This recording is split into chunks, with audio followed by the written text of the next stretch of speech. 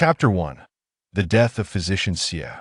The sound of footsteps thud, thud, thud echoed distinctly within the oppressive silence of the prison. Physician Su, I see you are in good health. You appear to be quite at ease. A slightly sharp male voice resonated as the footsteps came to a halt. The man known as Physician Su was reclining at an angle on the meager bed within his cell, propping his head with one hand, eyes closed in a moment of respite. At the sound of the visitor's words, he slowly opened his eyes, revealing a pair of elongated phoenix-like eyes that, combined with his delicate features, exuded a beauty that rivaled that of a woman. Ah, it is you, eunuch Lin. It has been a while. Xie Fuling raised his upper body, sitting cross-legged upon the straw and greeting the visitor. Lin Haishan, observing the man's unyielding grace, even in captivity, could not help but feel a pang of admiration. His calm demeanor amidst adversity explained the emperor's regard for him. Alas, it was precisely this quality that had drawn the ire of the empress, leading to his impending demise. Reflecting on this, Lin Haishan's demeanor softened somewhat as he spoke gently. Physician Su, I have come at the behest of Her Majesty the Empress to escort you. I assure you, the process will not be overly painful. Upon hearing Lin Haishan's words, Xie Fuling's lips curled into a faint smile, responding with a hint of irony. It seems I am to be offered poison wine. The Empress remains unwaveringly traditional in her methods.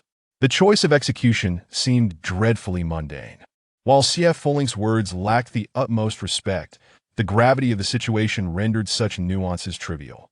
Lin Haishan gestured to a young eunuch behind him, who promptly stepped forward, bearing a wooden tray adorned with silk cloth. Upon it lay a beautifully crafted wine vessel and a delicate cup. The implication unmistakable. Xie Fuling's assumption was correct. Suddenly, Xie Fuling looked up, fixing his gaze on Lin Haishan, and declared, Eunuch Lin, I wish to see the emperor. Lin Haishan lowered his gaze slightly, revealing an enigmatic smile. I had thought Physician Xie was aware Her Majesty lacks the patience for such matters. The response seemed to miss the mark entirely, yet Xie Fuling grasped its essence. He surmised that the Empress, capable of hurling accusations such as disorder in the harem against him, was indeed determined to see him dead. Given that the Emperor was currently on a southern tour, it was unlikely he would be granted an audience. Noticing Xie Fuling's silence, Lin Haishan felt a wave of melancholy wash over him. Despite having navigated the treacherous waters of the imperial court for so long, he had believed himself impervious to such despair. Taking a step closer to the cell, he leaned in, speaking in a hushed tone that only they could hear. Physician Xie, had it not been for the reckless words of the old physicians in the Imperial Medical Bureau reaching the Empress' ears, she would not have taken such drastic measures. Xie Fuling partially obscured his eyes with long eyelashes, betraying no indication of his thoughts. Lin Haishan sighed, rising once more, and signaled the jailer to unlock the cell door.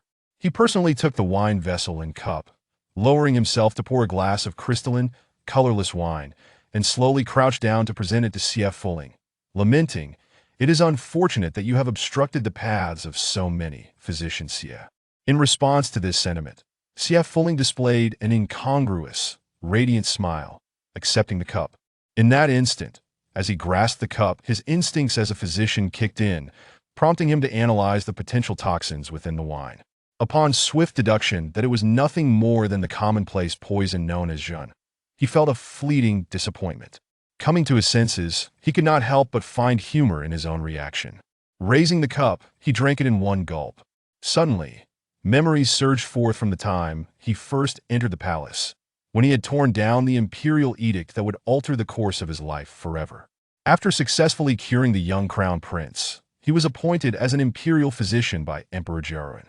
What he had thought was a mere formality soon revealed itself to be a hierarchical struggle within the Imperial Medical Bureau, where only the top tier could lay claim to the title of imperial physician, of which there were only 13 positions. With nearly 100 physicians vying for these coveted roles, he, a mere folk doctor who had seized one of these spots by chance, quickly became the target of their resentment. Cold remarks were trivial, while underhanded tactics were commonplace. It became evident that this environment was ill-suited for him. Xie Fuling recognized this early on and had directly petitioned Emperor Jiaoren to return to the common folk. However, the emperor, reluctant to part with his medical expertise, bound him with power. Gradually, CF Fulling surrendered, yet he could not shake off his carefree, languid disposition, failing to conform to the survival tactics of the old courtiers. Instead, he resolved to surpass them through sheer competence, demonstrating that their jealousy held no weight against absolute skill. Thus, 5 years slipped by unnoticed. During his tenure as an imperial physician, Emperor Jurin had indeed upheld his promise to protect him, but not without limits. As was the case now, the old physicians had easily convinced the empress of baseless rumors, claiming Physician Xie is perhaps the emperor's consort, which preyed upon her twisted psyche due to her waning favor. They seized the opportunity of the emperor's absence to cast unfounded accusations upon him, leading to his imprisonment and the sentence of poisoned wine. As consciousness began to fade, CF Fulling mused that he still felt a tinge of regret, realizing that he had lost his life over such trivial grounds. Were it not for the dying wish of the old man to ensure that the world recognized the prowess of the CF family's medical art, he would never have dared to unveil that imperial edict, knowing full well the trouble it would bring. With the demise of the last heir to the CF medical legacy, all would be rendered void. What expression could he possibly wear when meeting the old man in the underworld? After a prolonged silence, Lin Haishan observed CF Fulling's lifeless body, then turned to the accompanying jailer and instructed, "Ensure he is buried properly after all. He had once graced the presence of His Majesty." Eunuch Lin. The young eunuch seemed taken aback by this order, hesitating to speak. With a gesture, Lin Haishan silenced him, stating, "Her Majesty will only inquire about the outcome." The implication was clear. If neither spoke of it, the incident would remain concealed. Recalling the Empress' venomous words before her departure, "Dispose of the corpse as you see fit," Lin Haishan shook his head. The Empress had seemingly lost her senses, and when the Emperor returned, it would be impossible to explain the one to suffer might well be himself. He wondered if his past standing in the Emperor's favor would be sufficient to safeguard his own life. Lin Haishan departed with his entourage, moving at the same unhurried pace as when he arrived. The once silent prison remained unchanged, as if the passing of a life was an occurrence of little consequence. "Hey, CF Fulling, wake up! Hey, Zijuan, what are you doing? If you don't hurry, it will be too late. I'm telling you, old Liu's roll call is precise to the second. If I get marked absent again, I won't earn any points for attendance. Why can't I wake CF Fulling? Is he sick? Ah, why do you care? He was talking in his sleep all night, keeping me awake. Look at him, sleeping soundly. Oh, we really don't have time if you don't leave him going. But wait for me." With that, a flurry of hurried footsteps faded into the distance. At that moment, lying in his dormitory bed, CF Fulling, who had previously kept his eyes tightly shut, felt a slight movement of his eyeballs. Moments later, his eyes gradually opened. Gazing at the ceiling for an extended period, CF Fulling's expression grew complex as he slowly pushed aside the covers and sat up on the narrow bed, which measured only 1 meter in width. He should have been dead. The excruciating memories of the poisoned wine lingered in his mind. Yet here he was alive once more, even possessing a set of memories that did not belong to him, memories that could only be described as incredible. He had somehow arrived in a world hundreds of years into the future.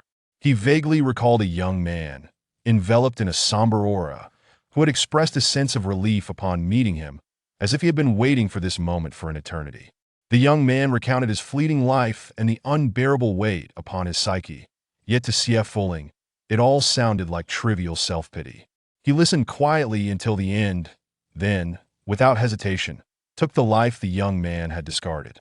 And then he awakened. CF Fulling turned his head, surveying his current surroundings.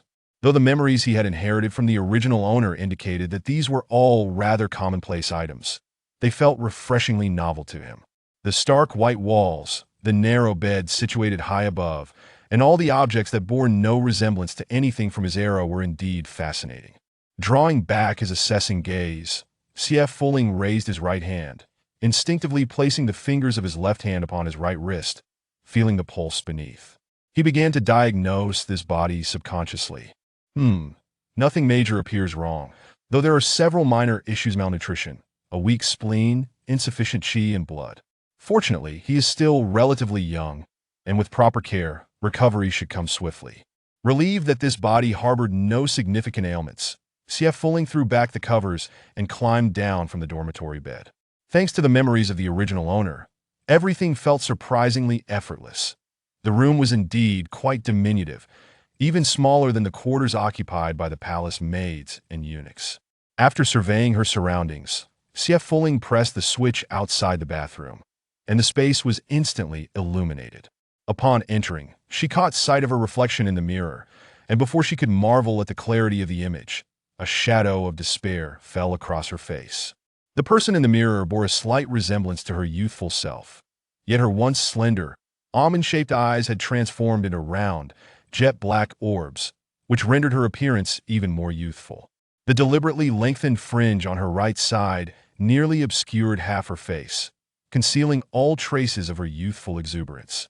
Nevertheless, CF Fulling quickly noticed a prominent scar on her right cheek, stretching from the corner of her mouth to her ear, asserting its presence with undeniable strength.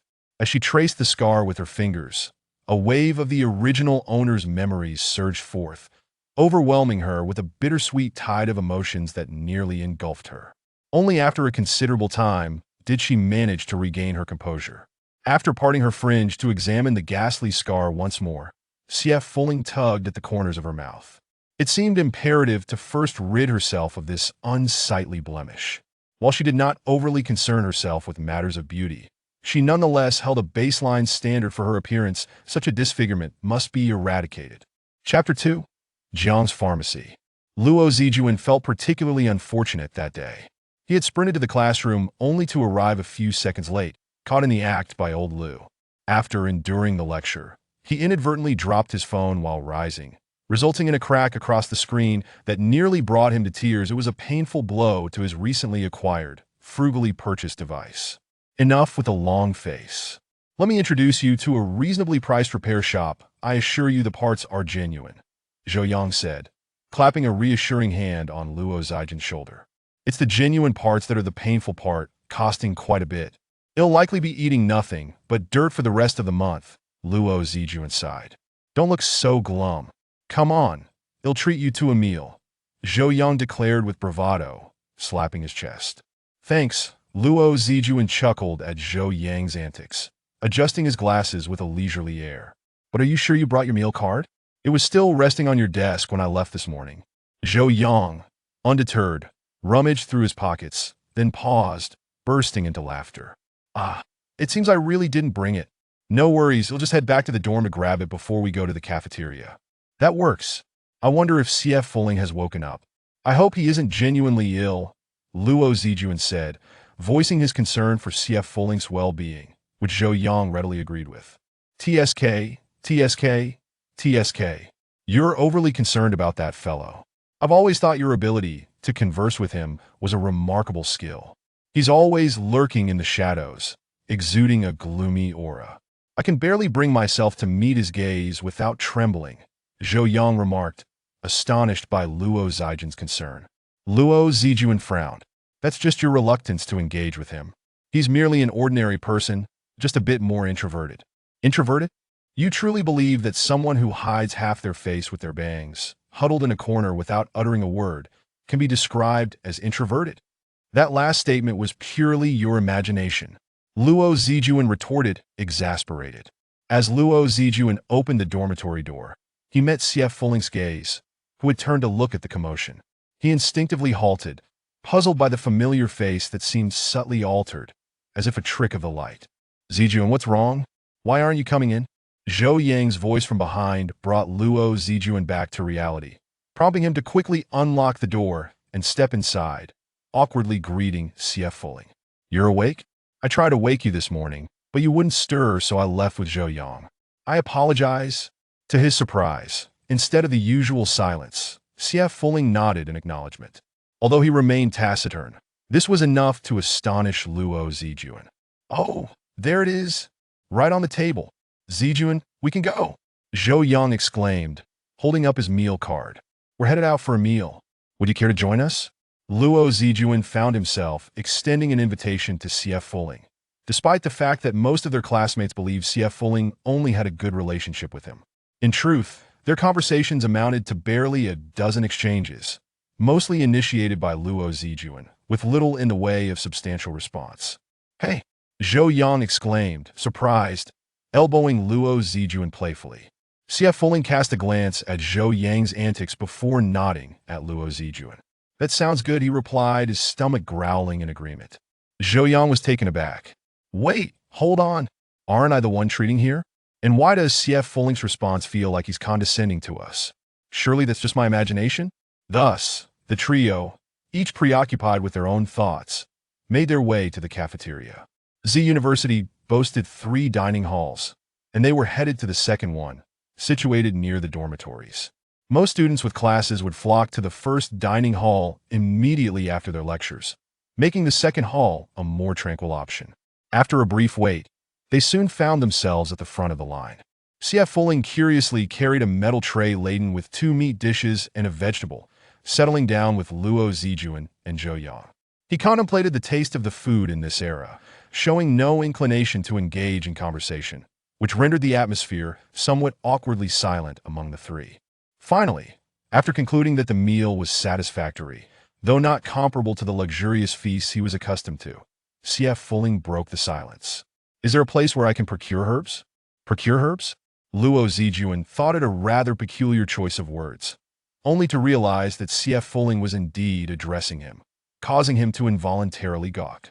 Noticing the blank stares of his companions, CF Fuling pondered whether they had misunderstood his inquiry.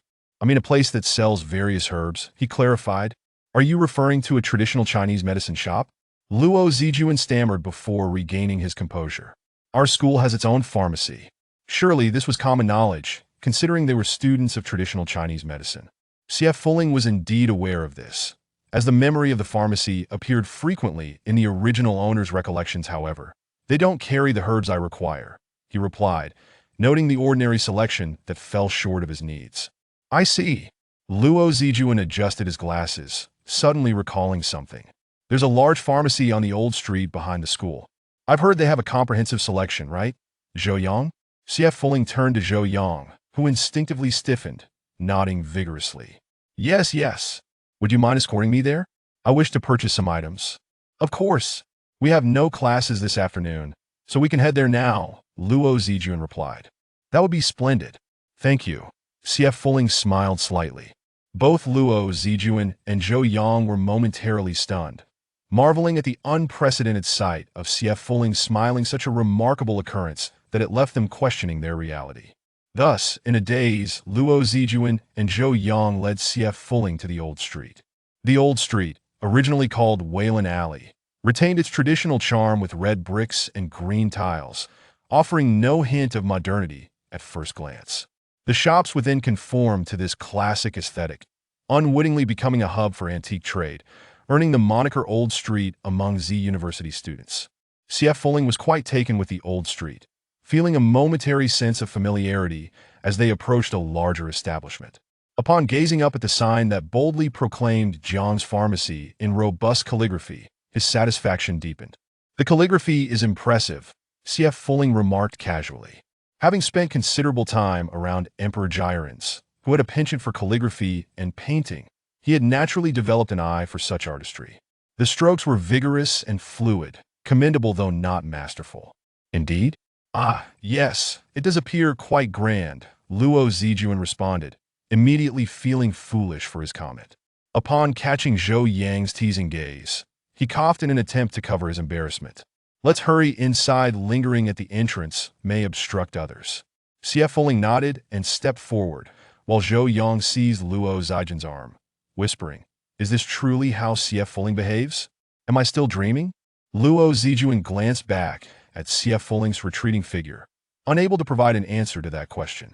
Jiang's Pharmacy occupied 3 storefronts, elegantly decorated to harmonize with the old street's ambience. Remarkably, the display of traditional Chinese herbs was identical to what CF Fuling recalled, featuring wooden drawers with small wooden tags bearing the names of the herbs, creating a pleasing aesthetic. The staff behind the counter donned traditional robes, busily attending to customers, while a row of round wooden stools lined one side, occupied by numerous patrons awaiting their turn, indicating a bustling business. Xie Ling cast a cursory glance over the small plaques adorning the cabinets and noted that the herbs displayed on the first row far exceeded those found in the school's pharmacy. It was evident that beyond the visible rows, there were likely 3 or 4 more, confirming the establishment's extensive variety. Casually, Xie Ling settled onto a wooden stool and was immediately enveloped by a subtle, fragrant aroma. Surprised, he glanced down and discovered that the stool was crafted from camphor wood. Renowned for its medicinal properties, the scent of camphor wood was enough to refresh the mind and soothe the spirit, making it particularly suitable for guests who might grow impatient during long waits. The proprietor of this establishment evidently possessed a keen business acumen and was certainly not lacking in finances. Although Xie Ling was unaware of the market value of camphor wood in this era, it was unlikely to be inexpensive. At that moment, a voice interrupted his contemplation. "Is there anything I can assist you with?" Xie Ling looked up to find a shop attendant clad in a lab coat. The attendant, undeterred by the peculiar fringe that obscured half of his face, smiled warmly in his direction. Yet his eyes betrayed a hint of curiosity, perhaps intrigued by the fact that Xie Ling had lingered on the stool for an extended period, leading him to suspect some deeper motive. Xie Ling lightly tapped the wooden stool and replied with a gentle smile. "While camphor wood is indeed delightful, it may not be beneficial for those in delicate conditions. It would be prudent for your establishment to exercise caution." The attendant paused, momentarily taken aback, as he assessed Xie Ling with a look of mild astonishment. The words, reminiscent of wise counsel from an elder, seemed incongruous when paired with the youthful figure before him. Nevertheless, he grasped the essence of the message, and upon speaking again, his demeanor shifted to one of earnest sincerity. "Rest assured, our proprietor has already advised us to provide a special waiting area for expectant mothers." Upon hearing this, Xie Ling nodded in approval, further convinced that the owner of the pharmacy was a person of considerable thoughtfulness. Once the attendant departed, Lu Zijun and Zhou Yang exchanged bewildered glances with Xie Ling. While one could rationalize his sudden engagement in conversation with them as a product of years spent as roommates, his ease in conversing with a stranger left no room for doubt. Xie Ling was acutely aware that his behavior might reveal his transformation, yet he felt little inclination to concern himself with such matters. Having taken over this body, he was determined to live his own life as long as no inquiries were made. He would feign ignorance. Should questions arise, he was confident in his ability to navigate them with ease. After 5 years in the palace, he had certainly acquired a repertoire of skills. Chapter 3. The prescription of the tall man. "Excuse me, is that customer yours?" the shop assistant inquired with a smile, addressing Xie Ling, who had been standing at the counter for a minute in utter silence. In truth, the assistant's smile was beginning to falter, as the queue behind was glaring at him one by one. "Hey, Xie Ling." Zhou Yang nudged him with his elbow, unable to bear the awkwardness any longer. "What's the matter? You're not suddenly having second thoughts about your purchase, are you?" "No, actually, I was just reminiscing a bit about my own little apothecary in the palace, obtained through privilege," Xie Ling replied. After a moment, he promptly stated the herbs he desired: astragalus, 12 qian; prince ginseng and salvia miltiariza, 8 qian each; atractalodes and rehmannia, 4 qian each; peach kernel and chuanqiong, 3 qian; and leeches, 2 qian. Could you specify the quantity in grams?" the assistant asked, utterly perplexed, as it seemed that few people nowadays understood the concept of qian. Xie Ling was momentarily taken aback. Although he was aware that grams were the standard unit of measurement in this era, he was uncertain how to convert the amounts. After a brief contemplation, he gestured as if grasping herbs and earnestly looked at the assistant. "Approximately this much." In the end, the exasperated assistant could only watch as Xie Ling attempted to clarify the specific amounts verbally, nearly grinding his teeth as he recited the quantities: astragalus, 45 g; prince ginseng, 30 g; atractalodes, 15 g; rehmannia, 15 g; salvia miltiariza, 30 g; leeches, 9 g; peach kernel, 12 g; chuanqiong, 12 g. "The herbs are ready. Please take them." Xie Ling accepted the bag of herbs. His spirits lifted. He had not anticipated that this shop not only had a complete inventory but also offered herbs of commendable quality. Judging by what he had just seen, it could rival the Imperial Medical Bureau. Indeed, a splendid place for procuring medicine.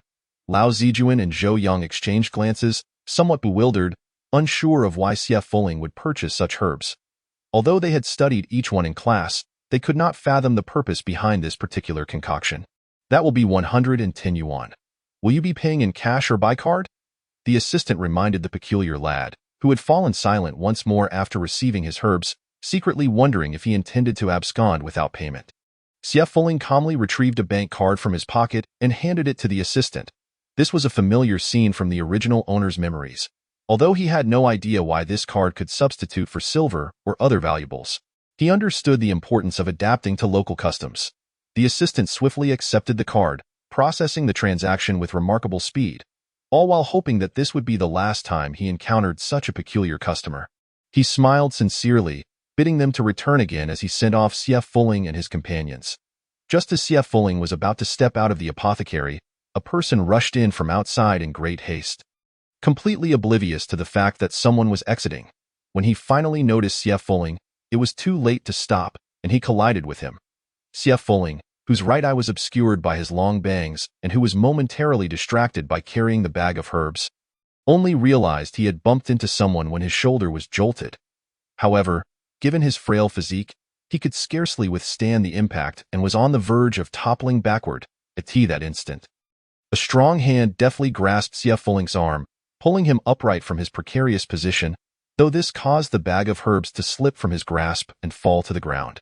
Xie Fuling's gaze followed the fallen bag, entirely unconcerned about the identity of the individual who had saved him from a mishap. Zhang Zhong was in the midst of a discussion with the head of Z University regarding a sponsorship for the laboratory. After declining an invitation to dine together, he thought to casually check out the apothecary in Walyuing Alley. To his surprise, he witnessed a frail boy carrying a large bag of herbs collide with a hurried, large man. Instinctively, Zhang Zhong felt compelled to prevent the boy from falling in front of his establishment, as it would reflect poorly on his shop. He quickly stepped forward, grasping the boy's seemingly fragile arm, albeit hesitantly, fearing he might inadvertently use too much strength. Nonetheless, he managed to avert what could have been a painful tumble for the child. Yet the boy showed no inclination to express gratitude, not even sparing him a glance, causing Zhang Zhong to furrow his brow slightly.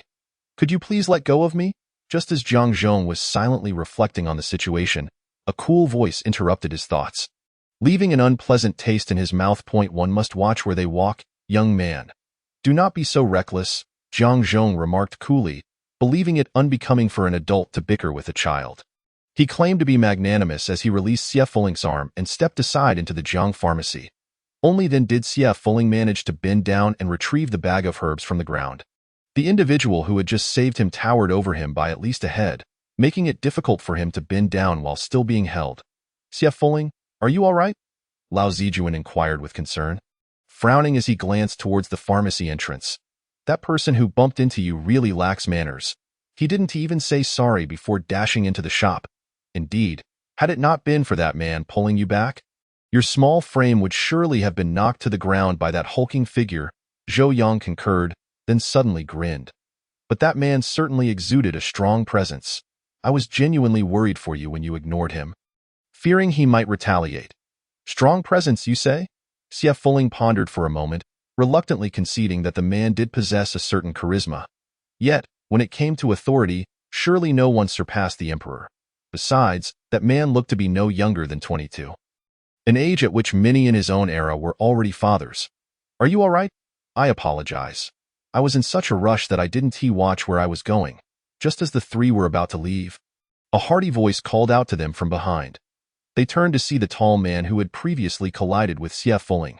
Feeling the gaze of the trio upon him, the large man sheepishly scratched his head and said, "I was in a hurry to find something inside, worried that it might be taken if I delayed, and I didn't apologize right away. That I'm truly sorry. I hope I didn't hurt you." "What could be so urgent that you nearly knocked someone over?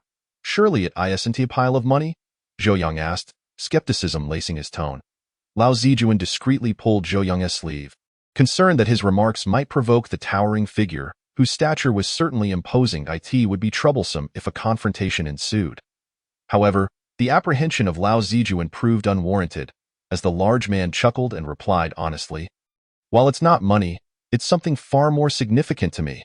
A prescription." With that, He carefully retrieved a meticulously folded piece of paper from his jacket pocket and unfolded it for them to see. Zhou Yang craned his neck eagerly to glimpse the document, while Lao Zijuan, though not as fervent, shared in the curiosity. After examining it, both were certain it was indeed a prescription, inscribed in an ornate script only a physician would write. Xie Fuling's eyes subtly scanned the prescription, and as the large man prepared to tuck it away, he casually inquired, "Does someone in your family suffer from palpitations?" The moment the words left his lips, not only the large man but also Lao Zijuan and Zhou Yang were taken aback, momentarily at a loss for words. The large man appeared astonished, halting his motion of putting away the prescription, incredulously stating, "How did you know? This prescription is for my mother. Lately, she has been complaining of chest tightness, dizziness, and insomnia, and every time she encounters something startling, her heart races. I feared she might have heart disease. So I took her to the hospital for tests, but nothing conclusive was found. The doctor merely mentioned it was palpitations and that it was nothing serious, just needed to manage her stress and exercise a bit. My mother refused to believe the doctors, insisting they were incompetent, and sought out a renowned old physician from our hometown. He prescribed this medication, and after 2 doses, she actually felt better. However, after finishing it, she asked me to fetch more, only to find the prescription had gone missing. I paid 2,000 yuan for it. I can't afford to lose it and need to get it replaced." The large man was surprisingly candid, sharing such personal matters with strangers, likely believing that given their youth, they would not deceive him. 2,000. Just for a prescription? Zhou Yang exclaimed, incredulous. Had the large man not claimed that his mother had benefited from it, he would have been convinced that this man had fallen prey to a scam. Old physician? Xie Fuling's lips curled in a slight smirk, seemingly unimpressed by the title, before the large man could furrow his brow. He calmly advised, "It would be best if you refrained from allowing your mother to continue taking that medicine." "Why not?" the large man asked, his tone laden with uncertainty. "Generally, palpitations induced by fright do not necessitate treatment. If such symptoms persist, often accompanied by a restless mind, disrupted sleep, and poor appetite, it indicates a deficiency in the liver and gallbladder's qi, which should be treated as a deficiency syndrome, requiring tonification of qi, nourishment of blood, and harmonization of yin and yang." With a voice as cool and melodious as a gentle breeze, Xie Fuling spoke softly, gesturing towards the prescription in the hands of the tall man.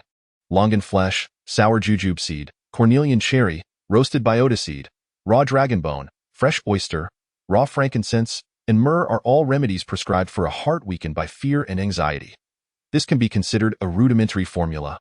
However, the last 2 ingredients, ginseng and astragalus, are tonics for both the heart and spleen, which are not suitable for inclusion in this prescription. While I am uncertain of the exact cause of your mother's ailment, it is clear that this prescription is inappropriate. Initially, it may seem harmless, but prolonged use will yield no benefit for the condition. Xie Fuling delivered this rather straightforward assessment, leaving the bystanders Lu Zijuan and Zhou Yang momentarily dumbfounded. Though they had yet to fully grasp the intricacies of Xie Fuling's words, the confidence in his tone and the esoteric content seemed to resonate with undeniable logic. The tall man, initially taken aback, scanned Xie Fuling from head to toe, furrowing his brow before stating, "Little brother, how old are you? Speaking so eloquently nearly left me bewildered. At such a young age, you've already learned to bamboozle others. You mustn't speak of things you don't understand. It could mislead someone." Xie Fuling frowned slightly. "Another one calling me a little friend, and now a little brother. Good sir, I must express my discontent with your words. How are we ignorant? How are we deceiving anyone? We are earnest students of traditional Chinese medicine," Zhou Yang retorted, promptly dismissing his own lack of understanding regarding Xie Fuling's statements. "Students of traditional Chinese medicine?" The tall man scrutinized the trio with skepticism. Zhou Yang pulled out his student ID card, thrusting it toward the man's nose. "Look, here is my class and photo. Do you truly think we're con artists?"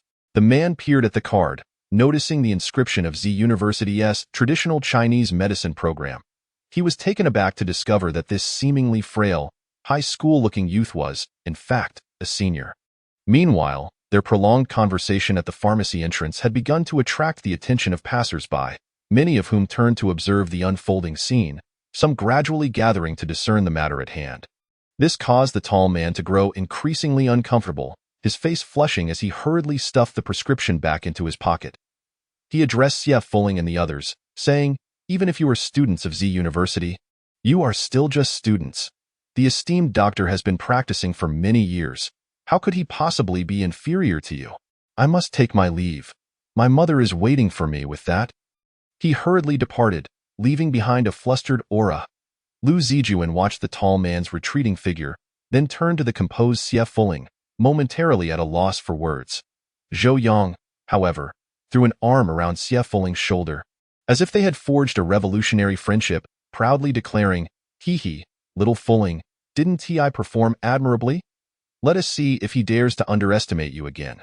Lu Zijuan adjusted his glasses, casting a sidelong glance at Zhou Yang, pondering how this individual, who had earlier lamented about the rarity of normal conversation with Xie Fuling, had now become so familiar so quickly, even calling him little Fuling. It was a rapid transformation. Xie Fuling subtly shifted away from Zhou Yang's arm, smiling at the two. "Shall we head back?" "Oh." Lu Zijuan and Zhou Yang responded in unison, both suddenly feeling a bit unnatural, wondering why they had so readily acquiesced to Xie Fuling's request. Not far from there, as the trio exited, Jiang Zhong happened to be greeted by a staff member emerging from the Zhong's apothecary. "Mr. Jiang, take care."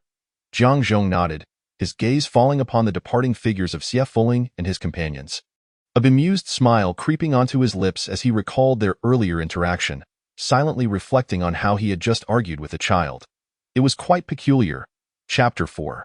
The phone call from Uncle Xie on this day. When Lu Zijuan returned to the dormitory after a visit to the mobile repair shop, he was met with a pungent medicinal aroma that made him halt in his tracks, almost mistaking the room for another. "What on earth are you all doing, creating such a strong smell?" he inquired, quickly closing the door behind him. The answer came from Zhou Yang, who was closely observing Xie Fuling as he applied the medicine. "Hey, little Fuling claims he concocted a remedy for scar removal and is currently applying it." Upon hearing this, Lu Zijuan indeed saw Xie Fuling lifting his long bangs, revealing a rather grotesque scar, as he smeared a dark, viscous substance onto it. Lu Zijuan's heart sank at the sight of the scar. He was aware that Xie Fuling had a scar on his face and understood that he kept his bangs long to conceal it. After all, they had been roommates for 4 years. He could hardly have missed it, except perhaps Zhou Yang, who was a bit dim-witted. However, due to Xie Fuling's habit of looking down and deliberately hiding it, Lu Zijuan had never seen the scar's entirety until now, and he felt a bit unsettled by its length. He too would likely seek ways to hide it if it were his own. "Is this the same medicine from last time?" Lu Zijuan approached the two, glancing at the salve contained in a wide-mouthed glass jar. "Indeed, it's the same medicine we bought together. Our school's pharmacy has tools for grinding and decocting medicine. And when I heard from a senior that they could be rented, I thought, who would actually rent them?" Zhou Yang winked at Lu Zijuan. Lu Zijuan understood. High-powered electrical appliances were prohibited in their dormitory, and a medicine decoction pot was certainly not allowed. It seemed Zhou Yang had informed Xie Fuling of this, prompting him to rent the necessary equipment. As Zhou Yang and Lu Zijuan conversed, Xie Fuling had already finished applying the medicine and secured a layer of gauze with medical tape, now only needing to wait for the salve to dry and harden before changing it again. Sealing the jar with a wooden cork, he noted that the salve could be used several more times. After all, it was an old scar, and the process of scar removal would take time. It could not be rushed. Zhou Yang looked at Xie Fuling's face with a mixture of curiosity and eagerness, seemingly wanting to reach out and touch it. Lu Zijuan frowned, unable to bear the sight, and pulled Zhou Yang back, who was now nearly leaning in too close for comfort. "Little Fuling, I never noticed before, but you look rather good with your bangs swept aside. Just that the dark salve is a bit of an eyesore." Zhou Yang chuckled, seemingly unfazed by Lu Zijuan's intervention. Just then, the dormitory phone abruptly rang. Lu Zijuan and Zhou Yang instinctively turned to Xie Fuling, knowing full well that any call to the dormitory was undoubtedly for him. They both had mobile phones, and anyone seeking them would naturally use their phones. However, Xie Fuling was a peculiar case without a mobile phone, leaving those searching for him with no choice but to call the dormitory. Xie Fuling immediately recognized who was calling, calculating that it was about time for that call. Yet, he was no longer the timid individual he once was. It was unlikely he would allow the caller to achieve their aim. "Hello," Xie Fuling answered after a long pause as the phone rang. "Why did it take you so long to answer?" The caller's first words were rather unfriendly, but sensing the inappropriateness of his tone, He forced himself to suppress his irritation and feign cordiality. Fulling, why haven't I seen your money transfer this month? Have you been frivolously spending at school? Your uncle is to reproaching you. But you mustn't follow the example of some university students who are out there misbehaving. Your parents are no longer looking after you. When you return, you'll need to come to my place. Think of this money as me keeping it safe for you. After all, it will ultimately be used for the pharmacy, and it's still your money at the end of the day. As Xie Fulling listened to the man on the other end ramble on with his insincere words, he felt no inclination to respond. To him, it was merely an excuse to claim the living expenses sent by his parents to the original owner. Xie Fulling hailed from a small county in Z province, where his parents had divorced when he was in middle school. Neither of them wanted the son who had always been somewhat withdrawn and taciturn. They even argued for a long time over who would raise him. Ultimately, the divorce agreement awarded custody to his father, who refused to take him with him under the pretext of going out of town for business. His mother, with no attachment, simply remarked it was not her responsibility and left without a second thought. Thus, Xie Fulling was left in the care of his grandfather, who lived in the county, while his parents sent a fixed amount of living expenses each month. His grandfather was a well-respected traditional Chinese medicine practitioner in the county, owning a modest apothecary. Renowned for his expertise in gastrointestinal health, people often traveled from neighboring counties seeking his advice, so he faced no financial difficulties. He could not tolerate the apparent disregard his son and daughter-in-law showed towards their child. Ignoring his youngest son's objections, he transferred Xie Fulling's household registration to his own name, tacitly accepting the intentions of Xie's parents to entrust their daughter's upbringing to him. Xie Grandpa's youngest son, Xie Guoqiang, who happened to be Xie Fulling's uncle, was inherently a lazy individual. In his youth, he aspired to carve out a niche for himself in the world, but his lofty ambitions led him to suffer considerable financial losses. Eventually, he turned his attention to his father's modest apothecary, which was flourishing. He started shadowing Xie Grandpa under the pretense of learning medicine, maintaining this charade for a while. However, due to his fickle nature, he only scratched the surface of the knowledge before falling into a cycle of laziness, alternating between diligent study and idleness. Later, through introductions, he married a nurse from the county hospital and somehow acquired a medical practitioner's license, biding his time to inherit the apothecary. Although the old man had yet to pass down any of his precious prescriptions to him, with only 2 sons to choose from, and Xie father wholly absorbed in business with no interest in traditional Chinese medicine, it was inevitable that Xie Grandpa would ultimately rely on him for his twilight years. The apothecary had to be handed over to him, didn't he it? However, the unexpected arrival of Xie Fulling rang alarm bells for Xie Guoqiang. Witnessing his grandfather actually begin to teach Xie Fulling the intricacies of medicine infuriated him further. Under the stern advisement of his wife, Wu Lingling, he found himself compelled to return to the apothecary daily, ostensibly to continue his studies while secretly watching over Xie Grandpa and Xie Fulling, fearful that the old man might surreptitiously pass on his prescriptions to Xie Fulling. Though Xie Fulling was earnest in his studies, his lack of talent limited him to rote memorization of the material taught by Xie Grandpa. Nonetheless, Xie Grandpa held him in high regard, which elated Xie Fulling, making him feel he was no longer a burden. Thus, when Xie Grandpa expressed his wish for him to apply to a traditional Chinese medicine university, he devoted himself to his studies and miraculously managed to meet the admission threshold for the university's Chinese medicine program. Much to Xie Grandpa's delight, who celebrated with several feasts. However, Xie Guoqiang was far from pleased. His grandfather's actions confirmed his suspicions that the old man intended to bequeath the apothecary to Xie Fulling. He could not fathom how that dejected individual had gained the old man's favor. Despite viewing Xie Fulling as a thorn in his side, he found himself powerless against him until Xie Grandpa's passing.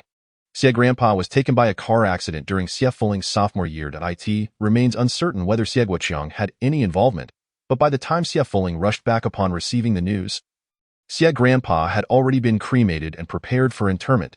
The funeral, Xie Fulling encountered his long-absent father, who did not utter a single word to him, hastily attending the ceremony before leaving. Claiming to have pressing matters at his company, most of the funeral arrangements fell to Xie Guoqiang, who shamelessly disregarded Xie Grandpa's pre-written will that designated the apothecary to Xie Fulling, taking control of the business himself. He even claimed it was a temporary arrangement until Xie Fulling graduated, demanding Xie Fulling hand over Xie Grandpa's prescriptions, which Xie Fulling genuinely did not possess. Consequently, Xie Guoqiang remained suspicious but lacked evidence to confront him. Following this, Xie Guoqiang exploited Xie Fuling's timid nature, and upon learning that his brother and former sister-in-law provided Xie Fuling with a reasonable monthly allowance, he began to scheme for a share of that money. In truth, he succeeded, as Xie Fuling found himself defenseless against Xie Guoqiang's various coercive tactics, eventually becoming accustomed to sending a monthly sum. This coercion exacerbated Xie Fuling's already unlikable personality, rendering him increasingly reclusive, weak, and self-deprecating, until he ultimately abandoned any sense of self-worth. Hello? Hello? Fuling, are you listening? Xie Fuling? Xie Guoqiang's exasperated voice reached Xie Fuling's ears, to which Xie Fuling replied calmly into the receiver, I have my own needs for the money. I will no longer be sending any more, uncle. Please do not call again. After stating this, he hung up without regard for any response from the other end. The phone rang frantically, mirroring Xie Guoqiang's frenzied emotions. But Xie Fuling, resolute, reached around to the back of the phone and disconnected the line, abruptly silencing the incessant ringing. He tossed the severed phone line aside with decisive ease, only to turn around and meet the astonished faces of two individuals. Their mouths agape in disbelief, a faint smile played upon his lips as he remarked, It was far too noisy. Wouldn't you agree? Unaware of the circumstances, Zhou Yang instinctively raised his thumb in admiration and exclaimed, You amazing. Chapter 5. Transformation all right, handsome, what do you think? Are you satisfied? At the sound of this question, Xie Fuling gently opened his eyes and gazed at the mirror, where a dramatically transformed young man stared back at him.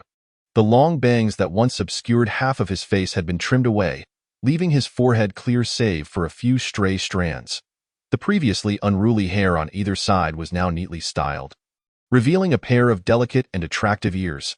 The scar he had long hidden was now nearly invisible, with only the faintest trace of a red mark noticeable upon close inspection. Combined with his naturally appealing features and striking almond-shaped eyes, he appeared exceptionally radiant and handsome. Xie Fuling had not anticipated that a simple haircut could lead to such a refreshing change, and he was thoroughly pleased. Even having paid a relatively hefty sum, he left the barbershop in high spirits, thinking, at last, I can part with those obstructive bangs, oblivious to the numerous passers-by drawn in by his newfound appearance. Little Fuling, a voice laced with confusion and uncertainty called from diagonally across the path. Stopping in his tracks, Xie Fuling turned to see Zhou Yang standing amidst a group of girls, clutching a basketball. Hey, it's really you! Zhou Yang exclaimed, striding over to Xie Fuling, his eyes wide with astonishment as he took in Xie Fuling's transformed appearance. Wow, I almost didn't recognize you. Your looks have skyrocketed. It's simply off the charts. Oh no, my competition has just increased. After a brief pause, he seemed to recall something and marveled at Xie Fuling's face. Wait, it's really gone.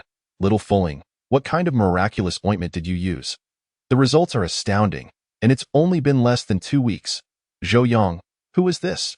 At that moment, the group of girls surrounding Zhou Yang registered the presence of an unfamiliar handsome face and curiously approached. One girl with cascading wavy hair asked, Ha ha ha, Zhao Xiaoying, you didn't recognize him, did you? This is our classmate Xie Fuling, Zhou Yang replied with a grin, his tone tinged with an air of triumph. Xie Fuling? Zhao Xiaoying momentarily struggled to place the name, puzzled as to whether anyone in their class bore that name, until a timid figure surfaced in her mind.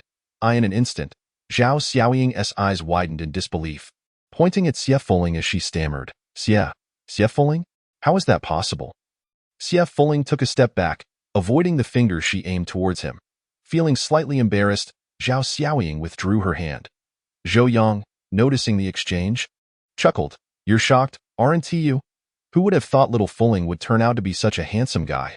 I'll tell you, our little Fuling not only looks great, but also has a unique formula. If you ever want to get rid of scars, just come to him. The results are top-notch. Seeing Zhou Yang's exaggerated praise, Xie Fuling gently patted him and said, You're busy. I'll take my leave now. Hey, wait. Let us go together. My game just ended. Let us grab dinner with Zijuan.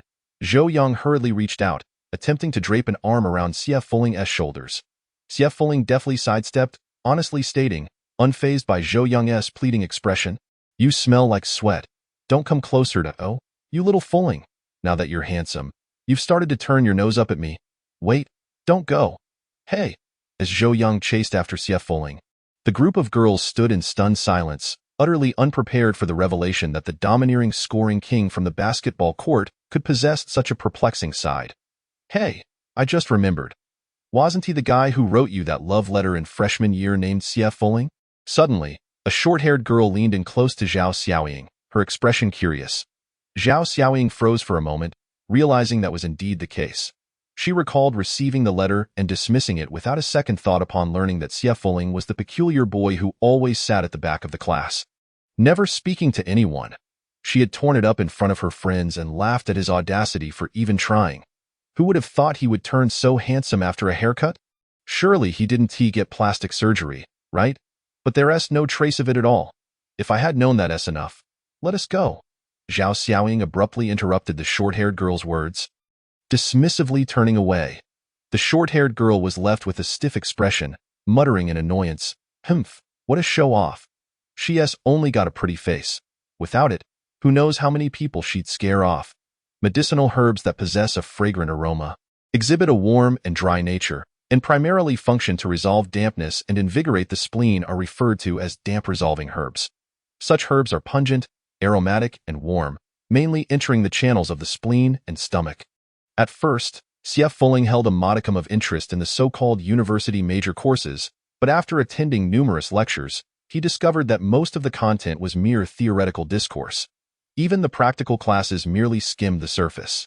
Consequently, over time, Xie Fuling became increasingly inattentive in class. In contrast, he held the school library in high esteem, as it housed a plethora of valuable texts, prompting him to frequently retreat there, adopting the demeanor of a diligent scholar. Though regrettably, his grades lagged far behind that of true academic elites, and of course, this was merely Xie Yui's struggle to adapt to modern examination methods. Although he appeared disengaged during lessons, his focused expression and punctuality kept most instructors from realizing he was, in fact, zoning out. Yet today, as he continued his habitual pretense of listening, he unwittingly became the center of attention in the classroom. Had he not been lost in thought, he would have overheard the myriad conversations unfolding around him. Hey, who's that handsome guy over there? Is he auditing the class? I don't recognize him. I've never seen him before. He looks so young. Could he be a freshman? What freshman would come to audit a senior class? It's not like they have nothing better to do. Look, he is sitting with Zhou Yang and Lu Zijuan. Could he be the Xie Fuling from their dorm? Xie Fuling? Is there someone by that name in our class? That's the guy who always sits quietly in the corner with those ridiculously long bangs. No way, this guy can't possibly be Xie Fuling. Huh. Why not? Because I've seen Xie Fuling up close. And he has a long, prominent scar on his face. A truly shocking sight. I nearly screamed when I saw it. That handsome guy has flawless skin. It can't be him. In that case, it must not be him. If the scar were that severe, I doubt even cosmetic surgery could completely erase it. Initially irritated by the incessant chatter of the girls in front of her, Zhao Xiaoying froze upon hearing those two remarks. A scar? So Xie Fuling actually had a scar on his face. Unable to control her gaze, she looked across the room at the quietly seated Xie Fuling, scrutinizing his now remarkably handsome face, which bore no imperfections, smooth and fair. Our little Fuling not only looks handsome but is also exceptionally skilled in medicine. If any of you wish to remove scars in the future, feel free to consult him. The results are outstanding. Zhou Yang's seemingly random remark suddenly echoed in Zhao Xiaoying's mind. She bit her lip, glancing at her own arm, and made a quiet decision. All right, little Fuling, it seems a beautiful girl has already fallen at your feet. Our class's flower, Zhao Xiaoying, is inviting you to dinner. Zhou Yang exaggeratedly nudged Xie Fuling, winking mischievously. Lu Zijuan, intrigued, leaned in to check Zhou Yang's phone, where he saw a message reading, "I'll treat you to dinner. Please bring Xie Fuling along. I need to talk to him." Who would have thought a beauty would text me to play matchmaker? This is so disheartening. Zhou Yang feigned a heartbroken expression, half-lidded eyes awaiting Xie Fuling's response. Well, you might want to clear out that 100-plus contacts of senior and junior girls in your WeChat before you worry about that. Lu Zijuan interjected, unable to hold his tongue. Zhou Yang chuckled, quickly reverting to his usual demeanor, and asked Xie Fuling, "So, what do you say? Will you meet?" Xie Fuling shook his head, firmly declining. He disliked being troubled. Zhou Yang clicked his tongue, scratching his head in a feigned display of distress. That was quite a decisive rejection, oh no. I'm not very experienced at turning down beautiful girls. I need to think carefully about how to phrase it so it doesn't come off as too harsh. Lu Zijuan rolled his eyes silently, ignoring Zhou Yang's frantic thoughts on how best to respond, and approached Xie Fuling, hesitating before asking, "You're really not going? Is it possible you have some lingering feelings for Zhao Xiaoying?"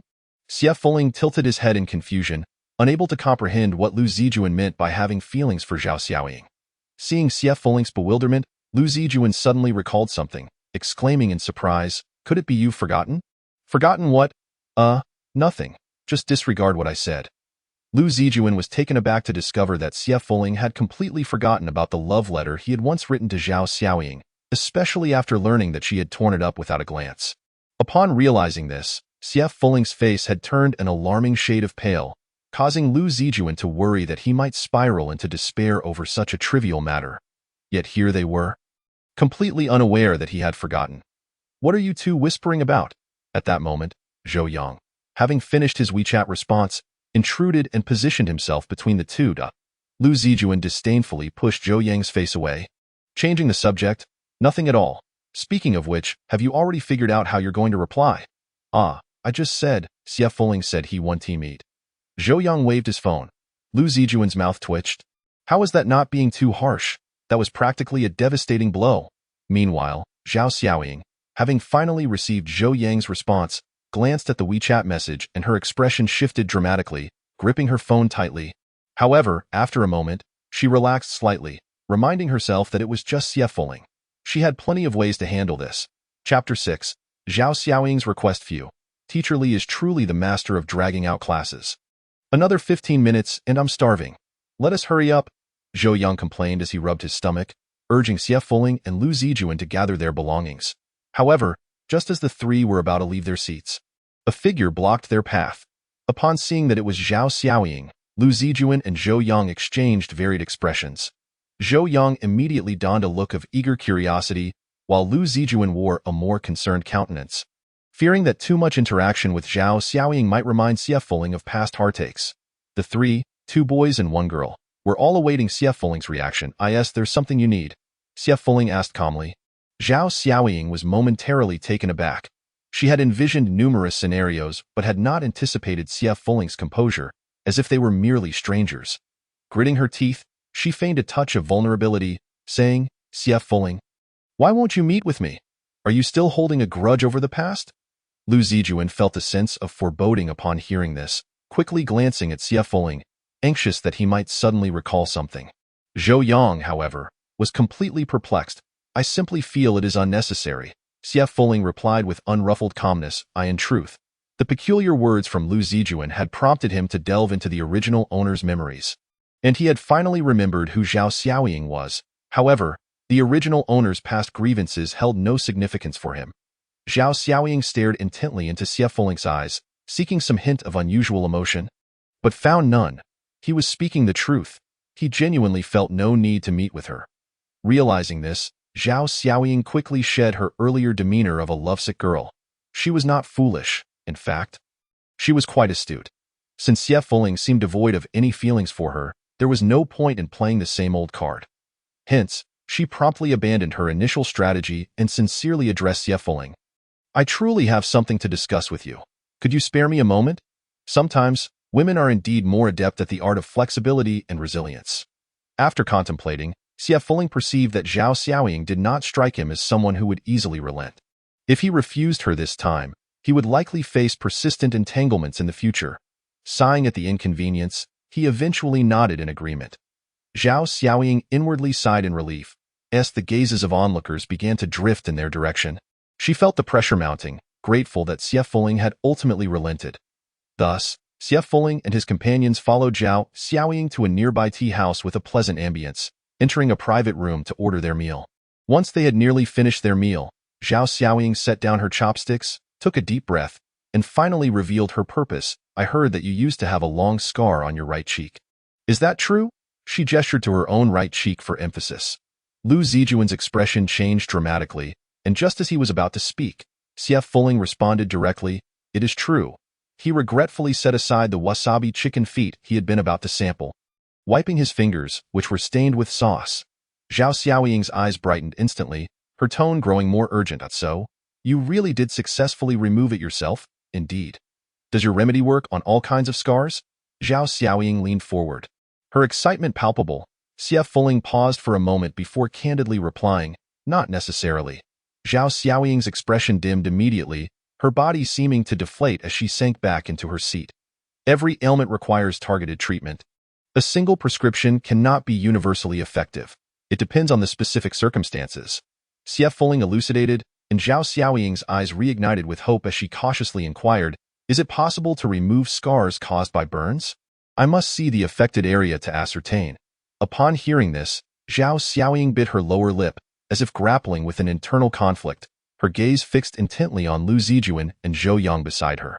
Just as the two men felt an overwhelming urge to call out that they could easily evade the situation, Zhao Xiaoying slowly rolled up her sleeve, revealing her fair arm. However, when the sleeve reached the area closest to her shoulder, a multitude of circular burn scars became painfully evident against her delicate skin, some of which appeared to be fresh scars layered over older ones. At first glance, the sight was quite harrowing. Zhao Xiaoying tilted her head, unwilling to confront her own arm, instead focusing solely on Xie Fuling, her voice trembling as she asked, can they be removed? Both Zhou Yang and Lu Zijuan immediately recognized that the circular burn marks were likely the unique result of cigarette burns, and they couldn't help but feel a chill run down their spines. It was no wonder Zhao Xiaoying never wore short sleeves. Even on the hottest days, she had never been seen in a tank top. But who would be so deranged as to leave such a multitude of cigarette burns on the arm of a beautiful girl? It was truly unsettling to ponder. Xie Fuling placed his hand on Zhao Xiaoying's arm and distinctly felt her tremor. Yet he paid it no mind, meticulously examining the scars and even touching them. After a prolonged silence, he withdrew his hand, returned to his seat, and said in a remarkably casual tone, they can be removed. But the process may take some time, and you will need to avoid certain foods during treatment. Zhao Xiaoying could scarcely believe her ears. She never anticipated that the words she had longed to hear would not come from a seasoned doctor at a prestigious hospital, but rather from Xie Fuling, whom she had never regarded highly. No matter how long it takes, I will do whatever it takes to have them removed. Zhao Xiaoying exclaimed impulsively, then regained her composure to ask uncertainly, are you truly confident? You may choose to believe or not, Xie Fuling replied nonchalantly. Zhao Xiaoying thought to herself, is it really appropriate for him to have such a lackadaisical attitude? Nonetheless, with no other options available, she resolved to trust him this one time. After Zhao Xiaoying voiced her decision, Xie Fuling gracefully extended a hand towards her. Zhao Xiaoying stared at the slender, fair hand before her, puzzled. What does this mean? Xie Fuling explained, one prescription costs 150 da. If you require me to prepare it into an ointment, an additional 50 da. Zhao Xiaoying, Lu Zijuan, and Zhou Yang. Oh da. Although Zhao Xiaoying did not expect to acquire the scar-removing medication for free, Xie Fuling's bureaucratic tone elicited a mixture of amusement and irritation within her. With swift movements, Zhao Xiaoying rolled down her sleeve, tidied her hair, and flashed a playful eye roll, producing 200 yuan from her bag, placing it into Xie Fuling's outstretched hand, declaring, here, 200. Then, just as Xie Fuling was about to withdraw his hand, she firmly grasped his wrist, gritting her teeth as she warned, if it doesn't work, don't say I didn't warn you. Xie Fuling glanced at his wrist being held and offered a faint smile, assuring her, rest assured, you won't have that opportunity. That better be the case, Zhao Xiaoying thought, her heart skipping a beat at the realization that Xie Fuling's smile held a potent charm. She steadied herself, released his hand, turned to pick up the menu from the table, and stood, addressing the boys from a superior vantage point. As promised, this meal is on me. You may linger a bit longer. Xie Fuling, I await your ointment. With that, she flicked her long hair and departed, her high heels clicking rhythmically, leaving behind a trail of her fragrance. Wow, I never noticed how commanding Zhao Xiaoying's presence was. I didn't even dare to speak. Zhou Yang exclaimed, slumping dramatically in his chair, panting for breath. Lu Zijuan shot him an exasperated glance, then turned to Xie Fuling with concern. Are you sure about this bold claim? If it doesn't work, Zhao Xiaoying might truly not spare you. Xie Fuling, happily munching on the mustard chicken feet he had prepared, found the flavor quite novel and slightly addictive. Upon hearing Lu Zijuan's question, he nodded while still holding the chicken foot, assuring him, don't worry. Lu Zijuan replied, if you would set down the chicken foot and speak to me, I might believe you a bit more. Chapter 7. Reunion 400 grams of fresh Platycladus orientalis leaves, 100 grams of rhubarb, 100 grams of angelica, 100 grams of earthworm, 150 grams of bloodwort, 150 grams of camphor, 250 grams of yellow wax, a pound of sesame oil, and 1 honeycomb from the locust tree. Please take good care of these. Ignoring the evident gritted teeth behind the shop assistant's smile, Xie Fuling accepted the bag of medicinal herbs, feeling increasingly satisfied with the Zhang's pharmacy, which surprisingly had the locust honeycomb he had not hoped to find. And the quality of the herbs remained commendably high.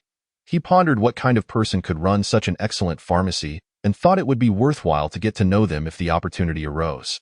As he mused, Xie Fuling stepped through the doors of Zhang's pharmacy, only to unexpectedly collide with something solid yet warm.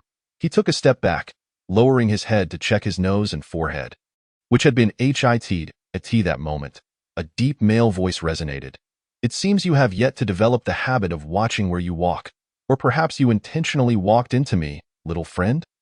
Xie Fuling's hand paused on his nose as he raised his head to see a somewhat familiar face and the towering height of the man before him. Jiang Zhong recognized him at once. He was the ungrateful little boy from their last encounter, sporting the same physique and attire, though his hairstyle had changed.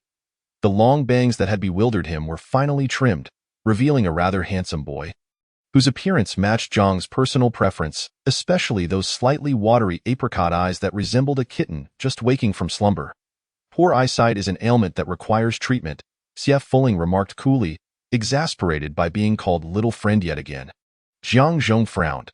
Although he found the boy's appearance quite appealing, he preferred those who were obedient and docile. Noticing Jiang Zhong's silence, Xie Fuling had no desire to continue conversing.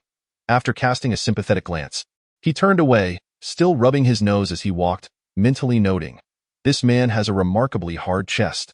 It hurts." Jiang Zhong's brow furrowed more deeply at being so easily dismissed. In the afternoon, Xie Fuling brought the prepared ointment to the agreed-upon location, the school's music square, where he indeed found Zhao Xiaoying waiting beneath a willow tree in the center of the square. Upon seeing Xie Fuling approach, Zhao Xiaoying's attention was immediately drawn to the glass vial in his hand. "Is this it?" "Yes." After applying the ointment, cover it with wax paper and secure it with gauze. Change the dressing once a day until the scars disappear. During treatment, avoid consuming cold and spicy foods. And if the area itches, do not scratch it. Do you understand? Xie Fuling enumerated the instructions with utmost seriousness. Zhao Xiaoying, initially eager, found herself calmed by his demeanor and teasingly replied, "I shall heed your advice." Dr. Xie. Xie Fuling paused, taken aback. It had been quite some time since anyone had addressed him as Dr. Xie. Since entering the palace, only Emperor Jiaowen had called him that, while others referred to him as Imperial Physician Xie. Zhao Xiaoying, oblivious to his momentary distraction, reached out to take the glass vial from him, inspecting it closely before suddenly asking, "Aren't you curious why I have those scars?" "Not particularly." Zhao Xiaoying tucked a strand of hair blown by the wind behind her ear and chuckled lightly. "You've indeed changed much. Could it be that you've traveled through time?" "Traveled?" Xie Fuling pondered. He was uncertain whether his circumstances could be classified as what this era referred to as time travel. So he replied honestly, perhaps. Zhao Xiaoying, naturally, did not take it seriously. She gazed at Xie Fuling and remarked, "Well, it doesn't matter. Your current appearance is quite appealing to me. What do you say? Care to explore a relationship?" "You are not my type." Zhao Xiaoying was taken aback by his direct rejection and, with a hint of playful sarcasm, inquired, "Then what is your type?" "I don't know. I've just eliminated yours." He was still in the process of discovering his preferences. Zhao Xiaoying found herself both amused and enraged. Had this individual not been her sole lifeline at the moment, she might have reacted more aggressively. "Forget it, I'm leaving. I will use this on schedule and come to find you when it's finished." She waved the glass vial before him, signaling her intent to cease communication. "Remember to bring the money, 200 yuan. It's a bit of a loss." With a derisive chuckle, Zhao Xiaoying, having just reproached herself for suggesting a potential relationship, cast a fierce glare at Xie Fuling before storming off, her expression particularly fierce. It was only upon reaching the exit that connected to the main road that she noticed a tall, handsome man in a suit standing there. Instinctively, Zhao Xiaoying quickly composed her features and awkwardly sidestepped him as she passed. Jiang Zhong was taken aback by the serendipity of encountering that ill-tempered child twice in a single day. Even more astonishing was the realization that this seemingly youthful individual was already a university student. As Jiang Zhong reminisced about the girl he had just brushed past, he recalled that she had a rather attractive girlfriend. Z University was Jiang Zhong's alma mater, and he held a deep affection for it. Even after achieving success in his career, he wished to contribute to his alma mater in whatever small way he could. The recent discussions about laboratory funding had been initiated by him, which explained his frequent visits to Z University. Being an alumnus, he was aware that the university's music square was also known as Lover's Slope, a place for couples to rendezvous. However, judging by the girl's expression, it seemed she had just had a quarrel. Yet, the boy appeared entirely uninterested in pursuing her.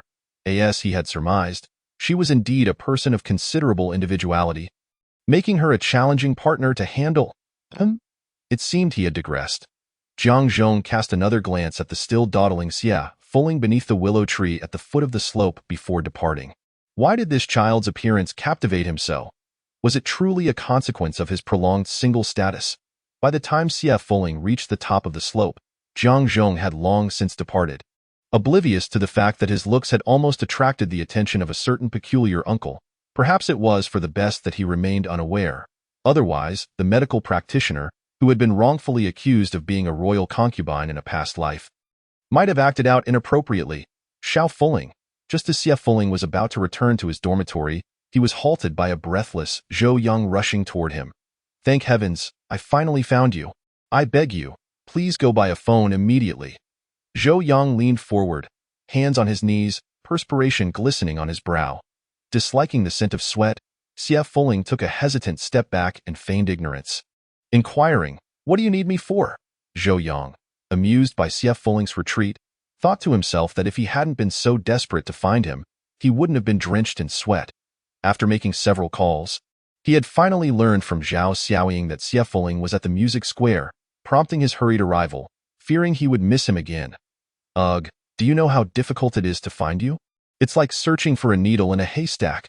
The counselor needs you in his office, he said. It's urgent. Zhou Yang straightened up after catching his breath. The counselor? Xia Fuling frowned, recalling that the counselor was responsible for various class affairs. The original occupant had probably met him before, but since his arrival, he had yet to encounter him.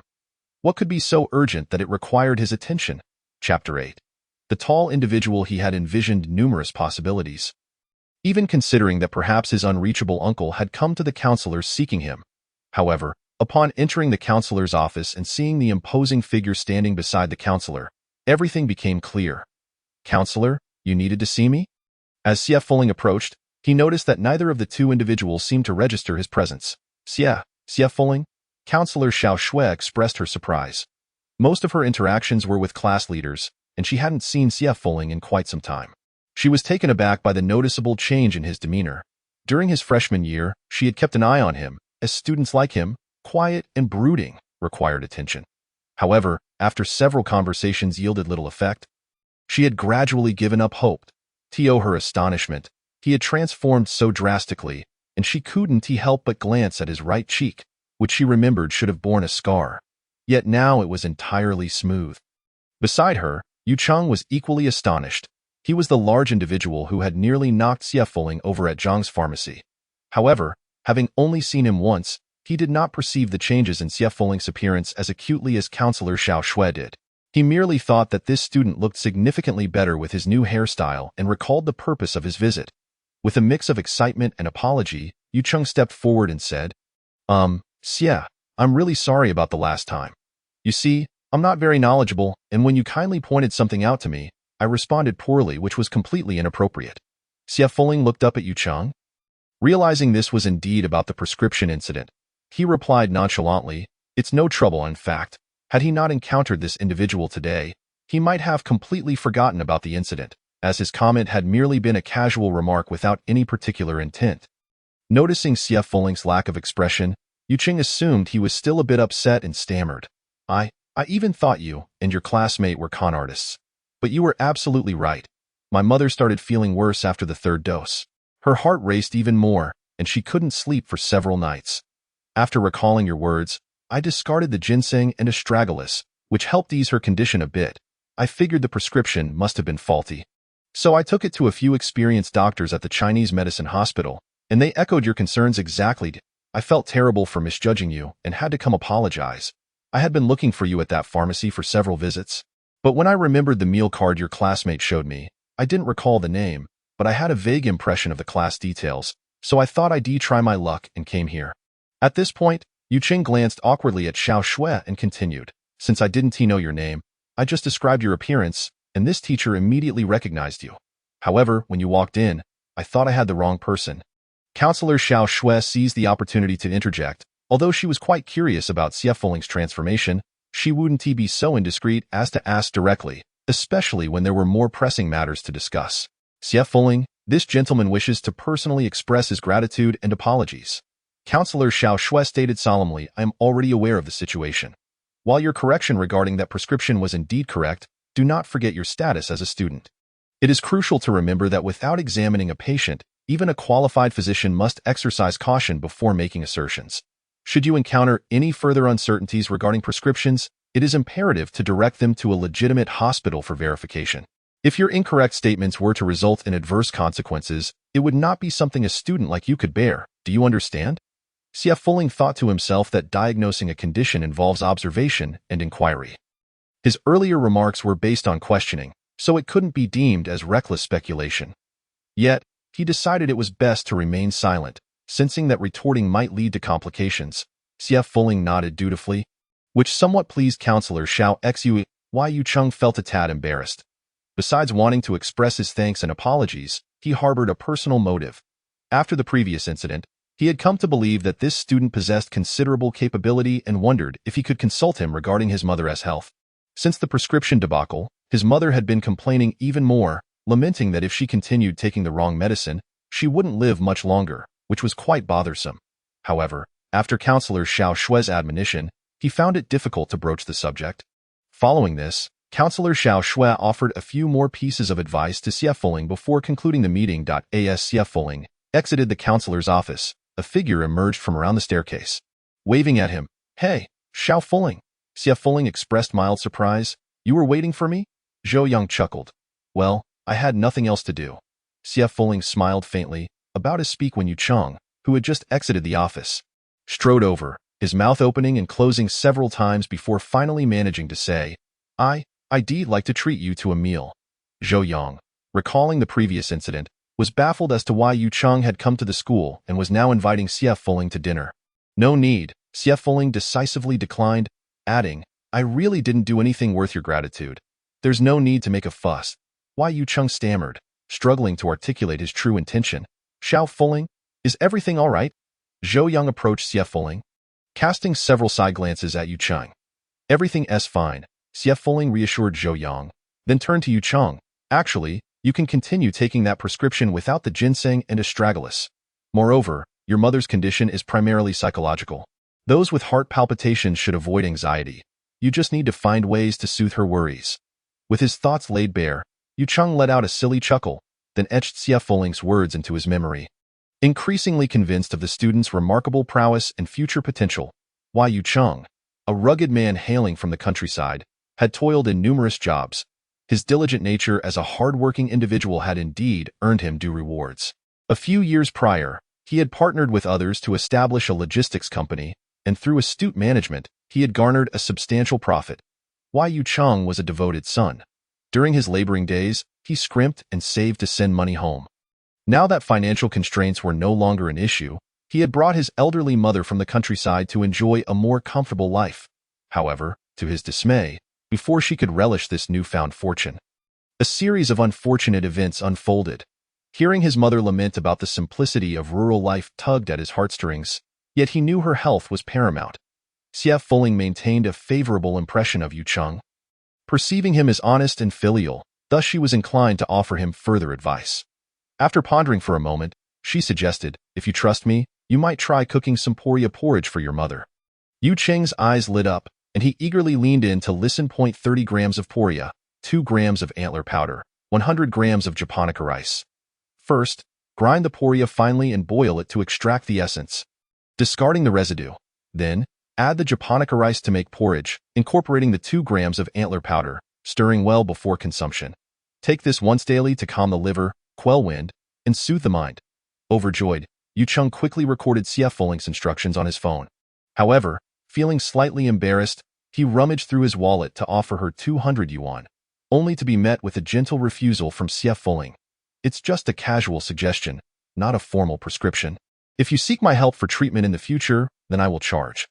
Zhou Yang interjected, hey, this sounds a bit like cursing someone with illness, doesn't it? You don't think she'll be upset? Do you? He glanced worriedly at Yu Chung, only to find him not at all offended, but rather quite pleased. As Yu Chung absorbed CF Foling's words, he ceased his insistence on payment, pocketing the money once more, and inquired, absolutely, let us exchange contact details. CF Foling's expression stiffened. Zhou Yang, unable to contain himself, chuckled at Yu Chung, puzzled, looked at him quizzically. Zhou Yang, still laughing, pulled out his phone and said, brother, our classmate CF Foling doesn't he even have a phone? So we can't exchange numbers. Why don't you jot down mine for now?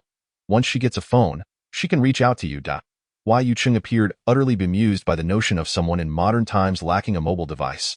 But sensing there might be reasons behind it, he refrained from pressing further. After exchanging numbers with Zhou Yang, he discreetly departed. Once Yu Chung was gone, Zhou Yang winked at CF Foling. Are you really not considering buying a phone? CF Foling countered, are phones expensive? Zhou Yang hesitated, scratching his head. As long as it's not a kidney-level price, domestic brands should be reasonably priced. CF Foling nodded and smiled at Zhou Yang, saying, then let us go ahead and buy one. Zhou Yang beamed, thinking it was a significant step for CF Foling to finally purchase a phone. Habitually, he reached out to drape an arm over her shoulder, declaring, it's settled then. Tomorrow is the weekend. Let us bring Jijun along and go phone shopping together.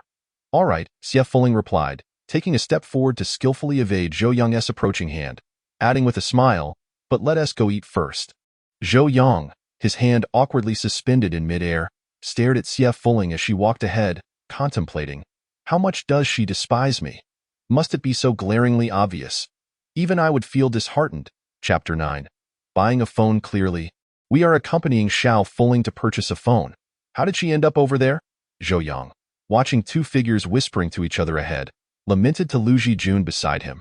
Lu Jijun adjusted his glasses and remarked, indeed, I wonder who let the cat out of the bag about our plans. Zhou Yang's expression faltered as he responded, Jijun, I've noticed your words have become a tad sharp. Better than being indiscreet? Lu Jijun chuckled. Zhou Yang fell silent, feeling disheveled by the wind. Well, it was his own excitement that led him to post about buying a phone for CF Foling on social media, which in turn attracted Zhao Xiaoying. In truth, Zhao Xiaoying's presence had little to do with the phone purchase. She sought an opportunity to inquire about CF Foling's ointment. Recently, her frequent visits to CF Foling after class had drawn the attention of many, sparking rumors about their relationship. Although she typically paid little heed to such gossip, after CF Foling had bluntly told her that she was not his type, she found herself uncharacteristically averse to public interactions, opting to steer clear of prying eyes this time. Knowing the three would be out together over the weekend, she seized the chance to avoid the scrutiny of curious onlookers. The new scars had mostly faded, but some of the older ones seemed resistant to treatment. Standing at 168 cm, Zhao Xiaoying, donning slightly elevated white shoes, appeared almost equal in height to the 174 centimeters tall CF Foling, creating quite the striking duo that turned heads as they walked together. Well, older scars are indeed more challenging to treat. Once the newer ones are nearly gone, I'll prepare a different prescription for you, CF Foling contemplated, responding thoughtfully. That would be excellent. Zhao Xiaoying smiled faintly before suddenly blurting out an offhand remark. CF Foling, you're quite an intriguing person. How do you know about these prescriptions not covered in class? CF Foling glanced at her, and Zhao Xiaoying, caught off guard by his gaze, felt her face warm and quickly turned her attention elsewhere. Falling silent, confused by her sudden reticence, CF Foling continued, the new prescription will come at a higher price. Do remember to bring extra money. Zhao Xiaoying gritted her teeth, realizing that he remained utterly oblivious to social cues. Upon arriving at the electronics market, Zhao Xiaoying, now thoroughly annoyed, refused to look at CF Foling and, after greeting Zhou Yang and the others, swiftly turned away to browse alone, leaving the boys bewildered. However, with the girls gone, the remaining guys felt much more at ease, wandering from counter to peruse phones. CF Foling, being entirely unfamiliar with such devices, followed along, vaguely listening as Lu Jijun and Zhou Yang engaged in a heated debate over which phone to purchase. Domestic brands are definitely the way to go, Huawei offers durability, energy efficiency, and resilience, Lu Zhijun asserted. While Huawei's hardware is commendable, its software leaves much to be desired, not to mention it's on the pricier side. Dama is the better choice, emphasizing cost-effectiveness, perfect for someone like Xiao Fuling who has a modest budget. Zhou Yang countered.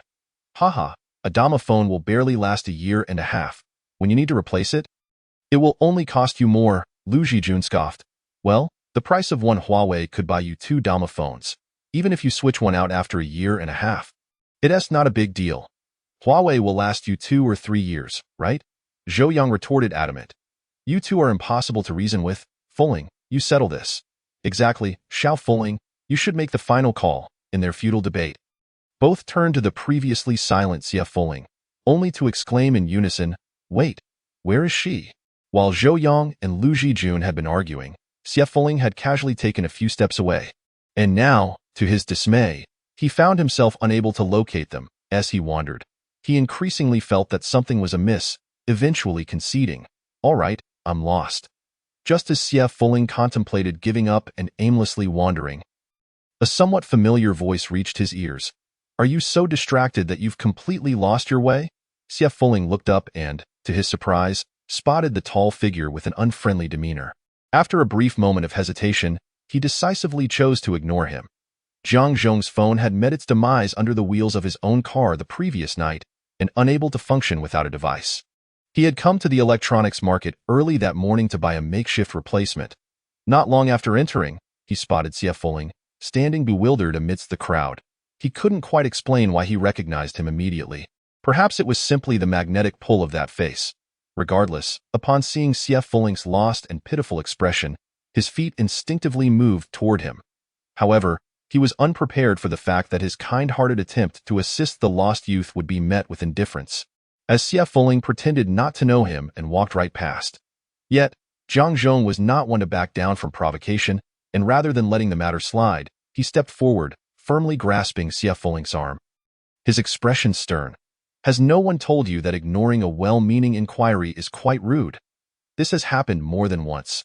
Xia Fuling's gaze drifted to the arm that was holding him captive, and he pointedly remarked, I believe this so-called Good Samaritan is not particularly polite himself, sharp-tongued and astute. It is evident that he is not a compliant individual. Jiang Zhong smirked coldly within, then lowered his hand slightly, gripping the wrist of the other person and leading him into the digital city. Xia Fuling stumbled slightly as he was pulled along. Though he felt a sense of dissatisfaction, there was no hint of panic. After all, he was not an inexperienced university student who had never encountered such situations. He understood that if this person truly intended harm, he would not deliberately pull him toward a crowded area. Thus, he merely frowned and inquired, Where are you taking me?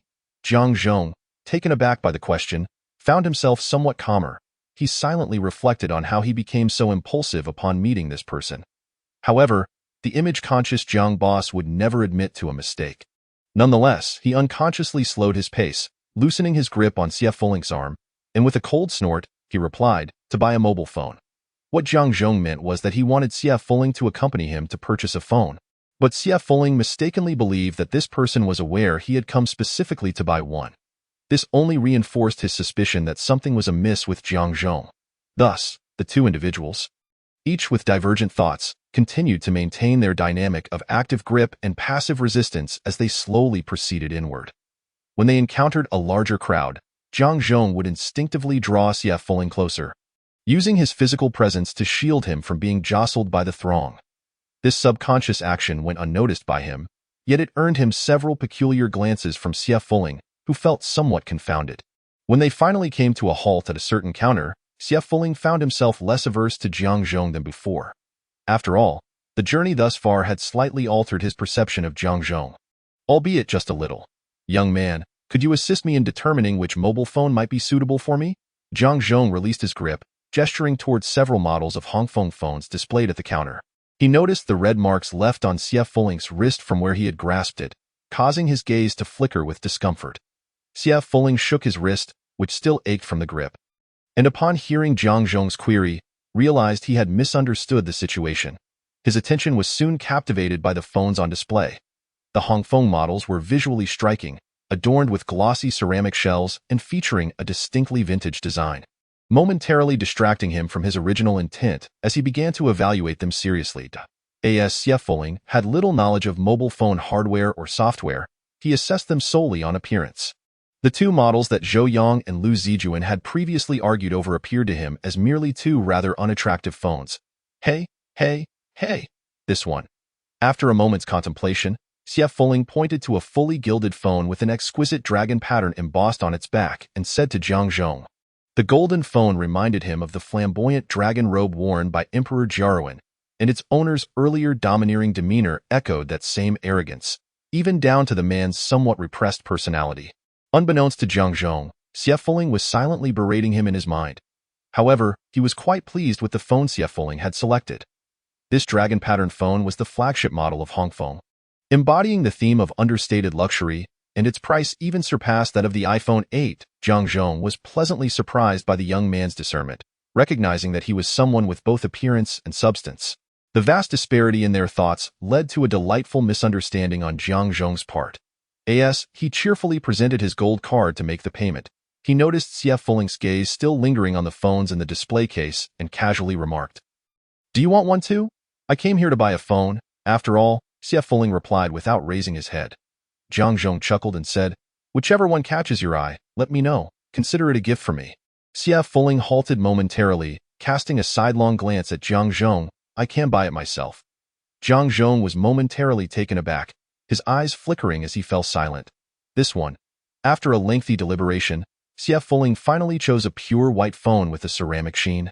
Its back adorned with a delicate yellow Fuling flower design, giving it an air of elegance.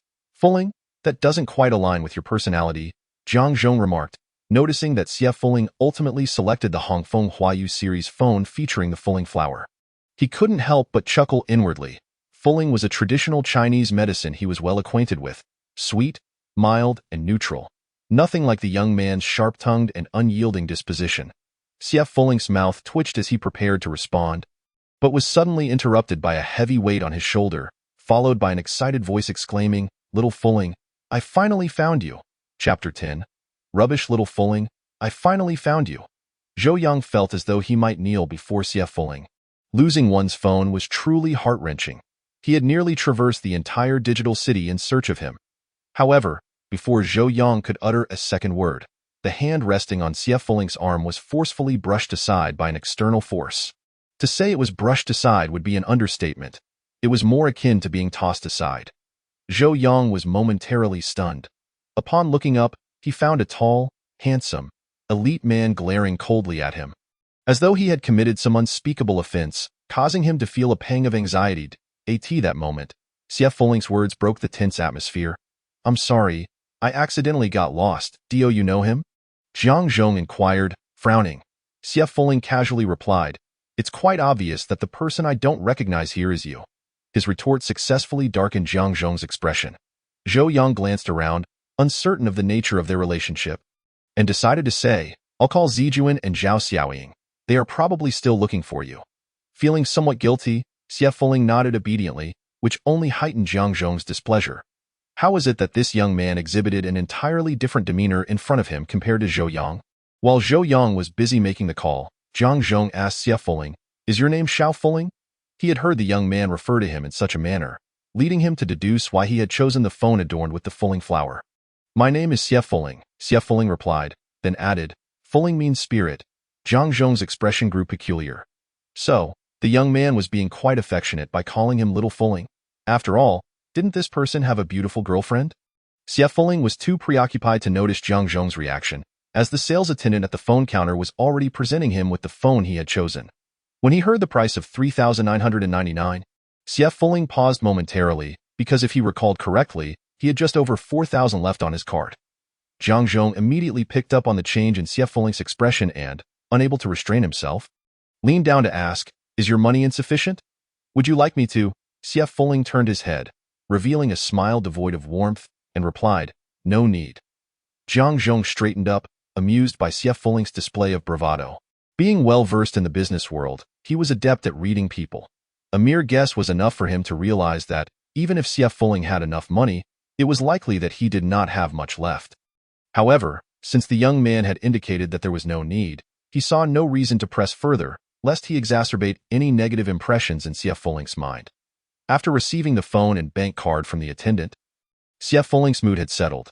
He genuinely liked this phone, so purchasing it was a matter of course. As for the finances, he would find a way to earn more.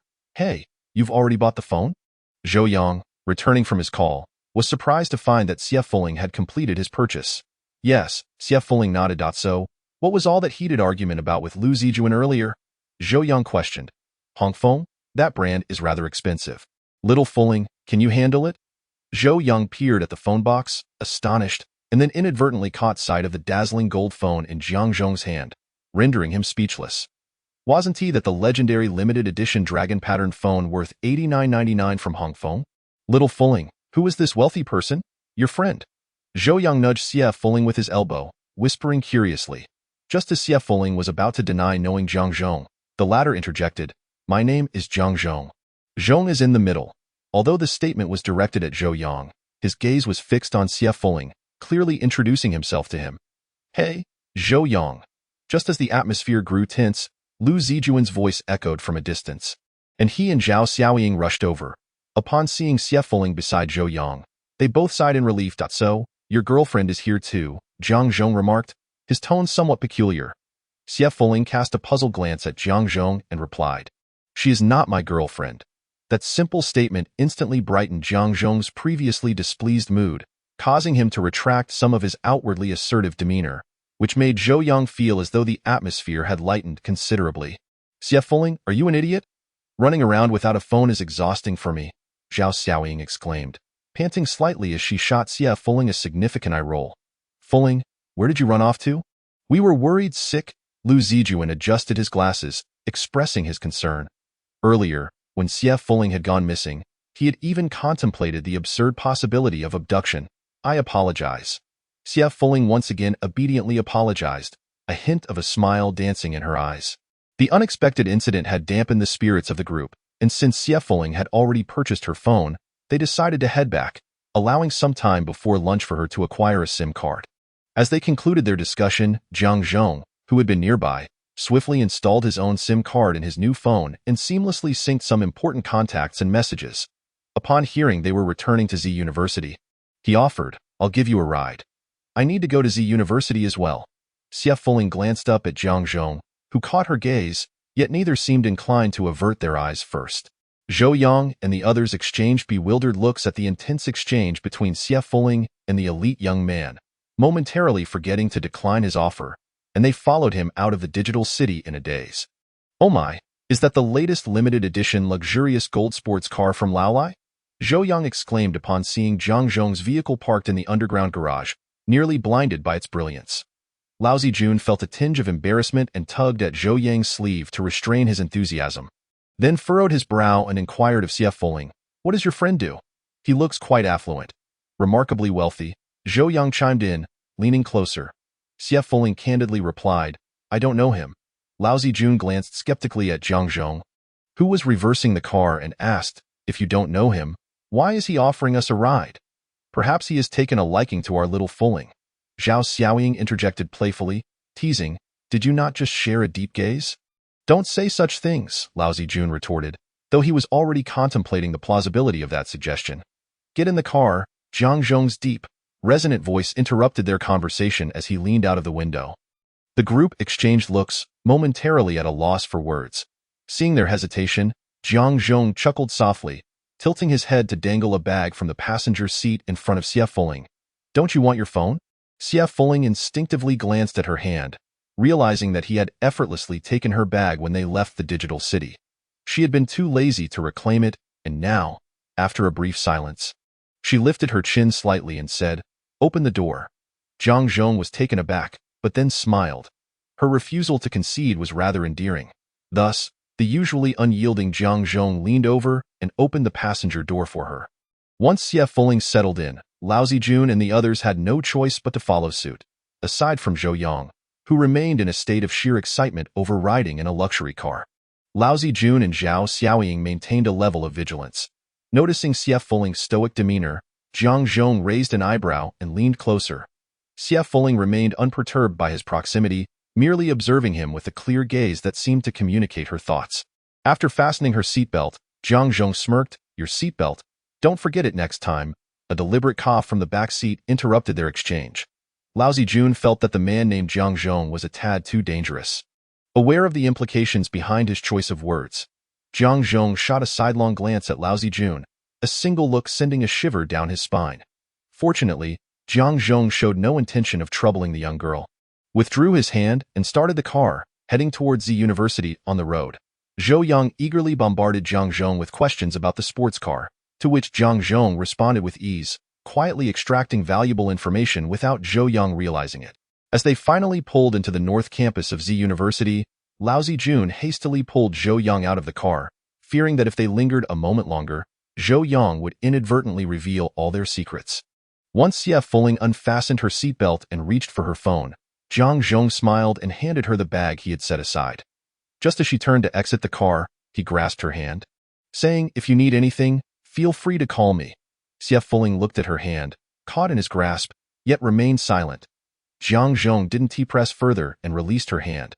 After they disembarked, he drove away decisively.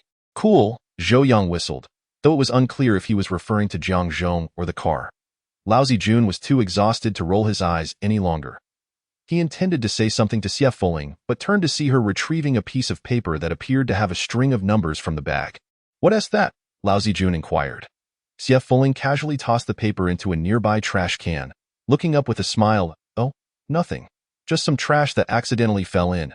Chapter 11. 9 Needles. Xie Fuling finally possessed her own mobile phone. Albeit with only 3 contacts saved, Laozi Jun, Zhou Yang, and Zhao Xiaoying. While she felt indifferent about it, Laozi Jun and the others insisted that she now had the essence of a modern individual, no longer needing to worry about getting lost, and they were dedicated to familiarizing her with her new device. Currently, during class, Xie Fuling felt her phone vibrate. Glancing down, she unlocked it to find a message from Zhou Yang. Laozi Jun said he wants to go to the Old Streets flea market to hunt for treasures. "Want to join?" She turned to look at Zhou Yang, who was fixated ahead, seemingly oblivious to the fact that he had just sent a message that didn't require texting at such proximity.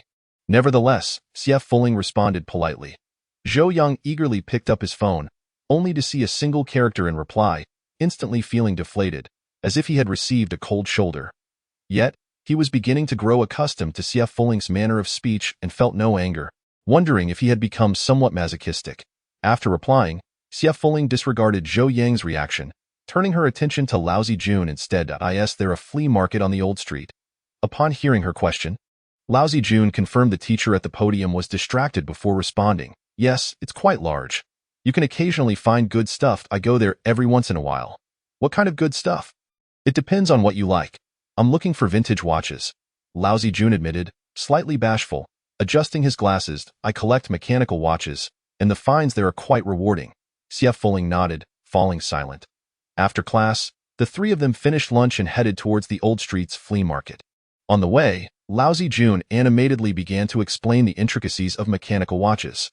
The power of a mechanical watch comes from the mainspring within the movement, which drives the gears and consequently moves the hands. All the components are made of metal, and you must understand that metal expands and contracts with temperature. In summer, it runs slower, while in winter, it runs faster. The mechanical watch accounts for these factors and adjusts accordingly. The sound of the gears is simply a delight.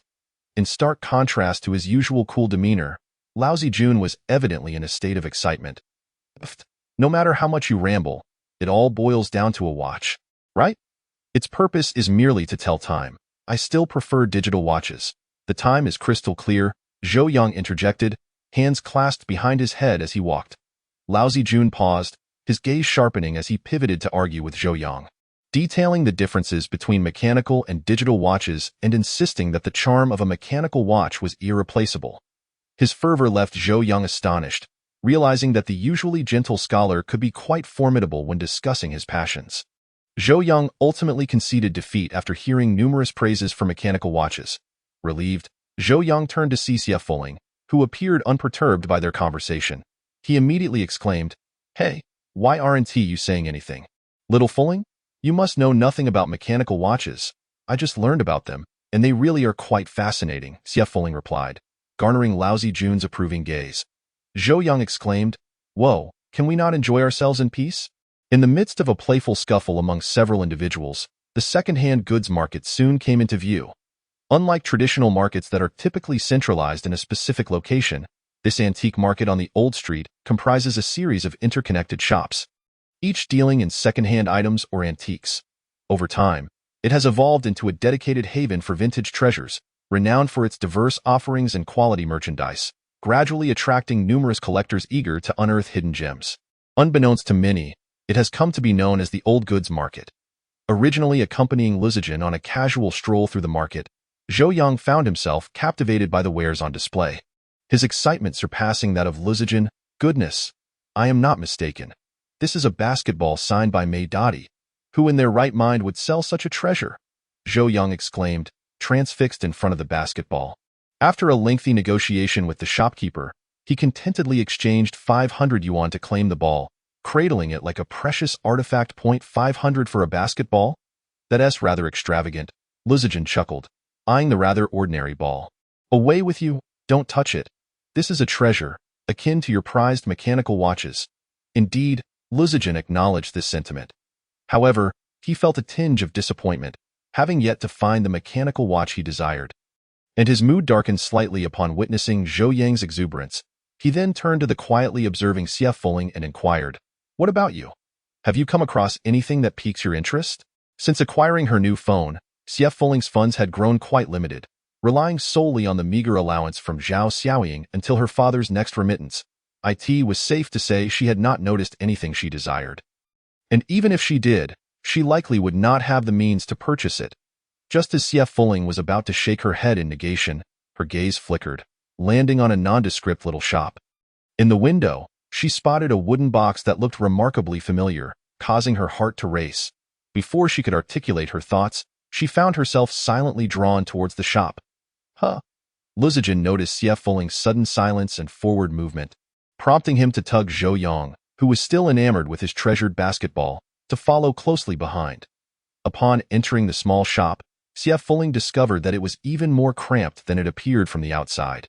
With barely enough space for a single person to navigate, behind the counter sat an elderly man with round glasses, engrossed in a newspaper, offering no particular reaction to their entrance, merely muttering, "Feel free to browse." Xie Fuling pointed towards the wooden box in the window and asked, "May I take a look at that wooden box?" The old man finally lifted his gaze from the newspaper, his keen eyes sizing her up with a hint of surprise as he realized she was referring to the box. Without further ado, he set down the newspaper and retrieved the box from the window, placing it before her. Gently, Xie Fuling ran her fingers over the wooden box, the texture confirming her initial suspicions. With careful precision, she unlatched the box and slowly lifted the lid.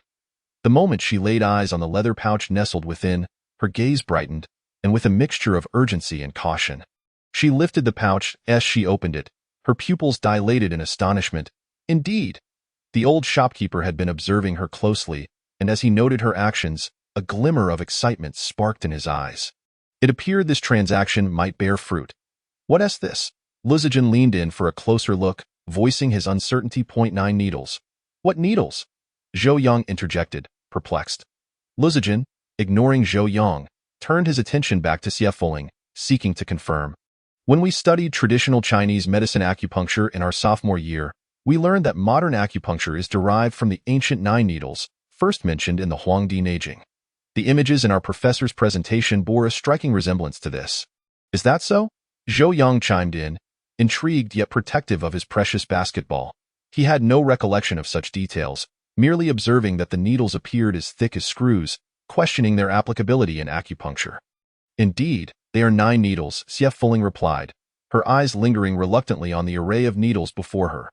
Chuan needles, round needles, D needles, sharp needles, pi needles, round benefit needles, fine needles, long needles, large needles. Xie Fuling's fingers glided over the variously shaped instruments, a wistful expression gracing her features.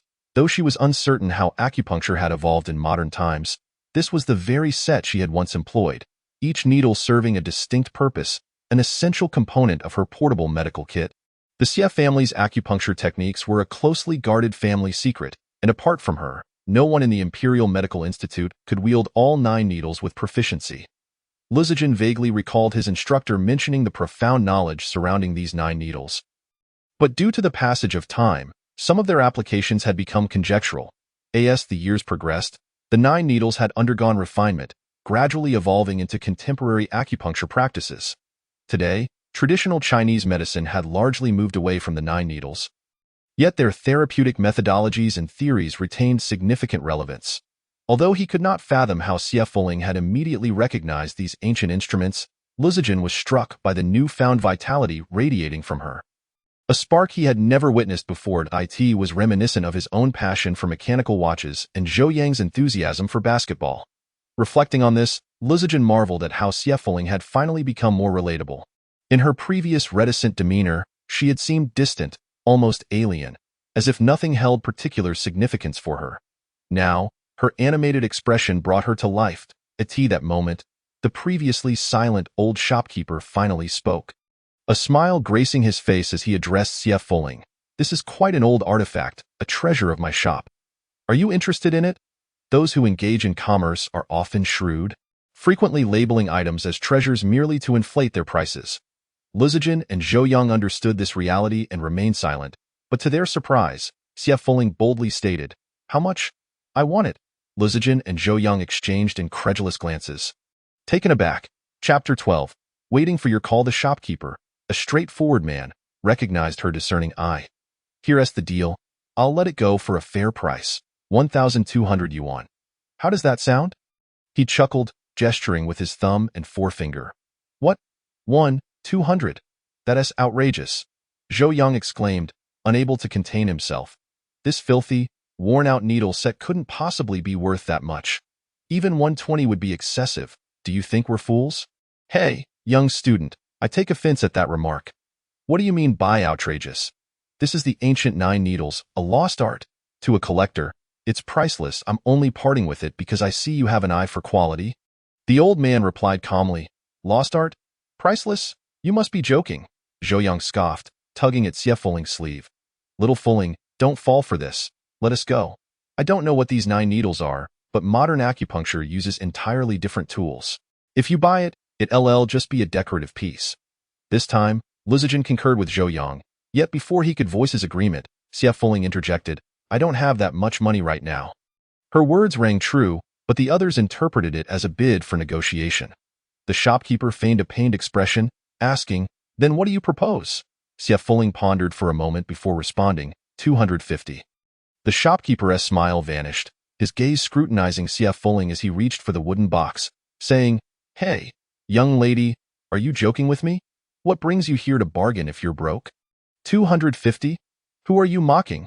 Xie Fuling, perplexed by the sudden shift in the shopkeeper's demeanor, nonetheless interposed to halt his movements, earnestly insisting, I genuinely wish to purchase it. The old man narrowed his eyes. Regarding her with skepticism, if you truly are sincere, I'll make a concession, 1,000 yuan. What do you say? Xie Fuling glanced towards Lizajin and Zhou Yang, contemplating whether to ask them for a loan. When a familiar voice suddenly rang out, I'll take it for 1,000. Upon hearing that voice, Xie Fuling already had an inkling of who it belonged to. Turning around, she was indeed met with a tall figure. Wondering why she kept running into this person, Xie Fuling looked up at him and declared, I saw it first. Jiang Zhong smirked, gazing down at her. If it weren't for your interest, I wouldn't care for it at all. Xie Fuling's expression darkened, a genuine anger surfacing for the first time. What on earth did this man mean? If he truly had no desire for this item, why had he gone out of his way to compete with him for it? Jiang Zhong, of course, had noticed the change in Xie Fuling's demeanor, but he was deliberate in his actions, feeling quite pleased. After several days of silence, with no word from this individual, he could easily surmise that his note containing his phone number had been disregarded. Perhaps even discarded. This child was indeed capable of such a thing. However, when he unexpectedly spotted Xie Fuling outside the shop once more, he felt a sudden conviction that this was what one might call fate. How else could such a series of fortuitous encounters occur? With the principle of seizing opportunities in mind, Boss Zhang approached directly, only to overhear a peculiar haggling exchange between Xie Fuling and the shopkeeper. The child's claim of not having enough money seemed genuine. After all, his prior purchase of a mobile phone had revealed that his finances were rather strained. It was entirely possible that he had merely 250 left. Was that intentional? Xie Fuling's question snapped Jiang Zhong back to reality. Once he regained his composure, he replied, "Where's the note I left in your phone case?" Xie Fuling was taken aback. Perplexed by Jiang Zhong's sudden change of topic and frowned, "I lost it." Jiang Zhong's gaze bored deeply into Xie Fuling before he turned to the shopkeeper and said, "If you still wish to sell this item, you'd best wrap it up quickly. Otherwise, I might reconsider. T1T be easy to find another willing to spend 1,000 on it next time." As he spoke, his expression remained impassive, fixing his gaze on the old shopkeeper, who felt increasingly uneasy under such scrutiny. And truth, this set of needles had been unearthed during a friend's move, and lacking knowledge of their use or interest. He had passed them on. He had originally acquired them for 80, and after languishing in his cabinet for ages without a sale, he had finally encountered a child who appeared both youthful and easy to negotiate with. Yet, he had not anticipated the sudden arrival of a shrewd businessman who clearly recognized the unreasonableness of his price. Although he did not understand why the man would still choose to buy, it was indeed as he said. Another chance to sell at such a price would be unlikely. Thus, the old shopkeeper hurriedly wrapped the wooden box and handed it to Jiang Zhong. Now, Xie Fuling's expression truly darkened. "What exactly do you want?" Jiang Zhong, holding the simply packaged wooden box, leaned closer to Xie Fuling and, before he could react, swiftly retrieved the phone from his pocket. With a quick press of the wake button, he discovered, as he had anticipated, that no unlock code had been set. Skillfully, he entered his own phone number and saved it before returning the device to Xie Fuling, saying, "Welcome to take it home. I await your call." Xie Fuling stared at his own phone in Jiang Zhong's hand, and the determined expression on the man's face, suddenly feeling that some of his behavior bore a striking resemblance to that of the entitled Emperor Jiarun. Both were so self-assured and utterly incomprehensible. Xie Fuling's eyes swept over the wooden box containing the 9 needles before he looked up, his demeanor now calm. He reached out, took the phone from Jiang Zhong's hand, and stuffed it back into his pocket. "I hope you keep your word." With that, he attempted to exit the shop, only to find himself blocked by Jiang Zhong's imposing figure. Xie Fuling glanced up at Jiang Zhong, who, having achieved his objective, kindly stepped aside to create a small passage, then lowered his head with feigned interest, watching as Xie Fuling squeezed past him. "Hey, wait for us," Zhou Yang called, eager to follow, but was deterred by Jiang Zhong's suddenly cold gaze. He then found a slightly wider spot to stand, signaling for Zhou Yang to come over. Zhou Yang, feeling a bit vexed, thought, "If you can look down on me, why did you stand there in the first place?" However, while he had the audacity to grumble internally, he lacked the courage to voice it, hurrying out instead. Luo Zijun cast a complex glance at Jiang Zhong, whose expression had returned to its usual coldness. Before stepping out of the small shop and quickly catching up to the two ahead, this moment, Xie Fuling's face was devoid of expression, his mood inscrutable. This made it difficult for Luo Zijun, who had intended to speak, to find the right words. Clearly, the man named Jiang Zhong was not someone easy to deal with, and being inexplicably entangled with such a person was rather vexing. Even Zhou Yang, who typically lacked awareness of social cues, had become as quiet as a quail. The 3 of them walked in silence, one after the other. After a while, Xie Fuling, presumed to be sulking, suddenly spoke up. "Is there a way to make money quickly?" Luo Zijun was taken aback, realizing that Xie Fuling's earlier serious expression had indeed been pondering this matter. "Is there a problem?" Xie Fuling inquired. Zhou Yang, observing Luo Zijun's incredulous expression at Xie Fuling's earnest inquiry, burst into laughter. "Ha ha ha, as expected of little Fuling. I was just fooled by your low-pressure atmosphere." "Low pressure? What does that mean?" Xie Fuling asked, increasingly confused. Zhou Yang stepped forward, draping an arm around Xie Fuling's shoulder, and conspiratorially suggested, "Little Fuling, making money is a piece of cake with your skills. Isn't it? Hey, don't plant any bad ideas in Fuling's head." Luo Zijun interjected, a sense of foreboding creeping in.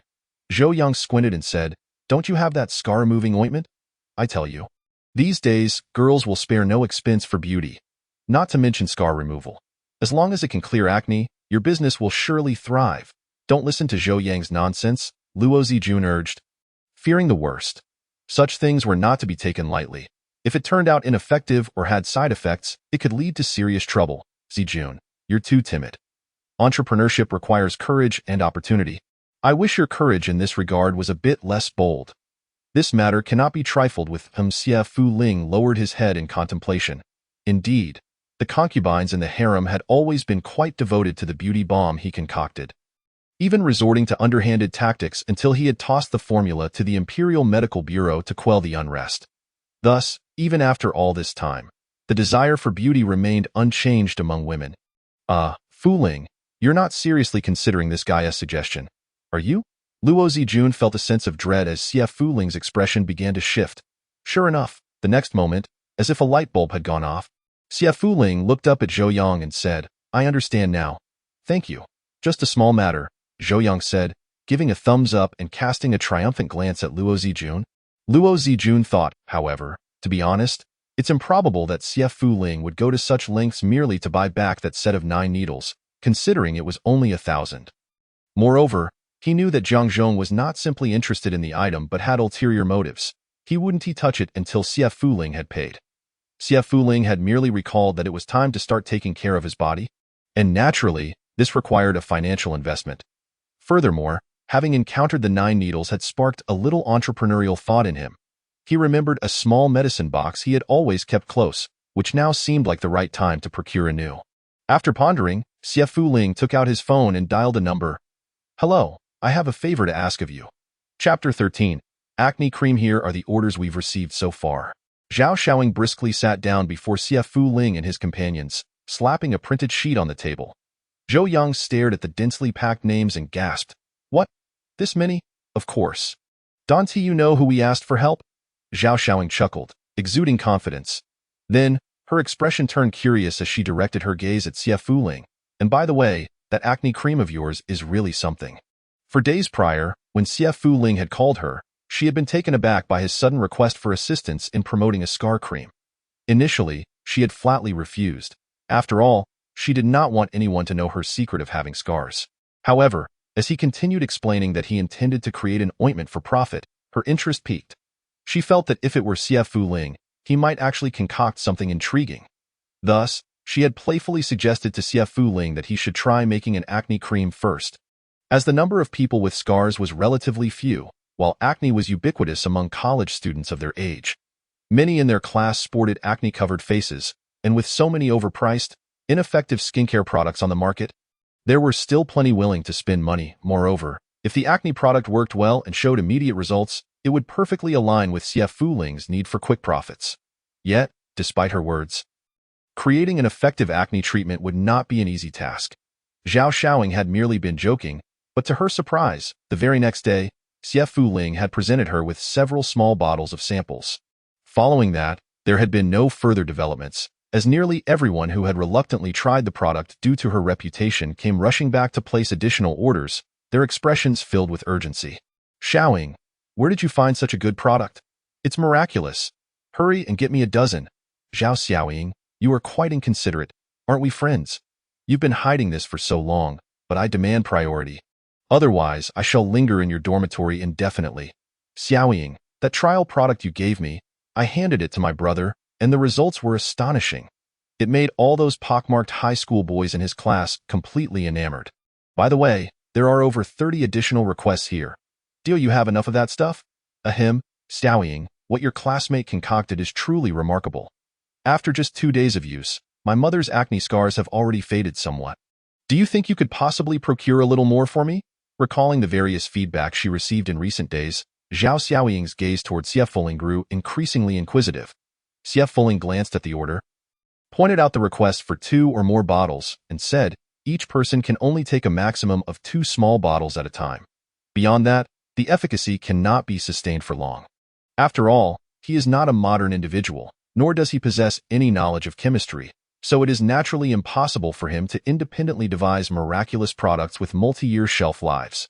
Zhao Xiaoying snapped back to reality, casually peering at the order and nodding nonchalantly. No problem, I will explain it to them. Once the order was confirmed, Xie Fu Ling extended his hand as usual. Deposit. Zhao Xiaoying flicked her hair, feeling accustomed to Xie Fu Ling's relentless pursuit of money, and casually remarked, as you said, I collected a deposit of 20 for each tube of ointment. However, I did raise the price a bit. Zhao Xiaoying smiled charmingly, winking at Xie Fu Ling. I didn't realize earlier that your ointment was so effective. Yet you only priced it at 30, that's quite unwise. I bumped it up to 100 and still, some say it's cheap. Just this little bit and it costs $100. Woman, that's utterly outrageous. Zhou Yang exclaimed, picking up the small tube containing at most 20 grams of ointment, incredulously shaking his head. Zhao Xiaoying pointed at that list, snorting disdainfully. I don't appreciate that remark. What do you mean by woman being outrageous? Just a friendly reminder, a third of this list consists of men. Zhou Yang stuck out his tongue, secretly acknowledging that Zhao Xiaoying was becoming increasingly formidable and thus wisely returned to Lu Zhuan's side. Choosing to remain silent, by the way, Xie Fuling, can you concoct anything else? Perhaps something for whitening, anti-yellowing, or wrinkle reduction? If you have any good products, do share them for the benefit of the people. Zhao Xiaoying shifted her gaze towards Xie Fuling. Disregarding Zhou Yang. Without hesitation, Xie Fuling interrupted Zhao Xiaoying's naive hopes. No, Zhao Xiaoying inquired, Dr. Xie, do you really lack any prescriptions for such remedies? It was naturally impossible. Back in the day, the Imperial Medical Institute had a dedicated department for concocting beauty-enhancing potions for the palace concubines. There were countless formulas stored in his mind, but this was not a direction that piqued Dr. Xie's interest. The acne ointment he created was merely a combination of applicable herbal remedies based on medical knowledge. Compared to topical ointments, he preferred internal herbal treatments for body conditioning, but that would require a lengthy period, something these youthful students likely lacked patience for. As it turned out, they truly lacked it. During the time Xie Fuling was crafting the ointment, Zhao Xiaoying was besieged daily by friendly inquiries, each one eager to be the first to obtain it.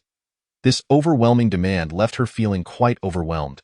Not to mention those secondary customers who were actively referred to her, making her unexpectedly busier than even Xie Fuling. Were it not for the promise of receiving the remaining scar ointment free of charge, she might have considered giving up entirely. Perhaps it was indeed due to the universal desire for beauty.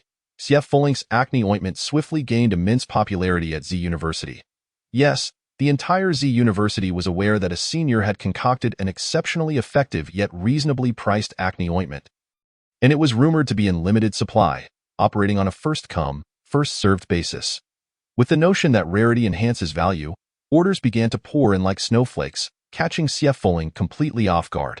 What initially seemed a simple endeavor to earn a little money to reclaim the 9 needles from that inexplicable man had forced him to abandon his plan of stopping once he had enough. Fortunately, he had enough.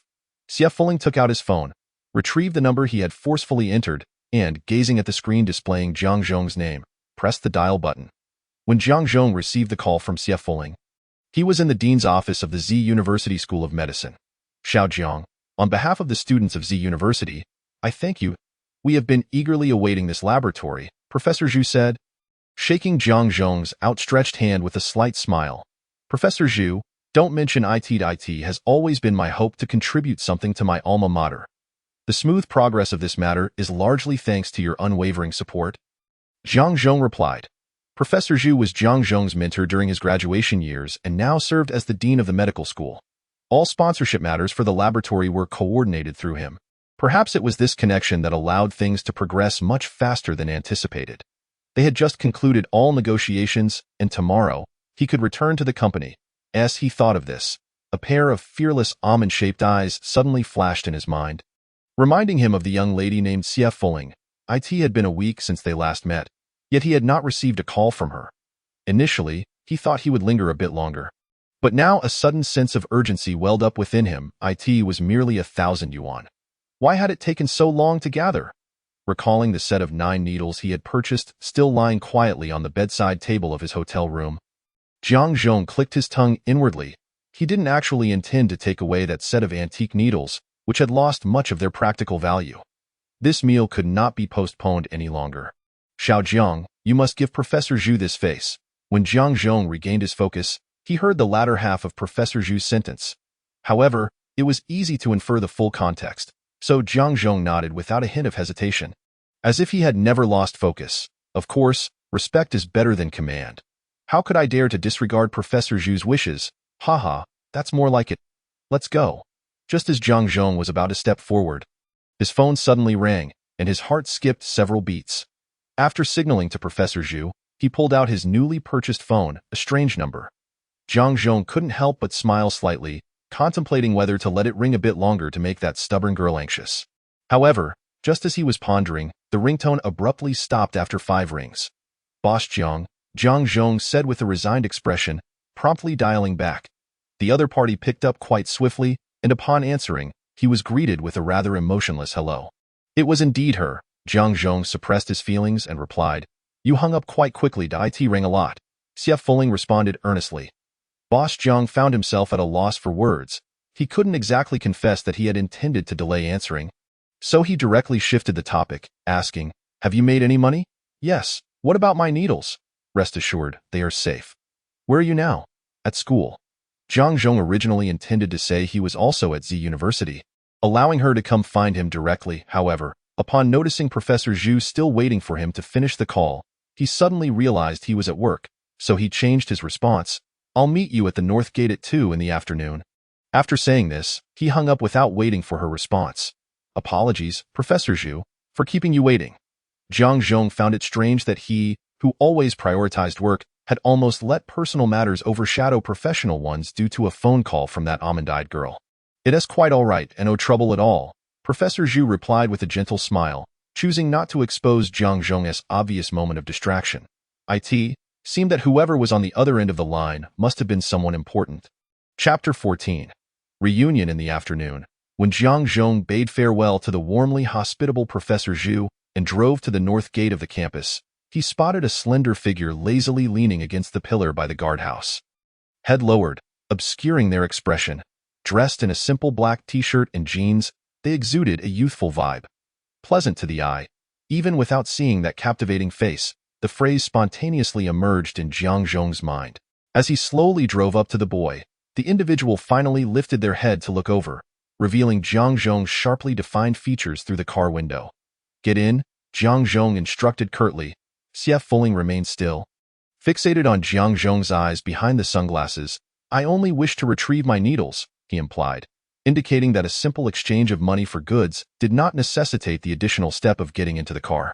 "Your needles are still in my hotel room. I'll take you to get them. Get in." When Jiang Zhong found himself in the presence of Xie Fuling, his patience seemed to multiply exponentially, and he was even able to calm himself enough to provide an explanation.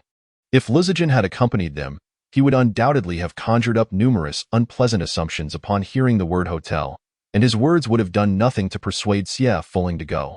However, with the worrywart Lizijin absent, Xie Fuling merely furrowed his brow and remarked, "Why not bring him directly?" before decisively taking a seat in the passenger side. Jiang Zhong observed as Xie Fuling skillfully fastened his seatbelt, feeling a moment of disappointment, but he quickly answered the question posed earlier. "I just finalized some matters and didn't he have time to return?" As the car started, Jiang Zhong drove at a painfully slow 40 miles per hour, all while brazenly observing Xie Fuling, only to realize that he was completely ignored. The young man offered no reaction to Jiang Zhong's gaze, remaining remarkably composed. "Why do you desire that set of 9 needles so fervently? Such items have lost not only their practical value but also their collectible worth, have they not?" Jiang Zhong asked seemingly without intent. Xie Fuling lifted his gaze slightly and replied, "For me, they hold practical value." This was because he knew how to wield them correctly. Jiang Zhong did not take Xie Fuling's words seriously. No matter how high his intelligence, he could never fathom that this individual beside him was akin to a person from centuries past, and thus dismissed it as mere bravado from a child. Yet, as the conversation progressed, Xie Fuling entirely disregarded Jiang Zhong's subtle probing, adopting an attitude of indifference towards anything unrelated to the 9 needles, leaving Jiang Zhong feeling somewhat helpless. What was originally a mere 10-minute journey was painfully stretched into a half-hour drive due to Jiang Zhong's sluggish pace, but they finally reached their destination. Xie Fuling followed Jiang Zhong into a hotel that exuded grandeur from its exterior, and for the first time in his life, he experienced the wonder of an elevator that offered a view of the outside. Jiang Zhong, unexpectedly witnessing the sparkle in Xie Fuling's eyes, felt a wave of intrigue wash over him. Jiang Zhong had booked a luxurious suite, which was almost akin to a small apartment, complete with a living room and kitchen. He gestured for Xie Fuling to take a seat on the sofa while he strolled over to the bedside, casually retrieving the set of 9 needles, still pristine in its packaging as if it had never been opened, and handed it to Xie Fuling unaltered. After thoroughly inspecting the set to ensure it had not been tampered with, Xie Fuling finally exhaled in relief. This display amused Jiang Zhong. Honestly, This set was probably worth just over 100 online, mainly due to its fancy packaging of leather and wood. Yet, this seemingly clever child was fixated on such trivialities. Was this what they called contrast cuteness? At any rate, Zhang Zhong found it rather endearing. Once Xie Fuling confirmed the legitimacy of the needles, he pulled out a modest stack of cash from his pocket, looked Zhang Zhong in the eye, and handed over the money. Zhang Zhong felt indifferent about the small sum, casually tossing it onto the nearby coffee table after accepting it. Xie Fuling said nothing and stood up to leave, but was halted when Zhang Zhong grasped his wrist. Xie Fuling glanced at his hand holding the 9 needles, frowned slightly, and said in a less than amiable tone, "Are you having second thoughts?" Zhang Zhong's grasp was merely a reflex. The thought of leaving the next day suddenly ignited an impulse within him. Should he ask this child to be his lover? The idea whirled through his mind before he immediately dismissed it. If he were to voice such a sentiment, this child would undoubtedly storm out. Moreover, he found it utterly astonishing that he would entertain such thoughts about a mere university student he had only met a few times. Lost in this contemplation, he was momentarily taken aback by Xie Fuling's wariness, leaving him feeling bemused. How could he be interested in this child yet have the impression that Xie Fuling believed he had ulterior motives regarding the needles? "How many years until you graduate?" Zhang Zhong inquired after a moment's thought. Xie Fuling paused, contemplating before responding, "A year. The study of traditional Chinese medicine is a 5-year program. After finishing my 4th year, there's an additional year of internship. What are your plans after graduation?" Zhang Zhong asked. "To become a doctor," Xie Fuling replied. "Would you consider working at my company?" Zhang Zhong, known for his decisiveness, decided to extend the invitation to avoid any future regrets. "Your company?" Xie Fuling maintained his grasp, casting an odd glance at Zhang Zhong. "Indeed, my company owns several pharmacies. You could come on board as a consulting physician." For the first time, Zhang Zhong blurred the lines between professional and personal motives. "No, my family runs a pharmacy," Xie Fuling replied without hesitation. Regardless of the original owner's intentions, he was determined to reclaim his rightful inheritance, so he intended to return home after graduation. Zhang Zhong was taken aback by Xie Fuling's swift rejection. Realizing he hadn't even bothered to inquire about the name of his company, it was evident that Xie Fuling had no interest whatsoever. Zhang Zhong, understanding that one cannot force a stubborn fruit to ripen, decided not to press further. Thus, he released Xie Fuling's wrist, reverting to his typical composed demeanor as he stated, "I'll drive you back." Though Xie Fuling found the previous conversation rather perplexing, he did not dwell on it. Nodding in response to Zhang Zhong's offer to drive him back, he said, "Thank you." During the return journey, silence enveloped them. This time, Zhang Zhong's car drove smoothly, arriving at Z University in just 10 minutes. A final impressive drift prompted Xie Fuling to glance at Zhang Zhong. As he watched Xie Fuling's figure fade into the school gates, a twinge of regret lingered in Zhang Zhong's heart. He quietly drummed his fingers on the steering wheel before retrieving his phone, skillfully locating the contact saved under, and after a few taps, he pressed the delete option. However, when the confirmation prompt appeared, his finger hesitated. After a moment of stillness, he ultimately chose no. Well, there's no chance of seeing him again anyway. Leaving the number 1T hurt, he mused, tossing his phone carelessly onto the passenger seat as he drove back toward the hotel. Unaware that the future is often unpredictable, on the other side, Xie Fuling, having finally acquired the 9 needles, was wholly unconcerned with Zhang Zhong's affairs and began methodically tending to the original owner's health. With the unexpected success of his acne treatment cream, he felt no financial strain, allowing him to immerse himself in a routine of attending classes, concocting medicines, and improving health. As the excitement surrounding the acne cream gradually subsided and the original owner's health improved, Xie Fuling welcomed the summer vacation that marked the end of his 4th year. "Hey, are you really not planning to go home this summer, little Fuling?" Zhou Yang exclaimed, clearly displeased with Xie Fuling's decision. Both Xie Fuling and Zhou Yang hailed from W City, though Zhou Yang's family resided in the city center while Xie Fuling came from the more remote Y County. Given their lack of previous interaction, they had never traveled home together despite being from the same locality.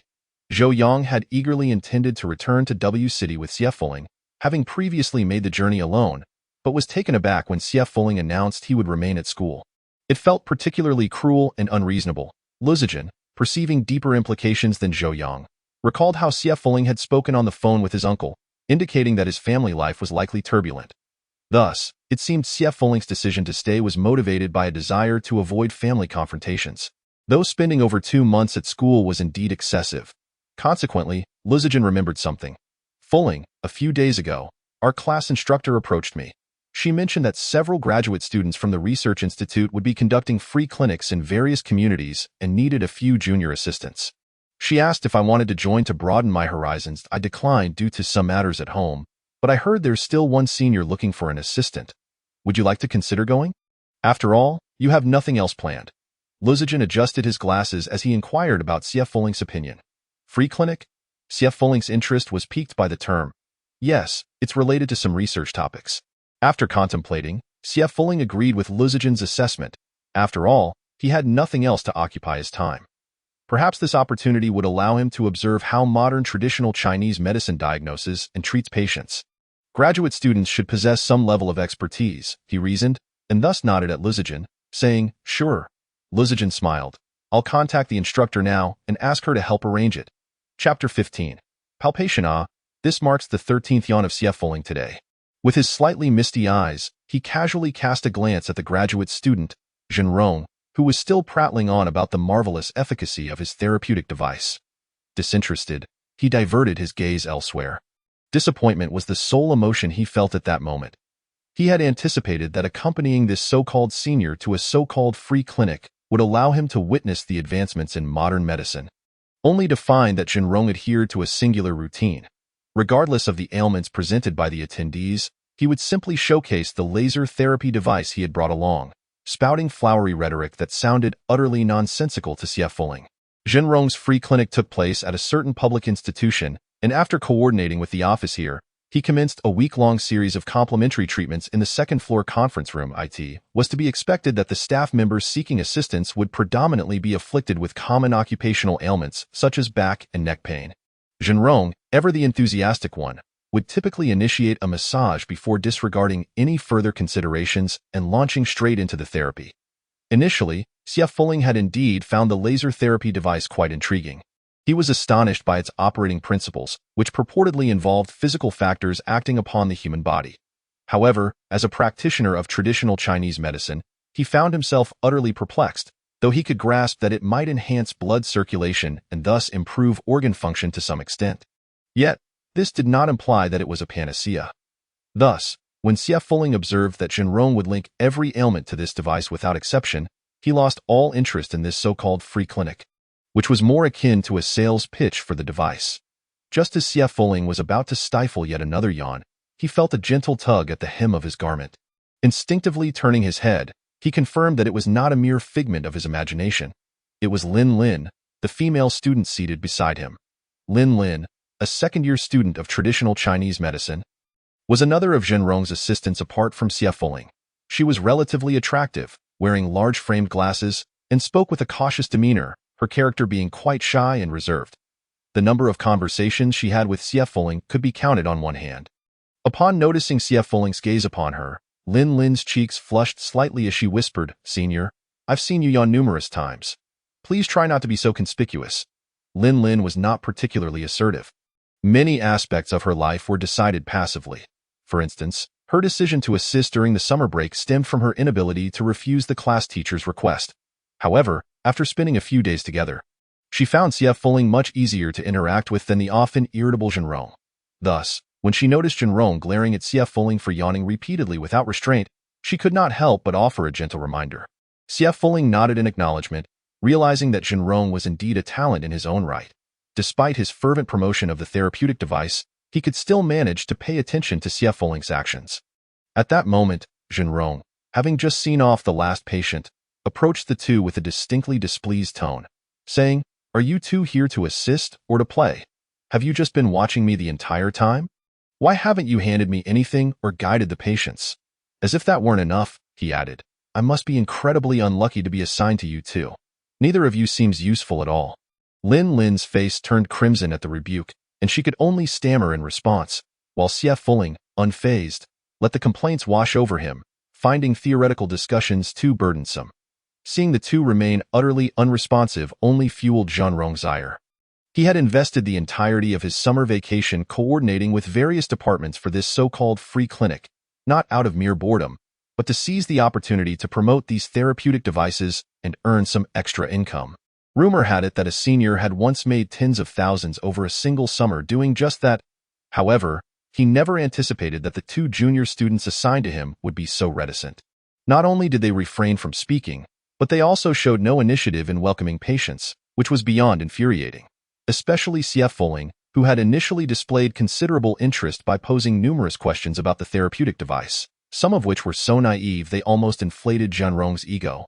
Yet, within a mere 2 days, CF Folling had adopted a demeanor of utter disinterest, either seated in silence while yawning conspicuously or fiddling with his own small medicine kit, drawing the attention of many patients who entered the room and leaving Zhenrong, an otherwise unremarkable figure, quite irked. Just as Zhenrong was preparing to utter more cutting remarks, he was interrupted by the sudden ringing of his cell phone. Upon glancing at the screen, he was delighted to see it was a call from his girlfriend. His heart swelled with joy. After all, this was the girl he had pursued tirelessly for a considerable time. Perhaps due to the fact that she had reluctantly agreed to date him, she rarely initiated contact, making this unexpected call all the more thrilling. With no patients currently in attendance, Zhenrong hastily instructed, "You two hold down the fort," before dashing outside to take the call. Lin, feeling a wave of relief wash over her now that Zhenrong had left, stole a glance at CF Folling and noted how he seemed entirely unfazed, prompting a twinge of envy as she lowered her gaze. However, mere moments later, the conference room door swung open, revealing a middle-aged man with a slightly protruding belly striding in confidently. After surveying the room, he directly approached CF Folling and Lin, disregarding their reactions, and spoke in an imperious tone. "My leg has been feeling a bit uncomfortable these past few days. Give it a therapy session." Without waiting for a response, he plopped down into a chair. After a moment of silence, he frowned and directed his impatience at Lin, exclaiming, "Why are you just sitting there? Hurry up, I have things to attend to." Lin's face flushed crimson at being addressed, and she waved her hands in a flustered attempt to clarify that she was not the one responsible for the diagnosis, but after several faltering attempts, she could not articulate a single coherent sentence. As the man's expression grew increasingly impatient, her anxiety only compounded. CF Folling sighed inwardly, casting his gaze toward the middle-aged man. "May I examine your leg?" he inquired. The man's attention shifted to CF Folling, who appeared significantly younger than he, and he scrutinized him with skepticism. "I just overexerted myself a few days ago, resulting in some soreness. Just give it a therapy session." "There's no need for examination," CF Folling replied nonchalantly. "Without examination, one cannot ascertain the nature of the ailment. Suit yourself. Examine if you want," the middle-aged man retorted with a dismissive click of his tongue, albeit begrudgingly nodded in acquiescence. Rising to his feet, CF Folling navigated around the table and approached the middle-aged man, who was now looking at him with a mixture of skepticism and impatience. CF Folling crouched slightly and extended his hands to begin palpation. Palpation, as its name implies, is a method of examination involving fingers and tactile sensation, a commonplace diagnostic technique within traditional Chinese medicine. However, the skillful execution of this technique, coupled with his youthful visage, elicited a sense of incongruity in the middle-aged man, who, after enduring several moments of silence as CF Folling continued to manipulate his leg without uttering a word, began to perceive him as somewhat pretentious. "Are you even capable? What have you discerned after all this time?" the middle-aged man scoffed, feeling increasingly deceived by the boy's silence. CF Folling gradually stood, brushed off his hands, and spoke in a perfectly ordinary tone. "Preliminary diagnosis suggests bone abscess. It is not yet severe, but I recommend commencing treatment promptly." The middle-aged man paused, instinctively repeating, "Bone abscess? What on earth is that?" CF Folling suddenly recalled that bone abscess was a term from his own era. Here, it was referred to as bone tumor. After a moment of searching his memory, he earnestly informed the middle-aged man, "It seems you have a bone tumor." "What do you mean, bone tumor? You just touched me a bit, and you're already declaring I have a tumor?" The middle-aged man's ire erupted as if he had stepped on a landmine, his finger jabbing angrily at CF Folling. "That's so. This is why I've never heard of any graduate students conducting free clinics in formal institutions. You're nothing but a fraud. Are you planning to claim you have a cure for this?" "I do have a method," CF Folling replied calmly, undeterred by the man's vehement reaction. The middle-aged man, laughing in rage, shot back, "Of course, you, looking all respectable, could have chosen any profession but decided to become a scam artist, profiting from such deceit. A few days ago, some of my colleagues bought some so-called therapeutic devices from you. I suspect that's a scam too. I'll be bringing them back to demand a refund. Not a cent less, do you understand? Just as Zhenrong returned from his phone call, still basking in the joy of his girlfriend's attention, he was startled to overhear talk of scams and refunds. Alarmed, he rushed into the room, neglecting to inquire about the unfolding situation, and quickly plastered on a smile, saying, "What's going on? I just stepped out for a moment, and things have turned chaotic. These two are my juniors. They might not understand everything. Did they say something wrong?" A middle-aged man, upon noticing that the newcomers appeared to be older, suddenly realized that these two were not the main culprits but merely accomplices, rendering the distinction irrelevant. Thus, he brusquely addressed Zhenrong, stating, "Humph, once the refund is processed, you ought to leave promptly. Considering you are still students, I shall refrain from calling the authorities." With that, he stormed off, leaving Zhenrong in a state of bewilderment. Utterly perplexed. What just happened? Zhenrong turned to glare fiercely at Xie Fuling and the other individual. Chapter 16. Forum Turmoil. What just happened? Zhenrong turned back, glaring menacingly at Xie Fuling and the other. Xie Fuling casually returned to his previous seat, exuding an air of indifference, clearly unwilling to engage, which nearly caused Zhenrong to choke on his frustration. Yet, he found himself powerless against Xie Fuling, who had shown no reaction to Zhenrong's numerous prior attempts to provoke him. Left with no other option, Zhenrong redirected his ire towards Lin Lin, who, though somewhat intimidated, managed to stammer out a brief account of the events under Zhenrong's relentless questioning. After hearing the entire story, Zhenrong pointed an accusatory finger at Xie Fuling. "Look at you, trembling with rage. A bone tumor? If you're going to boast, at least make it plausible. Expecting others to believe such exaggerations, did you even bring your intellect with you? I must have been cursed to encounter such a troublesome individual." Regrettably, his scolding came too late. Within the brief span of a single phone call, Xie Fuling had unwittingly offended someone from that particular establishment. It was later revealed that this individual was, in fact, a legitimate leader. Consequently, the office manager stormed in, demanding explanations, showing no inclination to listen to Zhenrong's attempts at justification, and instead, insisted on an immediate refund for the two recently purchased therapeutic devices. Unceremoniously ordering them to vacate the premises, A.S. Zhenrong was ejected from the establishment. Laden with various items and under the watchful eyes of onlookers, he felt that the most humiliating moment of his life had just unfolded. There was no greater disgrace than this, all due to Xie Fuling's presence. Glaring daggers at him, Zhenrong seethed, "You will not accompany me for the upcoming free clinic. I cannot afford the misfortune of having you around. Depart as far as you can." Xie Fuling yawned for the 14th time, casting a nonchalant glance at the visibly exasperated Zhenrong, interrupting him with, "Oh, that would be splendid. I find this rather dull myself." He had no desire to waste time on something devoid of any value. "You?" Zhenrong felt as if his heart might burst from the strain. Xie Fuling, slinging his small medicine box over his shoulder, bid a hasty farewell to the clearly anxious Lin Lin, then turned and strolled towards a nearby bus stop, casually waving goodbye. "See you, senior," Zhenrong retorted. "See you in hell." Su Mimi, a fresh graduate actively seeking employment, had just concluded an interview that left her feeling less than optimistic. As she sat waiting for the bus, she sensed someone had arrived beside her, leaning against the bus sign. Instinctively, she glanced up, only to be momentarily dazzled by the sight of a handsome boy with large, expressive eyes. While he wasn't extraordinarily striking, he embodied the very type that Su Mimi adored, awakening a maternal instinct within her. Unable to resist, Su Mimi found herself stealing glances at the boy. Upon noticing that he was carrying a small wooden box on his left shoulder, she felt a twinge of incongruity. Could he be a repairman? Yet, what repairman would wear white clothing to work, and who even used wooden boxes for tools in this day and age? The box struck her as oddly familiar, as if she had seen it before. The boy maintained a relaxed posture, yawning lazily, which only added to his charm, causing Su Mimi to swoon further. Then, she observed him pause momentarily before retrieving a white phone from his pocket.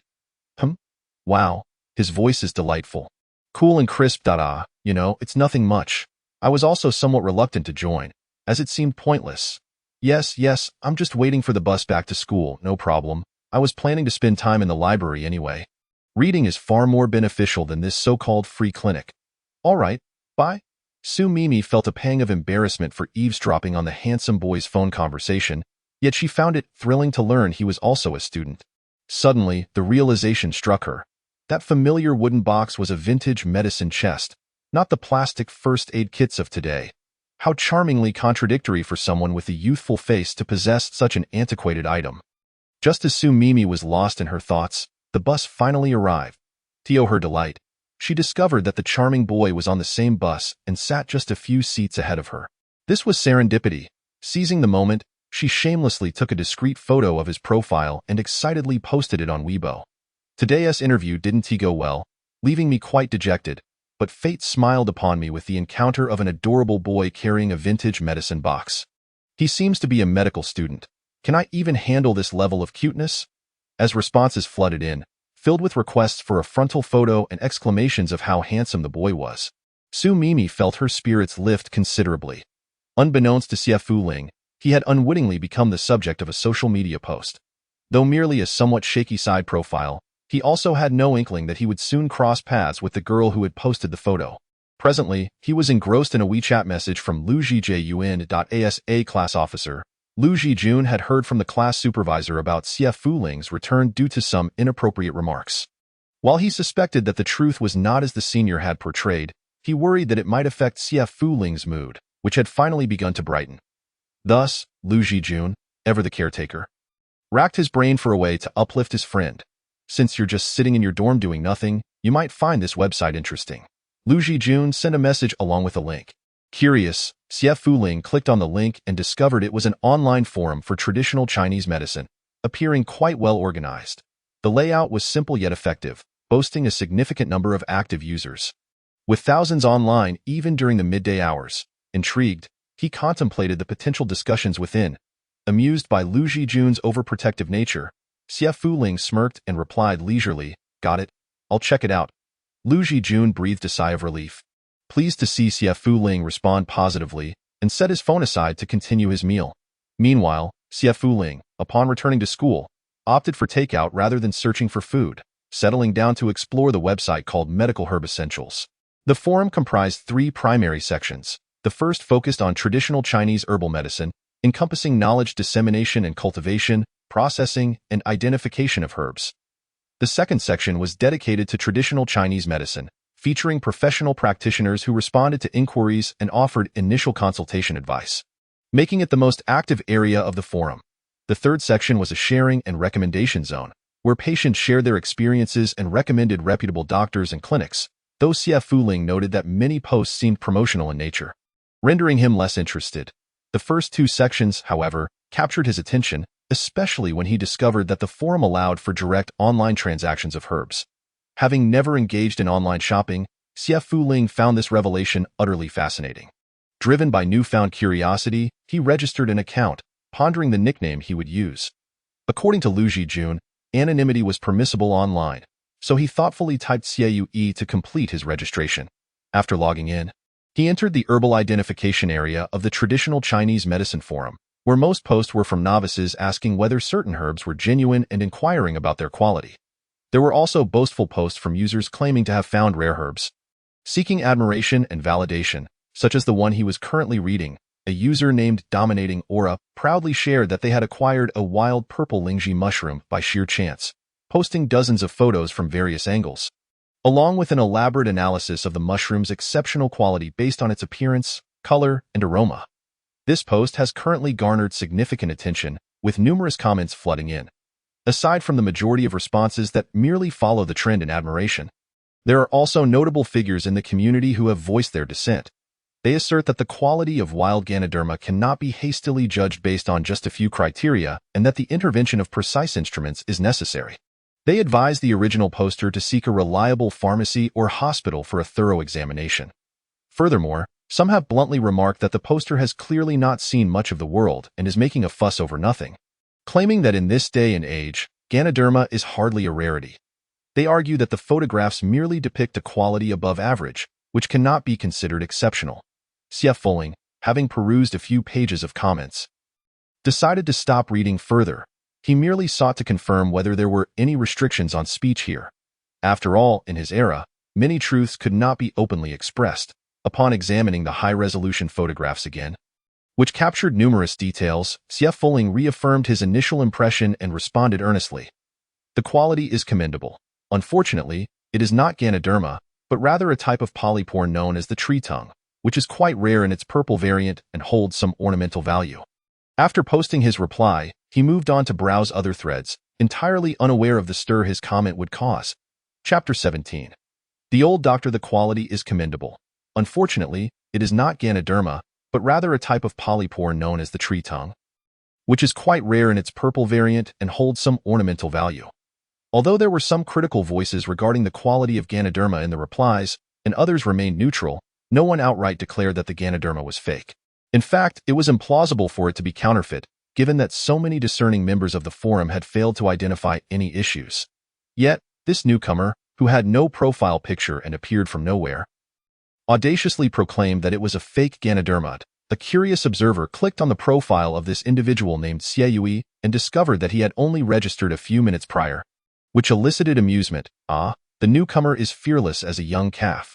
Adopting such a pretentious name like Yui makes him think himself highly skilled in medicine. If he has the ability, he should come forth and debate in person, explaining how this cannot be genuine Ganoderma and where he perceives the deceit. The phrase holds some ornamental value was clearly mocking the original poster for acquiring a counterfeit and feeling smug about it, indicating that Xie Yui's words were quite sharp. Comrade Xie Yui, while I do not support the original poster jumping to conclusions, based on my years of experience in the medicinal materials industry, this is indeed purple Ganoderma. Could you kindly elaborate on where you see the falsification? However, regardless of how intense the comments below became, Xie Yui did not reappear. Just when everyone assumed he was too embarrassed to show his face after being criticized, a new reply suddenly caught their attention. Ah, that Xie Yui just posted again in the traditional Chinese medicine exchange section. Good heavens, this time he's really bold, directly challenging the old doctor. Upon this reply's emergence, the crowd gasped. Who was the old doctor? He was a venerable figure in the traditional Chinese medicine exchange section, reputed to be a practitioner in a top-tier hospital in a first-tier city. Although his contributions were few, each was remarkably precise, with many recipients of his guidance expressing their gratitude. Over time, numerous individuals began to post inquiries specifically addressing the old doctor, though not all received responses, as he was not one to be trifled with. After Xie Yui dropped this bombshell, he audaciously confronted the old doctor. This was truly a talent for self-destruction. In an instant, the traditional Chinese medicine section was flooded with onlookers eager to witness the spectacle. Upon browsing the currently trending post, spectators finally grasped the situation's origins. The issue was rather straightforward. The original poster lamented their recent struggle with insomnia and their reluctance to resort to sleeping pills, thus inquiring if there were any herbal remedies available. A perfectly ordinary question, to which the old doctor promptly responded within 5 minutes. You might consider trying herbs such as Chai Hu, Dangue, Danshin, by Xiao, Fuling, Xuanzaoren, by Zirun, Huanhua, and Yijiaotong, which can help soothe the liver and relieve stress while nurturing the heart, if no improvement is seen after some time. A visit to the hospital is advisable. It is not a grave concern, so there is no need for excessive worry. Merely adjust your mindset. His consistently gentle tone is one reason for the old doctor's popularity. As some of his admirers have described him, he is a healing man. His calm and reassuring words evidently provided comfort to the original poster, who promptly declared their intention to begin trying the suggested remedies that very night. What began as an unremarkable post did not initially attract much attention, with scattered comments primarily expressing similar issues or lamenting the original poster's fortune in receiving a reply from the old doctor. However, upon turning the page, they encountered Xie Yui's incongruous comment. Do Ming Mingda Little Rabbit and the old doctor know each other? Ming Mingda Little Rabbit was the original poster. Perhaps due to the abruptness of the question, Ming Mingda Little Rabbit replied, I do not know him. Why do you ask? The inquiry struck many as peculiar, leading to malicious speculation regarding its implications. If Ming Mingda Little Rabbit and the old doctor were acquaintances, could Xie Yui be insinuating that she was merely a plant? But why would the old doctor require such a ruse? This train of thought seemed too frightening to pursue further. However, it was evident that Xie Yui's subsequent replies were even more alarming. Oh, How did the old doctor know you were a woman? He even deduced that your insomnia was caused by liver qi stagnation. This prescription is indeed commendable, with herbs specifically chosen for their benefits to women's health. If you experience chest pain, you could add a dose of Eugene. Of course, if you are indeed a woman, I am male, Ming Ming the little rabbit replied after a moment of silence. Following this enigmatic silence, the post's comment section suddenly erupted with activity, and the trend was notably bizarre. Wow, I finally understand. This Yui and Ming Ming the little rabbit are undoubtedly in cahoots, attempting to tarnish the old doctor's reputation, aren't they? Seriously, do they think the old doctor is a celebrity? Why the need to slander? They refuse to acknowledge that his arguments are rational and well-founded. He does not inquire about gender or specific circumstances before offering prescriptions. Could he be merely copying and pasting from somewhere? The old doctor has been on this forum for many years. Has he ever spoken recklessly? Each diagnosis has been remarkably accurate. If there were issues, why have those individuals not come forward to provide feedback? Those claiming the old doctor is superficial should be wary of a swollen face. By the way, don't you find it odd that the old doctor's prescriptions never include precise dosages? The last time I received a prescription from him, I brought it to the pharmacy, and the attending physician dispensed it based on experience, remarking that I was fortunate it was a common formula in no time. The post attracted an increasing number of participants, quickly devolving into a heated debate between supporters and skeptics of the old doctor, creating a lively atmosphere, while both the old doctor and Xiaoyui remained conspicuously absent. Although the old doctor had been active on the forum for 7 years, he had only truly engaged in the past 2, with merely 20 or so replies, all addressing common ailments. Yet, inexplicably, several individuals had dedicated posts to express gratitude toward him over time, leading to his unexpected status as a revered figure. Reflecting on it now, it seemed he had not undertaken anything particularly extraordinary. At that moment, a man sitting before his computer screen, observing the freshly posted comments, clenched his mouse in frustration and muttered a curse before clicking on the instigator. Xiaoyui's profile, he sent a private message. Who are you, and why are you targeting me? Indeed, this man was the old doctor. He had not anticipated that a post he had meticulously crafted would spiral into such chaos. As discussions intensified, more individuals began to harbor doubts about him, and his supporters gradually waned. Even the few plants he had discreetly arranged began to express their inability to withstand the pressure, fueling his ire towards this mysterious Xiaoyui. Yet, his private message seemed to vanish into the void, receiving no acknowledgement, causing him to angrily discard the cigarette he had just lit. He could not allow the profitable opportunity he had painstakingly discovered to slip away. Are you letting Xiaoming manage the store while you laze about here? A sharp voice suddenly rang out, accompanied by a painful tugging at his ear, prompting the man to rise in anguish. Ah, my ear! Please, be gentler. The man's eyes glimmered with a hint of bitterness as he lowered his head in supplication. The newcomer was a slightly plump woman, appearing to be in her 30s, with decent features. Though her shrewd eyes lent her a somewhat harsh demeanor, at this moment, she released the man's ear and glared at him, exclaiming, "You useless thing. You can't even secure your father's prescription, nor can you collect that brat's payment. Now you don't even want to tend the shop? Do you expect me to support you? And no, that's not it. What do you mean, that's not it? Is it not your pathetic little forum? Humph, do you think I am unaware of your secret stash of money?" The woman, with her hands on her hips and a cold smile, scoffed. "What do you think you can earn by secretly selling a bit of traditional Chinese medicine online? I can't be bothered to engage with you. Nor do I wish to delve too deeply into this matter, lest you begin your lamentations about how a man without money lacks dignity. When I married you, it was you who declared that all finances would be under my purview. And now you dare to invoke dignity?" she continued. "Earning money is your affair, but I cannot ignore the burden you place on Xiaoming. His summer homework is already overwhelming, and you have the audacity to make him tend the shop? Are you trying to wear him out, huh?"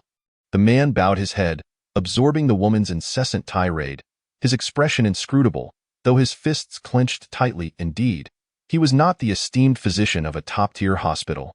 He was not even a doctor at all. He merely owned a modest traditional Chinese medicine shop, one he had taken over from his nephew. His name was Xie Guoqiang, the uncle of Xie Fuling.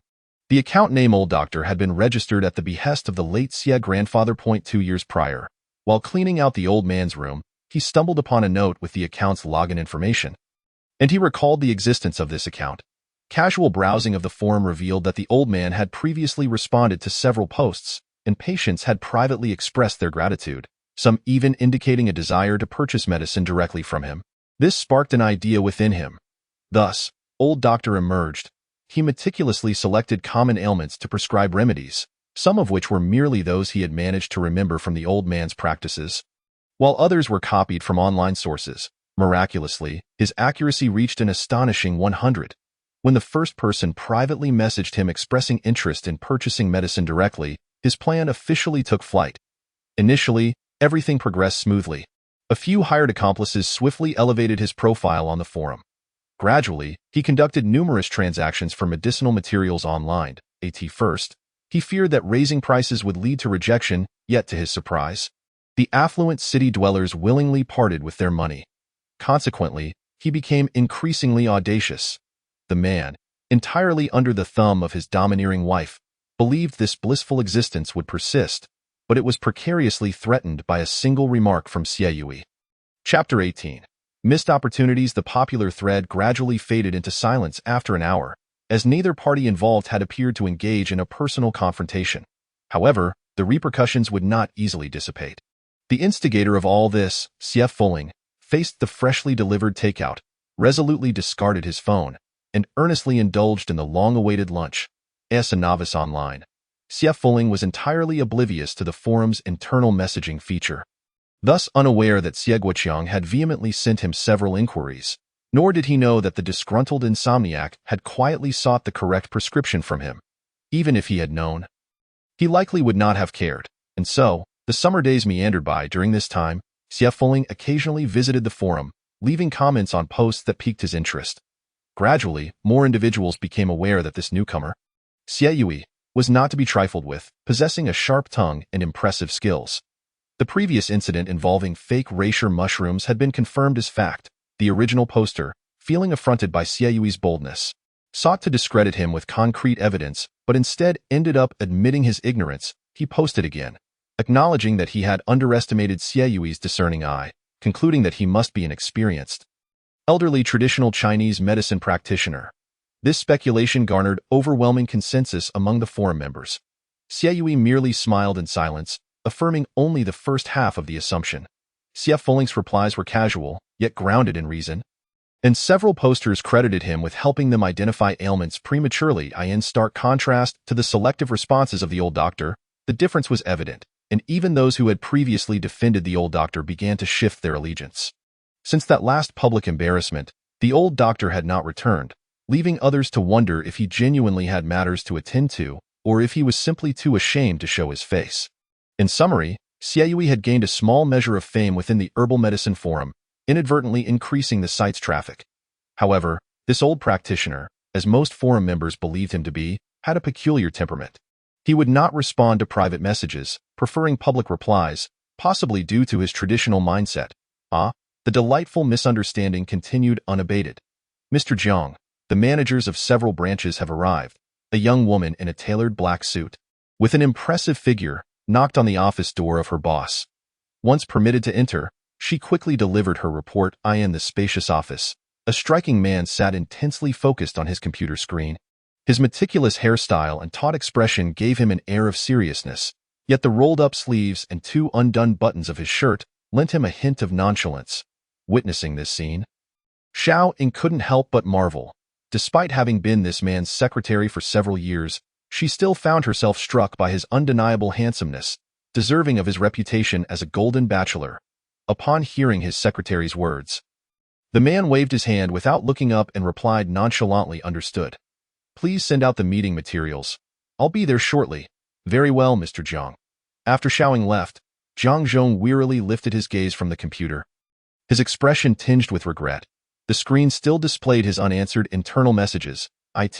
Seemed the claims circulating in the forum about Xie Yui ignoring direct messages were indeed true. Since he first took notice of this individual, he had sent 5 messages without receiving any response. The success of Jiang Zhong's company could largely be attributed to his keen eye for talent and his willingness to invest in resources necessary for recruitment. The herbal medicine forum was among those he had identified as promising, and he often perused it, searching for potential candidates. Bohem, Xiaoyue appeared to be someone well-versed in medicinal materials with a modicum of medical skill. Fitting his criteria perfectly, unlike the previous so-called old doctor, who was clearly a mere pretender. Jiang Zhong closed his notebook, rose slowly, adjusted his shirt sleeves, buttoned up the two that had been left undone, and picked up the prepared meeting materials before heading to the conference room. If only Xiaoyue were indeed a septuagenarian curmudgeon, the speed at which rumors spread on the forum was alarming. He might not even be suitable for employment in his establishment. Since his invitations had seemingly vanished into thin air, this matter would have to be shelved for the time being, with future opportunities explored later. Thus, Mr. Jiang inadvertently missed a chance to reunite with the charming young boy with almond-shaped eyes who still lingered in his thoughts. Meanwhile, due to the forum's influence, Xie Fuling enjoyed a rather amusing summer and received his internship schedule for the upcoming semester. Our credit hours are full. Fifth-year students default to internship year. The school has several partner hospitals each year for us to choose from. Of course, if you have confidence, you can seek out other suitable hospitals yourself. Regardless of your choice, I'll send you the schedule on the other end of the line. Lu Zijuan's voice carried a hint of amusement. Understood. Xie Fuling glanced at the printed schedule in his hand, thinking it would be best to submit it directly to the school for arrangement. Finding an internship hospital would be too cumbersome, especially since he was a genuine outsider, unfamiliar with the surroundings. I'll be returning to school in 3 days. Zhou Yang seems to be staying a bit longer, probably having too much fun to think of returning. After discussing the main topic, Lu Zijuan began sharing stories from the summer. Xie Fuling listened intently, a smile playing on his lips as he responded to questions, fostering an interaction that gave Lu Zijuan the peculiar sensation of watching a girl blossom into maturity. Though he was unsure why he felt this strange sentiment. So, how's the forum? Is it fun? Quite enjoyable. Although most of the knowledge is of little use to me, I did learn some modernized prescriptions, which have been quite enlightening, leading to an increase in the common remedies in my little medicine chest. Oh, by the way, I heard the orders for acne cream have piled up significantly over the summer. Xiaoying has been complaining that it feels like she's been working in a cosmetics store all summer. You'd better prepare yourself mentally for her eye rolls. Xie Fuling responded. What? The acne cream ordeal isn't over yet. Do we really need to continue producing medicine even during the internship? Noticing Xie Fuling's sudden silence, Lu Zijuan could somewhat guess his thoughts and chuckled softly, saying, others envy this lucrative way of earning money, yet you find it bothersome. Why not hand over the prescriptions to someone else and let them do the work while you just sit back and collect your share of the profits? Lu Zijuan jested. Is this really possible? Xie Fuling's eyes brightened. Do you genuinely want to do this? Lu Zijuan asked, somewhat astonished. One must understand that such an effective formula is often treasured by others. If you were to carelessly disseminate it, you would surely regret it. Xie Fuling blinked, curiously inquiring, isn't it just a simple formula? Why treat it like a treasure? Lu Zijuan replied, a simple formula? Do you have many similar ones? Unconsciously, Lu Zijuan swallowed hard. I suppose there are quite a few. Well, your family isn't some ancestral medicinal lineage hiding a trove of recipes, is it? Lu Zijuan adjusted his glasses, a hint of exasperation in his tone. So, who do you plan to entrust the formula to? I noticed that Teacher Chun from the school pharmacy seems quite interested in this acne cream. Xie Fuling smiled, suggesting the most suitable candidate. You have a knack for selection. Indeed, if it's Teacher Chun, there's no need to worry about future entanglements. He is quite honest, and since he manages the pharmacy, it's very convenient for him to produce the medicine. Then wait for my return. I'll take you to discuss it. Lu Zijuan, concerned that Xie Fuling might not be adept at such negotiations, offered his assistance. All right, thank you. Xie Fuling was eager for the help.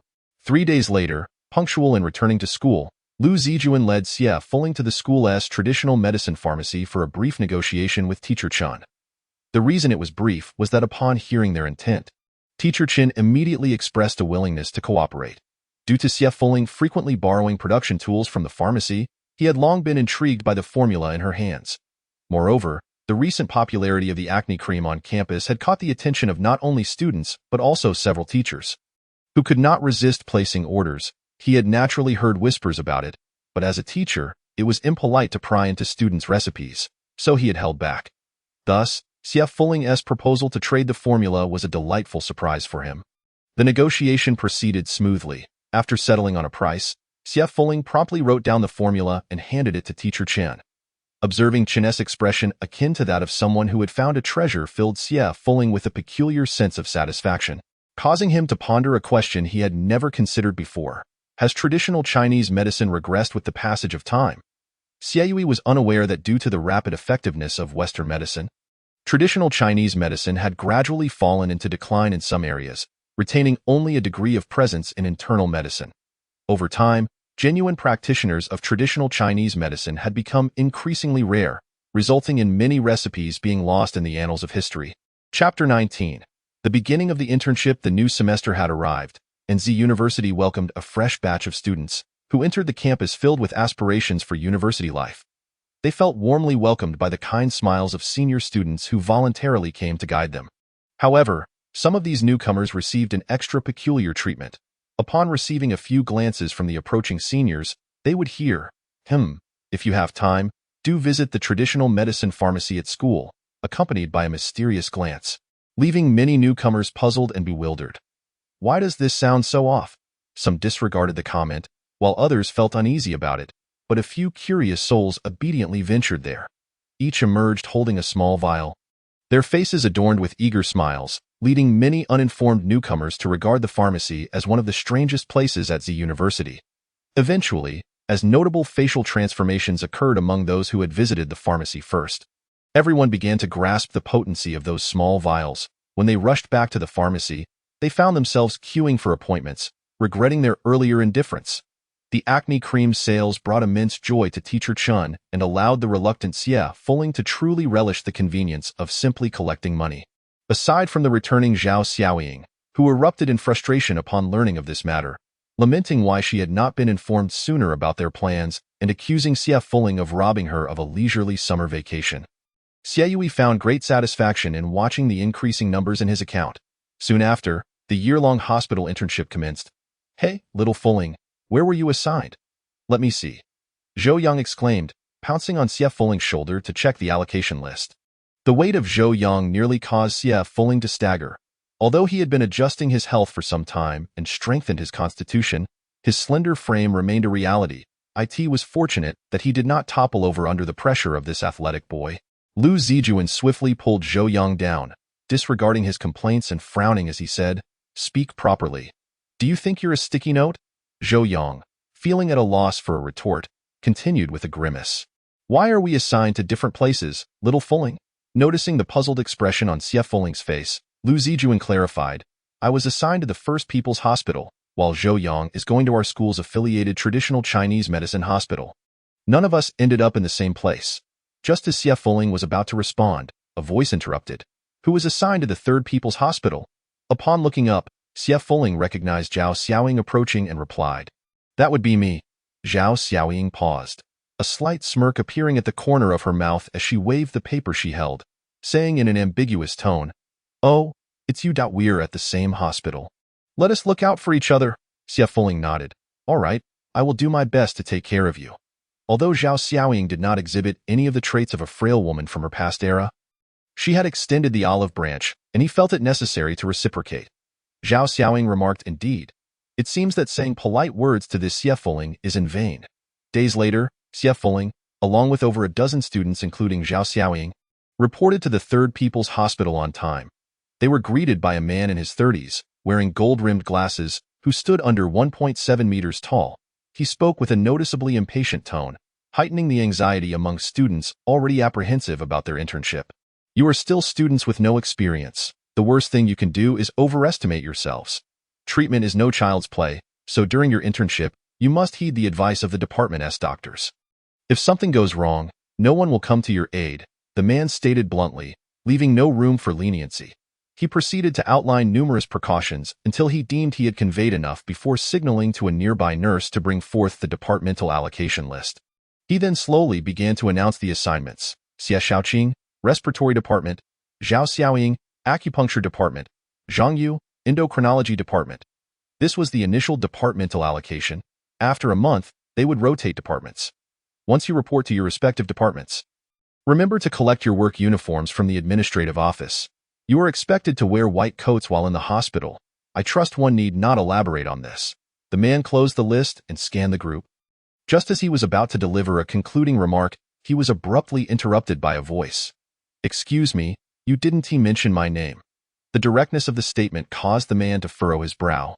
Glancing sideways at the speaker, a youthful and rather handsome boy, whom he found to be the type he loathed the most, those overly pampered pretty boys. "What is your name, Sief Fulling?" The man flipped through his notebook again. Confirming that the name was indeed absent, which soured his mood, he looked up curtly. "Are you sure you are not mistaken? You must not be interning here. If this hospital is called the Third People's Hospital, then I am not mistaken," Sief Fulling replied, his tone unchanged, maintaining eye contact with the man. "What is going on?" The man clicked his tongue and suddenly turned to ask the nearby nurse. The nurse, caught off guard, was momentarily speechless. She was merely responsible for organizing and printing the documents, which the man had provided her. She had no answers. The man muttered a complaint about her ineptitude before turning back to Sief Fulling. After verifying the introduction letter in his hands indeed bore the name of his hospital, he shrugged and said, "Fine, you can join me in the gastroenterology department. ITS, likely no one else would want to take you if I assigned you elsewhere. Having interns who know nothing is just a burden." The last remark, though uttered in a low voice, was still heard by Sief Fulling. "Sief Fulling, you'll be fine," Zhao Xiaoying said as she glanced back at him before heading to her designated department. A hint of worry in her eyes. The man clearly did not seem easy to deal with, and the fact that he had lost a name without feeling any concern indicated his apparent dislike for interns. If Sief Fulling entered his department, would he be mistreated? "Don't worry, everything will be fine." Sief Fulling smiled gently, offering some comfort to Zhao Xiaoying. Zhao Xiaoying instinctively blushed, unable to resist the charm of Sief Fulling's smile. Biting her lip, she rolled her eyes and retorted, "Who else worried about you?" Before turning on her heel and walking away without a backward glance. "Why are you just standing there? How long do you expect me to wait for you?" A voice, tinged with impatience, cut through the air.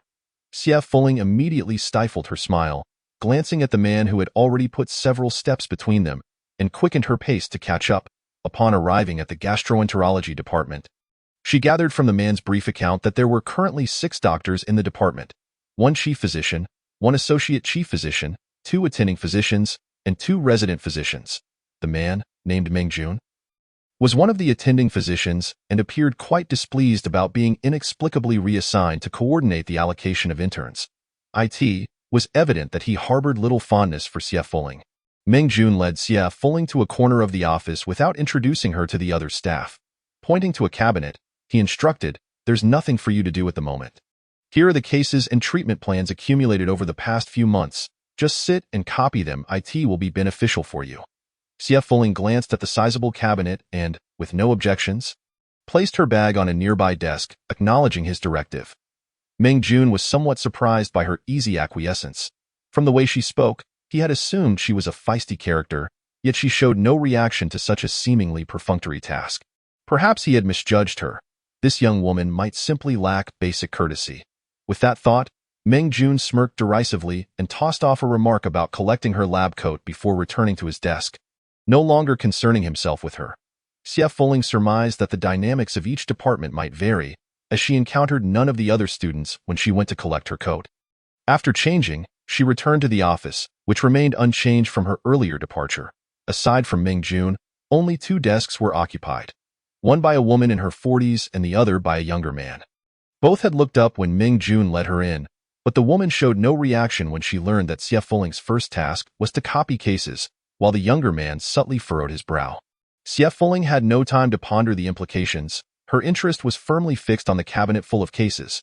Years ago, when she first studied medicine under her father, her initial task had been to copy prescriptions. In her father's words, this was the bedrock of medical training, an essential rite of passage. Now, she found herself on the threshold of contemporary medical practice.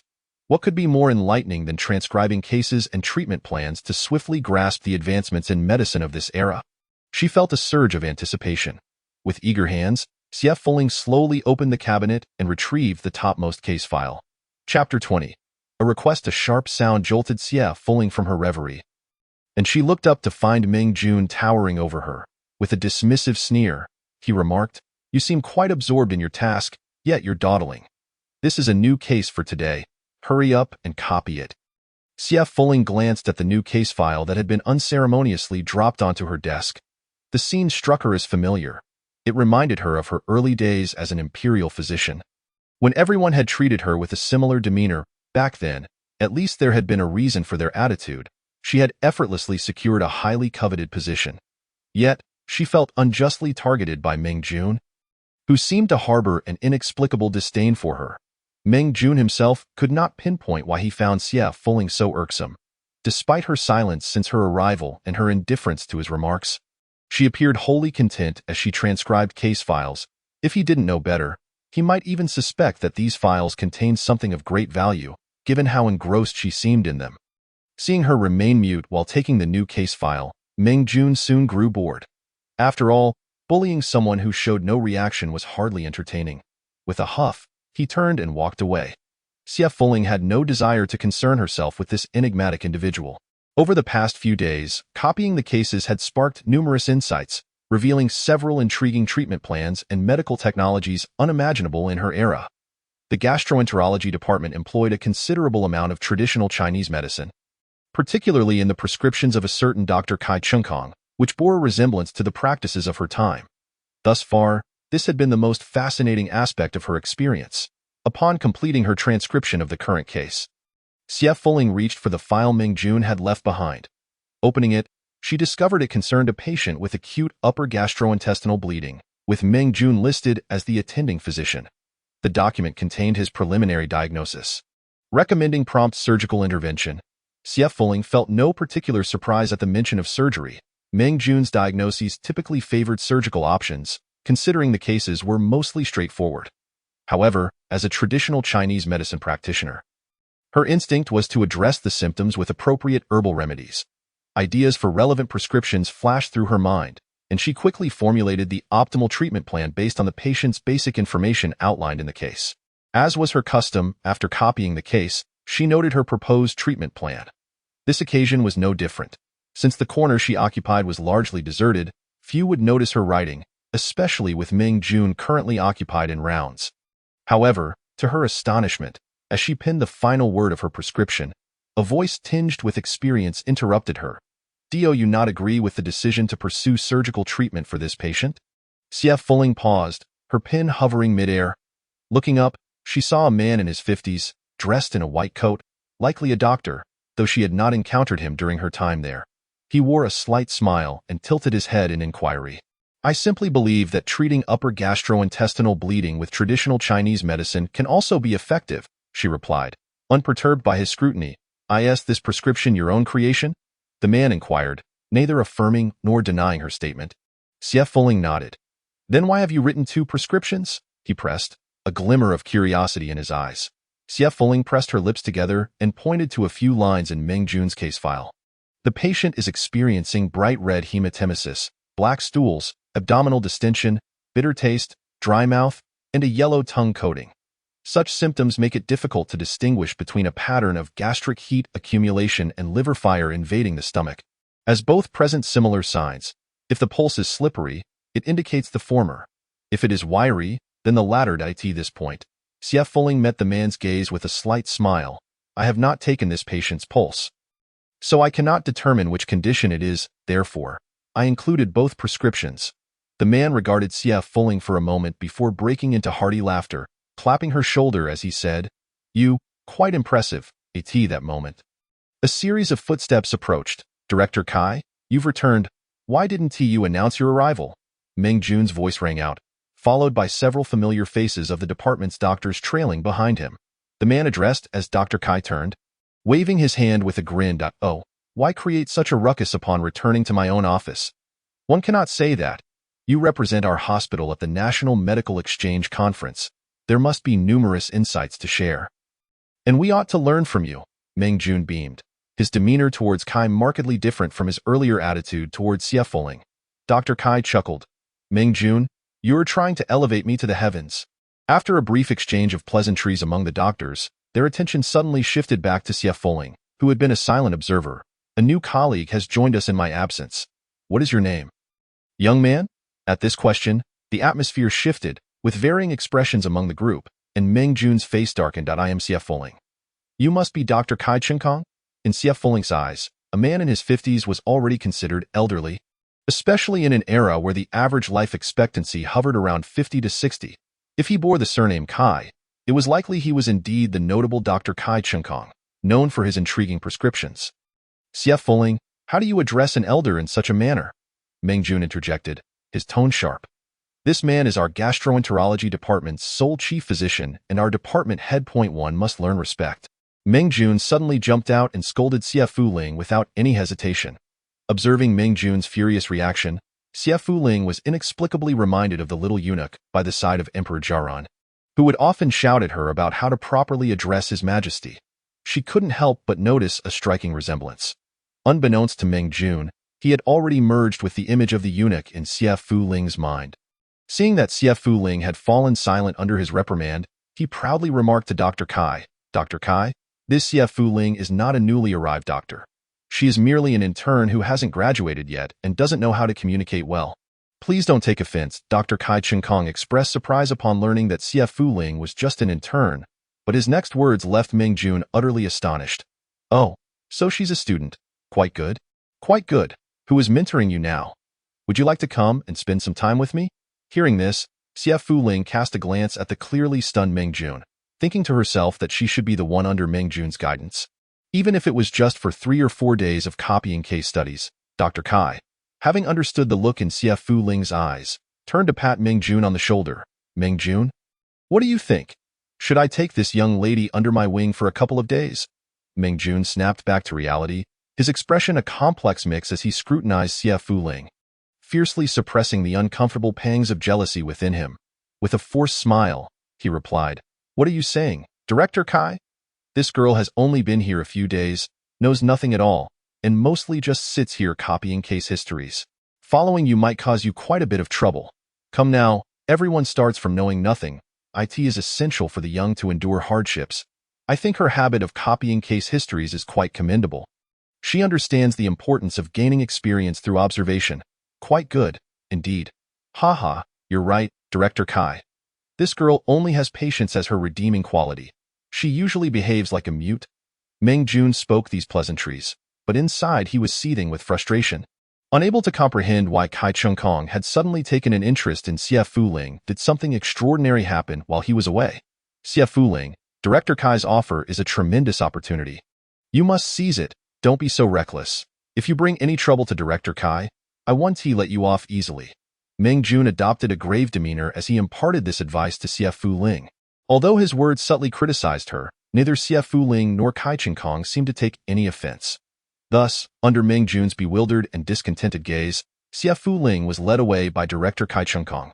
Your foundation in traditional Chinese medicine must extend beyond just these few years at university, right? This was the first question Kai Chengkong posed to Xie Fuling after leading her into his office, his tone carrying a hint of certainty. Why do you say that? Xie Fuling replied, eyeing Kai Chengkong, whose smile seemed to suggest he was not easily deceived, resembling a cunning fox, much like the high-ranking officials of the court. That does not quite answer my question, Kai Chengkong said with a grin, gesturing between himself and Xie Fuling. I am over 30 years your senior. Shouldn't you show some respect? How about calling me Teacher Kai for a change? Kai Chengkong was curious as to why this young person exhibited none of the typical emotions of respect, fear, nervousness, or excitement. Teacher Kai, Xie Fuling complied, wearing an expression of exasperation as if appeasing a child. Kai Chengkong coughed, feeling an odd sense of defeat upon being addressed as Teacher Kai. Xie Fuling, it's time for ward rounds. Xie Fuling, don't you think the patient in bed 9 needs a change in prescription? Xie Fuling, doesn't the Rehmannia in your prescription seem inappropriate? Hearing the ongoing dialogue between Kai Chengkong and Xie Fuling, Meng Jun could hardly conceal his simmering resentment. Just an inconsequential intern. And yet Kai Chengkong treated her with such distinction. He had initially thought that Xie Fuling would be sent back soon, yet she was growing increasingly close to Kai Chengkong. Meng Jun repeatedly witnessed Kai Chengkong discussing prescriptions with her, which he found utterly absurd. This old man, who usually guarded his prescriptions like a secret, was now consulting with an intern? It was laughable. Meng Jun's expression grew increasingly grim as he pondered this.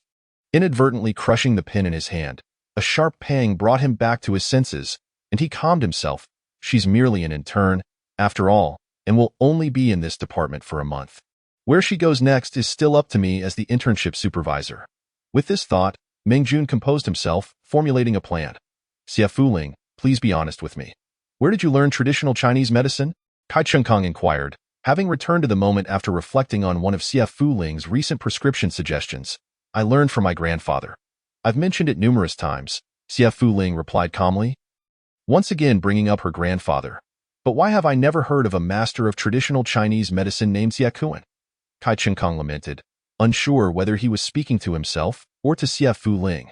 My grandfather was merely a small-town doctor with expertise in gastrointestinal health, so of course, he wouldn't be widely recognized. Xie Fuling explained, it's such a pity that his talents were wasted in that small county. These prescriptions are the result of years of meticulous study, Kai Chengkong said, harboring a sense of regret, having learned from Xie Fuling that her grandfather had passed away several years ago. My grandfather was quite content, actually. Xie Fuling's gaze flickered, who could definitively claim that talent would always yield good results when placed on a grand stage. Society's constraints often impose too many limitations. Fortunately, he has you as his grandson. You must inherit his legacy well. Kai Chengkong smiled, patting Xie Fuling on the shoulder. Why not come work at our hospital after you graduate? I'm confident you will succeed. If not, I can help you pave the way. Xie Fuling shook her head. I plan to return to my hometown. What? You intend to spend your life managing a small pharmacy like your grandfather? Kai Chengkong's eyes widened in disbelief, his expression so animated he might as well have been puffing out his cheeks. I have my own aspirations, Teacher Kai. Please don't dwell on it. Xie Fuling smiled at him. You? Why are you so stubborn? There are so many better opportunities available. Kai Chengkong was about to say more when a nurse approached, reporting that there seemed to be an issue with the patient in bed 9 and urging them to check. Thus, their conversation abruptly ended. Don't think this is over. I still have plenty to discuss with you. Now, let us go check on that troublesome patient in bed 9, Kai Chengkong said, his frustration evident. Xie Fuling stifled a laugh and quietly followed him. Xie Fuling, are you a pig?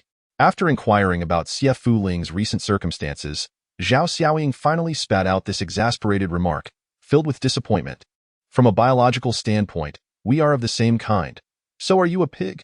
Xie Fuling replied, munching on a piece of mustard chicken foot, blinking innocently. Zhao Xiaoying choked momentarily, rolling her eyes heavenward, choosing to ignore Xie Fuling's unanswerable question as she poked at her rice with her chopsticks. Kai Chengkong is set to become the next hospital director. He even said he would help you out. And you foolishly rejected him. What on earth are you thinking? I need to reclaim the pharmacy in my hometown. Xie Fuling set down the chicken foot she had finished gnawing on and licked her fingers. Zhao Xiaoying felt inexplicably frustrated. Reclaim. You can work at this hospital and slowly figure out how to manage it. Why refuse so quickly? Although Zhao Xiaoying had heard from some seniors that the 5th-year internship was not as beneficial as expected, often leading to a lot of tedious work, she felt that this was still preferable to Xie Fuling's earlier experience of idly copying case histories. When she had heard Xie Fuling speak about it nonchalantly, she had nearly wanted to pry open his head to see if something was amiss, but upon learning that he had been taken under Kai Chengkong's wing, she felt slightly reassured. However, it soon became clear that Xie Fuling's mindset was indeed quite different from the norm. And a sudden wave of powerlessness washed over Zhao Xiaoying, making her feel as though it was no longer her concern. Why was she even getting so worked up? Suddenly, Xie Fuling reached out to grasp Zhao Xiaoying's hand, looking her straight in the eyes with a smile, and said, "Thank you for worrying about me. Don't worry. I know my limits." Zhao Xiaoying's face turned crimson as she felt the warmth of Xie Fuling's hand. After a moment, she bellowed, "Xie Fuling, how dare you extend your hand without wiping it after eating chicken feet? Return her fleeting moments of excitement, you scoundrel." The comprehensive diagnostic department. Kai Chengkong raised his head in astonishment, gazing at Xie Fuling, who stood before him. He had nearly forgotten that interns were required to rotate departments every month. Even though he was reluctant to let go of Xie Fuling, it was impossible to overtly break this unspoken rule. Thus, Kai Chengkong had no choice but to summon Xie Fuling and inquire about his next department. However, he was utterly unprepared to hear the words comprehensive diagnostic department come from Xie Fuling's lips. Kai Chengkong frowned. Who arranged that? Dr. Meng Jun? Kai Chengkong let out a slight sigh, realizing that it was indeed his oversight. He had not anticipated Meng Jun's pettiness. What do you mean? Upon hearing this, Xie Fuling understood that the so-called comprehensive diagnostic department was likely fraught with issues. Meng Jun was probably being deliberate. This department had only recently been established in their hospital, ostensibly to satisfy upper management's metrics. It was meant to serve as a pilot program. Many patients are uncertain about which department to consult, and a significant number of them are oblivious to their actual ailments yet still register for appointments at random. Thus, the comprehensive diagnostic department was intended to provide initial assessments and, after determining the general condition, to refer patients to the appropriate departments. However, to put it bluntly, this was a department that was more trouble than it was worth. Not only was its efficacy severely limited, but most patients were also reluctant to accept it. More importantly, there were hardly any doctors willing to work there. Consequently, the department had become a mere facade. Primarily staffed by a few new interns who rotated shifts, dealing daily with patients who clearly exhibited either hypochondria or unreasonable complaints. At this point, Kai Cheng-kong stood up and said to Xie Fuling, "I will have a word with Meng Jun. That department should not be included in the intern rotations." "Teacher Kai, there's no need," Xie Fuling called after him. "After all, it's just for a month. But I think the comprehensive diagnostic department is quite intriguing," Xie Fuling said, a slight smirk playing on his lips. "Are you serious?" Kai Cheng-kong asked. "Of course," Xie Fuling replied, expressing that he was quite the versatile practitioner capable of handling any ailment. Thus, the comprehensive diagnostic department suited him perfectly. Kai Cheng-kong scrutinized Xie Fuling's expression, noticing that he appeared not only unperturbed but genuinely pleased, and he couldn't help but chuckle, exclaiming, "Sometimes I really feel you aren't just a 20-something university student." "Xie Fuling, he is indeed not." "Well, since you say so, I won't meddle further. If you encounter any difficulties, feel free to seek me out," Kai Cheng-kong promised with a smile. After concluding his conversation with Kai Cheng-kong, Xie Fuling exited with his bag, only to find Meng Jun seemingly waiting for him. Xie Fuling, have you got everything sorted?" Meng Jun said, a rare smile adorning his face. "Just one bag? You've been with us for a month. Allow me to help you with that." He reached out to take Xie Fuling's bag.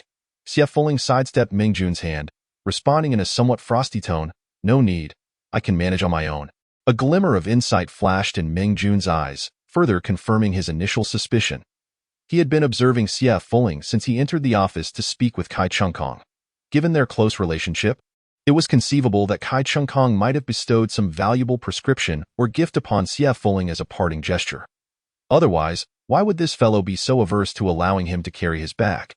One would expect him to be flattered instead. "Oh, what are you being so polite for? I have nothing to offer you.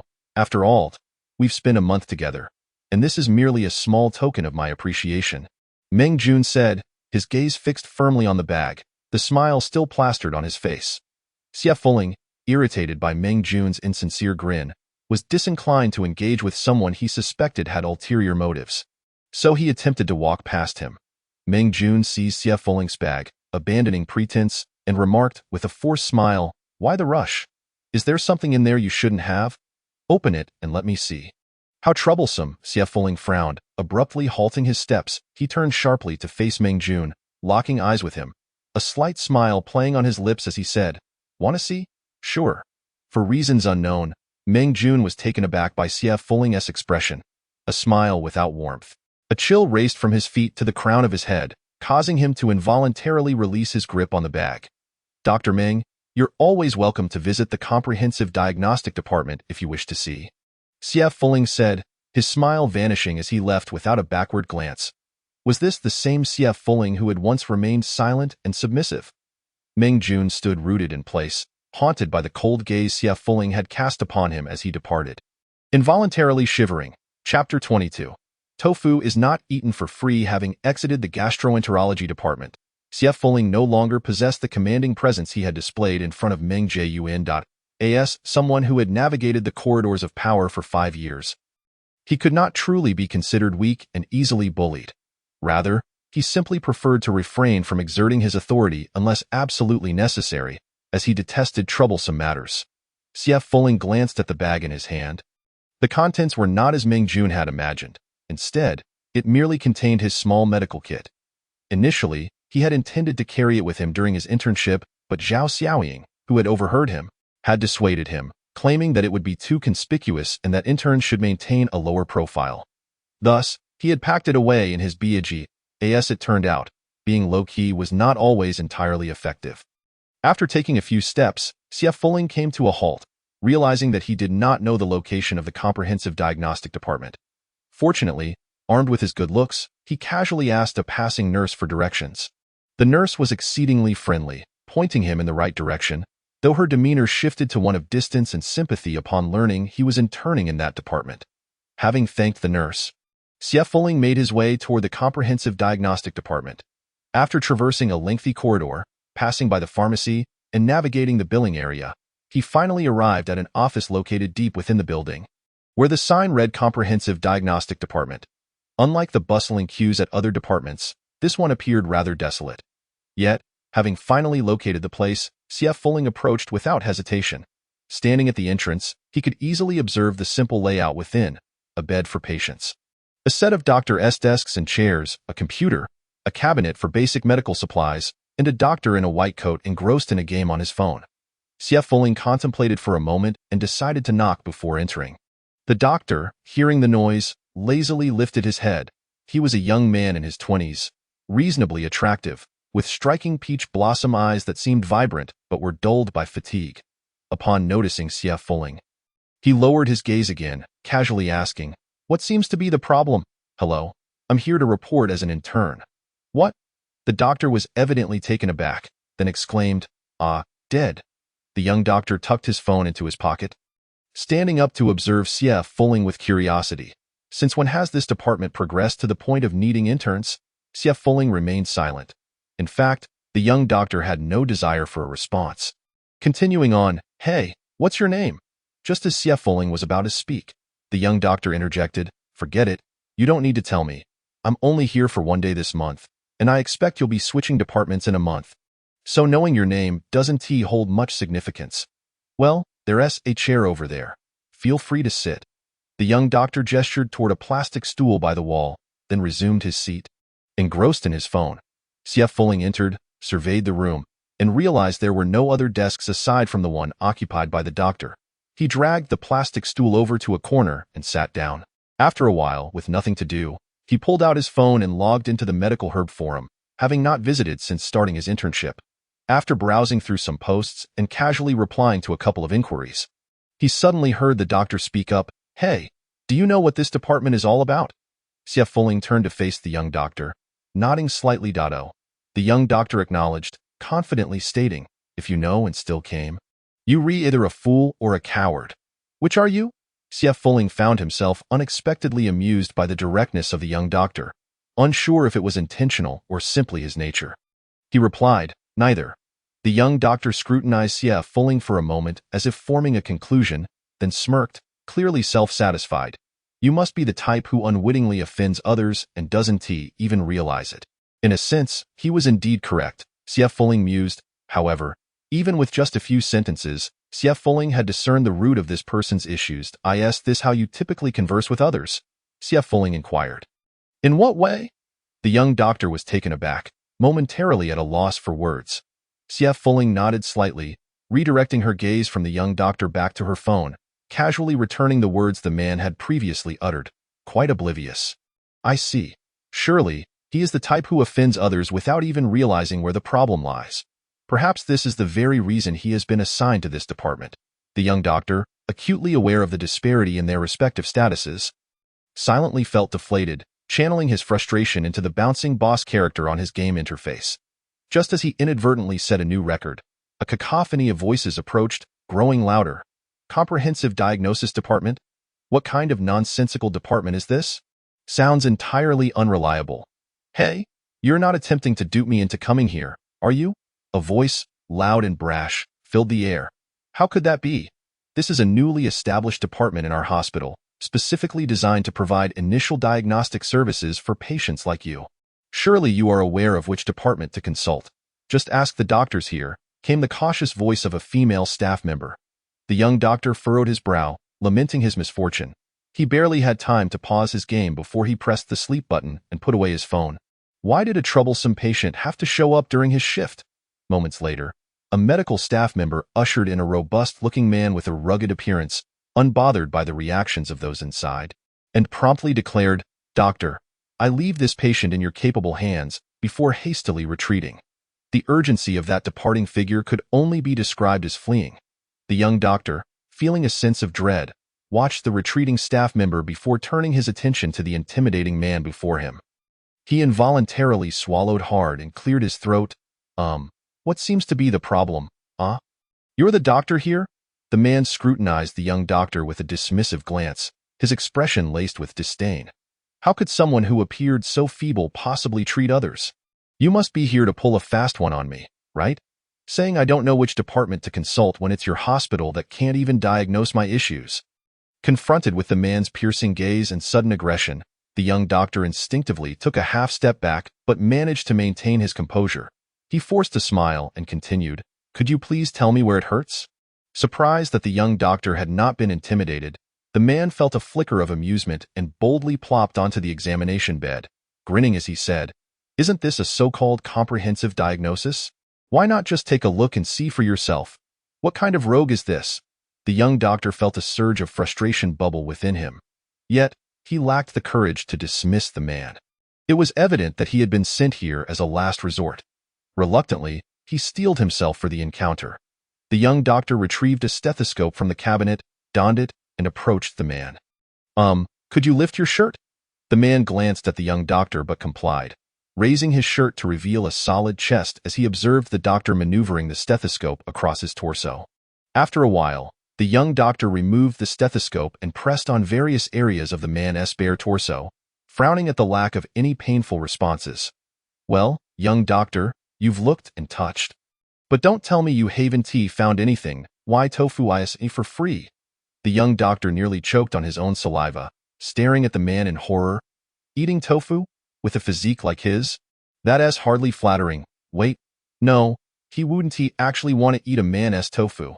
Why are you silent? Lost your voice. The man frowned at him. Without understanding where you're feeling discomfort, it's quite challenging to make a diagnosis.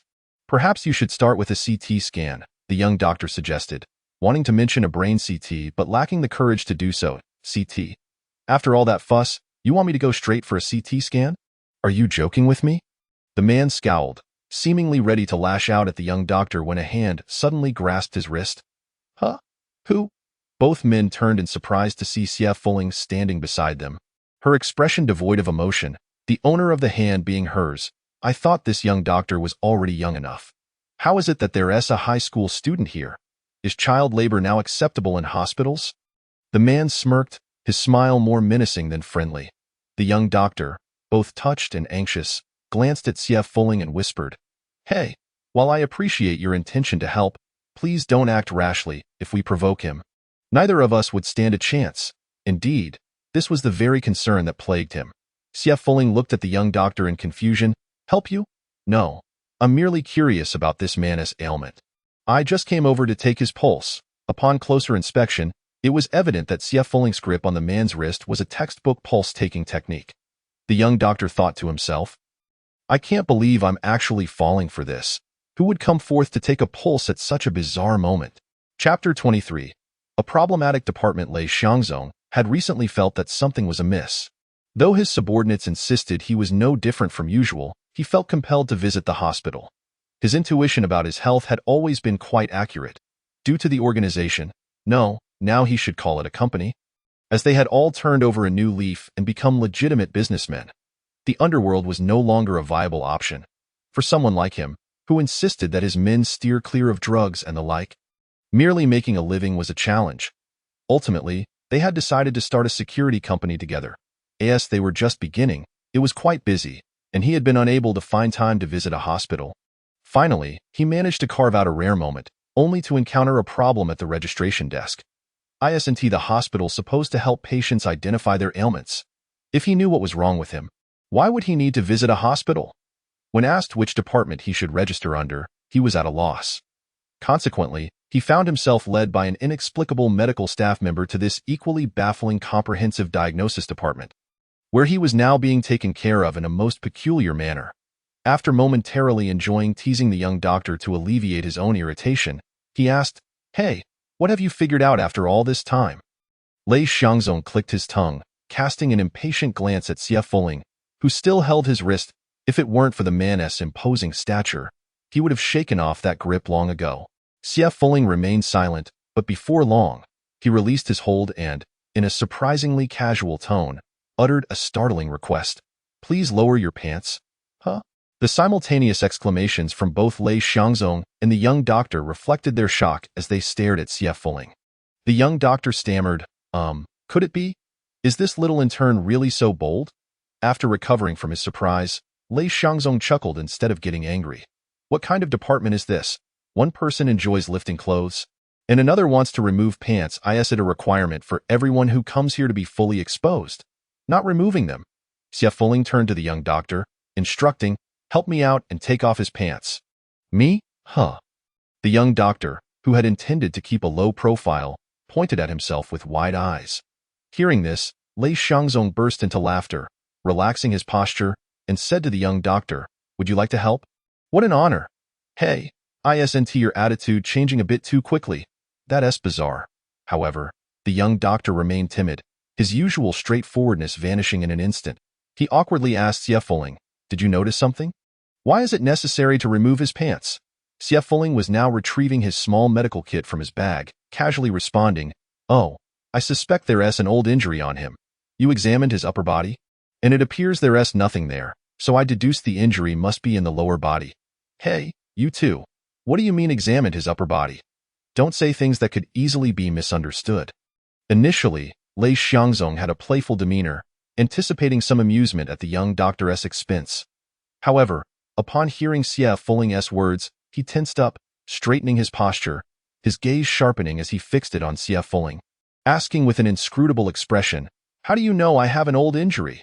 Xie Fuling methodically set his medical kit beside the examination bed, casting a brief glance at Lei Xiangzong as he said, I just took your pulse. It's slow and irregular, indicative of a condition known as GMI, often associated with excess cold accumulation or stagnation of qi in blood. Given your strong constitution, it likely isn't due to qi stagnation or deficiency, so it could be a lingering issue from an external injury. However, this isn't 100% accurate. I need to verify it further, so will you remove your pants yourself, or shall I have him assist you? Lei Xiangzong cast a complex glance at Xie Fuling, bending his left leg to pull up the loose pant leg, revealing a scar on the side of his calf. It was a wound that had already healed. Although somewhat grotesque, it was not particularly frightening due to its status as an old injury. The young doctor stared at Xie Fuling in shock, as his background in Western medicine left him somewhat perplexed by Xie's earlier statements. Initially, he suspected the man might be talking nonsense, but to his surprise, the injury was indeed real. Could it be that sheer luck had led him to speak the truth? High school student, I didn't expect you to possess some skill. A tad more impressive than that weak little doctor.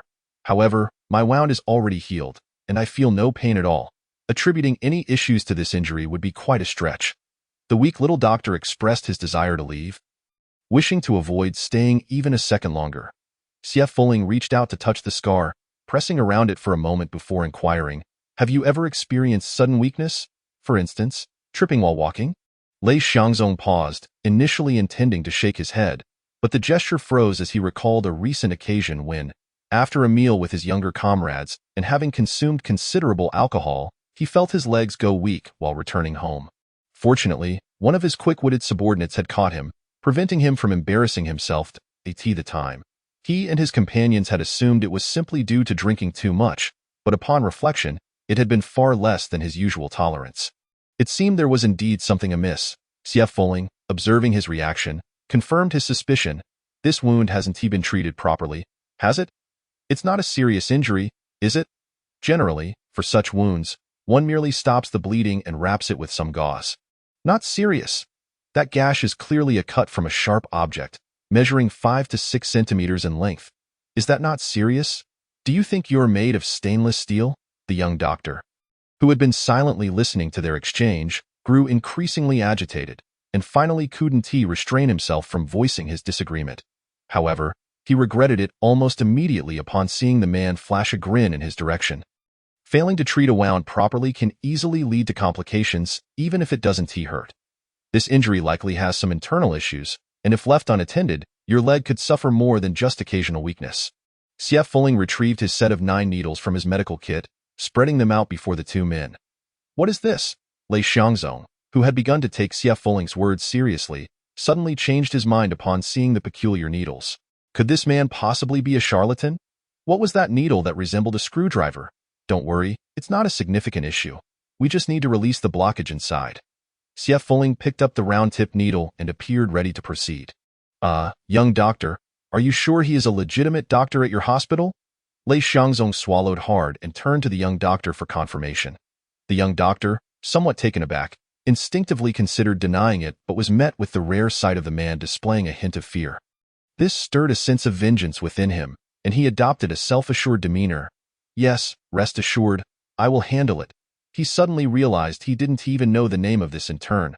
That awkward pause. What is going on? Why do I feel so uneasy?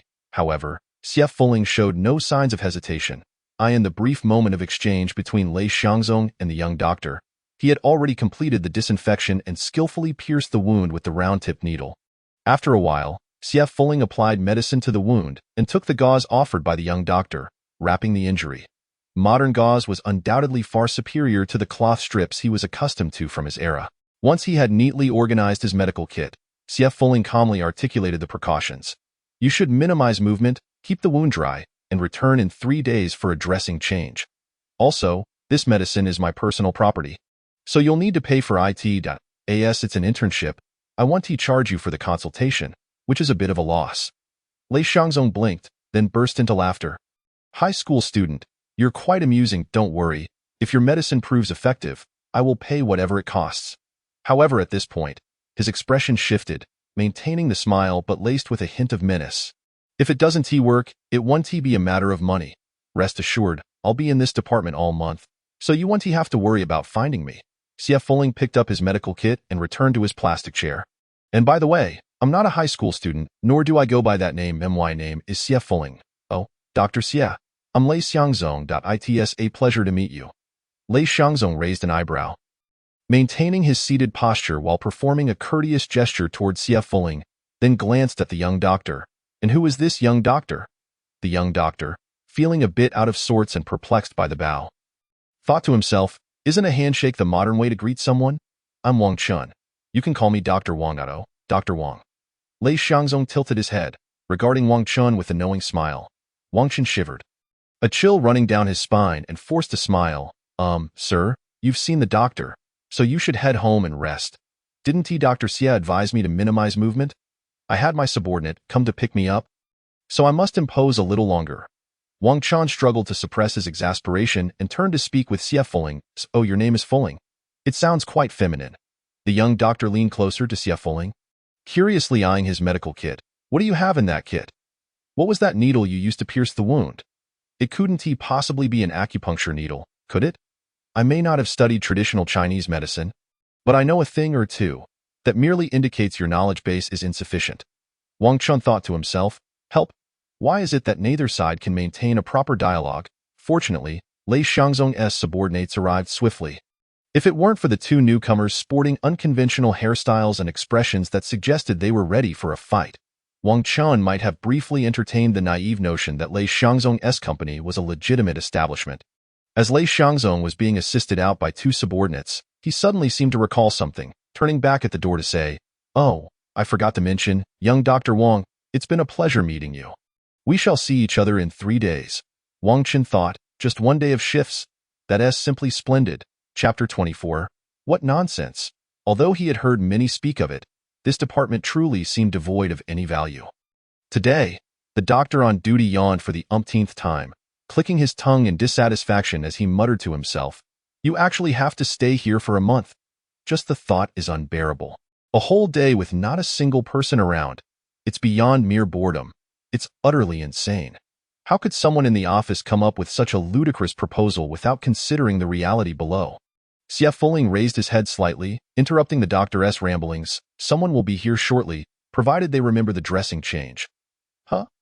The doctor was taken aback by Xie Fuling's sudden statement, but was even more astonished when, just seconds later, a hearty male voice rang out at the door. Dr. Xie, Dr. Wang, how are you both? Accompanied by laughter. A tall figure clad in black strode in, quickly scanning the room before frowning and ignoring the doctor. Directly addressing Xie Fuling, where's Dr. Wang? Xie Fuling stood up, gesturing toward the examination bed, indicating for Lei Xiangzong to take a seat, and casually replied, he is not here. though Lei Xiangzong felt a twinge of displeasure. He complied and sat by the bed, his mood noticeably less buoyant than when he had entered. You pulled up your pant leg. Didn't he, Dr. Xie, tell you to minimize movement? Why did you come here yourself? No, I wouldn't dare ignore Dr. Xie's words. It was my subordinates who brought me here. I merely walked those few steps from the entrance. Lei Xiangzong answered nonchalantly, feeling no need to pretend in the absence of Dr. Wang. Xie Fuling shot a glance at Lei Xiangzong, sensing that the man's tone had softened significantly since their last encounter. What's going on here? The previously ignored doctor finally snapped back to reality as Xie Fuling prepared to apply the ointment to the wound, dashing forward to see Xie's hand, but was intercepted by Lei Xiangzong, who blocked him just in time. What's going on? Who are you?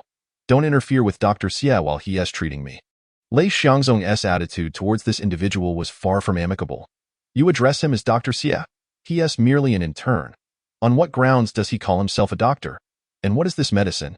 It is not the hospital's designated medication. Are you unaware that our hospital prohibits the use of personal medicines? The on-duty doctor furrowed his brows tightly, sensing that something was amiss, and felt compelled to intervene. It's none of your business. This medication was purchased by Lei for himself.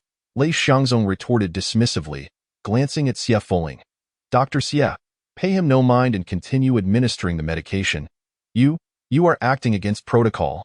I will go and report this to the director. The on-duty doctor was infuriated by such brazen behavior and stormed towards the door. However, just as he reached the entrance, he was blocked by two burly men outside, dressed like thugs, causing him to stumble backward in fright. Hey, don't scare him. If he faints, we'd have to cover his medical expenses. Lei Xiangzong grinned, instructing his associates. Yes, boss. The two henchmen obediently retreated to a distance near the door. The on-duty doctor was now genuinely hesitant to leave, his face contorted with anger as he searched for his phone, thinking that even if he couldn't escape, he should at least use modern communication tools. However, just as he located his phone and prepared to dial a number, a large hand snatched it away. Lei Xiangzong, who had somehow already prepared the medication, looked at him with disdain and casually tossed the phone onto the table, threateningly stating, "All right, I'm leaving now. Why are you making such a fuss, Dr. Xie? Where is Dr. Wang today? I wanted to greet him. He is not in this department." Xie Fuling shook her head, indicating that she didn't know, then glanced at the cowering on-duty doctor. You can ask him, Dotto. You know him. Lei Xiangzong turned to the on-duty doctor, grinning broadly. No. I don't know who this Dr. Wang is, the on-duty doctor stammered. TSK, speak properly. You say you don't know before I even ask. Where's Wang Chun? Wang Chun? Are you referring to the Wang Chun from the nephrology department? Are there many Wang Chuns in your hospital? Lei Xiangzong raised an eyebrow, his expression suggesting he might retaliate if provoked. No, there's only one Wang Chun. On the 4th floor of Building 6, the on-duty doctor blurted out, deflated. Lei Xiangzong chuckled and turned to Xie Fuling, saying, Dr. Xie, I'm off to catch up with Dr. Wang. Goodbye. Xie Fuling waved, silently mourning for the unsuspecting Wang Chun, unaware of the impending events. Finally, Lei Xiangzong departed, and Xie Fuling resumed her previous position. This is utterly outrageous. The on-duty doctor, regaining his composure, shot Xie Fuling a fierce glare and grabbed his phone, eager to report the incident. He would have to return next week for a medication change. Xie Fuling remarked coolly, I believe he should remember your face. The on-duty doctor's hand froze mid-dial, unable to continue. He had only been in this department for a day. There was no need to invite unnecessary trouble out of momentary anger. Ultimately, he chose to swallow his indignation, though he averted his gaze from Xie Fuling for the remainder of the time. As soon as the workday ended, he hurriedly fled as if avoiding a plague. As Xie Fuling leisurely packed her belongings and reached the door, she collided with an irate figure rushing towards her. Xie Fuling, you betrayed me. Xie Fuling looked curiously at Wang Chun, who was approaching to confront her, and couldn't help but wonder what had transpired between him and Lei Xiangzong, a faint smile appearing on her lips. You're still smiling. You have no idea how miserable I am. That pervert barged into our office and hugged me right away. His chest was so hard, I thought I had accidentally bumped into a wall. He spouted a bunch of suggestive nonsense. Wang Chun fumed. He left easily, while I had to explain myself to everyone in the office until my saliva ran dry. They all looked at me with those strange eyes. I might as well have jumped into the Yellow River to clear my name. How are you going to make it up to me? Do you think I would know which department you belong to? Xie Fuling shot back succinctly. Who is it then? The on-duty doctor today. I don't know his name, Dado. So it was that Ming Dahui. Wang Qin ground his teeth. Exclaiming the doctor's name, I have to settle this with him. With that, Wang Chun stormed off like a whirlwind. Whether it was Wang Qin's pursuit of Ming Dahui that kept the latter from spreading the events of the day, it was hard to say, but the following day at work, the new on-duty doctor treated Wang Qian with no signs of hostility, as if he had never heard any rumors involving him. In the days that followed, the comprehensive diagnosis department remained remarkably tranquil, occasionally encountering some hypochondriacs who were swiftly sent away without needing Xie Fuling's intervention. Situations requiring his diagnosis, like the one with Lei Xiangzong, did not reoccur, allowing Xie Fuling to enjoy a period of relative calm, interrupted only by the occasional frightened reactions from unfortunate on-duty doctors and Wang Chun during Lei Xiangzong's medication changes. However, it remained uncertain whether Wang Chun was only startled on the days Lei Xiangzong came for his medication. One day, the incessant blaring of ambulance sirens heralded the bustling day at the Third People's Hospital of Z Province, triggered by a major car accident on a notorious stretch of road not far from the hospital. A foggy morning had led to a rollover incident involving a large cargo truck, resulting in a chain collision with several vehicles, leaving many injured. Consequently, the hospital was inundated with casualties from the early hours. Due to the limited number of beds in the emergency room, some patients deemed to have minor injuries were temporarily placed in the hallway outside the wards. When Xie Fuling arrived at work, he noticed several patients seated in chairs, awaiting treatment. Navigating through the bustling crowd, Xie Fuling gracefully made his way down the corridor towards the comprehensive diagnosis department. Just as he rounded the corner by the pharmacy, he spotted a figure curled up in a chair. The individual had strikingly dyed yellow hair, adorned with several earrings, and wore a flamboyant sweatshirt. Exuding the air of a delinquent, present, he was clutching his abdomen, his expression obscured. Initially, Xie Fuling paid no heed to him, but as he passed by, he caught a faint groan of pain, prompting him to halt. He crouched beside the young man, reaching out to gently pull his curled form. The young man, sensing the movement, barely opened his eyes. Upon seeing someone who appeared to be younger than him, he instinctively assumed it was an attempt to steal from him and swung his hand in retaliation. But due to his pain, it merely lifted slightly before dropping back down. This inadvertently made it easier for Xie Fuling, who pressed on a specific spot on the young man's abdomen. Upon hearing a pained cry, his expression turned serious. Hey, Xie Fuling, what are you doing? A voice called from nearby. Xie Fuling looked up to see Wang Chun watching him with a peculiar expression, evidently having just passed by. Before Xie Fuling could respond, Wang Qin's gaze fell on the young man beside him, and he exclaimed in surprise, Xiao Huang, what are you doing here? The young man, clearly recognizing Wang Chun, plaintively retorted, Big sister. This guy is trying to steal my stuff. The term big sister had such an impact that the latter part about theft was entirely overlooked by the two. Xie Fuling cast a bewildered glance at Wang Chun, focusing on his chest, pondering whether he had been misinterpreting Wang Qin's gender all along.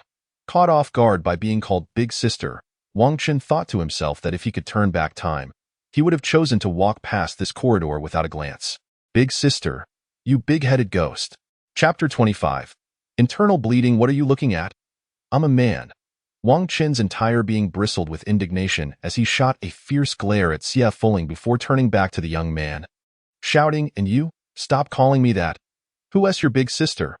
I have nothing to do with that pervert. As Wang Qin turned, he finally noticed the pained expression on the young man's face. Upon closer inspection, he saw Xie Fuling crouched beside him, attending to his abdomen. Unlike the young man, Wang Chun understood that Xie Fuling was not attempting to steal from him, so he observed quietly for a moment before frowning and asking, How is he? It appears to be internal bleeding, Xie Fuling replied, standing slowly as he shared his assessment. Wang Qin's complexion changed instantly, exclaiming, What? They just left a patient with internal bleeding here? With that, he squatted down beside the young man, gently calling out, Xiao Huang, Huang Daqing, can you hear me? Internal bleeding often presents with subtle symptoms at first. The young man exhibited no obvious external injuries, which might explain why, amid the morning chaos, he was misclassified as a patient who could wait for treatment. Wang Qin found Xie Fuling's conjecture highly plausible. However, internal bleeding is not something that can withstand delay and requires immediate surgical intervention, at this moment. Wang Chun was completely unaware that he had so readily accepted the diagnosis of internal bleeding based solely on Xie Foling's words. It is worth noting that, in the absence of hematemesis, certain tests are necessary to confirm the presence of internal bleeding. Hastily rising to his feet, Wang Chun exclaimed, "I will go find someone," before disappearing around the corner, leaving Xie Foling standing still, gazing at the now semi-conscious Huang Mao. After a moment's contemplation, Xie Foling opened his small medical kit, retrieved a small vial, and poured out a dark pill, supporting Huang Mao. He administered the pill, lifting the latter's chin with satisfaction as he watched the medication being swallowed. Before long, Wang Chun returned, accompanied by a medical staff member pushing a stretcher. The subsequent moments were filled with a flurry of activity, and it was half an hour later when Huang Mao was finally wheeled into the operating room. Xie Foling had already been contemplating a return to the general diagnostic department as soon as Huang Mao was lifted onto the stretcher, convinced that there was likely nothing wrong with him. However, Wang Chun did not afford him the opportunity to leave, whether intentionally or not, as he clung to Xie Foling, who thus found himself reluctantly skipping work.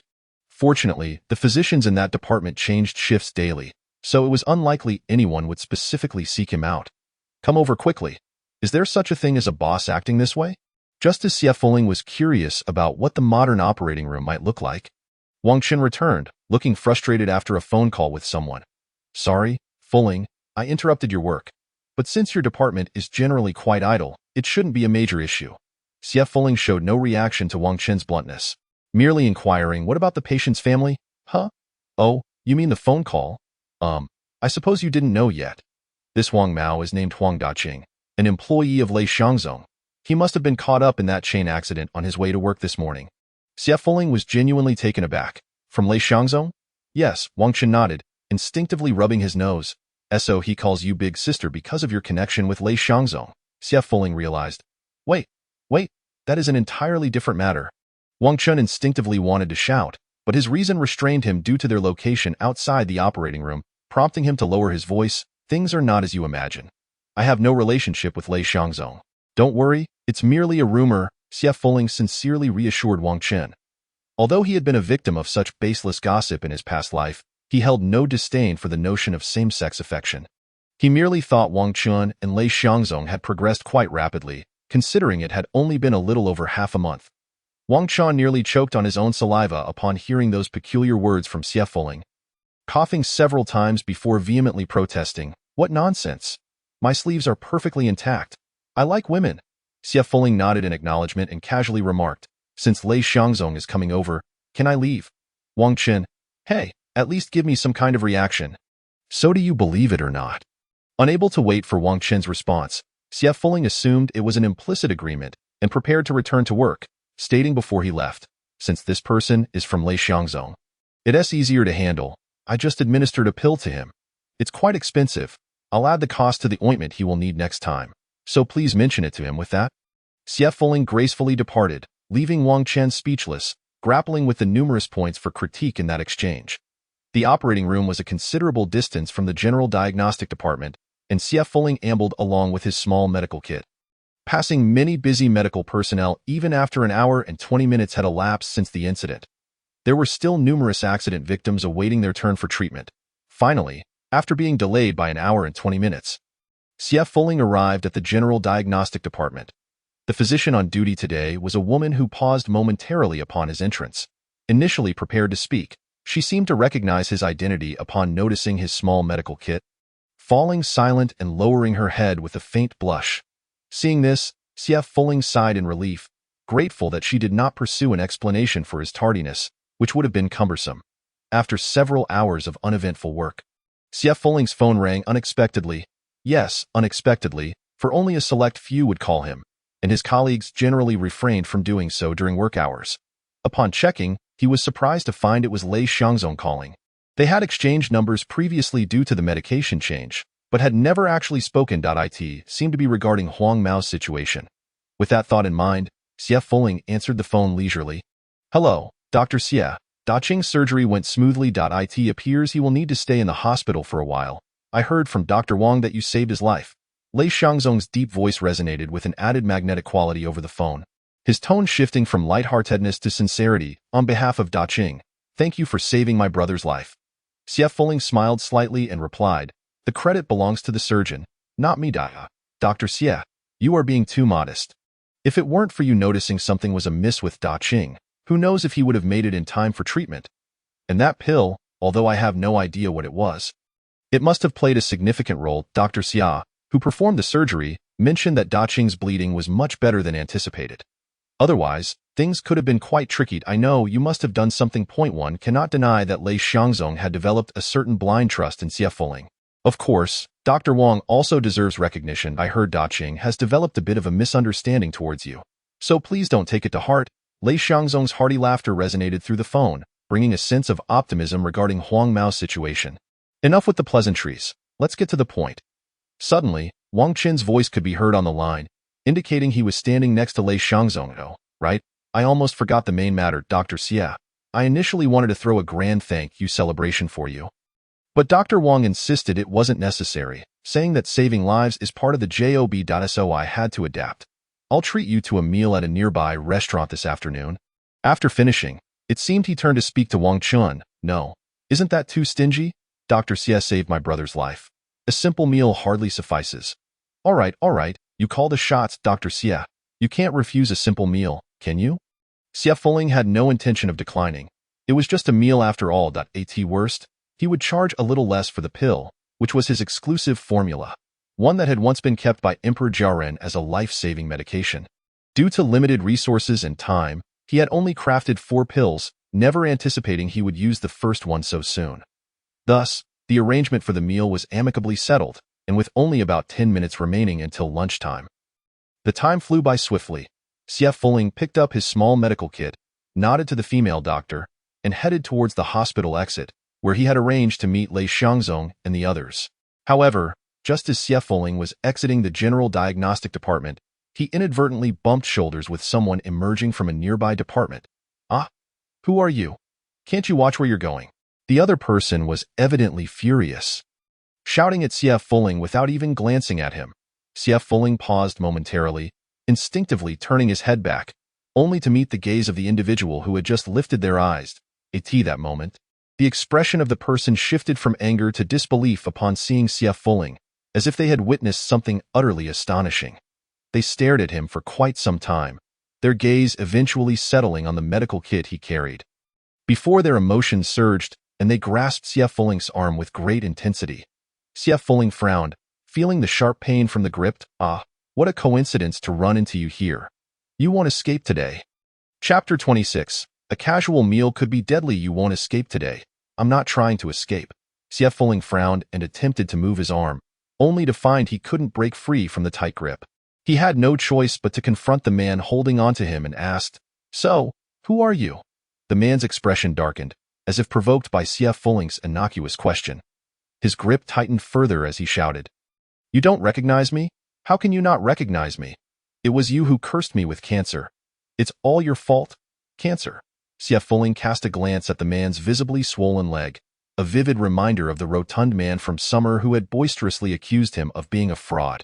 In stark contrast to that time, this individual had evidently lost considerable weight. Upon recognizing who this person was, Xie Fuling finally comprehended the current predicament. Simply put, it was an irrational outburst of misplaced anger born from disbelief. He had previously urged this man to seek treatment, yet the man had stubbornly refused to heed his advice. While it was ultimately his own choice, the current situation of clutching him and vociferously claiming that Xie had caused his affliction was utterly unfounded. "Had it not been for your reckless words, I would not have fallen ill. The doctors now say the tumor has turned malignant. Even surgical removal cannot guarantee a cure. I will have to endure a lifetime of relentless radiotherapy and chemotherapy until..."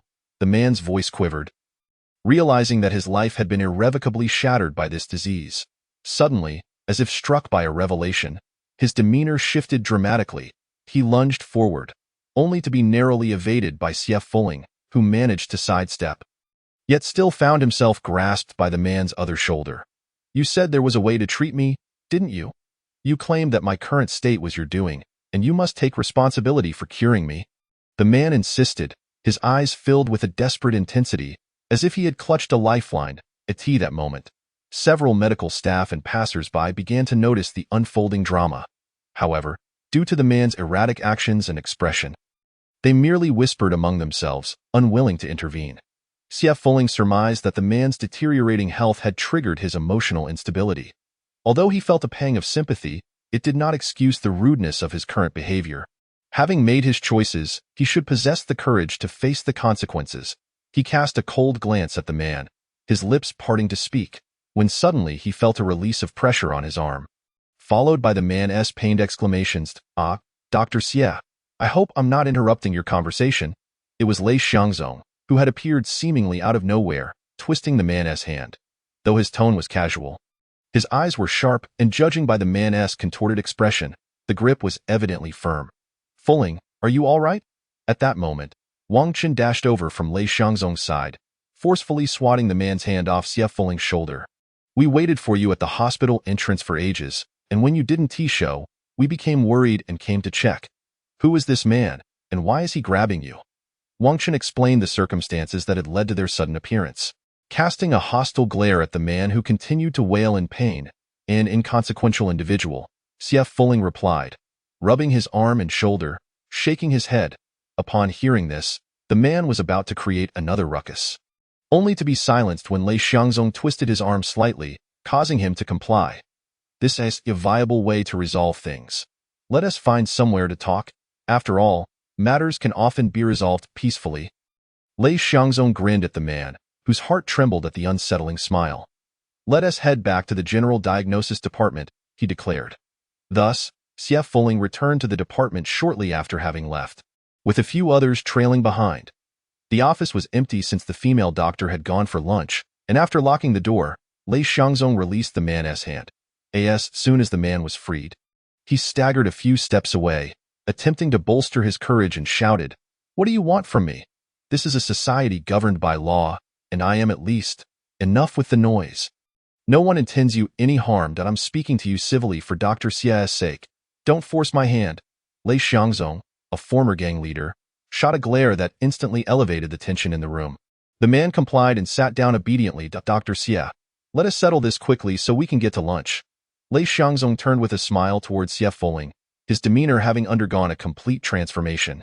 Xie Fuling nodded, then turned to the man, who, although somewhat calmed, still glared at him with hostility. "Had it been in the early stages, I could have cured you completely." The man's body stiffened, a mixture of rage and regret contorting his features as he heard his last shred of hope being extinguished, pushing him to the brink of despair. Yet, Xie Fuling continued, "As it stands, I can only manage your condition, allowing you to live with the tumor." "Live with the tumor?" The man's head, which had been bowed in despair, shot up, his eyes reddening with disbelief, struggling to voice his next thought.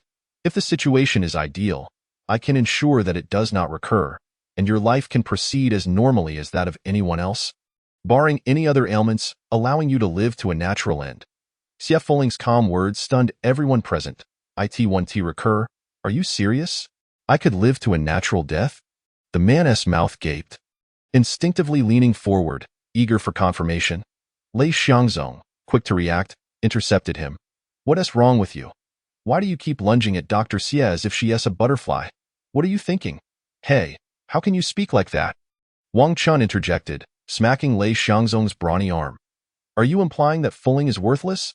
Initially caught off guard, Xie Fuling registered the exchange, but the man remained fixated on him, oblivious to the conversation between Lei Xiangzong and Wang Chen. "All right, since you said that, you must ensure I live." Xie Fuling met the man's gaze, then suddenly broke into a smile, a radiant expression that left those present momentarily awestruck. "Why should I guarantee anything? Have I ever claimed I would take you on as a patient?" At this, Lei Xiangzong couldn't help but whistle in appreciation of the turn of events. Aren't you supposed to be a doctor? Are you really going to stand by and watch me suffer?" The man's complexion shifted, his voice twisting in desperation. "I believe you're mistaken. I'm rather apathetic when it comes to treating patients. It all depends on my mood, and right now, I'm not in the best of spirits, as you've wasted my time," Xie Fuling replied, her smile fading back to her usual cold demeanor. "What do you want then?" "Nothing much. In situations like this, it's merely a matter of how much you're willing to invest to persuade me." The man gritted his teeth, a torrent of reluctance raging within him. Yet he knew he had no choice but to capitulate. How much do you want? Ha! Is this all about money after all? Xie Fuling mused, extending a hand with 5 fingers raised. 50,000. The man blurted out eagerly. Pfft. Lei Xiangzong scoffed from the side. So, your life is worth that little? What a pity. Dr. Xie's efforts are worth far more than that. 50,000 is insufficient. It's 500,000, not a penny less. You re-extorting me? The man shouted, glaring at Xie Fuling. Initially intending to say 50,000, Xie Fuling quietly retracted her hand, accepting the blame for this predicament. You can choose not to be treated. Ive said it before. I'm in a rush to eat. Xie Fuling maintained her unyielding expression, dismissing the 50,000 debacle without a second thought. You are just a university student. The man desperately grasped at straws. You don't have a practicing physician's license. Treating someone privately is illegal. If you don't want me to expose your secret. Before he could finish, he noticed that Xie Fuling and the others were looking at him as if he were a fool. And he faltered mid-sentence. Realizing the absurdity of his threat, he quickly came to terms with the fact that he had no intention of receiving treatment from her in the first place. Xie Fuling nodded, no longer wishing to waste words on this man. She turned to Lei Xiangzong and Wang Chun, stating, let us go eat. Since he was unwilling to seek treatment, there was nothing more to discuss. As the group prepared to leave, the man, in a fit of anxiety, finally called out just as the door to the department was about to open, wait, 500,000 it is, as long as you can help me live. Xie Fuling paused, releasing the doorknob with a sigh. Deep down, she had hoped he would remain obstinate. After all, while she was confident in her ability to help him survive, it was undeniably a long-term commitment that seemed quite bothersome at the mere thought. Despite her internal conflict, Xie Fuling had no intention of going back on her word. She approached the only desk in the room, seated herself, tore off a blank sheet of paper, and began to write rapidly. Listing traditional medicines such as cordyceps, polyporus, codonopsis, and others, she continued to write nearly dozens of ingredients. Although her handwriting was not particularly elegant, having been accustomed to brush writing, she still struggled with a ballpoint pen. You rewriting him a prescription? Aren't you afraid he'll default on the payment? Wang Chun exclaimed in surprise at Xie Fuling's actions. That a prescription? Why would I give him something like that? What is this? Wang Chun wore an expression so overt that it was almost comical. What was he trying to conceal? This is merely a list of medicinal herbs, and without the dosages specified. How can it be considered a prescription? Ignoring medical advice and consuming it casually could be fatal. Xie Fuling responded earnestly to Wang Chun, then turned to hand the list to the man beside them, adding, of course, if you wish to try, I will not stop you. Initially, the man had harbored thoughts of easily acquiring a prescription, but at that moment, his mind was utterly devoid of any such notions. He couldn't shake the feeling that the words spoken by this individual were not merely a deceit. Just as he was about to leave, list in hand, with a complex expression, Xie Fuling suddenly seemed to recall something and spoke up, by the way, if you want the medicinal effects to be enhanced, you might consider visiting the Zhang's pharmacy. Chapter 27. Reporting to obstetrics and gynecology. After resolving matters with that man, Xie Fuling and the others finally sat down to eat. However, during the meal, Wang Chun appeared exceptionally distracted. After mindlessly consuming garlic from the dish for the umpteenth time, Lei Xiangzong, with a furrowed brow, seized his hand holding the chopsticks, prompting a look of confusion from Wang Chun. If you have something to say, just say it, don't hold a grudge against the garlic. Wang Chun was taken aback, his gaze unconsciously drifting to Xie Fuling, whose uncouth manner of devouring a chicken foot elicited an almost absurd reaction from him. Noticing Wang Chun's glance, Xie Fuling, in a display of camaraderie, tossed the chicken foot onto the plate and locked eyes with him. If it weren't for the fact that I was openly licking the sauce off my fingers, it would actually seem quite sincere. Wang Chun let out a resigned sigh, suddenly feeling that his previous thoughts had been utterly foolish. Wang Chun was studying clinical medicine, making him a typical proponent of Western medicine, with only a superficial understanding of traditional Chinese medicine. Yet, even with that limited knowledge, he recognized that a prescription capable of preventing tumor recurrence for a lifetime could not possibly be something anyone could simply conjure up. To be blunt, if he hadn't held a degree of respect for Xie Fuling's character, he would have undoubtedly dismissed this as a fraud or mere superstition. A sense of confusion enveloped him regarding both Xie Fuling and himself. The various actions of Xie Fuling felt surreal, and the notion that a student's prescription could cure ailments that medical procedures could not was nothing short of fantastical. However, upon observing the untainted sincerity in Xie Fuling's eyes, he came to a resolution. Rather than getting caught up in his own doubts, it would be better to ask directly. Are you truly confident that your prescription can treat that man's bone tumor? Yes, I never make claims I cannot substantiate to mislead patients. But you are still just a student.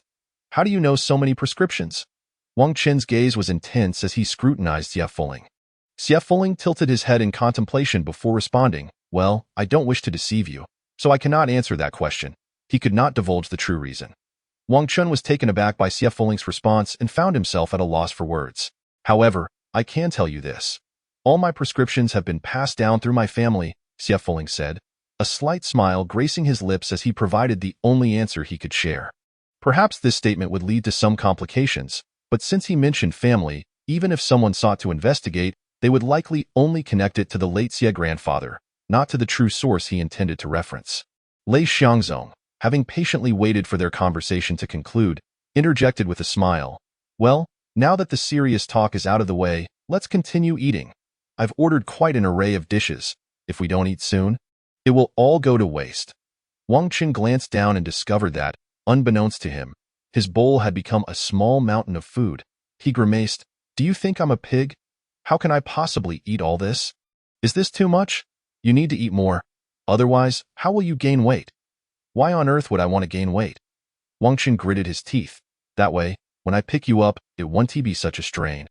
Lei Xiangzong teased, but was promptly met with a sharp pinch from Wang Qin, who was irked. In truth, Lei Xiangzong's sturdy arms were quite firm, and there was hardly any flesh to pinch anyway.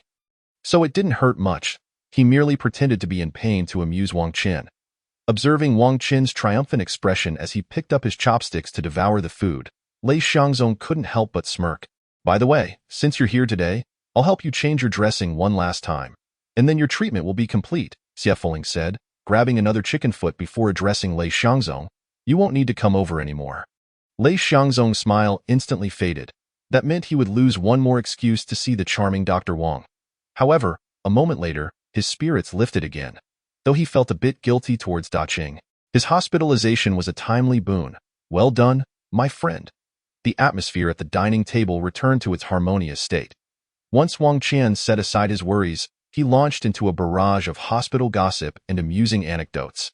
By the way, didn't a very beautiful female student from pediatrics come by recently? It turns out both Shirlin Xin and Min Xiaojun were vying for her attention, and the girl was completely oblivious. They were at each other's throats over who would pursue her. After a hard-fought battle, Min Xiaojun finally managed to leave, blushing, only to be met with her saying, "Oh, I have a boyfriend already." The awkwardness of that moment was palpable. Wang Qin possessed a remarkable knack for being in the know. He seemed to be aware of nearly everything happening in the hospital. By the way, Fuling, that girl is one of the interns from your school. Do you know her? Her name is Zhao. Before Wang Qin could finish, Xie Fuling's phone rang, abruptly halting the conversation. He glanced at the caller ID, raising an eyebrow in surprise. It was Zhao Xiaoying. Hello? Xie Fuling, let me ask you. Is that young doctor who caused a commotion earlier today at the entrance of the tumor department at Building 4U? Zhao Xiaoying's voice was somewhat urgent as she posed the question directly. Not me. The one who caused the fuss was that man, Xie Fuling clarified. Not you? Zhao Xiaoying was momentarily taken aback by the denial.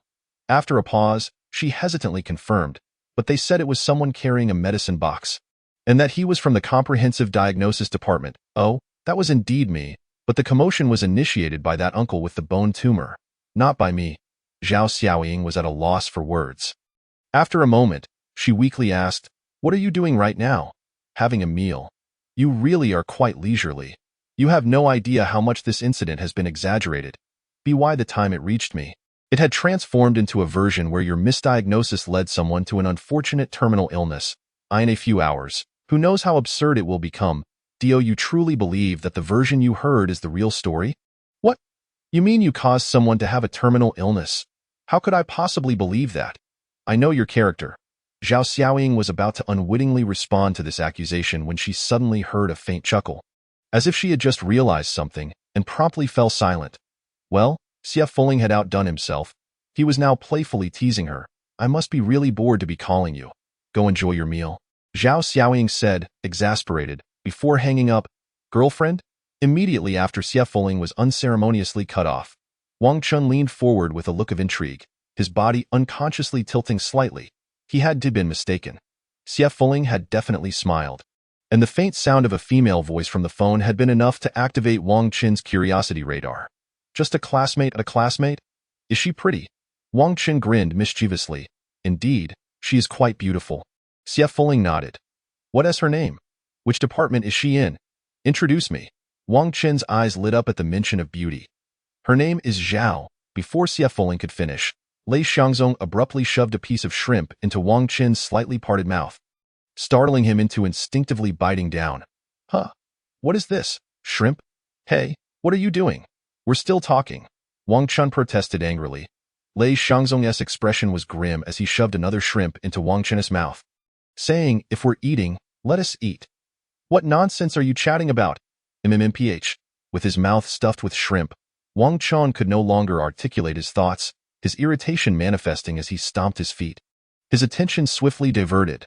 Xie Fuling glanced thoughtfully at Lei Xiangzong and suddenly understood that so. The broken sleeve was indeed still a broken sleeve, just one side of it for now, perhaps. In the end, this meal concluded in a rather begrudgingly pleasant manner. When the afternoon shift commenced, the shift doctor exhibited a noticeably altered demeanor, leading Xie Fuling to realize that Zhao Xiaoying's words might have indeed materialized. However, the exact nature of the rumors remained shrouded in uncertainty. In any case, the previously bashful and blushing doctor had transformed by the afternoon into someone who recoiled as if fleeing from a plague. Any slight movement from Xie Fuling would cause her to startle and retreat a few steps, making it nearly impossible for him to remain oblivious to the situation. Nevertheless, as the wise say, gossip ceases with the enlightened. Xie Fuling had no intention of clarifying matters. He thought to himself that with the multitude of events occurring daily within the hospital, it was improbable that anyone would dwell on his trivial issues for long. He assumed that in a few days, things would settle down. Unfortunately, the repercussions of this incident lingered until it affected his rotation in the following month. Once again, Xie Fuling encountered Meng Jun, the individual responsible for assignments. This time, Meng Jun wore an expression that betrayed his delight at Xie Fuling's misfortune. Ah, dear Xie Fuling, you have truly perplexed me. You have become a celebrity within the hospital, and now no department is willing to accept you, leaving me in quite the predicament.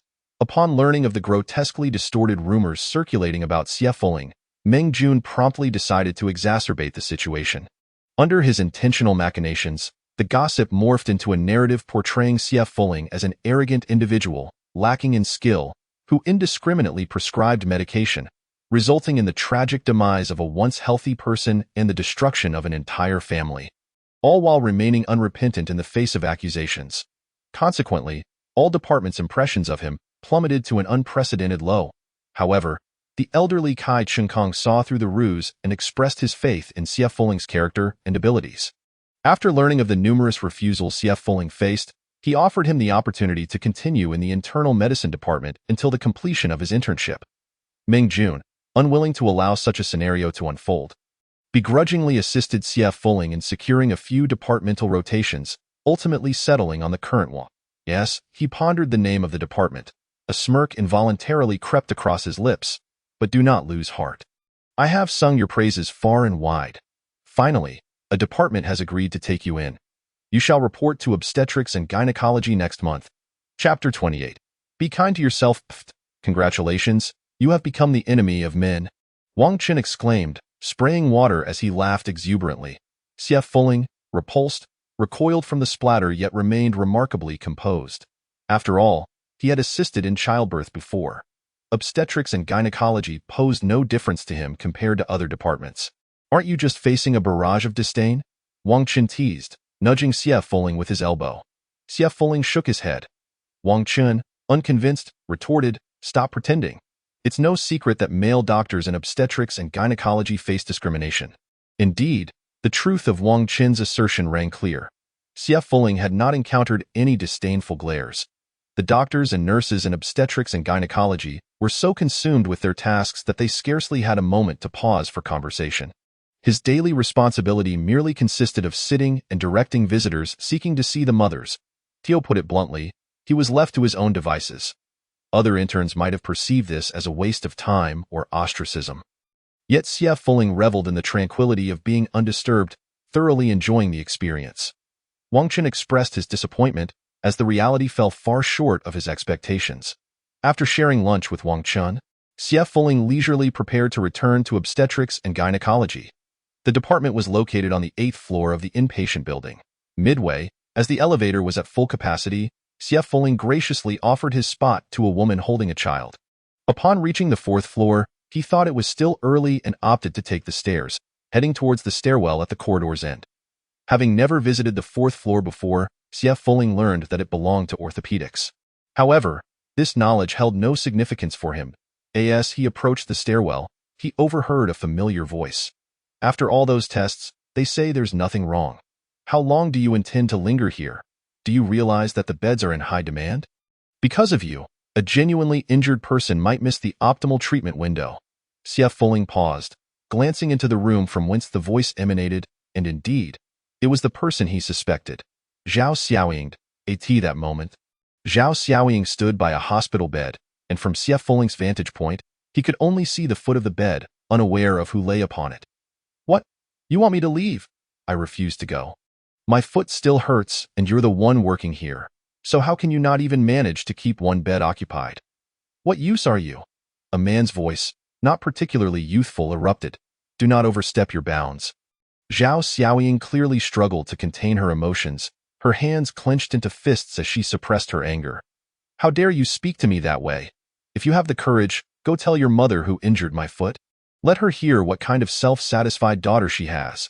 The man raised his voice, clearly confident that Zhao Xiaoying would relent. You better stop dragging my mother into this. Is it not enough that you depend on her? Must you also squander her already limited time by having her care for you? A person who is not genuinely ill.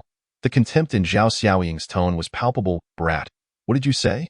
The man, evidently provoked, exploded in rage, seizing a glass from the bedside table, ready to hurl it at Zhao Xiaoying. However, just as he raised his hand, a slender, elegant hand caught both the glass and his wrist. The man, taken aback, shot a hostile glare at the newcomer and snarled, Who are you? Mind your own business. Xie Fuling? What are you doing here? Zhao Xiaoying exclaimed in surprise upon recognizing him. The man glanced between Zhao Xiaoying and Xie Fuling, his expression darkening as if a realization dawned upon him. So that's why you've suddenly found your backbone. You have a boyfriend at the hospital. What, do you intend to fight? He fixed a fierce glare on Xie Fuling. Xie Fuling completely disregarded the man, maintaining his grip as he turned to Zhao Xiaoying. What happened? Hearing the question, Zhao Xiaoying opened her mouth, hesitated for a moment, then turned away, quietly murmuring, It's nothing you need to concern yourself with. Yes, stay out of it. This is our family matter. The man chimed in smugly, pleased with Zhao Xiaoying's response. Is this your grandfather? Xie Fuling continued to inquire. The man barked a retort. I'm his father. Xie Fuling appraised the man, noting the evident gray in his hair, and nodded. Oh, my apologies. You appear somewhat aged. The man, now trembling with rage, gripped the glass tighter. Unable to bear it any longer, Zhao Xiaoying stepped forward, snatched the glass from his hand, and returned it to its place, then pulled Xie Fuling out of the room. Come outside for a moment. Xie Fuling offered no resistance as Zhao Xiaoying let him out. Upon reaching the stairwell, she released him, leaning against the railing with a complex expression. Isn't obstetrics and gynecology on the 8th floor? Why did you come to the 4th? Xie Fuling pointed toward the stairwell behind her, succinctly explaining, I took the stairs. Zhao Xiaoying gleaned nothing of value from his terse reply and had no intention of pressing further. Honestly, she lacked the emotional bandwidth to care about the matter at that moment. Silence enveloped them as neither spoke, until Zhao Xiaoying, with her head bowed, finally broke the quiet. The man just now is my stepfather. Her voice carried a slight dryness, as though she struggled to find the right words. My father left when I was very young, and my mother endured much hardship raising me. Thus, I actually support her in seeking a man who can care for her. As she spoke, Zhao Xiaoying offered a bitter smile, raising her gaze to meet Xie Fuling's unchanging, pure eyes. But you saw for yourself. My mother has poor judgment in men. He's 19 years older than her, and I cannot fathom why she would fall for such an old man. Yet when my mother introduced him to me, he appeared quite sincere and kind to her, so I did not oppose their relationship. Had I known, I should have probed deeper into his character before making a decision. He pretended to be a good-natured fellow in front of my mother, but possesses an uncontrollable violent streak. Once I uncovered his true nature, he ceased to put on a facade before me. Zhao Xiaoying bit her lip, instinctively wrapping her arms around herself. You can fight back, Xie Fuling said softly, recognizing that with Zhao Xiaoying's strong-willed personality, she would likely not be the type to submit to mistreatment. You might think I'm being melodramatic, but I simply do not wish to shatter this delicate facade. It would only hurt my mother. After all, he does have some genuine feelings for her, Zhao Xiaoying self-deprecatingly remarked. Xie Fuling offered no judgment on her response but posed another question. Why is he hospitalized? Zhao Xiaoying's expression shifted slightly, her demeanor becoming vague as she replied, He attempted to use violence against me again. And in a fit of anger, I threw something at him. Now he claims he has a leg injury and insists on being hospitalized. I too am concerned about that 1% possibility, which is why I brought him in for a scan. The results showed no issues whatsoever, yet he remains unwilling to be discharged. The doctors in our department have approached me several times regarding this matter. What has he done to provoke your ire to the point of wanting to hurl something at him? Surely, you've been enduring it all this time, haven't you? In an instant, Xie Fuling grasped the crux of the matter. Catching Zhao Xiaoying off guard, she instinctively averted her gaze from Xie Fuling's penetrating stare, tightening her grip on her arm. It's nothing. Xie Fuling followed Zhao Xiaoying's unnatural movement with his eyes. Noticing her arm, which had been treated with the scar-removing ointment he had concocted, now smooth and flawless. Previously, it had been marred by burns of human origin. Could it be? Upon reaching this realization, Xie Fuling's expression darkened slightly, a flicker of anger stirring within him. Zhao Xiaoying was aware that Xie Fuling was scrutinizing her, and she pondered that he might have surmised something. Indeed, when that man had seen her unblemished arm and nonchalantly mocked her, suggesting he could easily create a new scar, she had found herself unable to contain her emotions. That was a miracle she had painstakingly achieved. How could it be so easily destroyed again? Does your mother know? Zhao Xiaoying snapped back to reality, shaking her head. She probably doesn't know. I told her I accidentally fell. Then why are you so certain that she wouldn't side with you if she found out? Zhao Xiaoying was taken aback, abruptly looking up at Xie Fuling, her mouth moving several times, but no words emerged. Xie Fuling sighed softly, stepping closer and gently patting Zhao Xiaoying on the head. Has no one told you that girls should be a bit kinder to themselves? Instantly, Zhao Xiaoying's eyes reddened, turning her head away and swatting that warm hand away. Has no one mentioned that it's inappropriate to make such gestures towards girls? What else with this head-patting nonsense? Is it not a foul play? No one has told me why it cannot be done. There is no reason. Just remember that. Fine, I will remember. Xie Fuling smiled faintly. Zhao Xiaoying said through gritted teeth, and don't smile so casually in the future.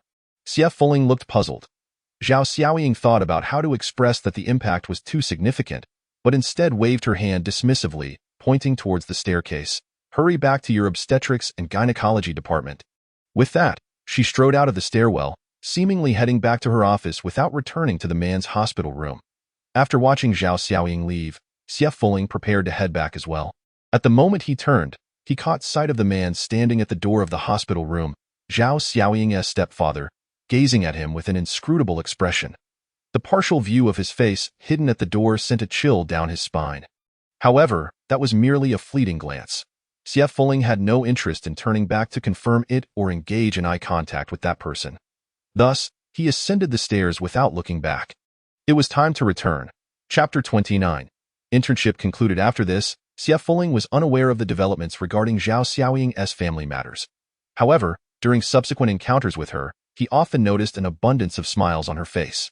So, given the circumstances, isn't it evident that they are in a romantic relationship? Wang Chen exclaimed with a burst of sarcasm after Xie Fuling received another call from Zhao Xiaoying, bearing the weight of a single man's frustrations. Of course, there remained a certain someone who had yet to escape the reality of being single, and I shall observe a moment of silence for you. What do you mean?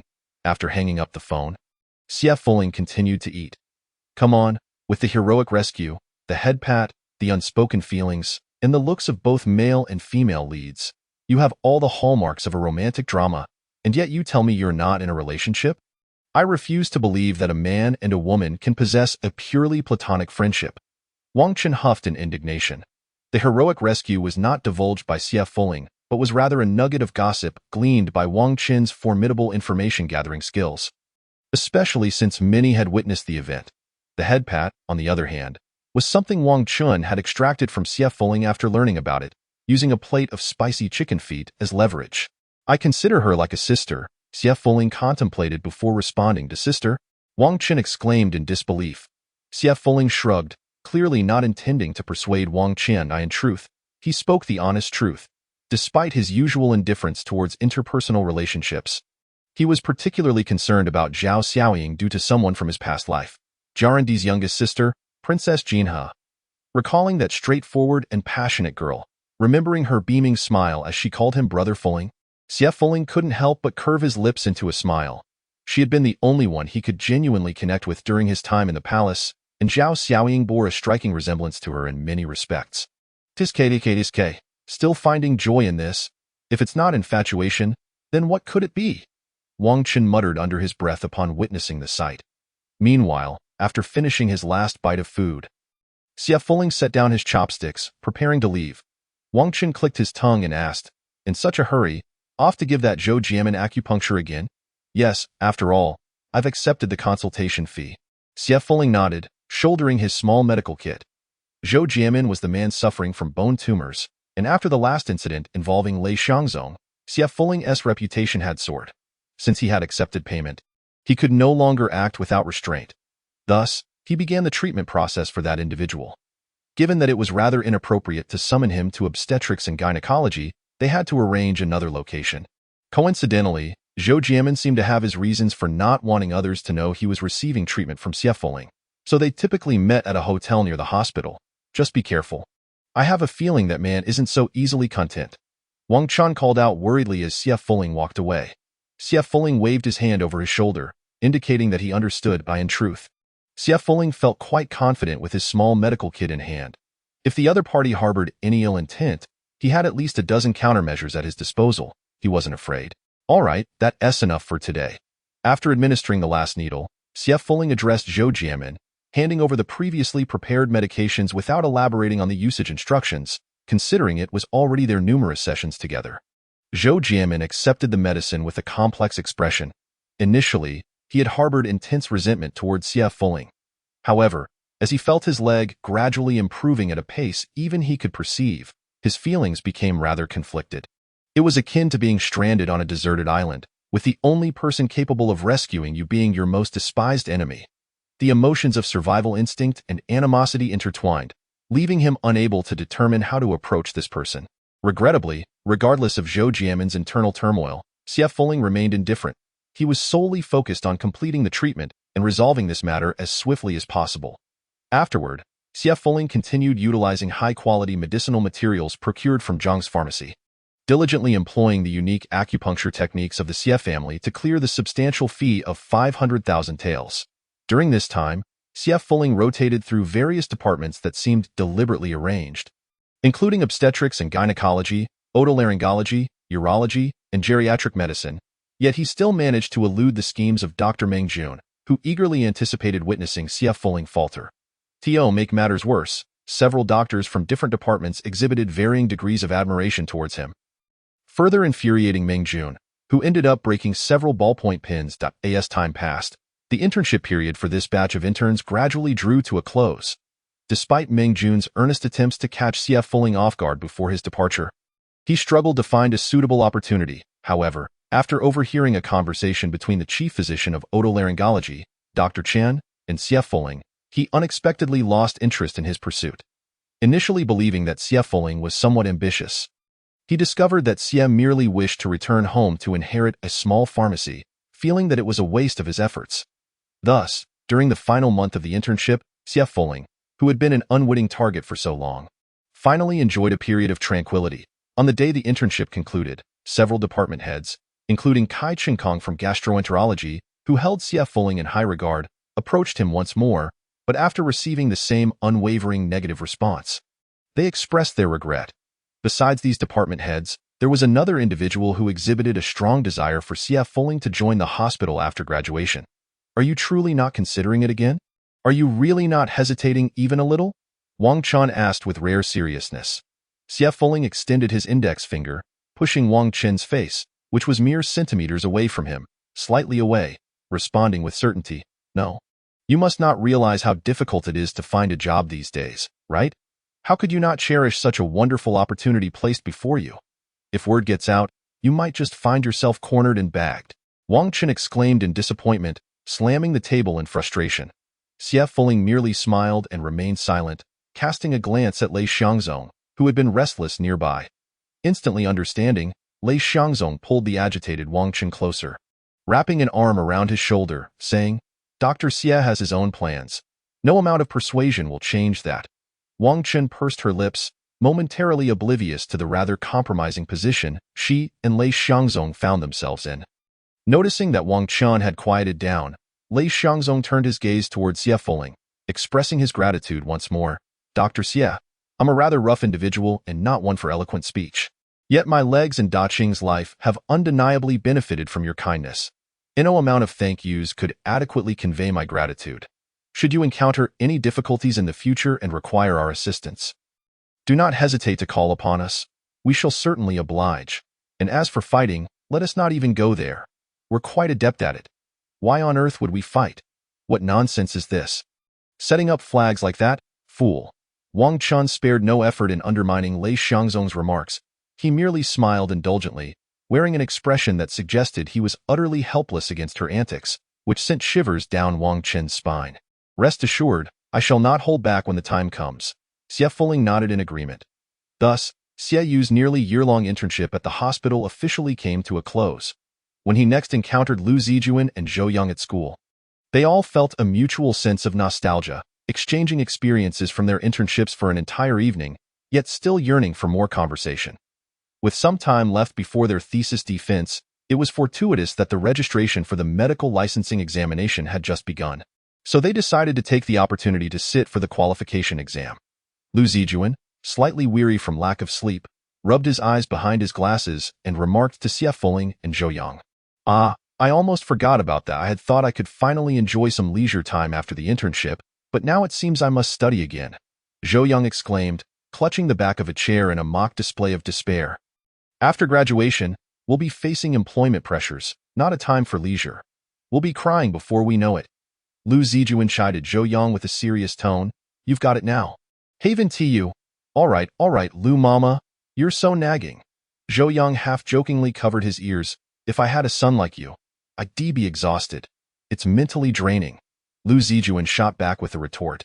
As the two exchanged playful banter, Xie Fuling, somewhat puzzled, interjected, "Is that medical licensing exam really mandatory?"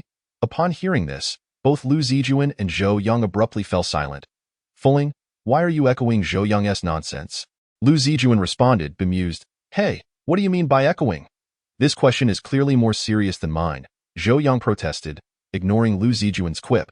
Disregarding Zhou Yang's objection, Lu Zijuan looked at Xie Fuling, who still seemed perplexed, sighed heavily, and explained, "The medical licensing certificate is a requisite for practicing physicians, proving that the holder possesses the skills and capability to independently engage in medical activities. In other words, if you wish to become a doctor, you must obtain this certificate. Do you understand?" Xie Fuling responded, "So, to be a doctor, I need to pass an exam? And it's all theoretical knowledge without any practical assessment?" A sense of foreboding washed over him. As fate would have it, his intuition proved to be quite astute. Not long after, seated in the examination hall, as he opened the medical licensing exam paper, he instantly recognized that securing this certificate was highly unlikely for him. Without a moment's hesitation, he abandoned any thought of struggling through the exam. Thus, Zhou Yang, stumped by the third multiple-choice question, stared in disbelief at his comrade, who, with remarkable nonchalance, stood up to submit his paper within 10 minutes of the exam's commencement, leaving the entire examination hall agape. The proctor's voice rang out, "Student, you haven't written anything. Are you sure you want to submit?" This remark caused jaws to drop once more.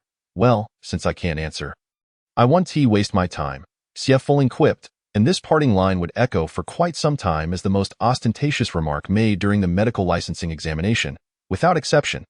Chapter 30. Troubles on the airplane. Although Xie Fuling did not obtain his medical licensing certificate, he successfully graduated, no longer a university student. As he had planned from the beginning, he was now set to return to his hometown to meet the elusive Uncle Xie, whom he had only glimpsed in his original memories. Fortunately, Zhou Jiamin's acupuncture treatment had concluded, and both parties had agreed to send the remaining herbal materials via courier, sparing Xie the hassle of traveling back and forth. Little did he know that a far greater ordeal awaited him in the most unexpected of places. Is this what you call an airplane? While waiting for his flight, Xie Fuling found himself unusually captivated by the colossal machines outside the glass window. Xiao Fuling, even if you've never flown before. You needn't act as if you've never seen an airplane, Zhou Yang chuckled, bemused by Xie Fuling's inquiry. Finally, having the opportunity to travel back with Xie Fuling, Zhou Yang had prepared himself for a lengthy journey. Considering that Xie Fuling had previously traveled by train, to his surprise, Xie Fuling readily agreed to fly back, a clear indication of a newfound affluence. Of course, Zhou Yang remained blissfully unaware of the 50,000 incident. As Xie Fuling wisely chose to omit this detail, knowing it would create a cascade of complications should his roommates discover it. Zhou Yang simply assumed that Xie Fuling had earned some money from his acne cream venture. Having witnessed an airplane take off, Xie Fuling marveled at the advancements of the era, astonished that such iron contraptions could soar through the sky like birds. The thought of experiencing the sensation of flight filled him with excitement. Xiao Fuling, our flight is boarding now. Hurry up and line up, Zhou Yang called out. Snapping Xie Fuling back to reality in his haste, Xie Fuling nearly collided with the person walking straight ahead, narrowly stopping in time. The other individual, equally startled, paused, and they both lifted their gazes to one another. Sorry, I didn't mean to scare you, Xie Fuling said, noticing the woman carrying a small suitcase. The woman, her expression not particularly pleasant, merely nodded without uttering a word and continued on her way.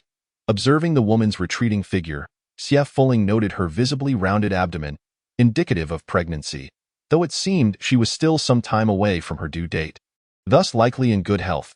With that thought, Xie Fuling dismissed the encounter and quickly joined Zhou Yang to await their boarding call. Once seated on the airplane, however, Xie Fuling discovered that the experience was far from the pleasantness he had envisioned. The cramped quarters, the multitude of passengers, and the stifling air created an atmosphere devoid of the exhilaration of soaring through the skies. Yet, when the plane took off, Xie Fuling, a novice flyer, was momentarily startled by the sensation of weightlessness. Gripping the armrests tightly and remaining tense for a while before gradually relaxing. Hey, let me tell you, this airline offers the best value for money. Not only are the tickets affordable, but they're rarely delayed. And most importantly, the in-flight meals are delicious, Zhou Yang remarked, oblivious to Xie Fuling's unease, winking at him as he eagerly anticipated the approaching meal cart. Xie Fuling nodded, indicating his understanding, having by now acclimatized to the sensation of flying and feeling calm. He felt a twinge of anticipation for the meal Zhou Yang had mentioned. However, before he could fully settle, a commotion erupted from the rear of the cabin. Unable to discern the details from a distance, Zhou Yang, restless, was on the verge of investigating the disturbance while Xie Fuling remained perfectly still. Soon, a tall, attractive flight attendant hurriedly approached, her expression laced with concern as she inquired of nearby passengers. Is there a doctor on board? A doctor? It seems she's asking if there's a physician present, Zhou Yang said, turning to Xie Fuling with a hint of uncertainty. Could someone be having a medical emergency? Perhaps, Xie Fuling concurred with the assumption. Although he was indeed a bona fide doctor, it seemed that in this era, he would not yet be recognized as such, so he opted to avoid drawing attention to himself. The flight attendant made several rounds without receiving any response, prompting her to return and inquire again, this time speaking more slowly and loudly as she went down the aisle. Zhou Yang, noticing her efforts, nudged Xie Fuling with his elbow and whispered, Hey, do you think, since we just got our medical licenses, could we count as half a doctor? Xie Fuling, exasperated, was about to clarify that he had not obtained that qualification and therefore could not refer to himself as a doctor when a middle-aged woman seated at the edge of their row suddenly raised her hand and called out loudly, Flight attendant, over here. There's a doctor here. Upon hearing the news, the flight attendant was immediately filled with delight and hurried over. It's him. I distinctly heard him say he is a doctor. The middle-aged woman grasped Zhou Yang's hand, attempting to pull him up. Zhou Yang was instantly flustered, completely losing his usual eloquence under the gaze of the crowd that had converged on him in an instant. He stammered for quite some time, but could not articulate a single coherent sentence. The flight attendant held Zhou Yang's hand earnestly and said, "Doctor, we have a passenger whose condition appears to be concerning. She is a pregnant woman, and I will provide further details shortly. Could you please accompany me?" "Pregnant? Pregnant woman?" Zhou Yang stammered. "I am not an obstetrician. That is of no consequence. Your expertise is undoubtedly more valuable than our layman's opinions. Regardless, we must assess the situation. Please, doctor." The flight attendant's tone was exceedingly anxious, and the murmurs of the surrounding passengers left Zhou Yang's face flushed with embarrassment. He was momentarily at a loss for how to respond. In a moment of desperation, he glanced at Xie Fu Ling beside him, projecting a fervent plea for assistance with his expression and a silent mouthing of, "Xiao Fu Ling, save me." Xie Fu Ling sighed. Initially, she had no intention of intervening, but she could not simply stand by and do nothing. Whether here or there, she had to act.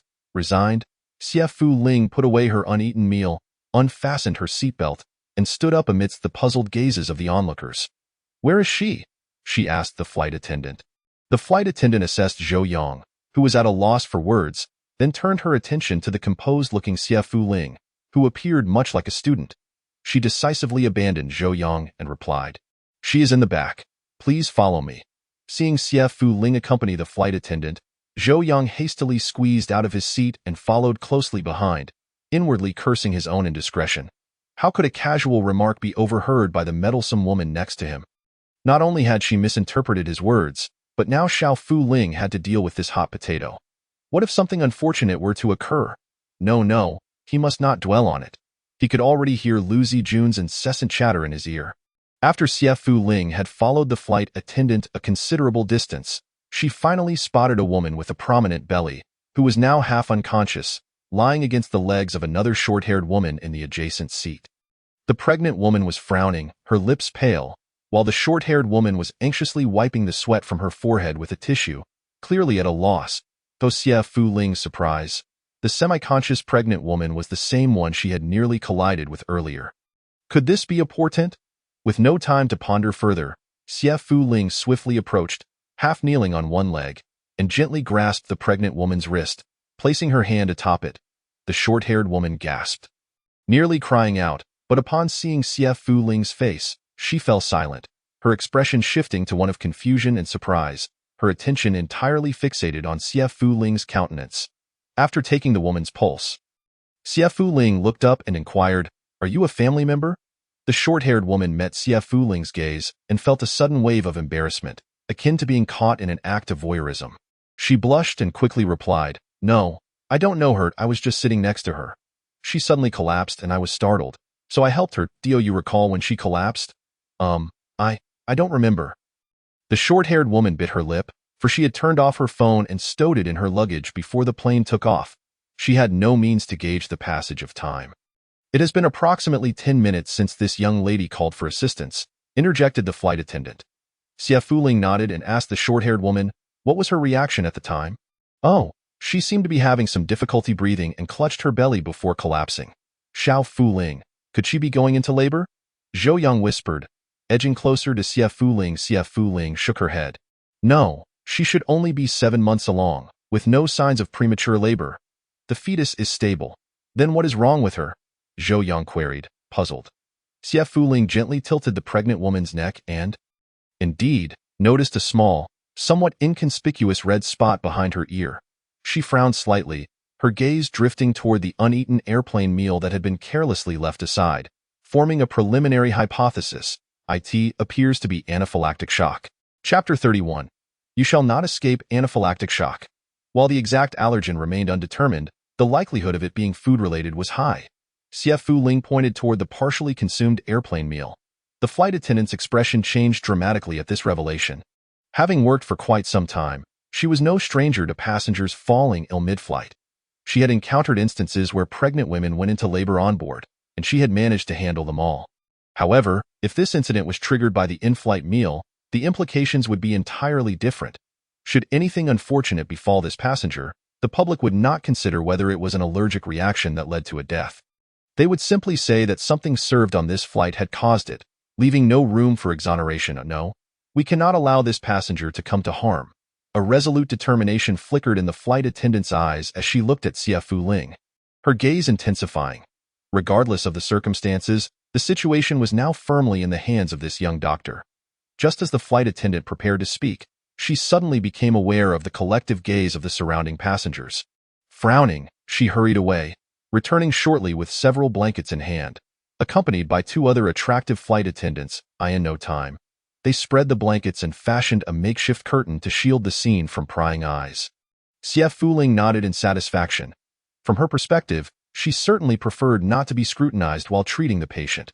Returning her focus to the pregnant woman, Xie Fuling frowned again. The patient's condition was more severe than anticipated. Exhibiting signs of respiratory distress, flushed skin, cold and clammy extremities, and a rapid, weak pulse. If this continued, it could easily lead to asphyxiation and ultimately, death. Immediate treatment was imperative. For the time being, she could only resort to acupuncture to control the progression of the condition.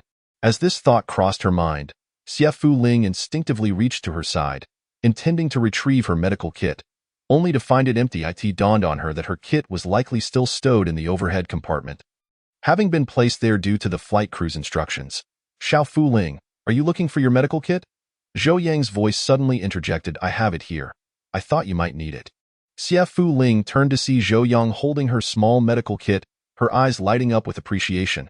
She bestowed upon him a grateful look, acknowledging his resourcefulness. Zhou Yang rubbed the back of his neck. Feeling somewhat sheepish, he steadied himself, realizing that he had inadvertently caused Xie Fuling considerable trouble. At this point, he could only assist as best as he could. The short-haired woman gasped upon seeing Xie Fuling's medical kit. Her expression shifted from hesitation to determination, her eyes sparkling with excitement. Xie Fuling, unaware of the short-haired woman's change in demeanor, opened the kit swiftly and instinctively reached for the compartment where her 9 needles were usually stored. Only to stop abruptly, her expression shifting to alarm. Oh no, she thought, nearly forgetting that the 9 needles had not been permitted on the plane. They had been confiscated during security checks, deemed sharp objects, and sent to be checked with the luggage. What is it? Zhou Yang, feeling guilty, had been paying careful attention to Xie Fuling. He noticed her sudden change in expression and assumed that she was at a loss for how to help the patient. He cautiously inched closer, whispering, fearful of being overheard by the others in the vicinity. Xie Fuling shook her head, signaling that it was nothing of concern. Her gaze fell upon a small white porcelain bottle at the edge of her kit, containing her family's proprietary life-saving pills. She had originally prepared 4 pills using high-quality, precious medicinal materials from Zhang's pharmacy, having used one previously to save Lei Xiangzong's subordinate, Huang Deqing. Now, without the 9 needles, she had no alternative solution. Alas, she had not anticipated that the situation would escalate so rapidly, and she wondered if she would even be able to procure the funds for the medicine. Despite her musings, Xie Fuling's hands remained steady as she retrieved the small bottle, placing it beside her seat. Having decided to administer the medication, she needed to awaken the pregnant woman first. Otherwise, there would be no way to administer the pills. Xie Fuling signaled to the short-haired woman to help the pregnant woman sit upright. She extended one hand to press on the woman's acupoint, while her other hand pinched the palm of the pregnant woman's right hand. Moments later, 2 soft sounds were heard, and the pregnant woman groggily began to awaken, even managing to utter a few words. Pain, pain, pain, damn it, Qin Mu, you bastard. How dare you pinch me? The flight attendant, the short-haired woman, and Zhou Yang exclaimed in disbelief. Pinching the acupoint can wake someone from shock. Is the world turning fantastical? Xie Fuling nodded with satisfaction, pleased with the results. Huh? Where am I? Who are you? After the pregnant woman uttered those words, she seemed to catch sight of Xie Fuling and, in a daze, inquired. Xie Fuling showed no inclination to offer an explanation. Seizing the moment as she opened her mouth, she swiftly uncapped a small vial, poured out a pill, and with a deft motion, administered it to her. Caught off guard, the pregnant woman had no mental preparation and swallowed it. Cough, cough, cough. What have you given me? Ah, my child. At this moment, the pregnant woman was still unable to think clearly, and instinctively, her maternal instincts kicked in, leading her to worry whether the ingested substance might harm her baby, prompting her to cradle her belly and cry out. Xie Fuling replied indifferently, a life-saving remedy. After saying this, she turned to the flight attendant who had been observing from the side and asked, how long until we arrive? Another half an hour, the flight attendant responded. still immersed in the bewildering scene she had just witnessed, taking a while to process the question. That is sufficient. Do not move her. Avoid exposing her to drafts. Once we land, take her to the nearest hospital immediately. Remember to document all the ingredients of the in-flight meal so the doctor can swiftly identify any allergens and prevent delays in treatment. Xie Fuling gave a few instructions and then suddenly reached out to touch a specific point on the pregnant woman's head, causing her voice to gradually soften until, before long, she fell asleep. The onlookers were astounded, exclaiming, "This defies science." In reality, Xie Fuling had pressed on the byway acupoint, located at the intersection of the midline of the head and the tips of the ears, allowing her to rest and conserve her energy. However, the action had been so swift that no one else had clearly seen it. They only witnessed her touch, leading them to conjure various interpretations, which ultimately transformed into gazes of admiration for Xie Fuling. Xie Fuling had no intention of elucidating her recent action. She felt that she had done all she could and that remaining here held no further significance. Thus, she prepared to rise and return to her seat, but was unexpectedly met with a considerable force that restrained her movement. Looking down, she was met with an awkward sight. The hem of her garment had been tightly grasped by the pregnant woman, who had unknowingly clung to it. She attempted to pry the woman's fingers apart, but to no avail, which put her in a rather uncomfortable predicament. "Doctor, perhaps you should stay here with her. If anything goes awry, you can address it promptly, please," the flight attendant suggested, seizing the moment. Although Xie Fuling maintained her aloof demeanor, internally she felt quite conflicted. She hadn't eaten yet. If possible, she would have preferred to simply cut the fabric that was being held and walk away. However, whether due to misunderstanding or fear that she might cause harm, the pregnant woman had a grip that was almost comically excessive. If she were to cut her shirt, it would likely transform into a crop top, which was quite a headache to contemplate. It was better to let it be at that moment. Zhou Yang, standing nearby, was also feeling anxious. Having witnessed Xie Fuling's series of actions, he was both astonished and concerned. While outsiders might not grasp the severity of the situation, he, as a future doctor, understood that this was certainly not a standard medical procedure. Had it not been for his complete trust in Xie Fuling, he would have thought this entire scene was a charade. Just as he believed he could finally breathe a sigh of relief after the emergency measures concluded, little did he know that the patient had seized Xie Fuling's hem, creating an impression that she would not allow him to escape. He pondered the consequences if the pregnant woman's family were to witness this.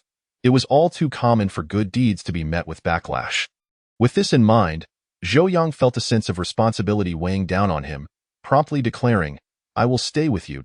At the very least, should any disputes arise, Xie Fuling would have him as a witness," offering her some measure of protection. Half an hour later, the plane finally touched down successfully.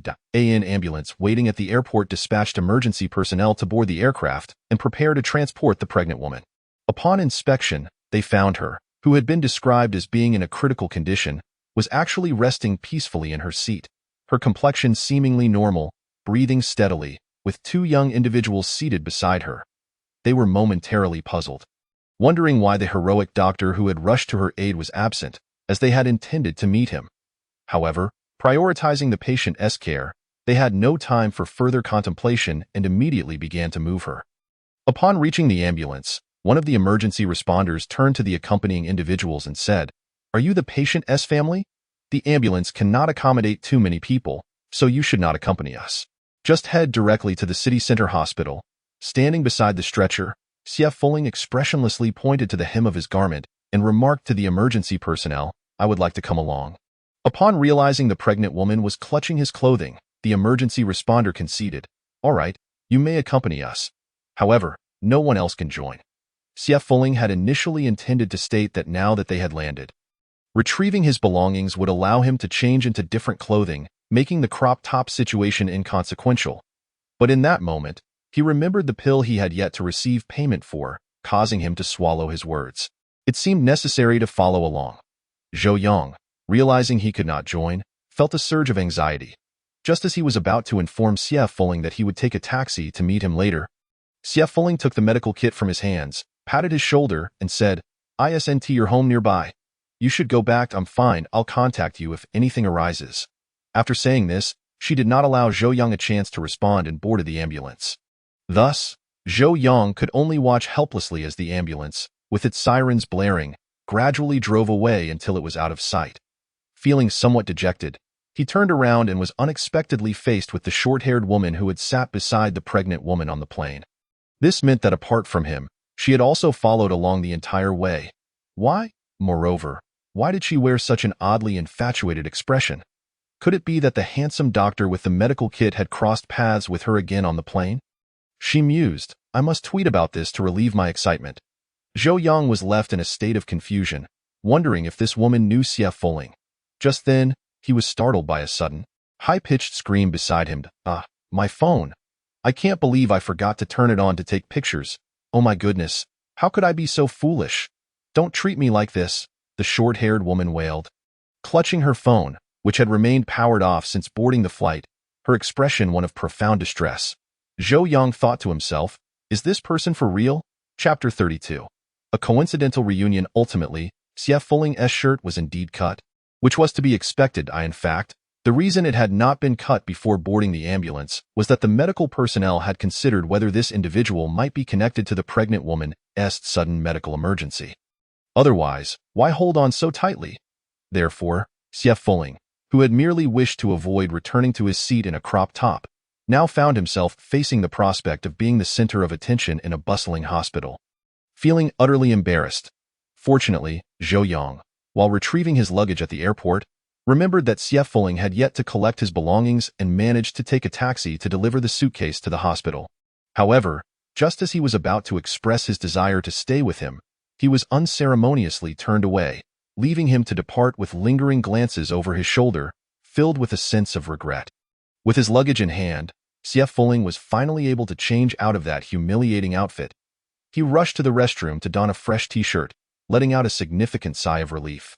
Upon returning to the area outside the emergency room, he was intercepted by a nurse who seemed to have relaxed only upon seeing that others were still present. She approached him with an ambiguous statement. Sir, the family of the pregnant woman is about to arrive. Before they do, please do not leave. That did not sound particularly pleasant. Though Xie Fuling had indeed intended to wait for the family of the pregnant woman to discuss the price of the life-saving pill, being instructed in such a manner felt far from grateful. It appeared that obtaining payment would not be as straightforward as he had hoped.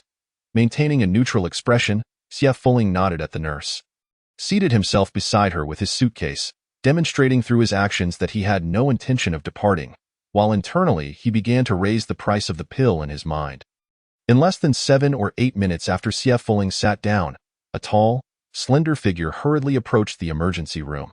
Though moving quickly, he exuded an aura of poise in the early summer weather of June, which could hardly be deemed cool. The newcomer was dressed in a long-sleeved white shirt, embodying an elite demeanor. His handsome, chiseled face was currently furrowed in concentration, his expression serious.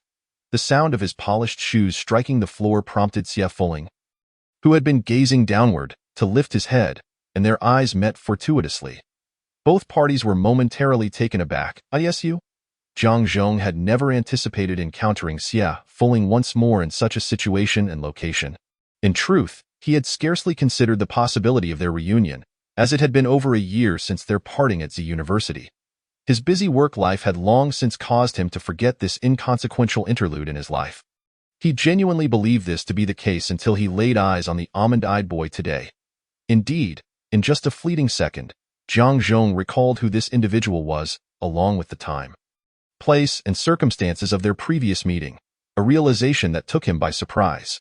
This was an unfamiliar and peculiar sensation for Zhang Zhong. At that moment, Xie Fuling was equally astonished. He had not expected the visitor to be Zhang Zhong. Initially, he was momentarily taken aback, but then he considered a possibility, gesturing towards the emergency room with a slight frown, and inquired, "Your wife?" Leaving a pregnant woman alone outside was a clear indication of the husband's inadequacy. With that single question, Zhang Zhong immediately comprehended that the young man mentioned over the phone, who had been clung to so desperately, was indeed this boy before him. However, what had he just asked? Wife? Setting aside the oddity of the term, the content of the statement required clarification, as a misunderstanding would not bode well. Zhang Zhong pinched the bridge of his nose, seemingly troubled by the situation in the emergency room, and replied, "She's my sister." After a moment's thought, he added, I am still single. Xie Fuling nodded, clearly oblivious to the underlying significance of Jiang Zhong's latter statement, and merely remarked, then that is your brother-in-law's issue. Jiang Zhong detected the implication in Xie Fuling's words, furrowing his brow in slight exasperation. His sister had been pampered by their parents since childhood. Although she was fundamentally kind-hearted and generous, she possessed a princess-like temperament and was quite willful. Even at nearly 7 months pregnant, she had taken it upon herself to book a flight back to W City after a petty quarrel with Qin Mu. Speaking of Qin Mu, they had become friends long ago due to business dealings. Although Jiang Zhong still struggled to comprehend how someone with such a sharp business acumen as Qin Mu could stumble in his relationship with his sister, he maintained a blessing for their marriage. Despite his sister's occasional tantrums and returns to her parental home, it was evident that the couple shared a profound affection for one another. Therefore, when he received a call from Qin Mu expressing his concern about whether his wife had indeed returned to her family home, Jiang Zhong did not pay it much mind until he received a call from the hospital. Heaven knows how many heartbeats he lost in that moment. Reflecting on how this couple had caused him to abandon an ongoing meeting to rush over, Jiang Zhong decided against explaining the situation to Qin Mu, allowing him to remain the problematic husband. It occurred to him that this boy was studying medicine. Could it be that he had performed first aid on his sister during the flight? Jiang Zhong inquired with surprise that it was merely a coincidence. No need for formality, Xie Fuling replied as he stood up, wheeling his suitcase toward Jiang Zhong and extending a hand. Jiang Zhong looked at the fair hand before him, somewhat bewildered. Due to limited means on the plane, I had to administer a specially formulated remedy to your sister. This concoction is labor-intensive and costly, so do not feel compelled to thank me. I will be expecting payment for the medicine. Momentarily at a loss for how to react, Jiang Zhong almost laughed, nearly forgetting the boy's unpredictable nature, which remained as surprising as ever. Since it was for the sake of saving his sister's life, Jiang Zhong was more than willing to pay, especially since it was the charming almond-eyed boy standing before him who was asking for the fee. Thus, he readily handed over the seemingly absurd amount of cash from his wallet. Xie Fuling swiftly accepted the money, preparing to leave. Jiang Zhong's gaze flickered, and as Xie Fuling was about to pass him by, he reached out and grasped the boy's wrist. Initially, he had no particular intention, but now that they had encountered each other in such a miraculous manner, he was reluctant to let go so easily. Xie Fuling paused, sighed, and in a swift motion freed himself from Jiang Zhong's grip. Then Red gripped his wrist, lifting it. He looked directly into Jiang Zhong's slightly astonished eyes and asked, "Is this your habit? Grabbing people's wrists?" What was merely a simple question resonated in Jiang Zhong's ears as a sign that the boy remembered him. And quite clearly at that, he even recalled the moment Jiang Zhong had seized his wrist. Although Jiang Zhong maintained a calm facade, he secretly delighted in this realization. Noticing Jiang Zhong's silence, Xie Fuling, disinclined to linger with this peculiar individual, prepared to walk away. However, out of habit, he casually took Jiang Zhong's wrist to check his pulse, only to suddenly realize, it's a surging pulse, and no wonder your actions are so erratic. It seems you're unwell. With that, Xie Fuling raised his gaze and, with genuine concern, advised Jiang Zhong, anxiety and irritability are ailments. I urge you to seek treatment promptly. After speaking, he released Jiang Zhong's wrist and departed without looking back. Is this Mr. Jiang? Hello, your family member has regained consciousness and is calling for you. A nurse emerged just in time to intercept Jiang Zhong, who had been poised to pursue Xie Fuling. Well, there will be other opportunities. Fortunately, he had not deleted the boy's contact information, so there was no need to rush. Jiang Zhong mused at that moment. He completely overlooked the habit of university students returning to their hometowns to switch to local phone numbers. However, coincidentally, the oblivious Xie Fuling had never considered such a matter. Thus, the notion of a fateful connection often requires cooperation from both parties. Naturally, this was a tale for another time. At present, Jiang Zhong felt a slight blush creeping onto his cheeks as he occasionally glanced at the nurse striding toward his sister. His thoughts lingering on Xie Fuling's words regarding his health. What could they possibly mean? Jiang Zhong, have you been troubled by something recently? Jiang Xini inquired, her voice laced with concern. Jiang, has there been an influx of work at the company? It's perfectly normal for work to be somewhat challenging. Strangely, Jiang Zhong recalled Secretary Zhao's cautious inquiry and his parents' subtle probing, recognizing that he had indeed been more irritable than usual lately. When he connected this to Xie Fuling's remarks about anxiety and irritability, his expression shifted. Could it be that the boy had taken his pulse when he grasped his wrist? In such a brief encounter, he had discerned the symptoms, indicating that Xie Fuling possessed far greater abilities than he had initially assumed. Hey, Jiang Zhong, Jiang Iceblock, I'm talking to you. Jiang Xinyi's voice pulled Jiang Zhong from his reverie. Upon regaining focus, he found his sister pouting at him. Where is that handsome young doctor who saved me on the plane? I was so dazed before that I mistakenly thought he intended me harm. I owe him a proper apology and gratitude. Jiang Xinyi, cradling her belly, spoke with lingering unease. Today, I discovered I am allergic to peanuts. A touch of peanut butter in the airplane meal nearly caused me to go into shock. Had it not been for that handsome young doctor giving me that dark pill, I might not have made it to the ground. Listening to her, Jiang Zhong's expression deepened, and his determination grew stronger. It seemed that the boy truly possessed remarkable medical skills, and the unique formula was not merely talk. While you're at it, you should be thinking about how to address this matter with Qin Mu. Jiang Zhong remarked, feeling inexplicably irked by his sister's lingering thoughts of the boy and deliberately changing the subject. As expected, Jiang Xinyi huffed in annoyance. What's the point in talking to him? I have nothing to do with him anymore. You are still carrying his child. How do you plan to sever ties? I can raise him on my own. Stop speaking nonsense. You dare to call your sister foolish, lacking respect, that requires someone to act like an older sister first. Chapter 33. I came to ask him for something while Jiang Zhong was engaging in a playful exchange of barbs with his sister in the hospital. Xie Fuling had already boarded a bus back to his hometown, pulling his suitcase along. Given the considerable distance between County Y and the urban area of W City, he would need to transfer several times, with each journey requiring him to ride to the final destination. Thus, once on the bus, Xie Fuling found a corner seat and closed his eyes to rest. Unfortunately, the bus was not destined for a tranquil journey. Within minutes, two enthusiastic girls seated in front of him began animatedly discussing a particular topic, their lack of awareness of public decorum causing Xie Fuling to furrow his brow slightly. Phew, this Weibo post is simply toxic. Which one? Oh, this one. I saw it too.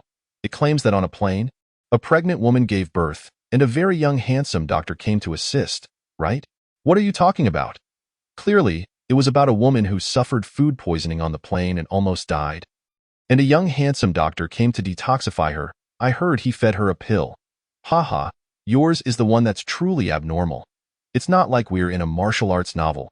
How could a single pill solve poisoning? Ridiculous, by the way. Why are the two versions so different? Greetings. It appears that the original poster has indeed deleted their Weibo account, seemingly due to being labeled a scammer by numerous individuals, with neither images nor videos to substantiate their claims. The unrealistic nature of their assertions is indeed perplexing. Furthermore, there is yet another tale circulating, recounting an incident where an individual encountered a venomous snake and, without hesitation, severed it in two, only for the decapitated head to unexpectedly strike back and bite him. Can you believe it? Such occurrences are astonishing. The two young women swiftly shifted their conversation, and Xie Fuling, seeking to distance herself from the clamor, paid little heed to their dialogue, remaining blissfully unaware that she had unwittingly become the subject of their gossip.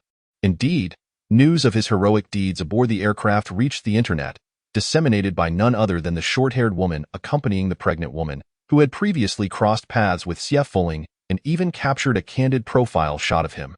Su Mimi had originally come to W City to visit her university classmates, but after a year filled with job-hunting setbacks, having switched between 2 or 3 positions, her parents' incessant nagging had become unbearable.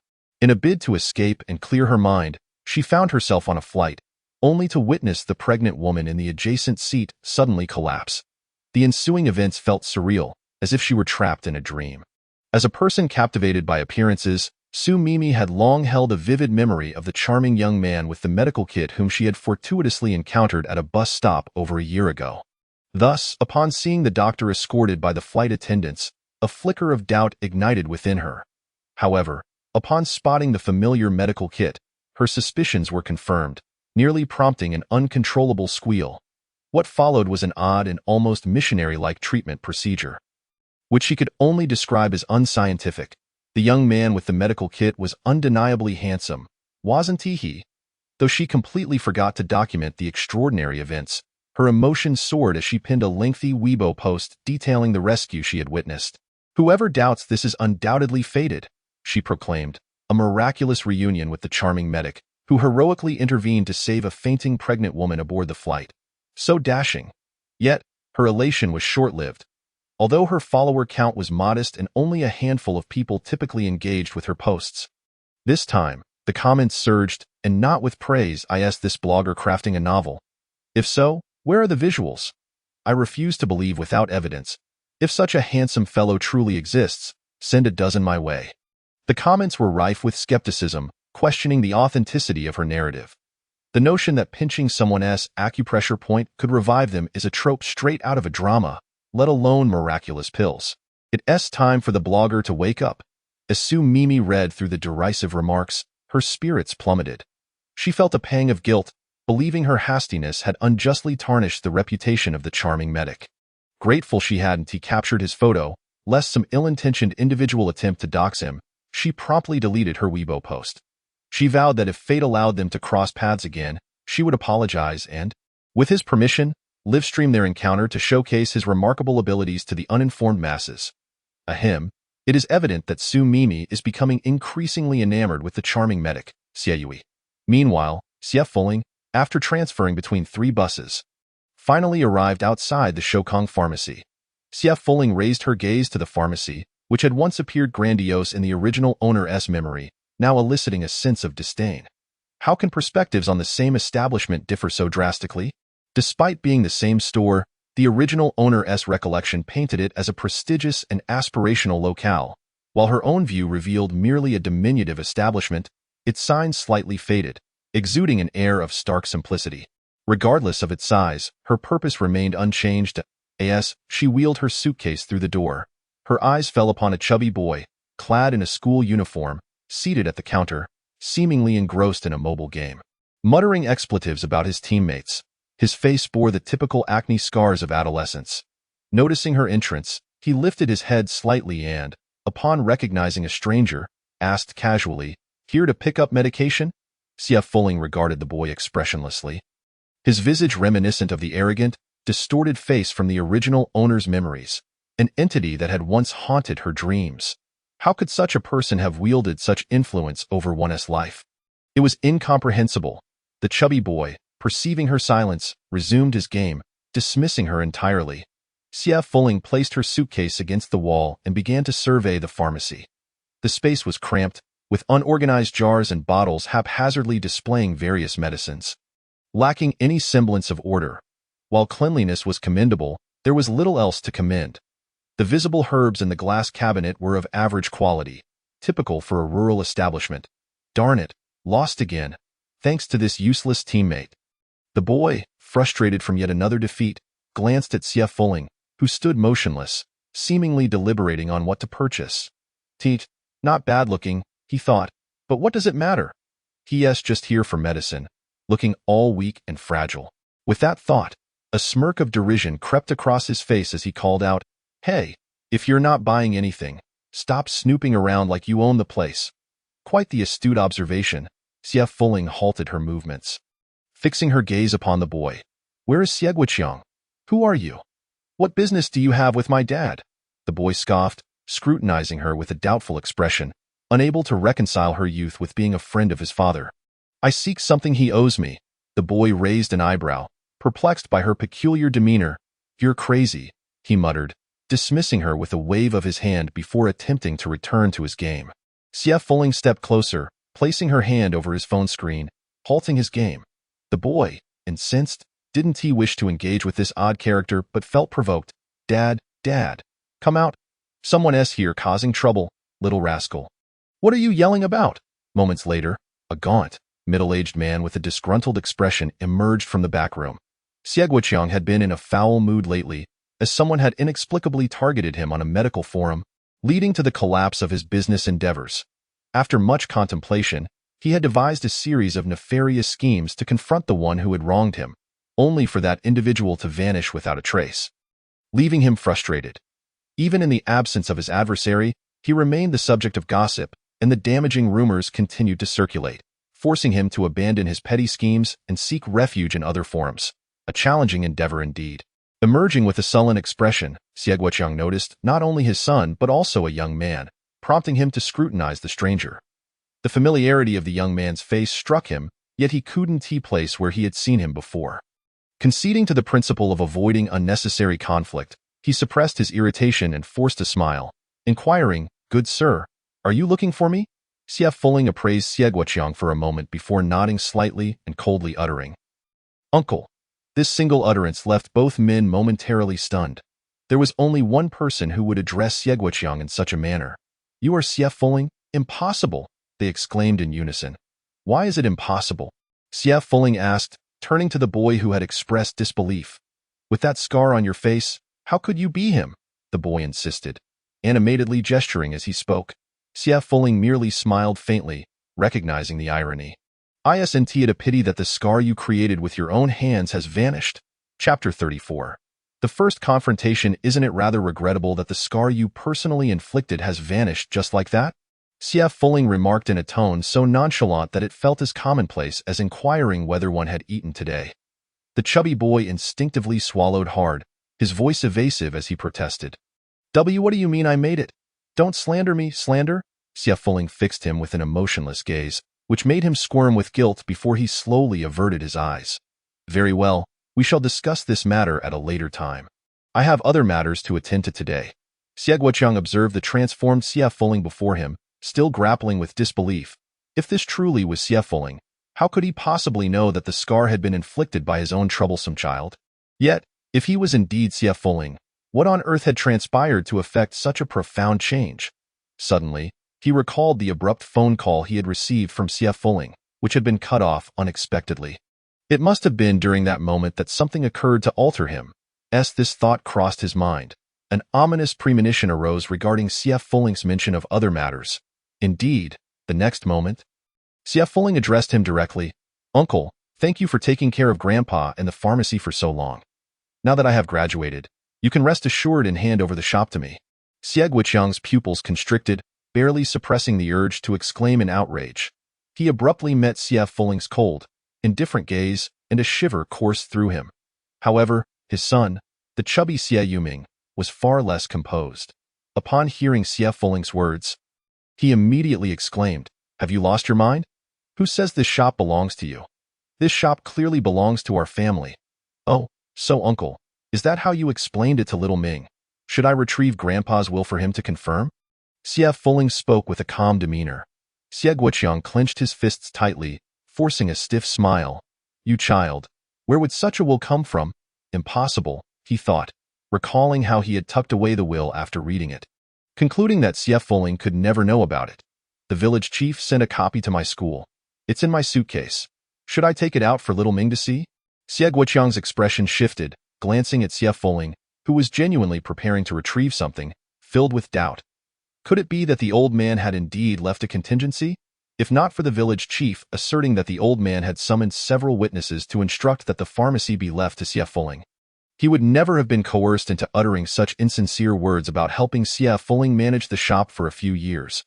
Consequently, every time he saw the village chief smile at him, he felt a twinge of anxiety, as if the village chief were aware of his concealment of the will now, with Xie Fuling claiming to possess the will sent by the village chief.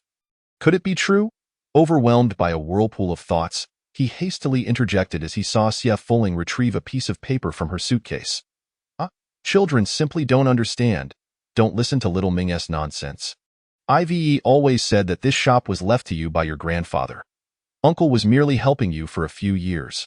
After saying this, he noticed the shocked expression on Xie Yuming's face and darkly silenced the words about to escape his lips. "And you? What kind of attitude is this towards your cousin? Should I let Fuling know?" Xie Fuling subtly tugged at the corner of her mouth, lowering her head as she released a corner of the white paper. Indeed, it was merely a sheet of blank paper. The original owner had no knowledge of the existence of a will written by Grandpa Xie. It was simply a conjecture, ruse to tease Xie Guoqiang. To her surprise, it had struck true, with effects exceeding her expectations. Xie Guoqiang's complexion fluctuated between shades of blue and purple, and after a long moment of awkward fidgeting, he said, "However, Fuling, you see, you've just graduated and have no experience in managing a store. Moreover, transferring the pharmacy isn't that simple. There are numerous documents and procedures to navigate, and it will take considerable time to sort out. And what does uncle mean by that? Xie Fuling straightened up and inquired. Xie Guiqiang felt a surge of delight, thinking that Xie Fuling was indeed still naive. He quickly replied with a smile, "How about this? You could help out at the store for a few years to gain experience before taking over? After all, this little pharmacy won't run away. Help out? Yes, you studied medicine, so it's perfect." Xie Guiqiang thought bitterly, believing that there was no chance she would obtain the shop, and she might as well work for him for free for a few years.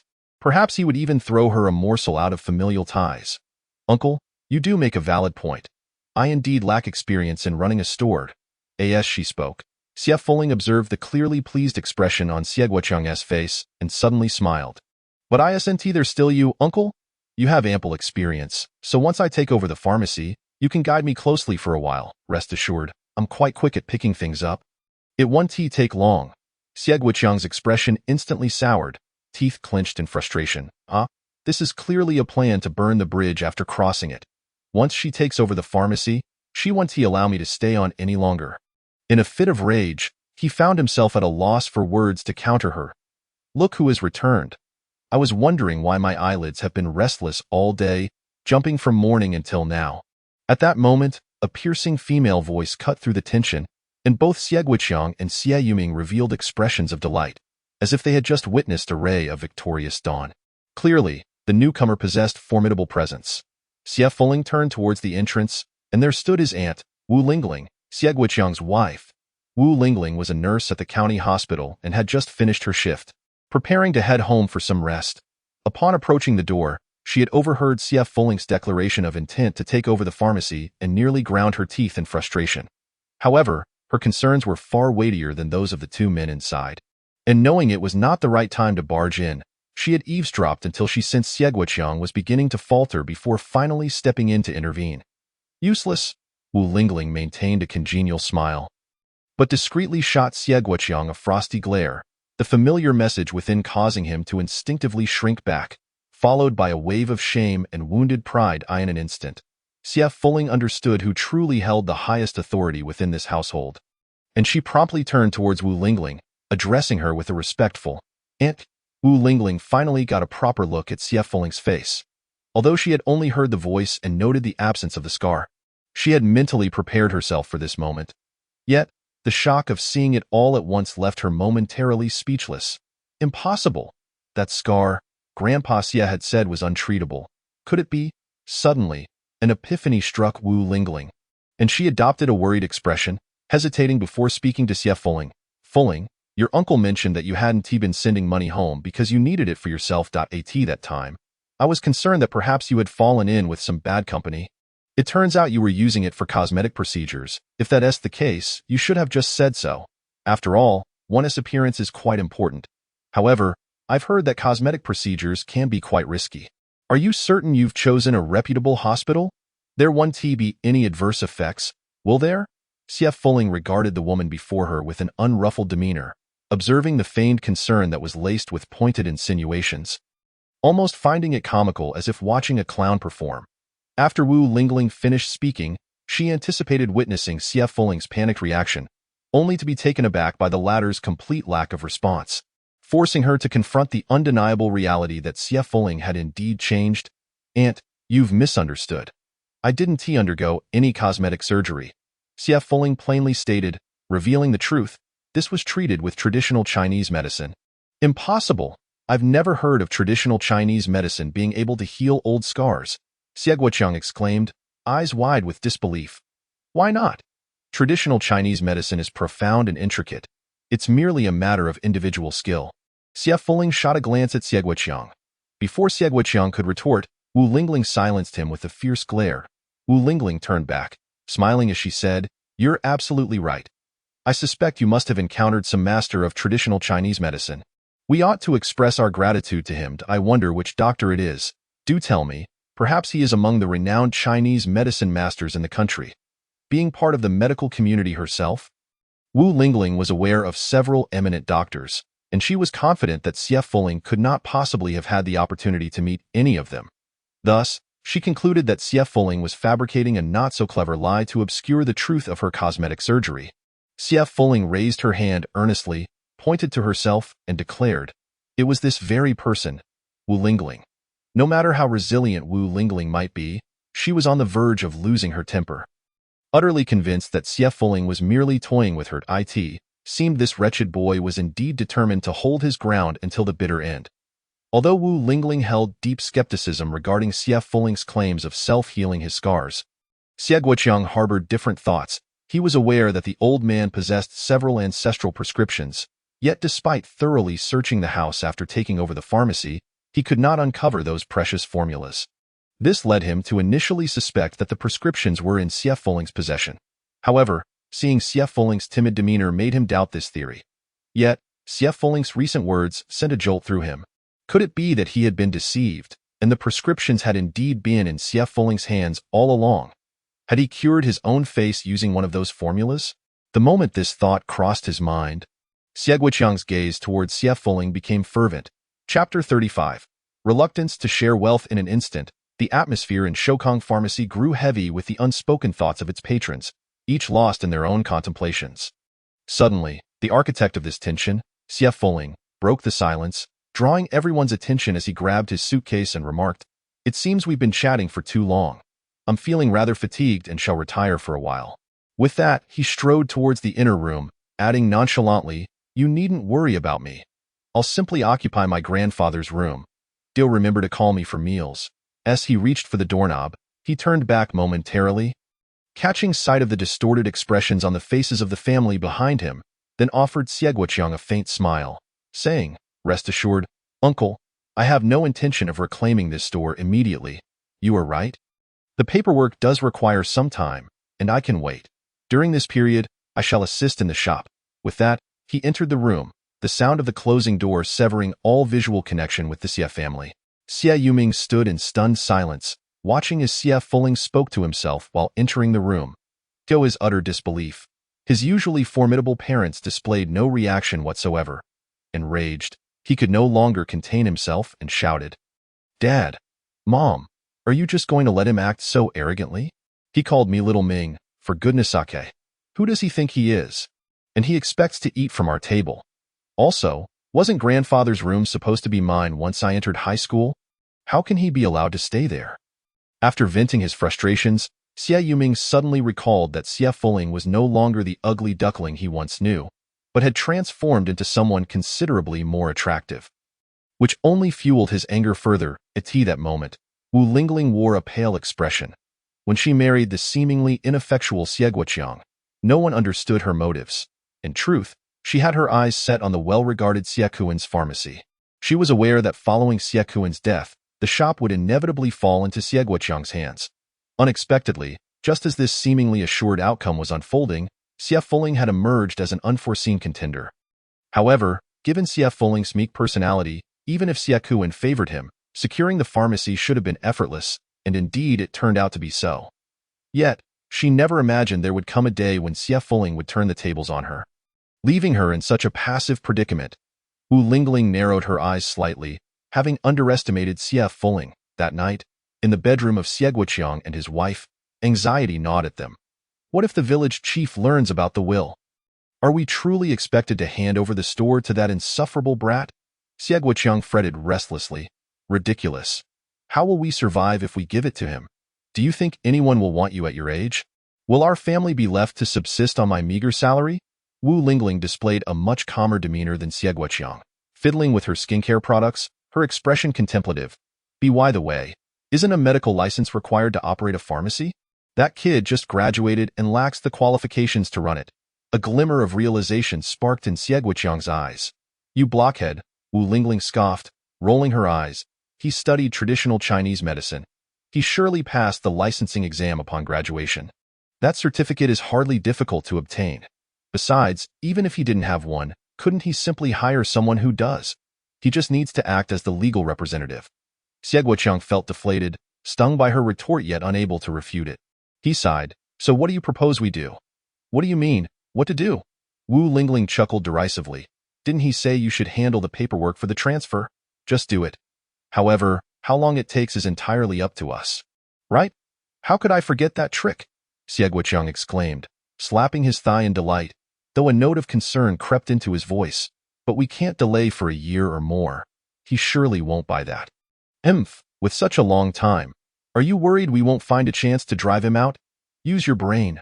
Wu Lingling, exasperated, tossed aside her skincare products and sharply poked Xie Guoqiang's forehead, suppressing the pain. Xie Guoqiang gritted his teeth. But what if he really does possess grandfather's prescriptions? Once you have something on him, won't he have to listen to you? Xie Guoqiang suddenly perked up, stifling a momentary wave of revulsion as he embraced Wu Lingling's slightly plump frame. Wife, you must have a brilliant idea, right? We're counting on you. Now you see my worth, she replied, beckoning him closer. Listen carefully. You will do exactly this tomorrow. The next morning, Xie Fuling was roused from his slumber by an insistent knocking at the door. Fuling, are you awake? Xie Guoqiang's voice boomed from behind the door, clearly unwilling to relent until he was let in. Slowly opening his eyes, Xie Fuling glanced at his phone. It was barely 6 o'clock. He lay on the wooden bed, allowing the knocking to continue for a while before finally rising to open the door. He regarded Xie Guoqiang, whose right hand was awkwardly raised in midair, and inquired, "What is it, uncle? Is the house on fire?" Xie Guoqiang's lips twitched. How could this brat speak such ominous words? Yet recalling his purpose, he forced a smile and replied, "Fuling, didn't we agree yesterday that you would help out in the store while learning the daily operations? I thought it prudent to start today. There's a lot to do, and you'll need to rise at this hour from now on. No more sleeping in." Xie Fuling stifled a yawn and nonchalantly nodded. Seeing this, Xie Guoqiang gestured for Xie Fuling to quickly get dressed and come downstairs. As he turned, he silently chuckled to himself. Denying you a good night's sleep is just the first step. Soon enough, you'll understand how foolish it is to entertain plans for this shop. Today your aunt has to go to work, and I've arranged to go out for medicinal supplies. Little Ming has tutoring. So I was planning to close the shop for the day. Since you're back, you can oversee IT.its, not a difficult task. Just follow the prescriptions when customers come in. For a bright student like you, it should be a cinch. Xie Guoqiang was finally able to relay his prepared speech once Xie Fuling slowly made his way downstairs for breakfast. Xie Fuling was well aware that such a convenient arrangement was unlikely. If there weren't any special circumstances, Xie Guoqiang would never entrust the store to him alone. However, he was genuinely curious to see what scheme Xie Guoqiang had devised to deal with him. All right, I understand. Xie Fuling feigned ignorance of Xie Guoqiang's evident unease and nodded in agreement. Once Xie Guoqiang left, Xie Fuling pulled out his phone to research the requirements for operating a pharmacy and soon confirmed that a licensed physician was indeed necessary. He had relented the previous day, considering this very fact. Otherwise, Wu Lingling would have surely seized upon it to launch a vigorous counterattack, leading to a loss of the initiative. At that moment, Xie Fuling was unaware that if he merely wished to possess the pharmacy, hiring someone with credentials would suffice. Yet even if he had known, he might not have pursued that route, as Xie Yui preferred a space that was wholly his own, much like the little pharmacy from his past life. Contemplating this, Xie Fuling glanced at his phone, which displayed 7:45, and rose to head towards the back room where the pharmacy's stock was stored. Although he anticipated no delightful surprises, he still felt compelled to inspect it thoroughly. As expected, this was a small county town, and the channels for procurement were likely limited. Furthermore, Xie Guoqiang was hardly a connoisseur of quality herbs. Thus, the overall quality of the stock was rather mediocre, with numerous items leaning towards the inferior. Overall, the situation was decidedly unsatisfactory. Hello, where is everyone? Do I need to personally go in there and fetch someone? After an indeterminate time spent in the stockroom, a distinctly unfriendly voice prompted Xie Fuling to lift his head, thinking, it seems the trap has been set for him. Rising from the small stool, Xie Fuling dusted off her hands and, with a calm demeanor, strolled back to the shop. Upon her arrival, she was confronted by a man with his hands shoved into his pockets, muttering curses under his breath. He was of average height, somewhat gaunt, yet the hostility in his eyes was enough to make anyone wary. Hey, isn't this someone I see? A fresh face, huh? Little brother, isn't it rather impolite to keep a guest waiting for so long? Upon recognizing Xie Fuling, the man let out an ambiguous whistle and stepped forward, his tone tinged with menace. Xie Fuling cast him a glance, undeterred, and positioned herself behind the counter before inquiring, what ailment do you suffer from? Do you have a prescription? Bah, you little brat, who are you cursing with illness? Stop pretending to be naive. I'm here to collect a debt, so hurry up and hand over the money. The man slammed his palm onto the counter, glaring fiercely. Collecting a debt? Xie Fuling raised an eyebrow. What? Can't you understand human language? The man chuckled. Today, I'm in a good mood, so I'll explain it to you. When your pharmacy was struggling, our company offered you an unsecured loan without a second thought. Now that it's time to repay, you're acting confused. Don't force me to resort to extreme measures. Unsecured loan? Although Xie Fuling was not entirely clear on the term, she grasped the situation easily enough. It seemed that no matter the era, ruffians would always be rampant. Silently, she lamented to herself. Enough with the idle chatter. Let's settle the payment. We agreed that it would be done today. Surely you won't come up with some ridiculous excuse about being short on cash. The man continued to pound on the counter, his gaze sharp. Yes, not that I don't have the money, but I'm simply reluctant to give it to you. Xie Fuling stared directly at him. I was wondering why Xie Guoqiang was so prompt today to send me for the money. It turns out someone needs a good thrashing. The man's expression shifted, a cold smile creeping onto his face as he seized Xie Fuling by the collar, pulling him close and raising his other hand to strike. Chapter 36. Would you like to try a needle? Xie Guoqiang glanced at his watch. It was nearly noon. After wandering for a few hours, he concluded it was time to return and check on things. Surely that troublesome young man had been dealt with by now. Having failed to collect any money and unable to reach Wang Shui, he assumed the latter had not yet left. Pulling out his deliberately powered-off phone, Xie Guoqiang resolved to head back and see for himself. Upon reaching the pharmacy's entrance, he was taken aback to see a crowd gathered outside, though surprisingly, it was not overly noisy. The hushed whispers suggested they were trying to avoid attracting too much attention. He paused, feeling puzzled. Suddenly, a thought struck him, and his expression changed dramatically. Could it be that Wang Shui, in a fit of rage, has vandalized the shop? That would be catastrophic. Not only would it incur losses in terms of damaged goods, but it would also tarnish the pharmacy's reputation, which is essential for my livelihood. A wave of anxiety surged within him as he hurriedly pushed through the crowd. Excuse me, make way. As he struggled to enter the shop, Xie Guoqiang nearly stumbled due to the momentum, but he managed to regain his balance. When he finally looked up, he was utterly astonished. There sat Wang Shui, whom he thought had long departed, upright and poised within the shop. It was astonishing to see the man, who usually swayed unsteadily even while standing, now maintaining such an upright posture. But what truly left him dumbfounded was the obsequious smile plastered across Wang Shui's face. And if he wasn't mistaken, something appeared to be sticking out from his head. Xie, could you please repeat that? My memory isn't the best. Hee. Xie Fuling stood behind Wang Shui, accurately locating a pressure point on his head before administering the final needle. With a nonchalant air, she returned to her position behind the counter and picked up the Huangdi Neijing she had found in her grandfather's room, casually responding, Don't worry, I'll write you a note later. Just follow it as a guide. Wonderful, that would be the best. Wang Shui grinned, trying not to move due to the needle in his head, stealing glances at the relaxed Xie Fuling. Will my legs really be able to straighten out? Why wouldn't they? A person's legs are meant to walk straight. Xie Fuling casually turned a page. Yes, you're absolutely right. Xie Guoqiang stared in disbelief at the scene unfolding before him. Unable to comprehend it, he remained frozen for quite some time, until Wang Shui noticed him and immediately changed his demeanor, barking, Well, Xie Guoqiang, you've finally returned. How dare you try to deceive me? Xie Fuling frowned and tapped Wang Shui's shoulder with her book. Calm down, don't make a fuss. Surprisingly, Wang Shui showed no signs of anger, obediently closing his mouth. Xie Guoqiang was beginning to feel as though he were in a dream. Was this truly the same Wang Shui who was notorious for debt collection? A man who could not be stopped once he went mad. It was no wonder so many people had gathered to watch, each too intimidated to speak loudly. Then, recalling the crowd outside, Xie Guoqiang swiftly turned and put on a smile. Addressing the onlookers, Everyone, it's noon already. You must be eager to return home for lunch. There's nothing to see here, just a routine treatment. Please disperse, and no matter what had transpired, he could not allow so many people to witness it.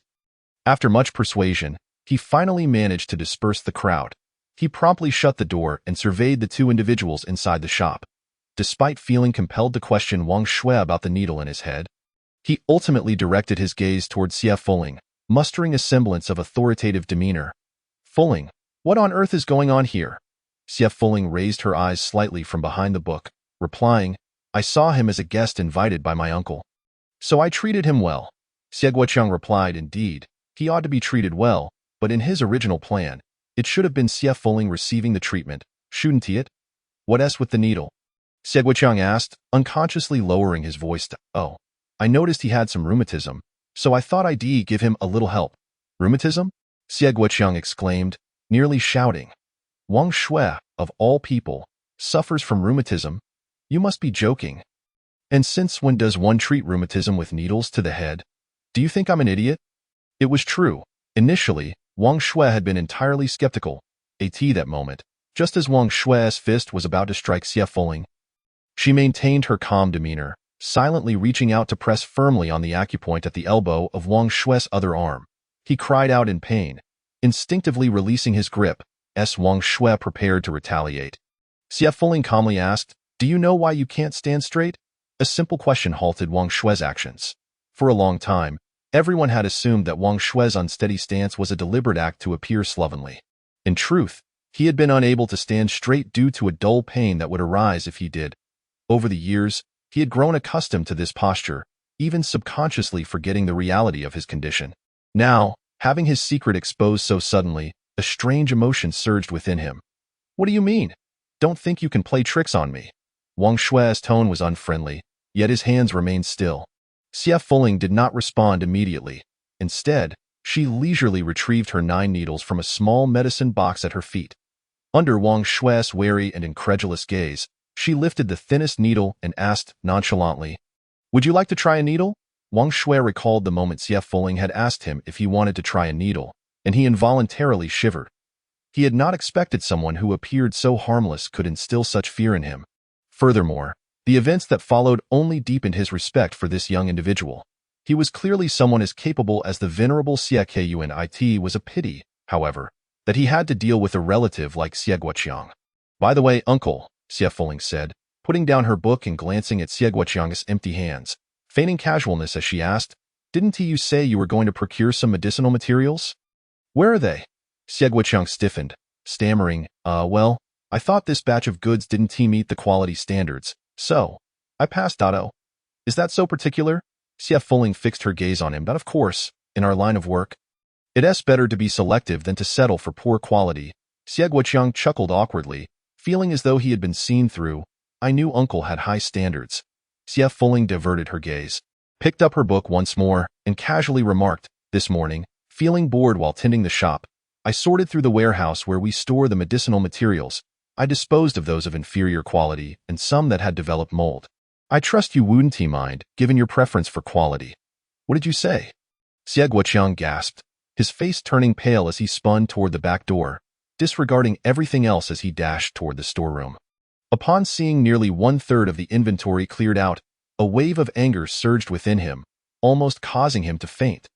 That was worth nearly 10,000 yuan. With a seething anger, Xie Guoqiang stormed back, intent on holding Xie Fuling's accountable, only to halt in his tracks upon witnessing Wang Shuijing and Xie Fuling's engaged in lively conversation after the needle had been removed.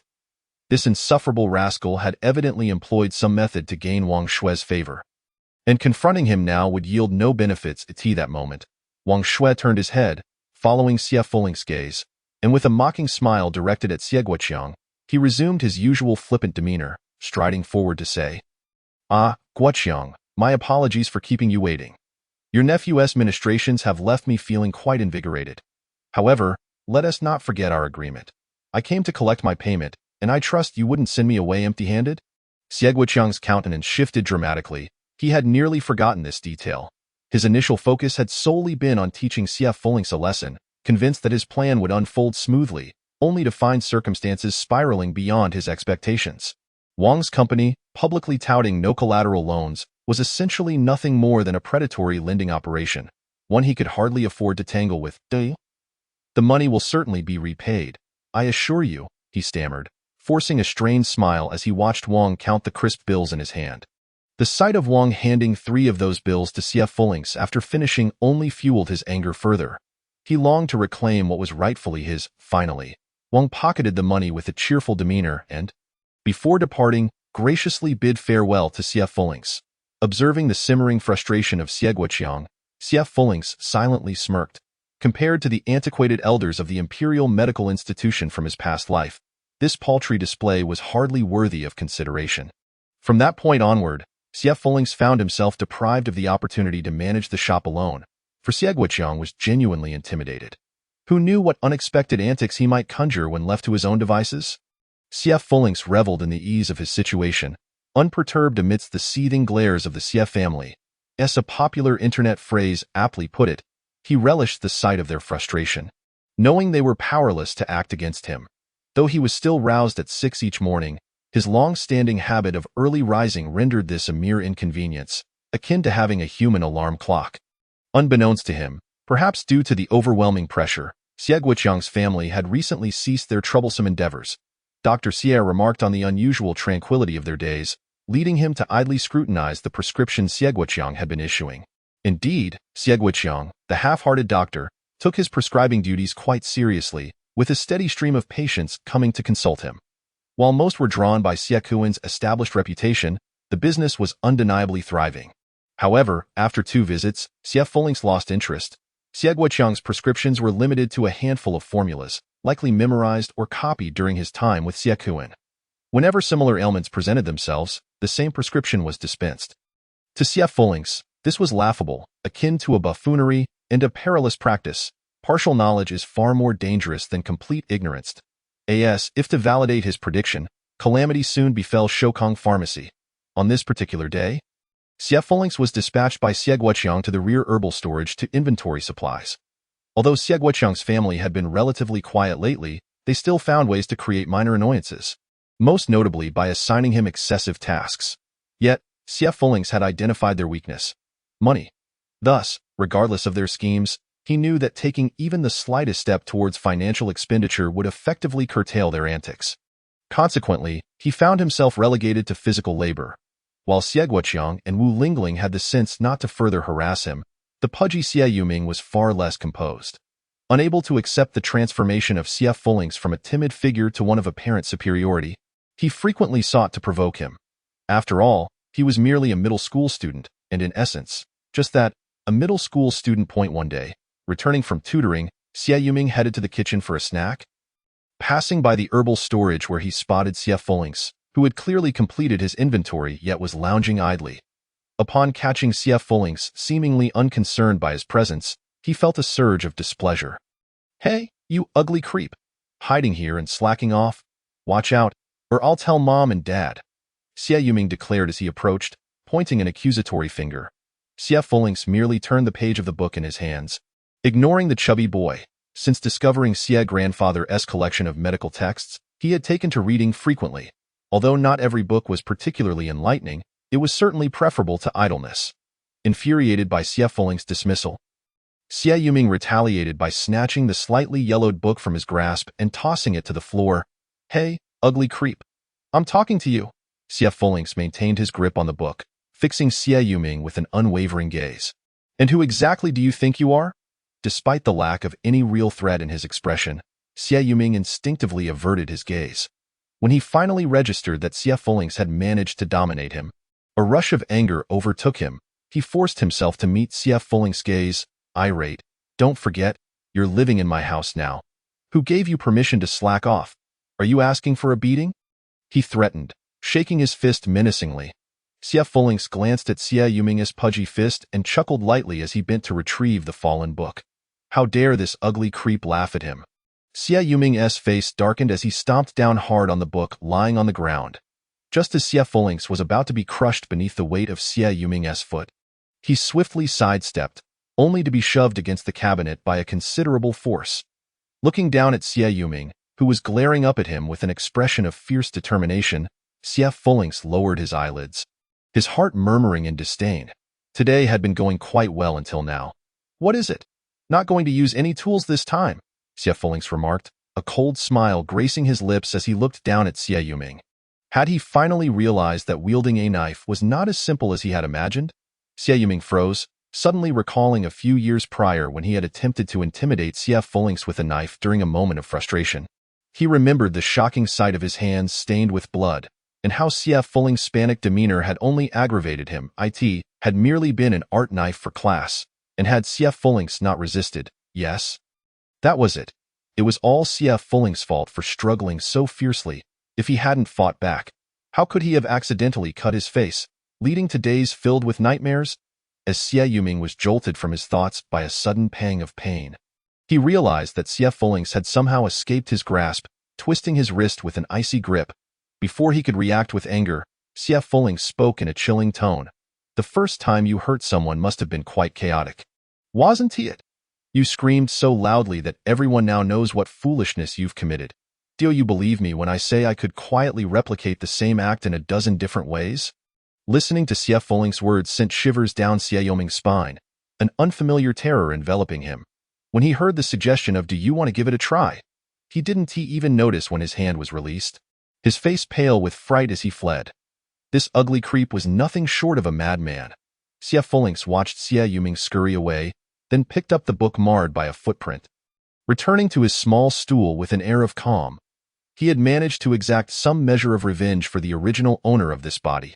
Truth be told, he had never intended to retaliate against this chubby boy. After all, he was an adult, and squabbling with a middle schooler felt beneath him. However, since the other party failed to grasp his intentions and insisted on seeking torment, he was left with no choice but to oblige. Dr. Xie noted that since his previous life, he had always adhered to the principle of "don't provoke me, and I shan't provoke you. If you do, I shall repay you in kind." Yet, scarcely had a minute passed after Xie Fulings sat down when a commotion erupted from the store. Accompanied by the unmistakable sound of something crashing to the ground with a sigh, he set the book aside and approached the door. As he opened it, a cacophony of unflattering expletives assaulted his ears. Prompting him to frown, it appeared that something significant had indeed transpired within the pharmacy. "You charlatan! If it weren't for your medication, my father wouldn't have collapsed so suddenly. It just happened moments ago. And you claim ignorance?" A burly man was currently gripping Xie Guoqiang by the collar, clearly seething with rage. Meanwhile, Xie Guoqiang struggled, his face flushed as he repeatedly muttered, "Let us remain civil. Let us remain civil." On that day, Wu Lingling happened to be on her day off, assisting in the shop, and at that moment, she found herself encircled by two middle-aged women demanding explanations. Typically eloquent, she now appeared somewhat overwhelmed.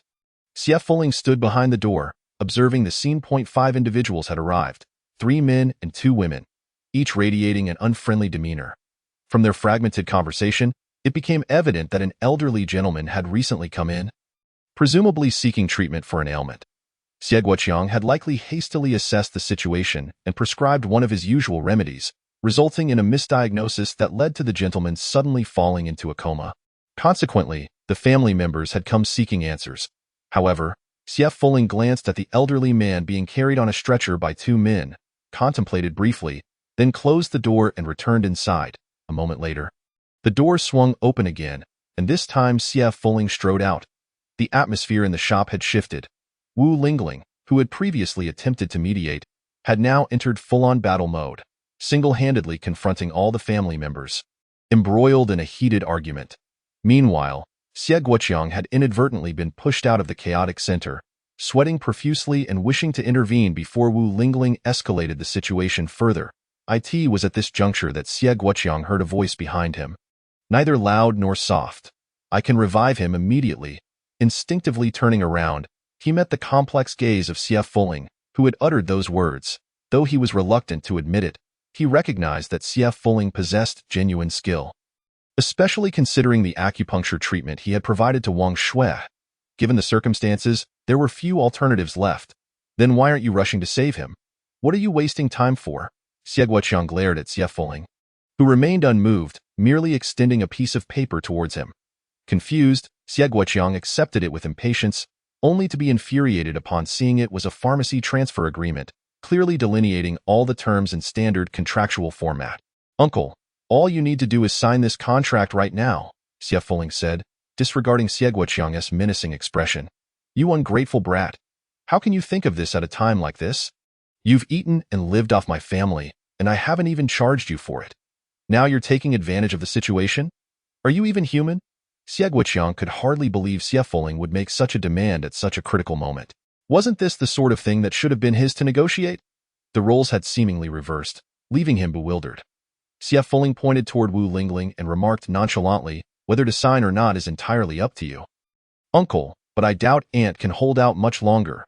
Following her gaze, Xie Guoqiang saw that Wu Lingling was struggling against several people. She was clearly losing ground. To make matters worse, her defiance had incited the family members to threaten calling the police. And a crowd was beginning to gather outside, compounding the dire situation. Clenching the agreement tightly, Xie Guoqiang shot a fierce look at the composed Xie Fuling and, after muttering "You've got guts," he took a pen from the counter and forcefully signed his name in the designated area. "Don T, forget the fingerprint," Xie Fuling kindly reminded him, handing over the prepared ink pad with a hint of mischief. Finally, after pressing his hand onto the paper, an exasperated Xie Guoqiang snapped at the leisurely Xie Fuling. "You've signed. Now hurry up and save him." "Patience," Xie Fuling replied coolly, stepping past the heated argument. Before the two men carrying the stretcher could react, she swiftly grasped the elderly man's hand and expertly punctured 5 acupoints on his fingertips. "Hey, what are you doing?" The men exclaimed in shock. The elderly man, whose fingertips bled slightly, suddenly trembled and slowly opened his eyes. Chapter 38. The arrival of Boss Jiang. The elderly man's unexpected awakening plunged everyone in the shop into a brief silence. Only Xie Fuling continued her duties as a physician, examining his eyelids, checking his tongue, and taking his pulse before standing upright and returning to the counter. As soon as Xie Fuling moved, someone finally regained their composure. The only other man not carrying the stretcher. "What did you do to my father?" He glared at Xie Fuling. "What could I possibly do? I treated him. Did you not see that he has awakened?" Xie Fuling replied calmly. "But how did you manage that?" Xie Fuling came to a halt behind the counter, her eyes glinting with insight. "Is that your primary concern? Shouldn't you first inquire about your father's health?" The man stiffened, momentarily at a loss for words. Unconcerned by his reaction, Xie Fuling grabbed a prescription pad from the counter and began writing, casually stating, "So your father fainted and didn't he rush to the hospital for treatment, instead coming here to demand an explanation?" Handing over the completed prescription, she tilted her head and stared intently at the man. "Your way of showing filial piety is rather peculiar." The man clenched his fists, glaring at Xie Fuling. "Why father fainted from taking your medicine? How could he be foolish enough to take it a second time?" With that, he lunged to snatch the prescription from her, intending to tear it up. At that moment, an elderly yet commanding voice rang out. "Adong, stop!" The man, named Adong, halted mid-motion, his eyes flashing with momentary frustration before he turned to his father, suppressing his anger. "Dad?" The elderly man's voice was evidently weak. At some point, he had instructed the two men carrying him to set him down on the ground, where he now sat upright, though still frail, his posture instinctively straight. The elderly man did not look at his son, but instead fixed his gaze on the unflinching Xie Fuling behind the counter. "Young man, thank you. Please prepare the medicine according to the prescription you wrote." Xie Fuling regarded the dignified old gentleman with a modicum of admiration and kindly suggested, "The quality of herbs at this shop is rather mediocre. You might consider taking the prescription to a more reputable pharmacy for better results." After a moment's thought, she added, "I wonder if there's a pharmacy called Jiang's drugstore nearby. If so, you might want to check there." The elderly man appeared taken aback, glancing at the now furious Xie Guoqiang, a hint of amusement crossing his features. This young man certainly spoke without reservations. "Of course, I know of it. Jiang's drugstore is the largest in W City, and they have branches in Y County as well. Thank you for your suggestion, young man." What had initially been a casual remark unexpectedly turned out to be true, and Xie Fuling nodded, choosing not to elaborate further. "May I be so bold as to inquire why I fainted?" The elderly man's tone was exceedingly respectful, entirely at odds with his youth. "Dad, why are you being so polite to him?" Adong, who had been silent, could no longer contain himself and voiced his discontent. "I won't be polite to a doctor who can save my life. Who else should I be polite to? You who only stirs up trouble." The elderly man's cold gaze fell on his son, and the weight of his words rendered Adong's face pale, promptly silencing him. "If my initial diagnosis is correct, you are suffering from liver disease, characterized by excessive liver yang. Though it may not flare up frequently, it often leads to a sensation of heaviness in the head and lightness in the limbs, which must be rather bothersome for you. The treatment for such ailments cannot be rushed. One must first nurture the liver and strengthen the body. While I am unaware of the medication you previously ingested, I suspect it was intended to tonify the liver yang but was misdiagnosed as ordinary liver illness, leaving your body unable to cope." However, Xie Fuling raised her gaze, surveying the varying expressions of those present.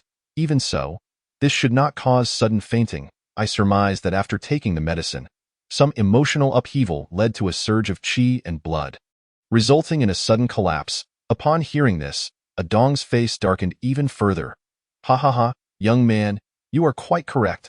It was indeed an unfilial son who angered me, failing to reflect on his actions, coming here to cause a ruckus, and bringing my frail old body along to create such a spectacle. What a disgrace! The elderly man's laughter, however, did not elicit any amusement from those present. The men and women were left feeling awkward or ashamed. Their heads bowed. Upon realizing that the issue did not lie with his medicine, Xie Guoqiang breathed a sigh of relief, only to be overcome with regret as he realized he had signed the transfer agreement for something that was not even his fault. He shot a fierce glare at Xie Fuling, convinced that this cunning young man had known all along and had deliberately set him up. Xie Yui had little interest in the domestic troubles of others and chose not to interject. What is your relationship with that old scoundrel Xie Kuan? After the laughter subsided, the elderly man's expression turned serious as he inquired earnestly of Xie Fuling. He is my grandfather. The elder, momentarily bewildered, scrutinized Xie Fuling from head to toe before breaking into a smile. So you are Fuling. No wonder your grandfather has repeatedly expressed his desire to pass the pharmacy into your capable hands. You truly are a fine example. Your grandfather and I go way back. It was that rascal Xie Kuan who saved my life on a train many years ago, and now, it seems, I am saved again by his grandson. It appears I am indeed destined to be connected with the Xie family. Young Fuling, I am Chen Jinfu, residing at the end of the village. If you have time, do come visit Grandpa Chun. And if anyone dares to bully you, he cast a sidelong glance at the bystanding Xie Guoqiang, narrowing his eyes, do not hesitate to seek me out. Grandpa Chun will have your back, thank you. Grandpa Chun, Xie Fuling replied with utmost politeness, nodding appreciatively. After all, one must seize opportunities for support when they present themselves. Satisfied, Chun Jinfu departed with the prescription that Xie Fuling had prepared, accompanied by a gaggle of younger relatives. Thus, a farcical scene concluded with a thunderous uproar yet minimal consequence. Even in light of Xie Guoqiang's clear misdiagnosis, there was no suggestion of seeking compensation from the Shokong pharmacy. With the main players gone, the onlookers gradually dispersed, and the pharmacy fell silent once more. Watching the crowd disperse, Xie Guoqiang harbored a quiet resentment. Chen Jinfu was no ordinary man. The village buzzed with tales of his wealth, rumored ties to the underworld, and past political prominence.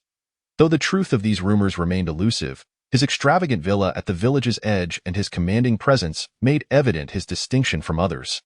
Xie Guoqiang had thought to leverage his connection with the elder to secure the pharmacy's future, hoping to cultivate a beneficial relationship. Yet, he found himself outmaneuvered by Xie Fuling. Should Chen Jinfu intervene?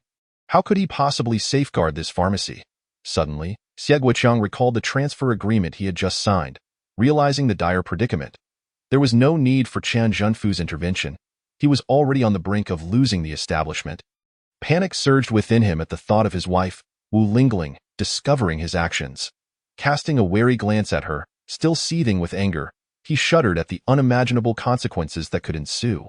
Frantic, Xie Guoqiang's eyes darted around until they landed on the agreement that, by some stroke of luck, had been blown to the corner of the counter. Meanwhile, Xie Fuling was preoccupied with organizing his acupuncture tools, oblivious to the unfolding drama. If he could just tear up that agreement, it would be as if nothing had ever happened.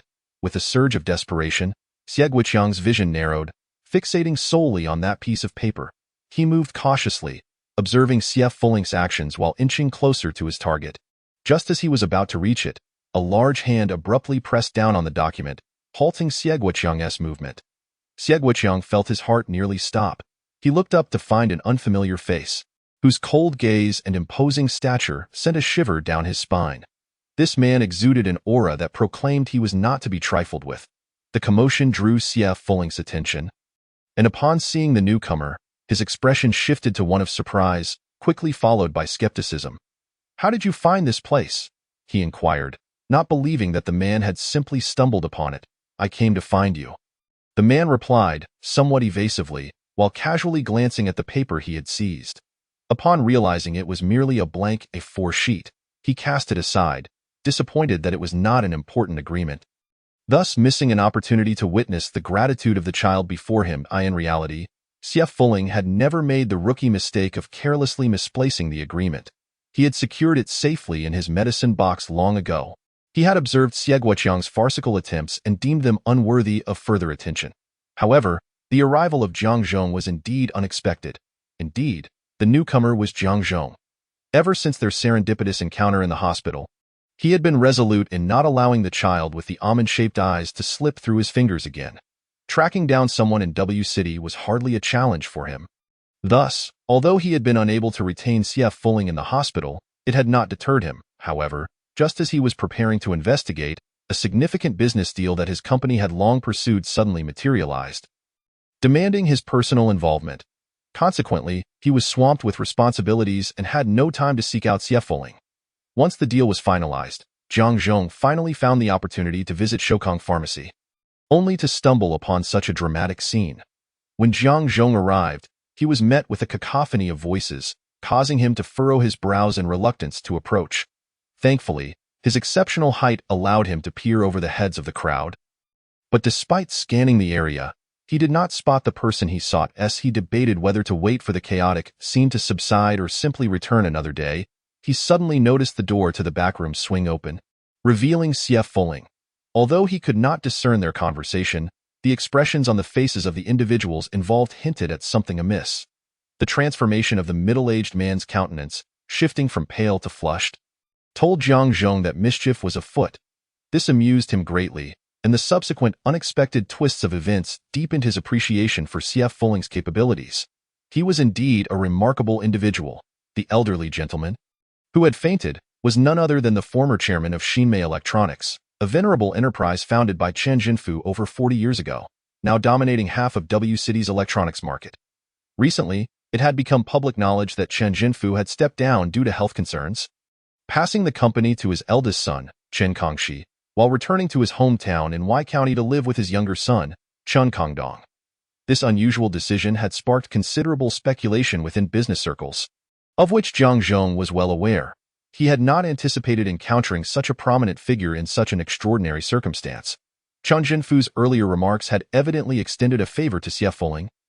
Directly expressing his admiration, Jiang Zhong narrowed his eyes, realizing that this young lad was indeed in high demand. "How did you find this place?" "I came to find you." Faced with Jiang Zhong's vague response, Xie Fuling instinctively believed that ignoring the man was the wisest course of action. Thus, he pursed his lips and remained silent.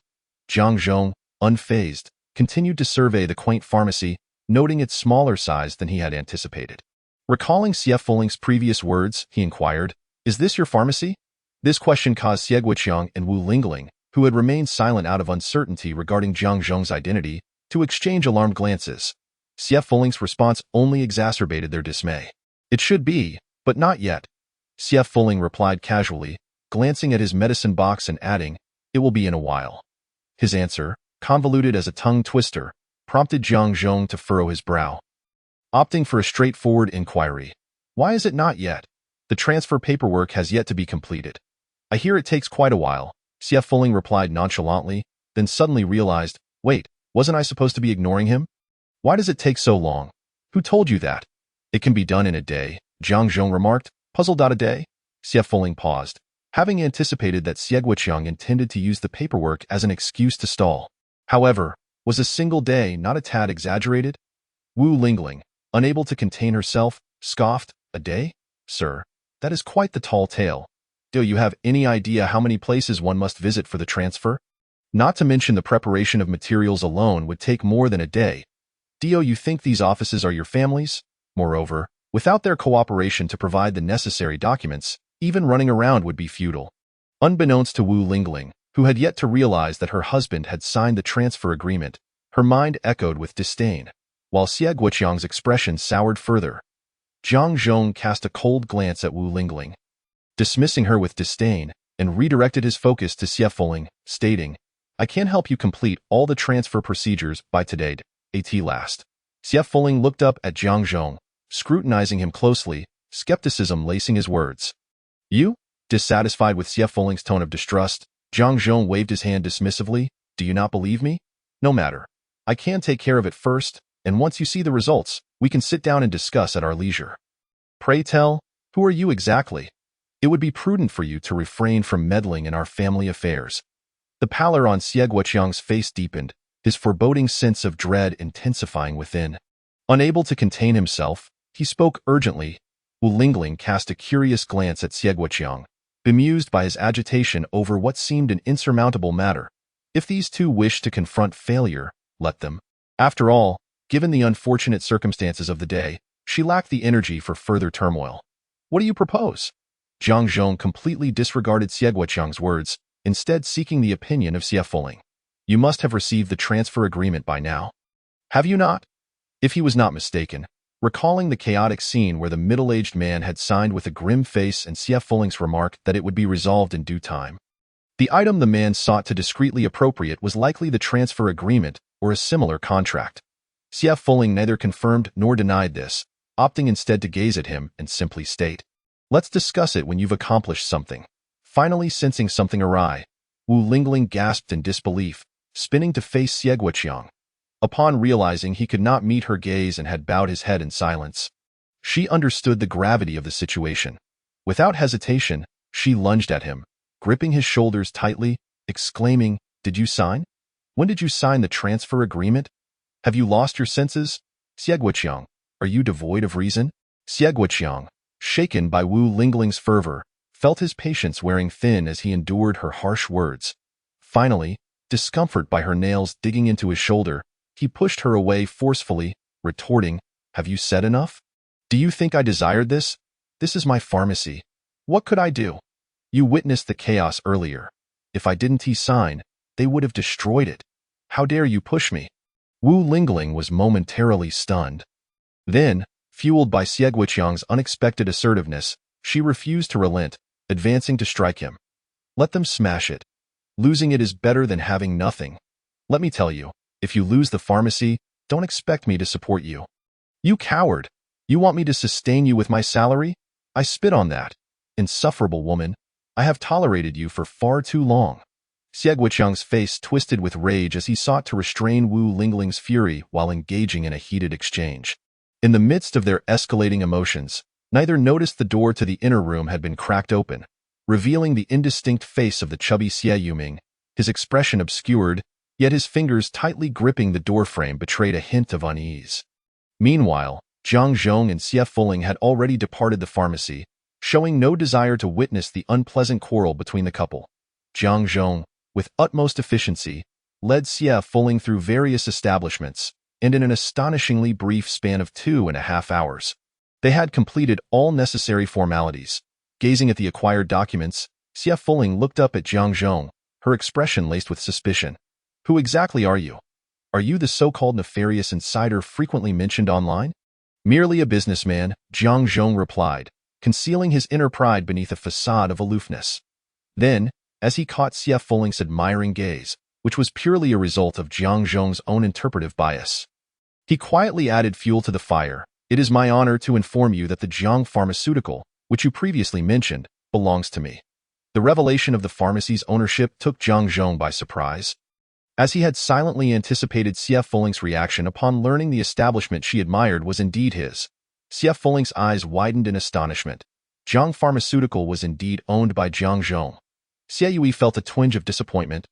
Having presumed that someone capable of running such a high-quality herbal medicine store would possess impeccable virtues and be a respected elder, Zhang Zhong, observing the child's astonishment reflected in her beautiful almond-shaped eyes, felt a sense of satisfaction as he squinted, realizing his image had been elevated yet again.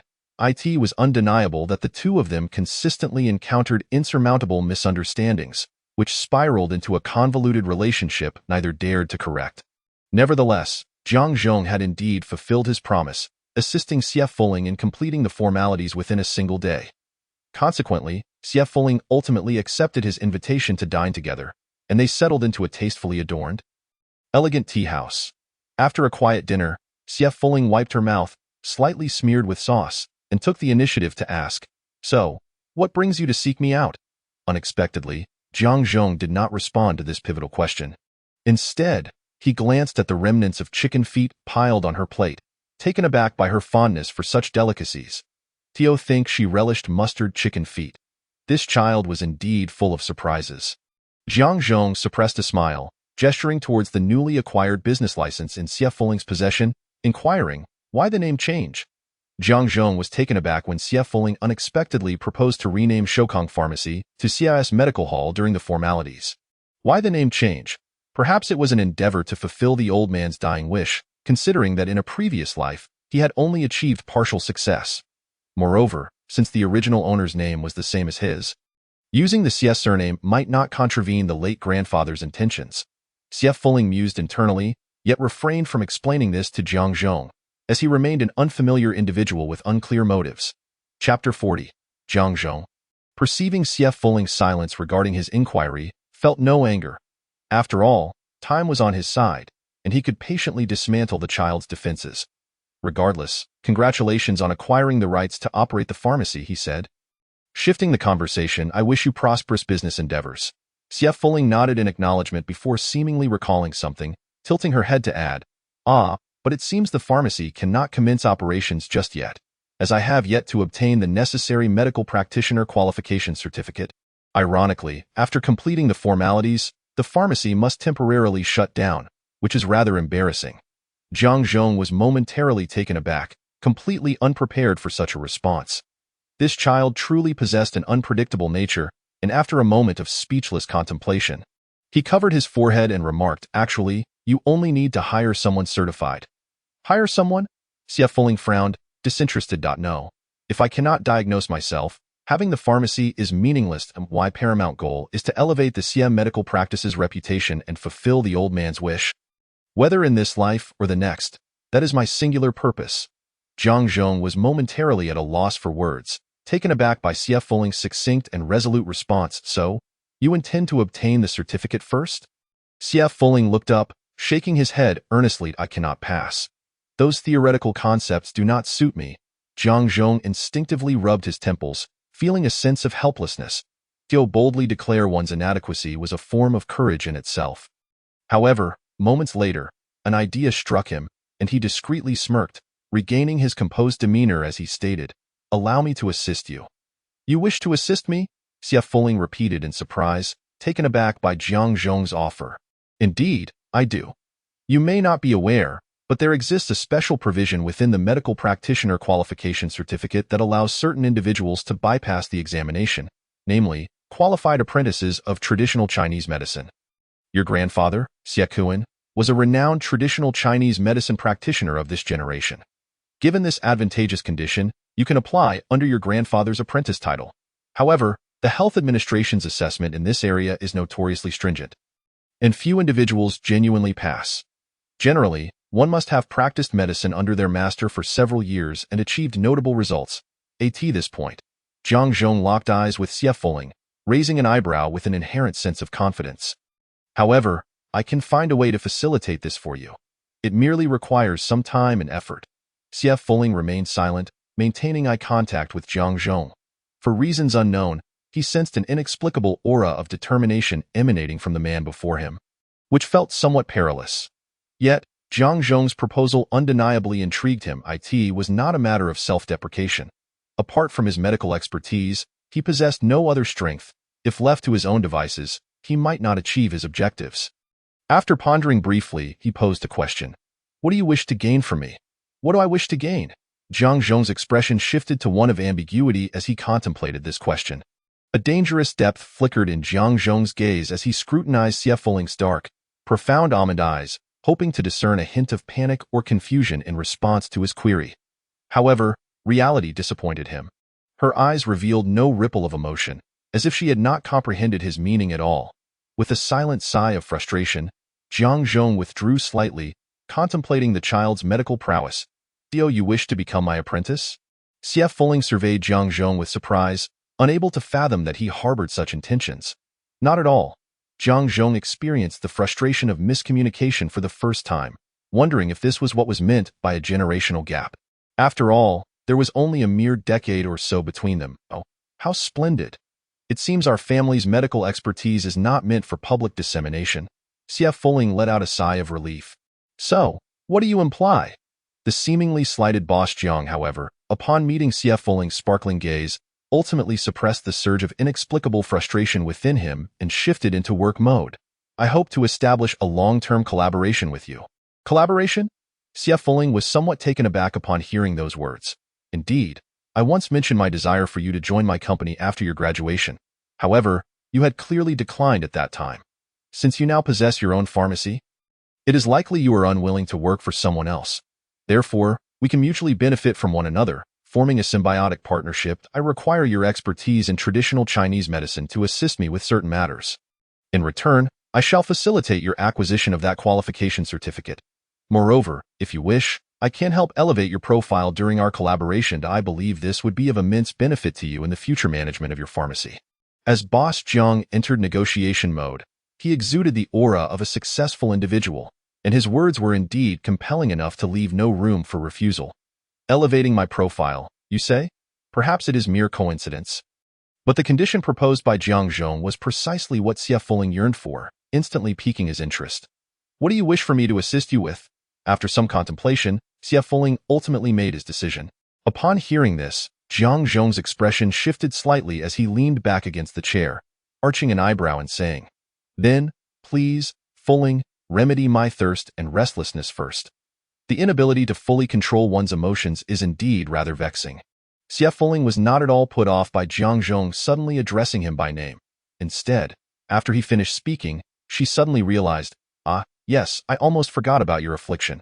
Attempting to tease someone but failing to gain any leverage, Boss Jiang, despite several setbacks, still managed to escort Xie Yui back to the Shokong pharmacy, which was about to become the Xie family's medical hall. However, upon arrival, Xie Fuling was greeted by a firmly locked door and his belongings haphazardly discarded nearby. Xie Fuling glanced at the suitcase, took out a key from his pocket, inserted it into the lock, and tried to turn it, but there was no response. Well, I did somewhat anticipate this. Jiang Zhong approached Xie Fuling, observing as he tossed the key casually into a nearby trash bin, and asked, "What is the matter?" They changed the lock. Xie Fuling shrugged nonchalantly, his movements quite swift. He truly did not expect the Xie family to resort to such a straightforward yet unexpectedly effective action. So, they believe that by denying you entry, they will not lose the pharmacy? Boss Jiang scoffed at the family's behavior, deeming it foolish. Although foolish, Xie Fuling picked up the disheveled suitcase, grasped the handle, and looked at Jiang Zhong, stating the undeniable fact. It indeed leaves me without a place to stay. That is simple. Just find a locksmith to pry open the door. Jiang Zhong intended to say this, but upon seeing Xie Fuling holding the suitcase and gazing at him, he suddenly found himself at a loss for words, and no matter how one viewed it, it appeared as an invitation for him. Boss Jiang felt his heart racing a little at that moment. After all, the pharmacy cannot remain closed indefinitely, and the Xie family cannot stay cooped up inside forever. As Xie Fuling pondered whether to find a nearby hotel to settle in temporarily and gradually resolve this matter, his suitcase unexpectedly found its way into Jiang Zhong's hands. "Let us go." Jiang Zhong coolly tossed out those two words, clutching the suitcase and intending to walk ahead. Xie Fuling, with a bemused expression, grasped his suitcase, entirely unfazed by Boss Jiang's charm, and warily asked, "What are you planning to do? Didn't you say you temporarily have no place to stay? So, I'm taking you to my home to stay." Jiang Zhong stated matter-of-factly, "Your home is nearby." Xie Fuling asked with remarkable composure, "I in the city center." Jiang Zhong replied with equal calmness, "So, you believe this place is in close proximity to the city center?" Xie Fuling wore an expression of refusal, rationally declining. He would rather choose a nearby hotel than seek trouble by going further afield. "I can give you a ride." "Aren't you supposed to be working? And why must we choose such a troublesome route?" Xie Fuling was unyielding. "Didn't we agree to collaborate?" Boss Jiang grew displeased. How could this young person be so stubborn? Pray tell, what does collaboration have to do with staying at your house? Aren't you quite interested in my pharmacy? Boss Jiang unveiled his trump card. Don't you wish to know where those medicinal herbs come from? Xie Fuling was taken aback. You'll divulge the sources of the herbs to me? I can take you directly to the cultivation base for a tour. Boss Jiang generously promised, as it indeed belonged to his domain. Xie Fuling glanced at his suitcase, weighing the options in his mind before quietly relinquishing his grip. After a day filled with setbacks, Boss Jiang finally felt a sense of satisfaction in winning this time. The pent-up frustration in his heart dissipated instantly, and his mood lightened considerably.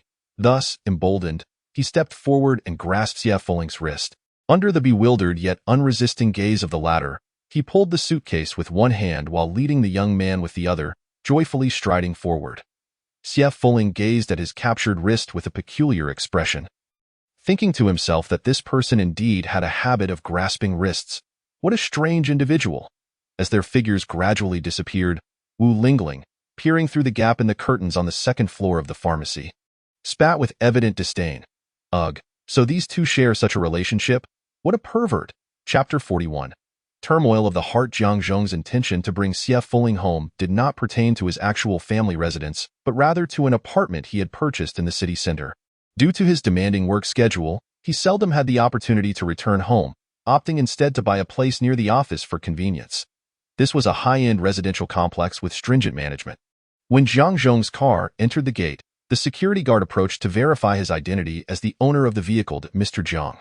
The security guard, clad in a sharp uniform, quickly approached Jiang Zhong's car, expressing gratitude upon seeing his face after he rolled down the window. However, he was taken aback upon spotting Xie Fuling in the passenger seat. "This is my friend. He may stay here for a while," Jiang Zhong informed the guard, signaling him to remember the individual to avoid any unnecessary misunderstandings. The security guard immediately smiled and nodded, indicating his understanding. After Jiang Zhong drove away, the guard scratched his head, pondering the oddity of the situation. He never expected the usually aloof Mr. Jiang to bring a friend home, and that person appeared rather young. How on earth did they become friends? Meanwhile, seated in Jiang Zhong's car, Xie Fuling surveyed the towering apartment complex through the window and casually remarked, "When did I say I would be staying here for a while?" Jiang Zhong did not respond immediately. He waited until they had slowly entered the underground parking lot and parked in his designated space before turning to say, "To be precise, I mentioned may stay for a while. Rest assured. The duration of your stay is entirely up to your discretion." Regarding this response, Xie Fuling remained noncommittal. Seeing that Xie Fuling had ceased to speak, Jiang Zhong felt they had reached a consensus and led him to his residence on the 23rd floor.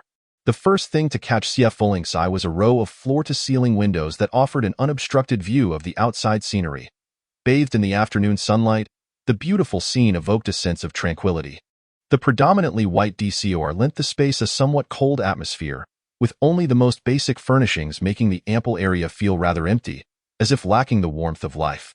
Noticing Xie Fuling examining the apartment, Jiang Zhong casually set down his suitcase nearby, then gently patted Xie Fuling on the back of his head, asking, "Would you like a tour?" Xie Fuling was somewhat taken aback. The gesture of a pat on the back of the head was a habit of his own father.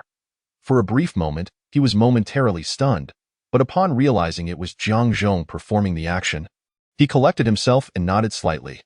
"This is the guest room, though it has seldom been used. If you don't mind, you can sleep here. I'll fetch you some fresh blankets and sheets shortly."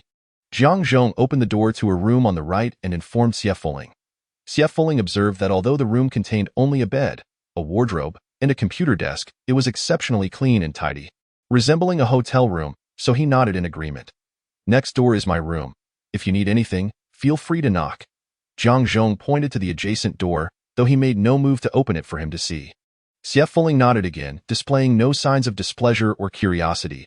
Jiang Zhong glanced at Xie Fuling before continuing the tour. "This is the study. If you need to use the computer, feel free to come here. The bathroom is over here. This is the kitchen. At last, Jiang Zhong led Xie Fuling into the kitchen, gesturing towards the well-equipped array of culinary tools. He remarked, though seldom utilized, the refrigerator was surprisingly stocked, and one could certainly cook if needed. Xie Fuling glanced at the unfamiliar kitchen implements, and as someone who had never cooked in either this life or the last, he felt there would be little opportunity to employ such items. Thus, he nonchalantly nodded in acknowledgement. After touring the house, the diligent Xie Fuling indicated that there was still ample time to conduct a diagnosis for Mr. Jiang. The patient, Mr. Jiang, readily extended his hand. Xie Fuling placed his hand upon Jiang Zhong's wrist and began to take his pulse in silence. The pulse was vigorous, akin to surging waves. It surged and waned, unmistakably indicative of a flooding pulse, consistent with his earlier assessment at the hospital. A flooding pulse signifies a condition of excess heat, typically resulting from extreme yang heat or internal fire within the organs, manifesting symptoms such as thirst, flushed complexion, and elevated body temperature. Xie Fuling raised his gaze to quietly scrutinize Jiang Zhong's complexion. Noting no overt signs of heat rising, then, maintaining his position, he gently touched Jiang Zhong's cheek, only to be taken aback as he observed his own hand. "Your pulse has suddenly quickened," Xie Fuling stated matter-of-factly. Jiang Zhong remained silent, fixated on Xie Fuling. Although Xie Fuling found it peculiar, the pulse showed no further changes apart from the accelerated rhythm. He withdrew both hands and looked up at Jiang Zhong, saying, "Please remove your upper garment." Jiang Zhong's eyes clouded with uncertainty, yet he complied, methodically unbuttoning his shirt to reveal his well-defined chest and abdomen, casually tossing the garment onto the nearby sofa, his bare torso exuding an unmistakable aura of danger. However, Xie Fuling, wholly focused on his examination, was not swayed by the allure before him. Once Jiang Zhong had finished undressing, he extended both hands, unceremoniously placing them on Jiang Zhong's abdomen. This sudden contact caused Jiang Zhong to stiffen, his abdomen visibly contracting. Expecting further actions from Xie Fuling, Jiang Zhong was surprised to find that he merely touched him briefly before signaling it was time to dress again, leaving him inexplicably disappointed. Subsequently, Xie Fuling asked Jiang Zhong several questions regarding emotional fluctuations and symptoms such as dryness of mouth and tongue, ultimately arriving at a conclusive diagnosis. There were no apparent signs of fever on the surface. A few doses of medicine would suffice for a swift recovery. However, he advised Jiang Zhong to maintain a balanced schedule, drink plenty of water, and practice deep breathing if he felt his emotions becoming difficult to control. "All right, I will heed your advice," Jiang Zhong responded naturally while putting his shirt back on. Xie Fuling nodded in satisfaction. Patients who understood the importance of cooperation always appeared endearing. Turning away, he prepared to jot down the prescription he had devised in his mind. At that moment, an unexpected rumbling sound startled both individuals. Xie Fuling glanced at his own belly, realizing the noise had emanated from him. Jiang Zhong, glancing at the time, realized it was nearly 6 o'clock. Indeed, mealtime had arrived. Observing the still lowered head of Xie Fuling, he assumed the latter felt embarrassed and slowly rose, heading toward the kitchen while inquiring, "There's probably not much left. Would noodles suffice?" Seeing Jiang Zhong's actions, Xie Fuling was taken aback. "You're going to cook?" Having reached the kitchen, Jiang Zhong leisurely rolled up his shirt sleeves, resting his hands on the countertop as he looked at Xie Fuling. Surprised, Xie Fuling nodded honestly. Jiang Zhong did not mind his forthrightness and continued, "Can we have noodles?" "Of course," Xie Fuling replied. "Just a moment, it will be ready shortly." Once Jiang Zhong received Xie Fuling's affirmation, he proceeded with ease. Curiosity piqued, Xie Fuling moved closer to observe, genuinely astonished to discover Jiang Zhong possessed this skill. In truth, Jiang Zhong's technique was not particularly adept. Due to his work commitments, he had little opportunity to cook for himself, typically relying on the company cafeteria for meals, with help from hired cooks during breaks. However, during his early entrepreneurial days, he had cooked for himself, allowing this latent skill to resurface quickly despite his long hiatus. Thus, before the inexperienced Xie Fuling's eyes, it was remarkable how Jiang Zhong managed to whip up 2 bowls of tomato and egg noodles in a mere 10 minutes, and they appeared quite appetizing. "Give it a try," Jiang Zhong offered, handing chopsticks to Xie Fuling. Xie Fuling complied and took a bite. Relishing the mild flavor that enveloped him in comfort, he squinted slightly, offering an unabashedly enthusiastic 2-word review. "Delicious." Jiang Zhong's lips curled upwards slightly as he pulled a chair closer, joining Xie Fuling in the meal. For a moment, the dining area was filled solely with the sounds of slurping noodles and the occasional clinking of bowls and chopsticks. After finishing the noodles, Xie Fuling took the initiative to clear the dishes, and Jiang Zhong did not object, leaning against the wall while observing Xie Fuling's somewhat clumsy efforts to clean the stove and wash the dishes. Once Xie Fuling completed the task, Jiang Zhong gently took his hand, wiping it with a towel. Perhaps due to the soothing nature of Jiang Zhong's ministrations, even as Xie Fuling sensed an oddity in the gesture. He did not resist, merely watching Jiang Zhong's movements with a subdued demeanor akin to a docile kitten. From Jiang Zhong's perspective, he could only see the swirl of hair atop Xie Fuling's head. Yet it stirred a sense of restlessness within him, akin to a cat's paw scratching at his heart. He inwardly lamented, realizing that this young man's influence was far greater than he had anticipated. Thus, he forced himself to avert his gaze, releasing Xie Fuling's hand, and with a complex expression, said, "All right, thank you," Xie Fuling remarked, oblivious to Jiang Zhong's subtle change in demeanor. "Rest early. I will take you to the planting base tomorrow." Jiang Zhong, feeling slightly awkward, uttered this, placing the towel down and exiting the kitchen. Xie Fuling cast a puzzled glance at the wall clock, noting it was only a little past 7. Was it not too early to rest? Chapter 42. The unfamiliar Mr. Zhang. The following day, when Xie Fuling awoke in the guest room of Jiang Zhong's home, he found himself surprisingly reluctant to rise, a rarity for him.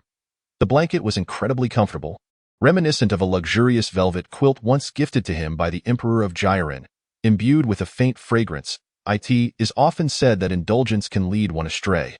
After struggling against his momentary desire, Xie Fuling finally overcame it and climbed out of bed. Upon opening the door, he immediately spotted Jiang Zhong standing by the floor-to-ceiling window, engaged in a phone call, just concluding with a final statement. "All right. I will leave it to you." On the other end was Jiang Zhong's secretary, Xiao Ying, who stared at her phone in bewilderment, astonished that the workaholic Mr. Zhang had miraculously called in to take a day off. Pressing the end call button, Jiang Zhong turned to see Xie Fuling approaching, noting his slightly disheveled hair and a gaze devoid of any haze, the simple home attire enhancing his youthful appearance. Awake? Jiang Zhong assessed Xie Fuling without reservation, stating. Xie Fuling nodded in response. "Go wash up. Breakfast is ready." Naturally, Xie Fuling's eyes drifted toward the dining area, where food and cutlery had indeed been laid out. He quickened his pace toward the bathroom, noting that Jiang Zhong had thoughtfully prepared a complete set of toiletries, including toothbrush, toothpaste, and towels, even providing an array of skincare products he had never used before. Remarkably considerate. As he hurried to brush his teeth and wash his face, Xie Fuling remained oblivious to Jiang Zhong's focused gaze upon his retreating figure, as if confirming something. Today's breakfast was also prepared by Mr. Jiang, consisting of a simple yet classic Western-style meal. Sandwiches, fried eggs, and milk, served with knife and fork. Quite unaccustomed for Xie Fuling, he found the partially cooked egg unacceptable, viewing it as inedible. Thus, with an expression of open disdain, Jiang Zhong calmly removed the sliced fried egg from Xie Fuling's plate and consumed it himself. "Apologies, I didn't realize you were unaccustomed to Western breakfast. I won't do it again next time," Jiang Zhong remarked. Hearing this, Xie Fuling felt somewhat guilty, as though he had taken advantage of the situation. Reflecting on an old saying, he pondered whether he should express some words of gratitude. After much contemplation, he was still at a loss when Jiang Zhong urged him, "Shall we depart?" Suddenly reminded of their visit to the herbal planting garden that day, Xie Fuling's spirits lifted dramatically. Forgetting his previous thoughts, he looked up at Jiang Zhong with a beaming smile, his eyes crinkling in joy. "Yes." Jiang Zhong was momentarily taken aback, not anticipating that Xie Fuling would suddenly smile so beautifully at him.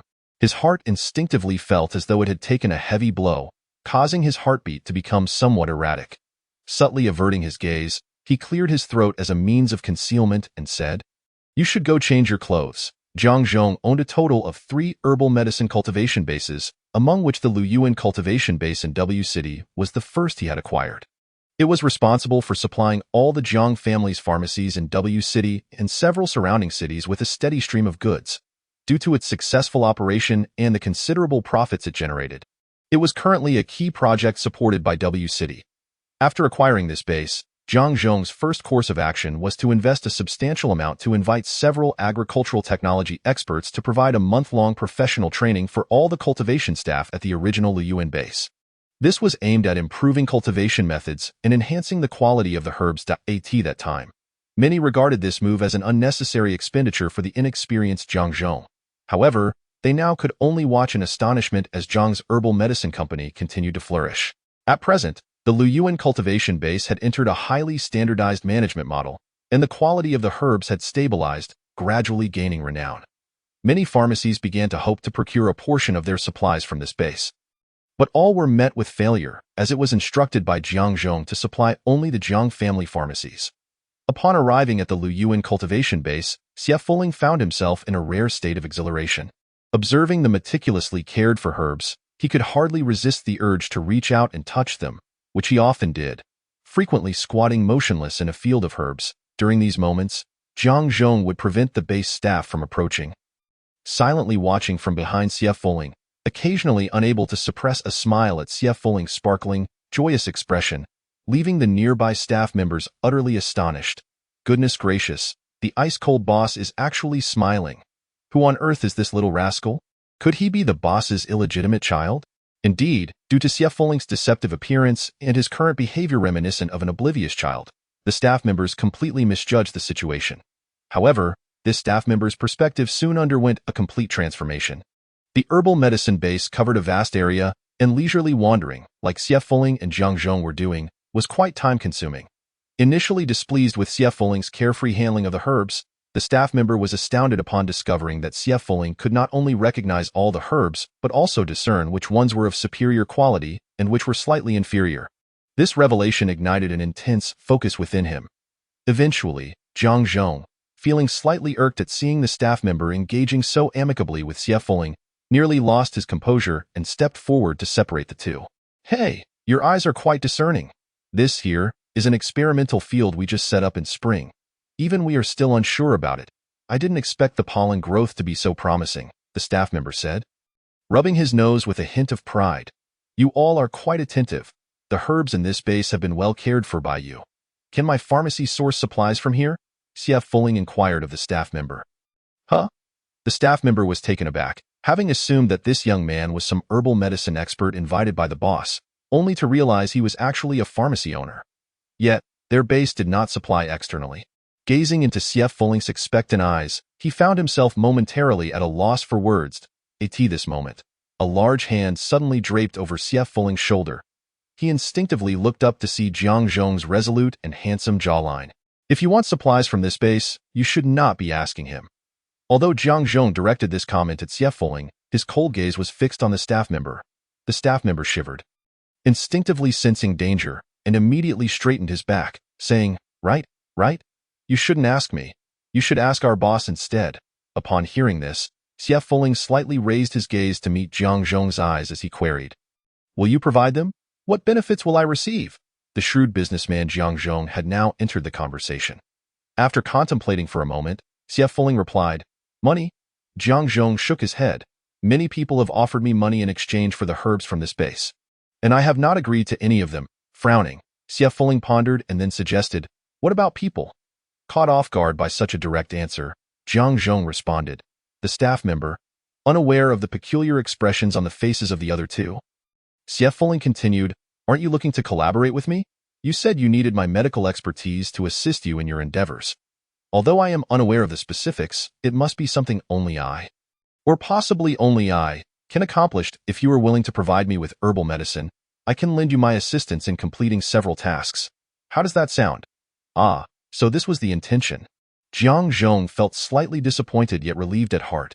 Gently lifting his hand to touch Xie Foling's head, he maintained a stern expression while speaking in a soft tone. "I was joking. We are partners now, so you naturally have certain privileges. Oh. Xie Foling slightly tilted his head, evading Jiang Zhong's hand, and smirked, "How fortuitous, for I was also joking. If you refuse to supply me, our partnership can be concluded ahead of schedule." Without waiting for Jiang Zhong's reaction, he strode forward. Jiang Zhong stared at his hand, which had just touched the child's hair, lost in thought. The nearby staff member glanced at the distance where Xie Foling had walked away, then back at the still-dazed Jiang Zhong, suddenly feeling as though he had uncovered something monumental. Meanwhile, Xie Foling, walking ahead, was not as carefree as others imagined. He slowly placed his right hand over his left wrist. Feeling the steady rhythm pulsing from his fingertips, his expression grave. Just moments ago, when Jiang Zhong had touched his head, he inexplicably felt his heart race. Although it was merely a fleeting moment, it left Xie Foling with an odd sensation. Rubbing his head, Xie Foling recalled Zhao Xiaoying's advice to him. Never casually touch others' heads, so, was that action truly problematic? As he pondered, Jiang Zhong had already caught up with him, observing his seemingly distracted demeanor and choosing to remain silent. Walking quietly alongside him, their silhouettes appeared remarkably harmonious for a moment. 3 days later, there would be a large-scale national herbal medicine exchange conference in a city. "Are you interested in attending?" Jiang Zhong suddenly inquired of Xie Foling as they walked. "A city? Isn't that where Z University is located?" Xie Foling looked up in surprise at Jiang Zhong, but found no hints of emotion on his icy visage. "At that time, precious herbs from all over the country will be auctioned off," Jiang Zhong added without further comment. "Precious herbs?"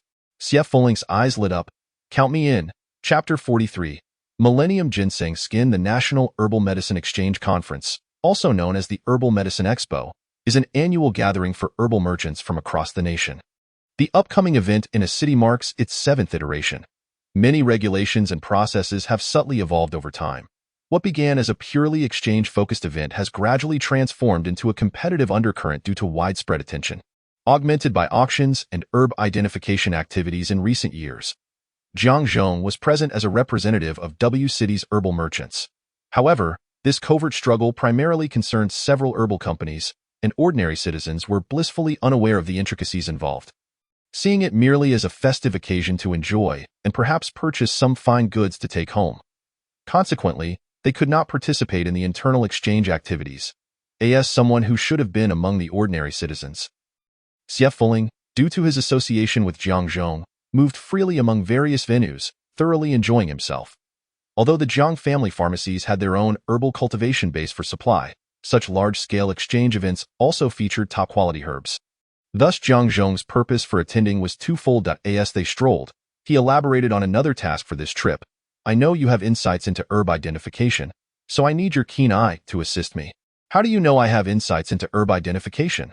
Xie Fuling inquired in return, though his tone bore no hint of displeasure. Because you initially had Chen Zhenfu come to our Jiang family pharmacy to procure herbs. Jiang Zhong replied, casting a slight downward glance at Xie Fuling. Choosing herbs for our Jiang family pharmacy indicates you possess discernment. Xie Fuling looked up. So, are you complimenting me or yourself? Both. We are both exceptional. Jiang Zhong replied, a confident smile gracing his lips. Xie Fuling nodded, conceding to Jiang Zhong's assertion. Meanwhile, Xiao Ying, who was trailing half a step behind the two, could only twitch her lips, feeling as though her existence had been entirely forgotten by them.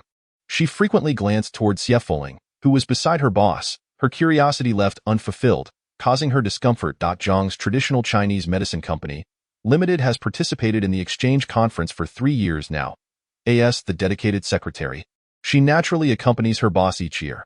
However, when she was suddenly informed that she would not be departing with her boss, but would instead meet in City A, she sensed something amiss. The moment her boss arrived with a stranger, who could more accurately be described as a boy, she nearly faltered in her professional demeanor. Yet, her boss made no effort to introduce this individual. What was his identity, really? The lack of clarity was truly exasperating. Is there something on my face? A cool, slightly aloof male voice jolted Xiaoying back to reality. She noticed Xie Fuling had stopped walking and was now looking back at her. Inquiring, Xiaoying was taken aback. Upon glancing ahead, she realized that Jiang Zhongjing had crossed paths with the CEO of a rival company from City X. The two were engaged in a seemingly cordial yet subtly antagonistic exchange. It was an extraordinary opportunity. If not now, then when? Xiao Ying's eyes brightened as she stepped forward and lowered her voice, asking, what is your relationship with our Jiang general? Relationship? Xie Fuling was caught off guard by the intensity of the gaze directed at him, compelling him to respond to a question he deemed trivial. Wasn't the answer obvious? We are partners. Partners? Xiao Ying regarded Xie Fuling with surprise, instinctively replying, in what capacity? Xie Fuling, perplexed, responded, are there classifications for partners? It is merely a professional collaboration. Isn't it? He regretted speaking. Faced with Xie Fuling's innocent expression, Xiaoying felt that her earlier, sinister thoughts were particularly distasteful. What are you two discussing? At that moment, Jiang Zhongjing returned, seamlessly interposing himself between the two and cutting off their eye contact. Nothing of significance. Have you concluded your discussion? Xie Fuling replied nonchalantly. Yes, Jiang Zhongjing nodded, indicating they could continue their tour. Yet, they were abruptly halted. Jiang General, why the rush? We were just getting to the good part. A teasing voice accompanied the appearance of a man of medium build, blocking their path. Mr. Liu. I believe our discussion has reached its conclusion, Jiang Zhongjing replied coldly, showing no regard for the other party's feelings. I've just acquired something remarkable and was hoping to have you examine it. How can we end the conversation now? The newcomer, with his charming peach blossom eyes and androgynous features, spoke with a smirk, embodying a carefree playboy demeanor. Not interested, Jiang Zhongjing retorted bluntly, grasping Xie Fuling's wrist as he attempted to sidestep the man. Only then did the newcomer notice Xie Fuling, initially assuming she was merely Jiang Zhongjing's new secretary. He quickly realized the situation was more complex. He squinted his eyes playfully and reached out to grab Xie Fuling's shoulder, but she deftly evaded his grasp, meeting his gaze with an icy indifference that made him chuckle. All right, Jiang Zhongzheng, I won't waste time bickering with you. To be frank, I've recently stumbled upon a rare treasure, but I can't quite authenticate it, hence my reluctance to present it for your appraisal, the man stated, dropping the pretenses and speaking more casually, revealing a level of familiarity with Jiang Zhongzheng. What? You have something that even you, Lu Ruyan, can't identify? Aren't you always boasting about your discerning eye? Jiang Zhongzheng's words, though harsh, revealed a slightly more relaxed demeanor. Lu Ruyan. The newcomer bristled, his face darkening as he exclaimed, "Did your language teacher fail you?" "Not that you taught it," Jiang Zhongzheng shot back, unfazed. Lu Ruyan was incensed. For to those who did not know him well, he appeared stern and unyielding. Yet, only when he regarded someone as a friend did his true nature emerge. A sharp-tongued, self-satisfied individual Lu Ruyan and Jiang Zhongzheng had met at the exchange conference, where their two equally competitive companies had crossed paths numerous times. He could not precisely pinpoint how they had become friends, but despite their sharp exchanges, both acknowledged each other as friends, albeit with a rather prideful dynamic. "What treasure did you acquire?" Just as Lu Ruyan was about to unleash a barrage of curses at Jiang Zhongzheng, Xie Fuling unexpectedly posed a question. Given Lu Ruyan's usually haughty disposition, he would have dismissed any inquiry from an unknown boy. However, the question broke the current stalemate, prompting him to respond with unexpected enthusiasm. "It's a Millennium Ginseng."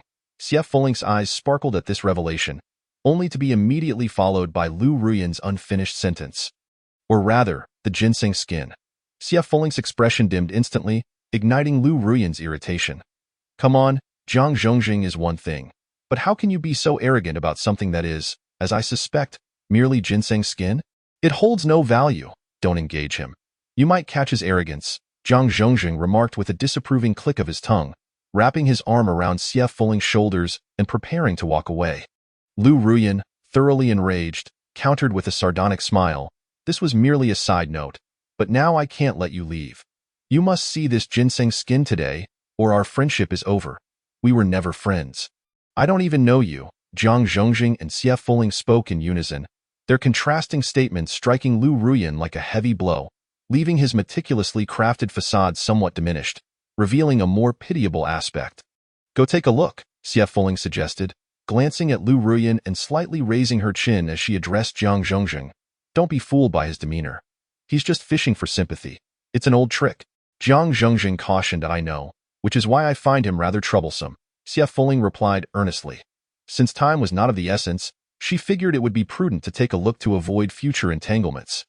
After considering it, Jiang Zhongzheng nodded in agreement.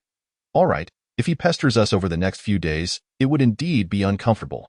Thus, after reaching a consensus, they expressed their willingness to see this so-called Millennium Ginseng skin.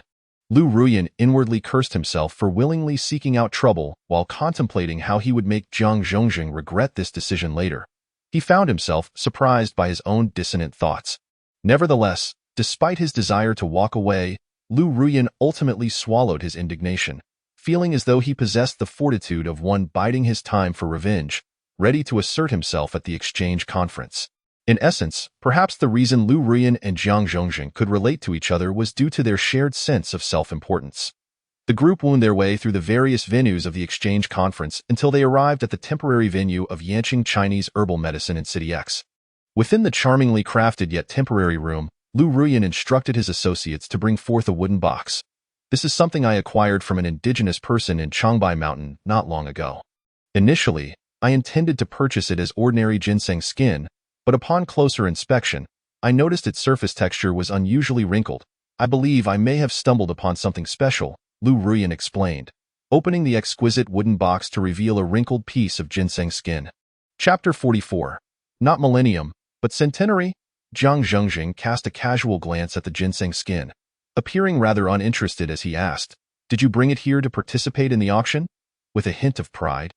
Lu Ruyan straightened his posture. "Of course. Let's see if you can maintain your position as the star of the show. This ginseng skin is undoubtedly the most valuable item at this auction."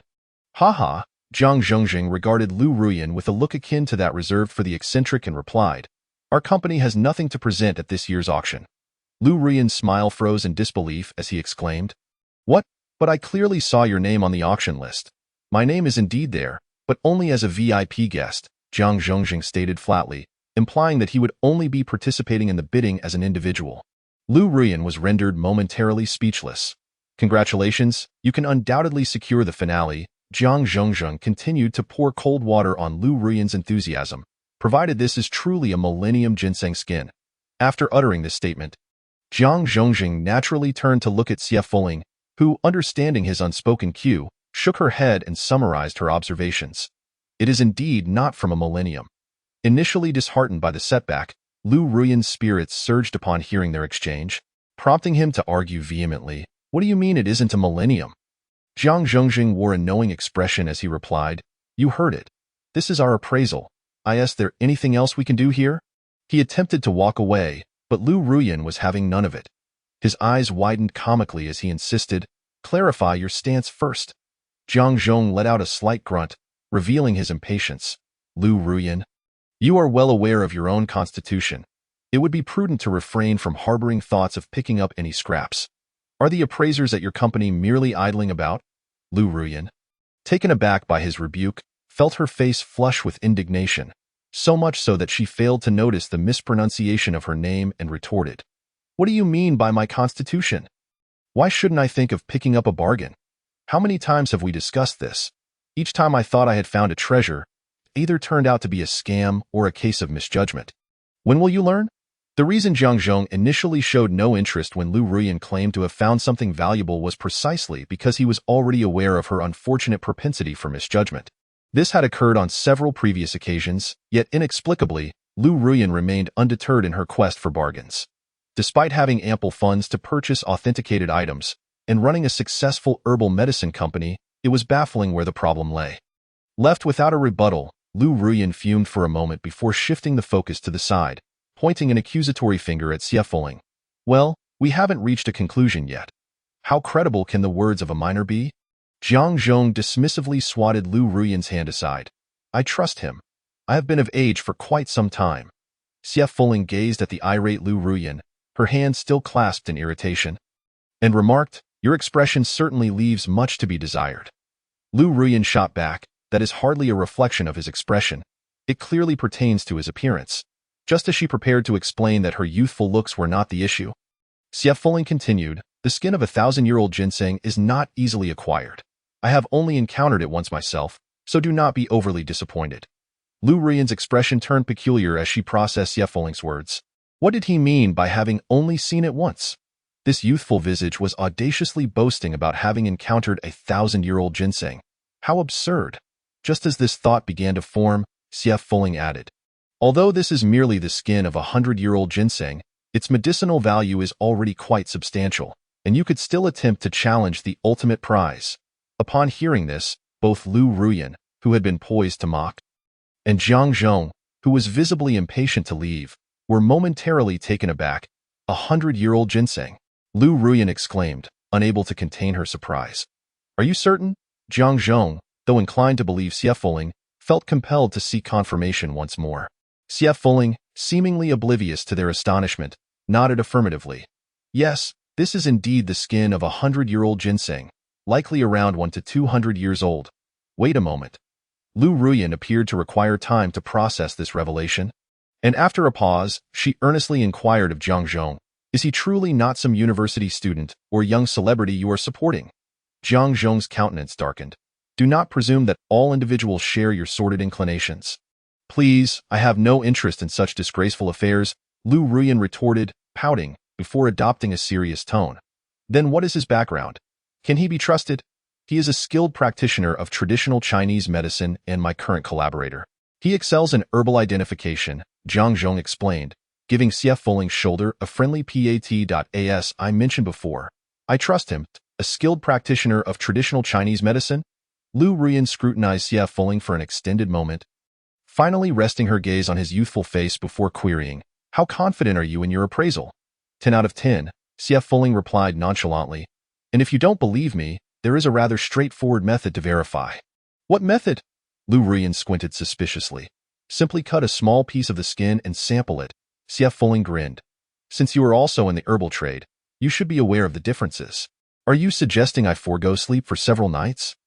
Lu Ruyan exclaimed, her expression a mix of disbelief and annoyance. Everyone knows ginseng is a powerful tonic. Even regular Changbai ginseng can invigorate one's spirit, let alone the skin of 100-year-old ginseng. Wouldn't that leave one hyperactive for days? Was this youthful face genuinely so naive? Or was it an intentional ruse? Nonetheless, it was indeed a method worth considering. Far better than taking it to auction only to be revealed as ordinary ginseng. Of course, the possibility of it being the skin of 1,000-year-old ginseng still loomed. Let us depart. Secretary Xiao is waiting for us outside. Jiang Zhong observed the shift in Lu Ruyan's demeanor. Realizing she had begun to relent, he took Xie Fuling by the arm, preparing to leave. To his surprise, Lu Ruyan, perhaps lost in thought, made no effort to obstruct their exit. As they stepped out, they could still hear her laughter echoing from within. Ha ha ha! Let us see who dares to claim I lack the ability to score a bargain. Thus, she had placed her faith in him. Xie Fuling glanced up at Jiang Zhong and remarked, "Your friend is quite entertaining. He is a type I have never encountered before." Jiang Zhong sighed, "Do not engage with him. Avoid him in the future." Xie Fuling smiled faintly, choosing not to respond. Shortly after their departure, a man dressed in a staff uniform emerged from around the corner, casting a hostile glance at their retreating figures before eyeing the closed door of Lu Ruyan's private room. Gripping the handle of a mop tightly, the following day marked the highlight of the exchange conference, the day of the auction. Thanks to Jiang Zhong, Xie Fuling, who had initially been denied entrance, obtained a ticket as the event was scheduled for the afternoon. They had ample time in the morning. Given that their previous day's findings had not been particularly fruitful, the two resolved to continue their exploration. However, their plans were thwarted by an unexpected interruption. "Your skin was stolen?" Jiang Zhong frowned at the obstructive Lu Ruyan. "What do you mean by your skin?" Lu Ruyan retorted. "Well, I was preparing to submit it to the auction house this morning, only to discover the box was missing." Lu Ruyan's expression was grim, and she had little patience to critique Jiang Zhong's phrasing. "So you suspect we stole it?" Jiang Zhong's face betrayed no emotion. Lu Ruyan paused, furrowing her brow. "Why would I suspect that you two are the thieves?" She appeared genuinely taken aback by the thought. Xie Fuling regarded Jiang Zhong, saying with a knowing look, "Your friend is indeed quite amusing." Jiang Zhong sighed. Were it not for Lu Ruyan's occasional display of charisma, he would have long since severed ties with him. In other words, had he been an entirely insufferable lunatic, Jiang Zhong would not have entertained him at all. "What on earth are you two talking about? Time is of the essence. Help me find it," Lu Ruyan exclaimed, exasperated. "Is there not anyone else from your company who could assist in my search?" Lu Ruyan faltered, attempting to cover her embarrassment. "Isn't it disruptive to normal operations? Have you not informed them of this situation?" Jiang Zhong narrowed his eyes, arriving at a conclusion. "You are suffering for the sake of your pride." Lu Ruyan had no retort, muttering defiantly, "Isn't life all about maintaining one's dignity? Losing face is simply unbearable." Jiang Zhong turned to Xie Fuling. "Is there any hope for this guy?" Xie Fuling, catching the inquiry in Jiang Zhong's gaze, shook his head. "It seems he is beyond saving." Hey, even if you claim there is no time, you two are still exchanging glances. Save your intimacy for after you help me find my missing item." Lu Ruyan protested, exasperated. It was unclear whether her words amused Jiang Zhong, whose thoughts were rather peculiar, but he ultimately agreed. "Do you have any leads?" "None." Lu Ruyan shook her head decisively. "When did it go missing?" "Do you have any idea?" I know that. I put the box away before closing up, around 4 o'clock, and only discovered it was missing when I came in this morning at 8. That would place the time frame between 4 and 5:30. Jiang Zhong pondered. "Why? After 5:30, your venue would have been completely closed, making it significantly more difficult for anyone to sneak in afterward. They would have to find a way in and avoid the patrolling security guards. So the chances of success would be slim. Oh, that makes sense," Lu Ruyan acknowledged, the realization dawning upon her. Suddenly, Jiang Zhong looked up, fixing his gaze on Lu Ruyan. "While I doubt you could be so foolish, you did review the surveillance footage, correct? Do you think I am an idiot?" "Of course, I checked it, but nothing stood out. Just to be safe, let's review it once more." Jiang Zhong indicated his lack of trust in Lu Ruyan's intellect. Thus, the three of them watched the surveillance footage again. Since Lu Ruyan had placed the box containing the ginseng skin in the temporary office, the only individuals seen entering and exiting were staff members and clients or business partners, resulting in a steady flow of people, but nothing particularly suspicious emerged. As they approached the end of the workday, Xie Fuling, who had been silent until that point, suddenly spoke. Please pause for a moment. Huh? What did you see? Lu Ruyan immediately inquired. Xie Fuling hesitated, pointing at a man dressed in a blue and white cleaning uniform on the screen. I believe I have seen this person before. What? This isn't a game of finding familiar faces, Lu Ruyan exclaimed, disappointment evident in her tone. Did your venue summon a cleaner to tidy up the office?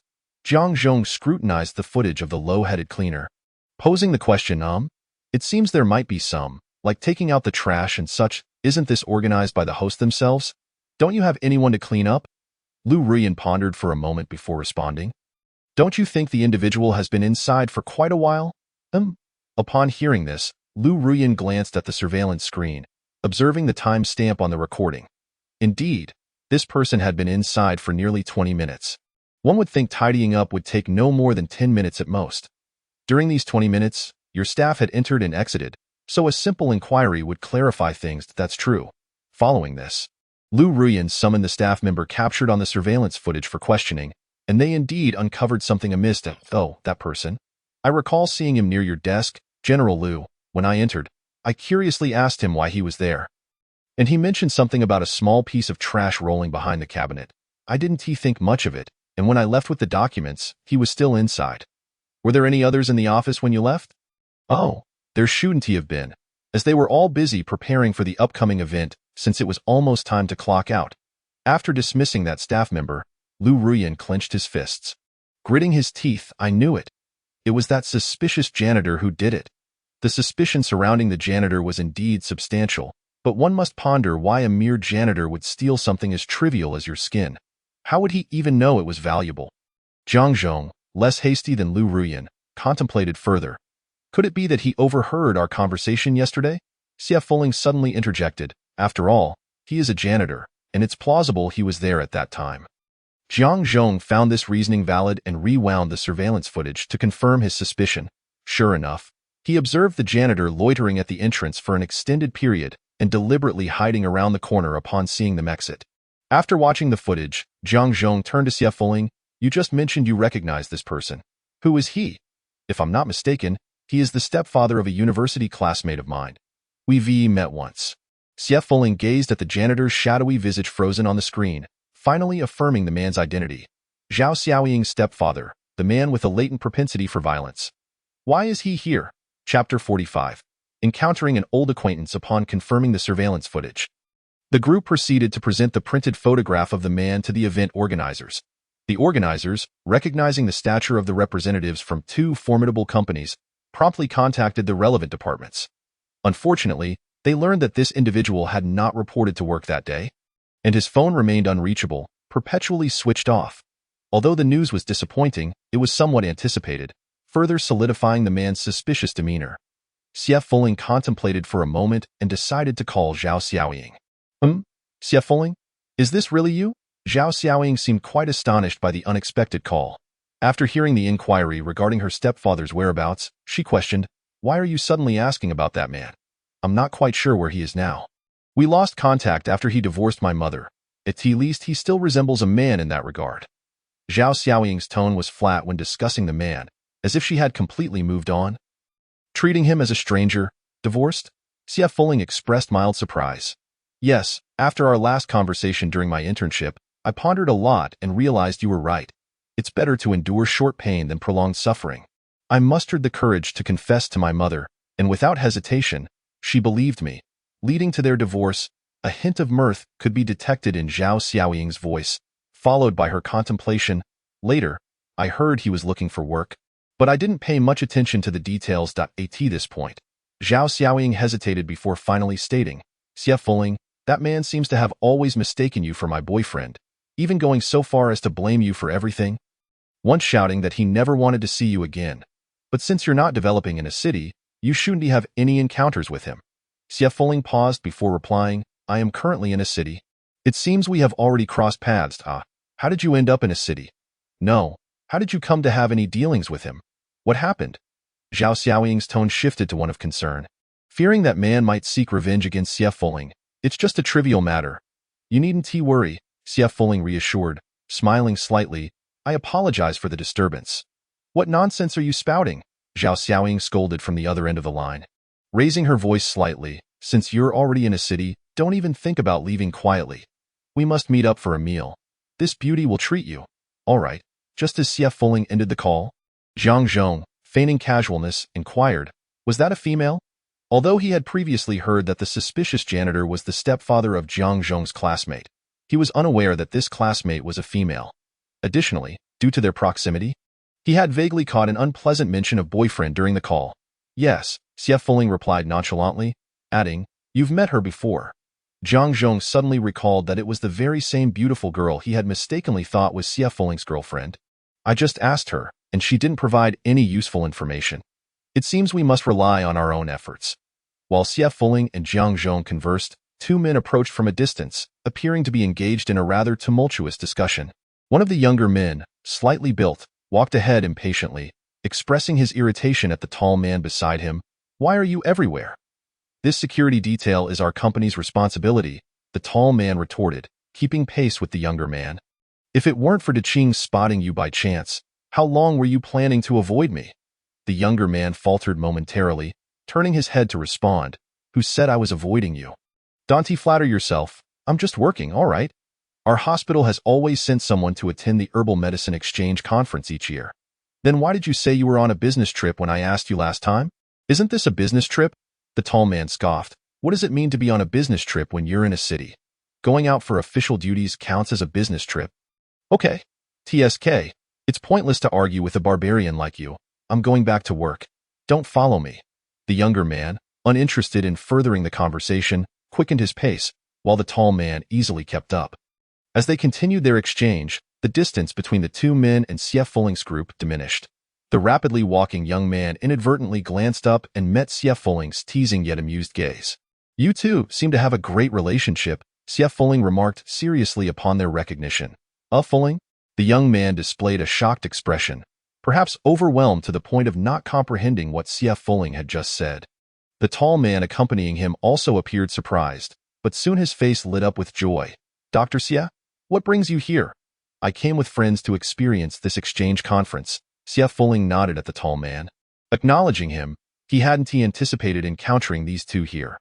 Wang Chun and Lei Xiangzong, I never expected to see you here, Wang Chun exclaimed excitedly, bounding over to Xie Fuling and grasping his arm. Come on, let's south go to my place and have a good chat. Xie Fuling shook his head. I'm sorry, I have a few matters to attend to.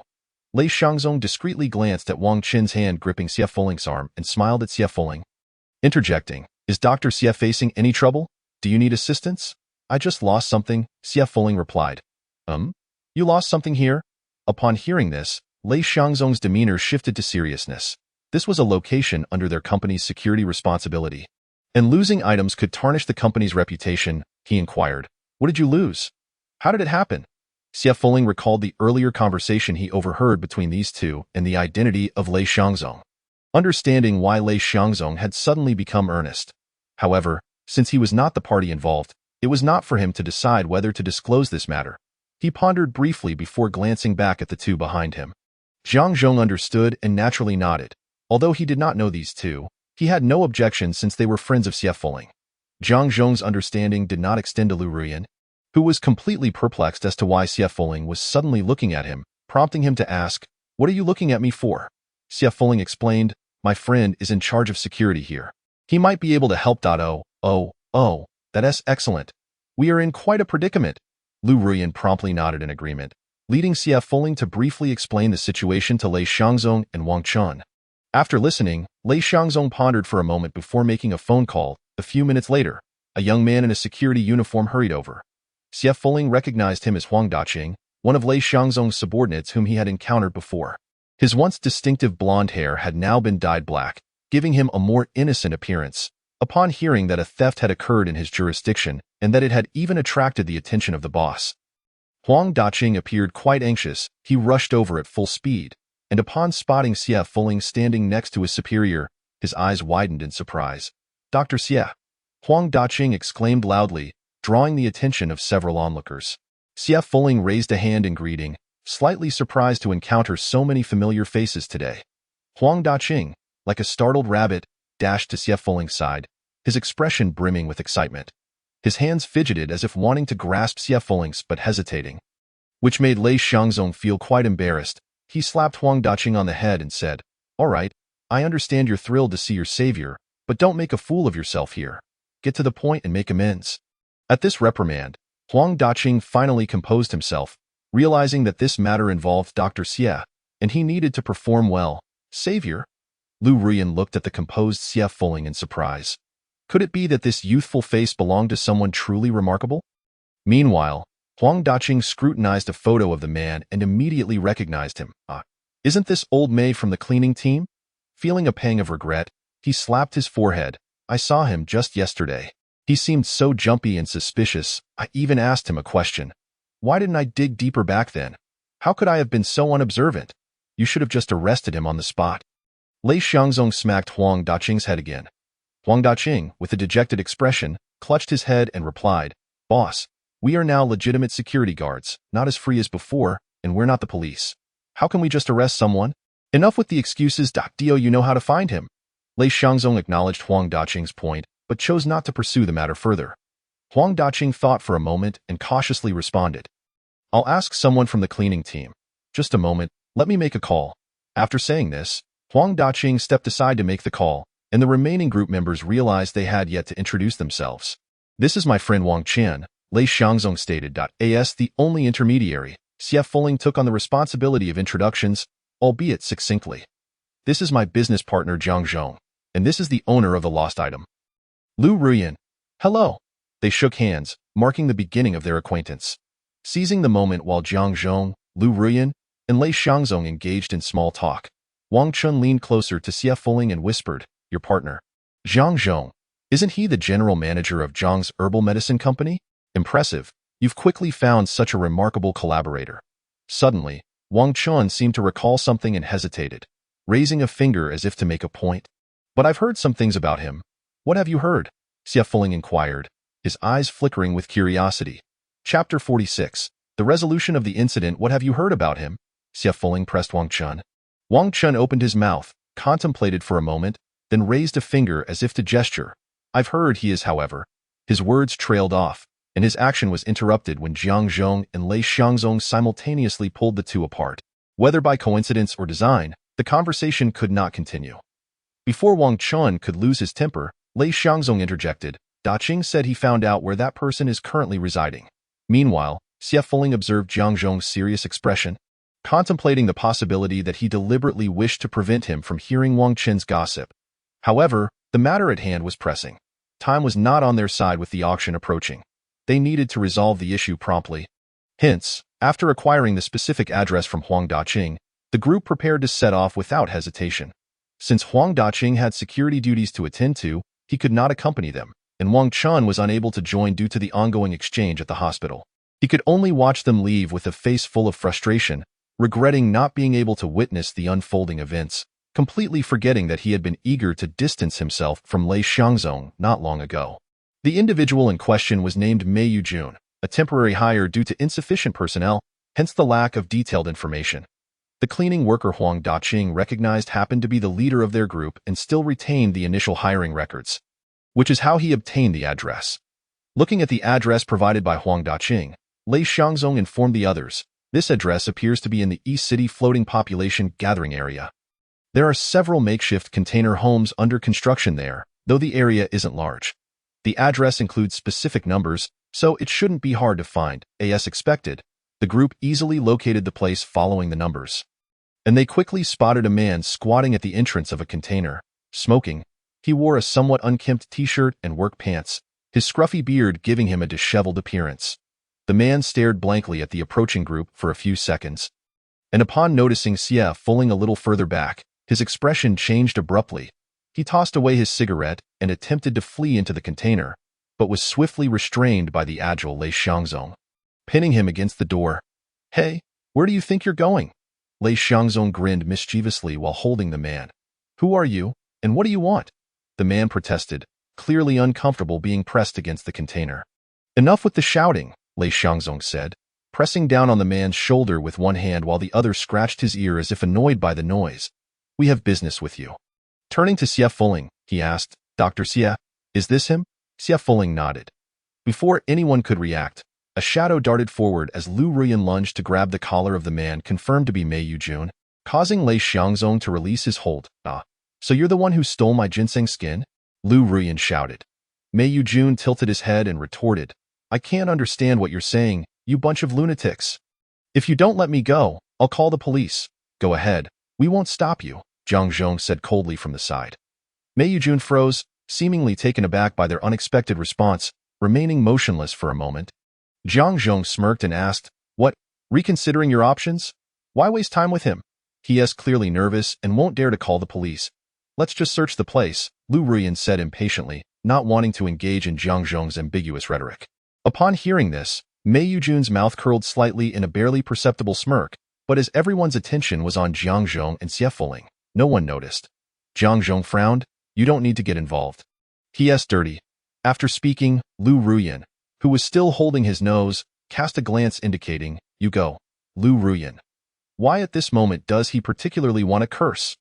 Nevertheless, in the end, Lu Ruyan compromised, for the sake of his own belongings. He disdainfully pulled a long face and began to search Mei Yujun, but unexpectedly, he still found nothing. Throughout Lu Ruyan's search, Mei Yujun, unusually silent, only regained his confidence upon witnessing Lu Ruyan's failure. "Himph. You won't shed tears until you see the coffin. You must be stuffed after a hearty meal. Now, let's see what you have to say. I demand compensation for my emotional distress." Lei Xiangzong, unable to tolerate Mei Yujun's arrogance, twisted his hand slightly while grasping him and admonished, "Stop the incessant chatter.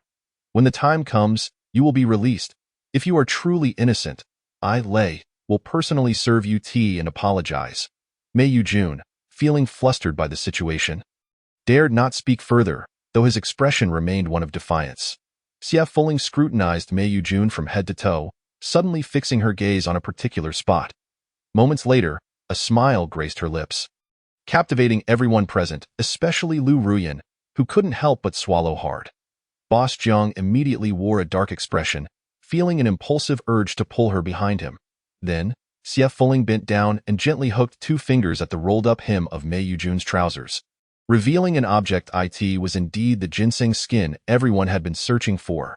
Upon seeing it, Lu Ruyan's face turned a sickly green, and he gritted his teeth, exclaiming, "Damn it! How could you place my precious ginseng skin in such a spot?" Zhang Zhong stepped forward, disdainfully took the ginseng skin from Xie Fuling's hand, and tossed it into Lu Ruyan's arms as if discarding something dirty. He then grabbed Xie Fuling's hand and wiped it as if to rid it of grime. Lu Ruyan was dumbfounded. "If these two aren't involved, I swear I'll change my surname to Zhang Zhong tomorrow." Lei Xiangzong also looked at the two in surprise. Observing Xie Fuling's demeanor, he felt uncertain until he noticed the familiar expression in Zhang Zhong's eyes, leading him to a sudden realization. Mei Yujun's face turned pale when Xie Fuling unveiled the ginseng skin, beads of sweat appearing on his forehead, and an unsettling urge to flee arose within him. Seizing the moment when the others were somewhat distracted, he suddenly attempted to escape. However, unfortunately for him, he was still in Lei Xiangzong's grasp, making it impossible to break free, and soon he was restrained once more. "Why did you steal my belongings? How did you know this item was valuable?" Lu Ruyan carefully wrapped the recovered ginseng skin in a handkerchief from his pocket before finally speaking. After being subdued, Mei Yujun appeared somewhat dejected, initially ignoring Lu Ruyan's question. Just as Lu Ruyan thought he would remain silent, he suddenly erupted, raising his head and glaring at Xie Fuling with red eyes, muttering as if cursing, "It's all your fault. If it weren't for you, that wretched woman wouldn't have had the audacity to report me, claiming I have violent tendencies. Pooh, that's just her own shame."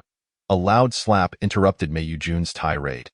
Xie Fuling, expressionless, looked at her own palm and coldly regarded Mei Yujun, whose face had been forcefully turned aside by the strength of the blow. "Apologies, my hand slipped." Mei Yujun retorted, "What the hell do you mean by hand slipped? Who would believe such nonsense? Damn it, you dare hit me? I will sue you for personal injury." He struggled to retaliate but was held back by Lei Xiangzong. Zhang Zhong pulled Xie Fuling's hand away and inquired, "Did it hurt?" Xie Fuling raised an eyebrow and replied, "Not at all. It merely slipped." Zhang Zhong, maintaining a serious demeanor, added, "It should sting a bit when hitting something so thick. Be more careful next time." "What is this thick thing you speak of? Mei Yujun's face perhaps?" Lu Ruyan thought to himself that if he stayed any longer, he would surely be suffocated by these two oblivious lovebirds, so he rolled his eyes heavenward. All right, we have found the item. Further deliberation would only waste time. Let us head back quickly. He then pointed to the still cursing Mei Yujun. Leave this person to me. Since it's our company's failure to manage, we shall handle the aftermath. Lei Xiangzong grinned. I assure you, I will safely drag this fellow to the police station. Safe? ISNT that merely taking him to the police station? Why would it be unsafe? Lu Ruyan, harboring some doubts about the word safe, nodded in agreement without overthinking it. Ahem, you two over there. We can head back now. Lu Ruyan turned around and, seeing the two still in a handshake, coughed a couple of times as a reminder. Xie Fuling withdrew her hand and nodded at Lu Ruyan before heading back in the direction they came from. Jiang Zhong observed the slight flush on Xie Fuling's earlobes and silently chuckled. Chapter 47. Affection comes at a price in the end. Lu Ruyan barely managed to submit the auction items at the last moment. After the internal appraisers conducted a series of rigorous tests on the ginseng skin, they ultimately recognized its century-old value and declared it would be the highlight of the auction. Rather than feeling triumphant, Lu Ruyan found himself devoid of joy due to the string of events that had transpired. He simply exchanged a few words with Jiang Zhong and the others before returning to his own establishment in the afternoon. The anticipated auction took place with great popularity, bustling, and orderly. Jiang Zhong accompanied Xie Fuling to their pre-reserved VIP seats, where they could closely examine the auction items and even touch some of the available goods. However, Xie Fuling's mood was not particularly elevated. She did not seem as interested in the auction items as she had anticipated. Occasionally glancing at the items on stage, she quickly returned her gaze downward. Jiang Zhong, noting that the auction's caliber was not particularly high. After all, even Lu Ruyan's century-old ginseng skin was the star item. Understood why Xie Fuling lacked enthusiasm. Wow, it's rare to see you so interested in gossip. You even remembered this. Wang Chen exclaimed in surprise. Xie Fuling recalled her earlier private meeting with Wang Chen before arriving at the auction. I was just a bit curious, that's all, she said, pursing her lips. Haha, indeed, that was interrupted by those two people. Wang Chen chuckled, then leaned closer to Xie Fuling, saying, I heard from a senior who attended previous exchange meetings that Jiang Zhong only recently gained prominence at these events due to his youth and talent, attracting attention from many who wished to forge connections with him. At this point, Wang Chen paused, extending his right index finger in a crooked manner, lowering his voice. I heard he's... Xie Fuling tilted her head. Puzzled. What is it? Wang Chen faltered, scratching his head. I mean, he's gay. Gay. What does that mean? Xie Fuling continued to look confused. Wang Chen exasperated. Aren't you a modern person? Do I need to explain the broken sleeve for you to understand? Xie Fuling blinked, then nodded after a few seconds. Oh, I get it, so that's it, ahem. Wang Chen, noticing Xie Fuling's serious expression, hurriedly waved his hands. Hey, this is just hearsay. It may not be true. Don't let this affect your opinion of your partner. Besides, even if he does like men, what's the big deal? We're in a free era of love. Wang Chen, anxious, became somewhat incoherent, fearing that the easily influenced Xie Fuling might develop negative thoughts, jeopardizing their collaborative relationship, which he certainly did not wish to ruin. Rest assured, I won't terminate our partnership over something so trivial. Xie Fuling reassured Wang Chen, smiling. Besides, I haven't distanced myself from you and Lei Xiangzong over this. Have I? I have my own standards for judgment. Oh, that's good. Wang Chen sighed in relief, but halfway through, suddenly realized something was off and became flustered. Wait, what do you mean you haven't distanced yourself from my Lei Xiangzong? We're not that kind of relationship. It's fine, I understand. Xie Fuling nodded, continuing to smile. Did that rogue say something nonsensical to you? Don't listen to his random talk. I'm straight as an arrow, absolutely straight. Wang Chen exclaimed, jumping up in agitation. He inadvertently raised his voice, drawing curious glances from many around, leaving him blushing and retreating to a corner to sulk. Xie Fuling couldn't help but chuckle at the scene. Why are you suddenly laughing? Jiang Zhong asked when he noticed Xie Fuling's change in demeanor. Soon as the words left his mouth, Xie Fuling's smile vanished, and she turned to face Jiang Zhong directly. Though Jiang Zhong was surprised, he did not shy away from her gaze. The two locked eyes for a moment, prompting Lu Ruyan, who inadvertently witnessed the exchange, to silently roll his eyes. I heard you are gay. Is that true? After a long silence, Xie Fuling blurted out. Puff, cough, coughed. As Lu Ruyan took a sip of mineral water, he suddenly spewed it out, drawing the attention of those seated in the VIP area. Upon realizing that it was merely a case of someone choking on their drink, they quickly diverted their gaze back to the stage. At that moment, Lu Ruyan, disregarding his image, turned sharply to look at Xie Fuling, who had posed the question, only to find him seemingly unaffected, focused instead on Jiang Zhong. In Jiang Zhong's eyes, there was a clear brewing of some unnamed emotion. The next second, he heard Jiang Zhong respond in a tone as casual as if he had just finished a meal. "It's true." Lu Ruyan exclaimed, "For heaven's sake, could you find a private space to discuss this topic? Don't you think this place is utterly inappropriate?" Upon hearing this, Xie Fuling's pupils dilated for a moment, and he nodded, saying, "I understand," before turning his attention back to the ongoing auction with a serious demeanor. Jiang Zhong also fell silent, following Xie Fuling's lead and redirecting his gaze, although his grip on the armrest tightened momentarily. Lu Ruyan protested, "Wait, is this it? Just a simple confirmation? Am I the only one here who thinks this topic shouldn't end so abruptly?" Regardless of the turmoil in Lu Ruyan's mind, the dialogue between Xie Fuling and Jiang Zhong concluded there. They did not exchange another word until the auction was over. Lu Ruyan, feeling utterly drained, paid no heed to his own century-old ginseng skin, which had ignited a bidding frenzy at the auction. And left in haste, he figured that if he lingered any longer, he might overhear something he ought not to, which could lead him to a state of mental breakdown. Preserving his own well-being was paramount. After Lu Ruyan's departure, Xie Fuling and Jiang Zhong walked back in succession. Jiang Zhong observed the complex expression on Xie Fuling's back. Frankly, he had not anticipated Xie Fuling would directly broach such a question. Although his recent behavior had been intentionally unguarded, leading him to suspect that Xie Fuling might become aware of the situation, the manner of this revelation still caught him off guard. Furthermore, the phrase I heard suggested that the only source for such information must have been that doctor named Wang Chen. However, Xie Fuling's reaction left him uncertain. There was neither evident disdain nor particular joy. What did it signify? With this thought, Jiang Zhong felt a surge of impatience rising within him, unsure if it was the vexation from his ongoing adjustment or something else entirely. Regardless, he was overwhelmed by an inexplicable frustration, which he was reluctant to suppress.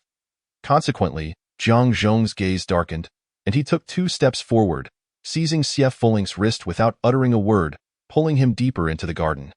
For a moment, Xie Fuling was taken aback, looking up at Jiang Zhong's taut, resolute face, yet he did not resist and quickened his pace in compliance. Upon reaching a secluded spot behind a small pond in the garden, Jiang Zhong forcefully pushed Xie Fuling against a tree large enough for both to embrace, placing his hand above Xie Fuling's head and gazing down at him. Xie Fuling, calm and collected, met Jiang Zhong's gaze. Seeing this, Jiang Zhong's expression deepened, and after maintaining this posture for a while, he finally uttered, "Do you know what situation we find ourselves in?" "That should be my question to you," Xie Fuling replied, shifting his back slightly to adjust his position for greater comfort. Jiang Zhong, witnessing Xie Fuling's composed demeanor, felt a mix of amusement and exasperation. This young man was indeed extraordinary. Typically, when someone was taken by surprise like this, one would expect either a panicked retreat or a shy, hesitant response. Yet here stood Xie Fuling, seemingly unfazed. Did he truly trust Jiang Zhong not to act inappropriately? Suddenly, Jiang Zhong found himself irked by this assumption. The boy was clearly aware of his own inclinations yet showed no wariness towards such a precarious situation. Did that not imply he held no ulterior motives towards Jiang Zhong? Contemplating this, Jiang Zhong felt discontent, and thus, he leaned closer to Xie Fuling, lowering his head towards those seemingly soft lips. Just as they were about to touch, he came to an abrupt halt. "Are you not going to move away?" Jiang Zhong asked, his expression a mixture of complexity. "Or do you not realize what I intend to do next?" Although he believed a university graduate would understand the implications of such an action, he preferred to accept the foolish reasoning that the other party appeared to have no feelings for him. Xie Fuling blinked, calmly stating, "So, your collaboration with me was actually for this?" Jiang Zhong was taken aback. Frowning as he replied, "Is that what you think? I am not one to mix business with pleasure. If you lack the capability, even if I were fond of you, I would never make you my partner." "You said you liked me?" Xie Fuling narrowed his eyes.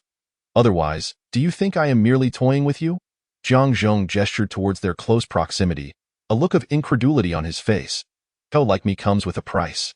Xie Fuling lowered his head, his voice turning icy. What price? Do you require my life? Jiang Zhong countered. Xie Fuling raised his gaze again, a slight smile curving his lips. What would I want with your life? Don't forget, I am a doctor. Since life is at stake, there is no price I cannot afford. Jiang Zhong replied naturally, his tone brimming with confidence. Hearing this, Xie Fuling stood on his toes, saying, well, that is what you said. As his words fell, their lips gently brushed against each other. Xie Fuling gazed into Jiang Zhong's astonished eyes, saying, Jiang Zhong, I hope you will not disappoint me. Chapter 48. They are all well afterward. Jiang Zhong thought that his interactions with Xie Fuling would undergo a significant transformation due to the shift in their relationship. However, in reality, there was no substantial change. Xie Fuling's demeanor remained cool and detached, lacking any semblance of a romantic partner's awareness. For instance, currently, Jiang Zhong asked, Are you going alone? With a hint of displeasure. Yes, Xie Fuling nodded decisively, showing no concern for Jiang Zhong's feelings. He was going to meet his university classmates. Naturally on his own.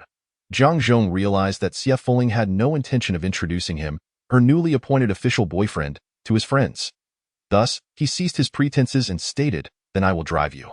Xie Fuling nodded in agreement. All right. Jiang Zhong smirked slightly. At least compared to before, Xie Fuling's sense of distance had noticeably diminished, and he was now able to accept Jiang Zhong's closeness quite naturally. This provided Jiang Zhong with a semblance of reassurance. Taking on the role of a dedicated driver, Jiang Zhong drove Xie Fuling to the restaurant. Just as Xie Fuling was about to exit the vehicle, a glint of mischief flashed in his eyes. With a grin, he grasped Xie Fuling's shoulder, pulled him in, and planted a light kiss on his lips. Greeted by Xie Fuling's surprised expression, he chuckled. A businessman cannot engage in a losing venture. A tip is only fair. Xie Fuling pursed his lips, remaining silent, and continued to unbuckle his seatbelt, preparing to disembark. As he did so, he inadvertently locked eyes with the astonished expression of an onlooker outside the car. Even Xie Fuling, known for his composure, couldn't help but let out a sigh. What a coincidence it was. The look on the other person's face clearly indicated that they had just witnessed Jiang Zhong kissing him. Xie Fuling waved at the person, stepping out of the car, and greeted, Zijun. Long time no see. Fuling, is that really you? Only upon hearing Xie Fuling's voice did Lu Zijun dare to confirm, his expression a mix of complexity as he glanced between the composed Xie Fuling and the vaguely familiar elite man in the car. Feeling somewhat at a loss. Call me when you finish, I will come to pick you up, Jiang Zhong said, devoid of any sense of shame from being caught in a private moment, before turning the car around and leaving. Xie Fuling smiled at Lu Zijun. Did Zhao Xiaoying invite you? Lu Zijun, a local from City A, figured Zhao Xiaoying must have been thoughtful, knowing about the good rapport between Xie Fuling and himself, and thus invited him to join the meal. The IT made sense. Had he come to City A and only met Zhao Xiaoying, it would have been unreasonable for him to not inform Lu Zijun. In this regard, Zhao Xiaoying was undoubtedly more reliable than Xie Fuling. Lu Zijun adjusted his glasses, his expression still complex as he remarked, If it weren't for Zhao Xiaoying calling me, were you planning to ignore your roommate and not invite me at all? Xie Fuling readily admitted his oversight. I apologize. You know I am not that sensitive in this regard. Lu Zijun's expression relaxed somewhat. I was just joking, to be honest. I thought I would hear about you and Zhao Xiaoying during this visit. I didn't expect to be so far off base. As he spoke, Lu Zijun unconsciously rubbed his forehead, then looked up and asked a rather nonsensical question. Are you serious? Is there even a possibility of being unserious in such matters? Xie Fuling replied lightly. Lu Zijun was left uncertain whether to feel relieved or resigned upon hearing Xie Fuling's response. So, you like men? Luo Zijun's gaze pierced through the transparent lenses, fixed intently on Xie Fuling. Perhaps not, Xie Fuling pondered for a moment before shaking his head in denial. After all, aside from Jiang Zhong, he had never harbored any particularly strong feelings for any other man. Then how do you? Luo Zijun's expression shifted slightly, and a myriad of possibilities sprang to mind. Rest assured, no external factors are compelling me, Xie Fuling reassured him with a gentle smile, aware of Luo Zijun's concerns. Hey, what are you two doing at the door? Playing gatekeepers? A crisp female voice interrupted their conversation. Both turned to find a girl with flowing waves of long hair, clad in a chiffon blouse and shorts, emanating an aura of youthful vibrance. Yet, her exquisitely beautiful face wore an expression of disdain as she looked directly at them. Zhao Xiaoying had arrived. Xie Fuling, glancing casually at Zhao Xiaoying, who was already exhibiting a comfortable display of her arms, remarked, "We were just about to head inside." "Then hurry up. I'm practically starving," Zhao Xiaoying exclaimed, patting her flat stomach. "A young lady shouldn't constantly refer to herself as old lady," Luo Zijuan said with utmost seriousness. Zhao Xiaoying rolled her eyes dramatically. "No wonder Zhou Yang calls you Mama Luo. You're even more overbearing than my own mother. Zijuan, if you keep this up, you might end up unmarried." Luo Zijuan was left speechless by Zhao Xiaoying's barrage of nonsensical remarks. And just as he was about to retort, Zhao Xiaoying impatiently ushered him into the restaurant. Once seated, the group naturally began discussing their recent experiences while waiting for their meals. Zhao Xiaoying shared that after graduating, she successfully secured a position at the Third People's Hospital, becoming an internist. Luo Zijuan, whose family owned a private hospital, had seamlessly transitioned into working there, and it seemed likely he would eventually take over the facility from his father. A promising future indeed. When inquired about Xie Fuling, he contemplated briefly before honestly responding, "I suppose I'm still unemployed." Although he had a partner, he remained without a stable income. "Didn't you say you were going to inherit your family's pharmacy? You were so adamant about turning down the director's invitation back then." Zhao Xiaoying couldn't help but chuckle. "Has Teacher Kai become the director?" "Yes, that was just a while ago, when he learned I was your classmate. He even inquired about you," Xie Fuling recalled, a smile creeping onto his face as he remembered the enthusiastic discussions about prescriptions. "Wait, you almost diverted the topic. You still haven't explained what's going on with your pharmacy?" Zhao Xiaoying frowned, concerned that Xie Fuling might be facing some troubles with his troublesome relatives. After a moment's hesitation, Xie Fuling answered candidly, "The store is about to be returned to me, but since I lack a practicing physician's license, I can't reopen it yet." "Huh? You haven't obtained your license yet?" Zhao Xiaoying remarked in disbelief. "Yes, Zhang Zhong is working on helping me resolve that issue. It doesn't seem like it will be a problem." "Zhang Zhong?" Zhao Xiaoying took a sip of her tea, her expression revealing uncertainty at the unfamiliar name. Luo Zijuan's expression shifted subtly. "What's wrong?" Zhao Xiaoying, seated opposite them, quickly noticed the change in atmosphere and inquired. "Do you mind my relationship with Zhang Zhong?" Xie Fuling asked, noticing Luo Zijuan's lingering concern. Luo Zijuan shook his head, his expression earnest as he replied, "Of course not. I believe this is a choice you've made after careful consideration, and I support it. However, Fuling, this path may not be particularly easy. You must be cautious not to let yourself suffer." Hey, what's with the serious tone? What's going on?" Zhao Xiaoying disliked feeling out of the loop. Thus, Xie Fuling succinctly conveyed the situation regarding him and Zhang Zhong. "What? You're with a man? Why?" Zhao Xiaoying exclaimed, utterly incredulous, glancing over to Luo Zijuan for confirmation. Only upon seeing his resigned expression did she accept the reality. After expressing her astonishment, Zhao Xiaoying sighed, resting her chin on her hand and murmuring, "Ah, no wonder they say all the good men are someone else's boyfriends. So you think of me as a good man?" Xie Fuling interjected, catching her off guard. Zhao Xiaoying's cheeks flushed slightly as she mumbled, "TCH. So what if I do? It's not like I can keep them to myself." At tea that moment, the dishes began to arrive at their table, and the group focused on their meal. The occasional banter made them feel as though they had returned to their carefree university days, utterly relaxed. After finishing their meal, they took a group photo for posterity. Aside from Xie Fuling, who was not adept with smartphones, the other two promptly shared the moment on social media, only to be bombarded by a flurry of messages from Zhou Yang. It turned out that Zhou Yang, all the way in W City, had seen the photo and was in a frenzy, accusing Xie Fuling of being disloyal for sneaking off to a city without a word. He felt utterly excluded from the gathering, which he perceived as a blatant act of exclusion, leading to feelings of profound betrayal. Thus, in an effort to convey his discontent, Zhou Yang inundated their group chat with messages, only ceasing when Zhao Xiaoying, exasperated by the incessant notifications, threatened to block him if he didn't calm down. Of course, it was largely due to the fact that he had secured a promise for another gathering of the four in the future.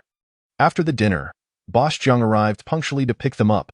Upon seeing him, Zhao Xiaoying suddenly realized, "Oh, it's him. I jokingly mentioned before that he might have a crush on Xie Fuling, and it turns out I may have been right." She then added, somewhat begrudgingly, "At least he's handsome, so it's not too much of a loss." "Hey, you better not mistreat our Fuling, or I won't let you off easily," Zhao Xiaoying warned, holding onto the car door with an air of fierce protectiveness. Jiang Zhong maintained a stoic expression as he replied coolly, naturally. Zhao Xiaoying, unwilling to back down, engaged Jiang Zhong in a silent standoff before finally pouting and stepping back with a reluctant acceptance. For all she could see in his eyes was a serious demeanor.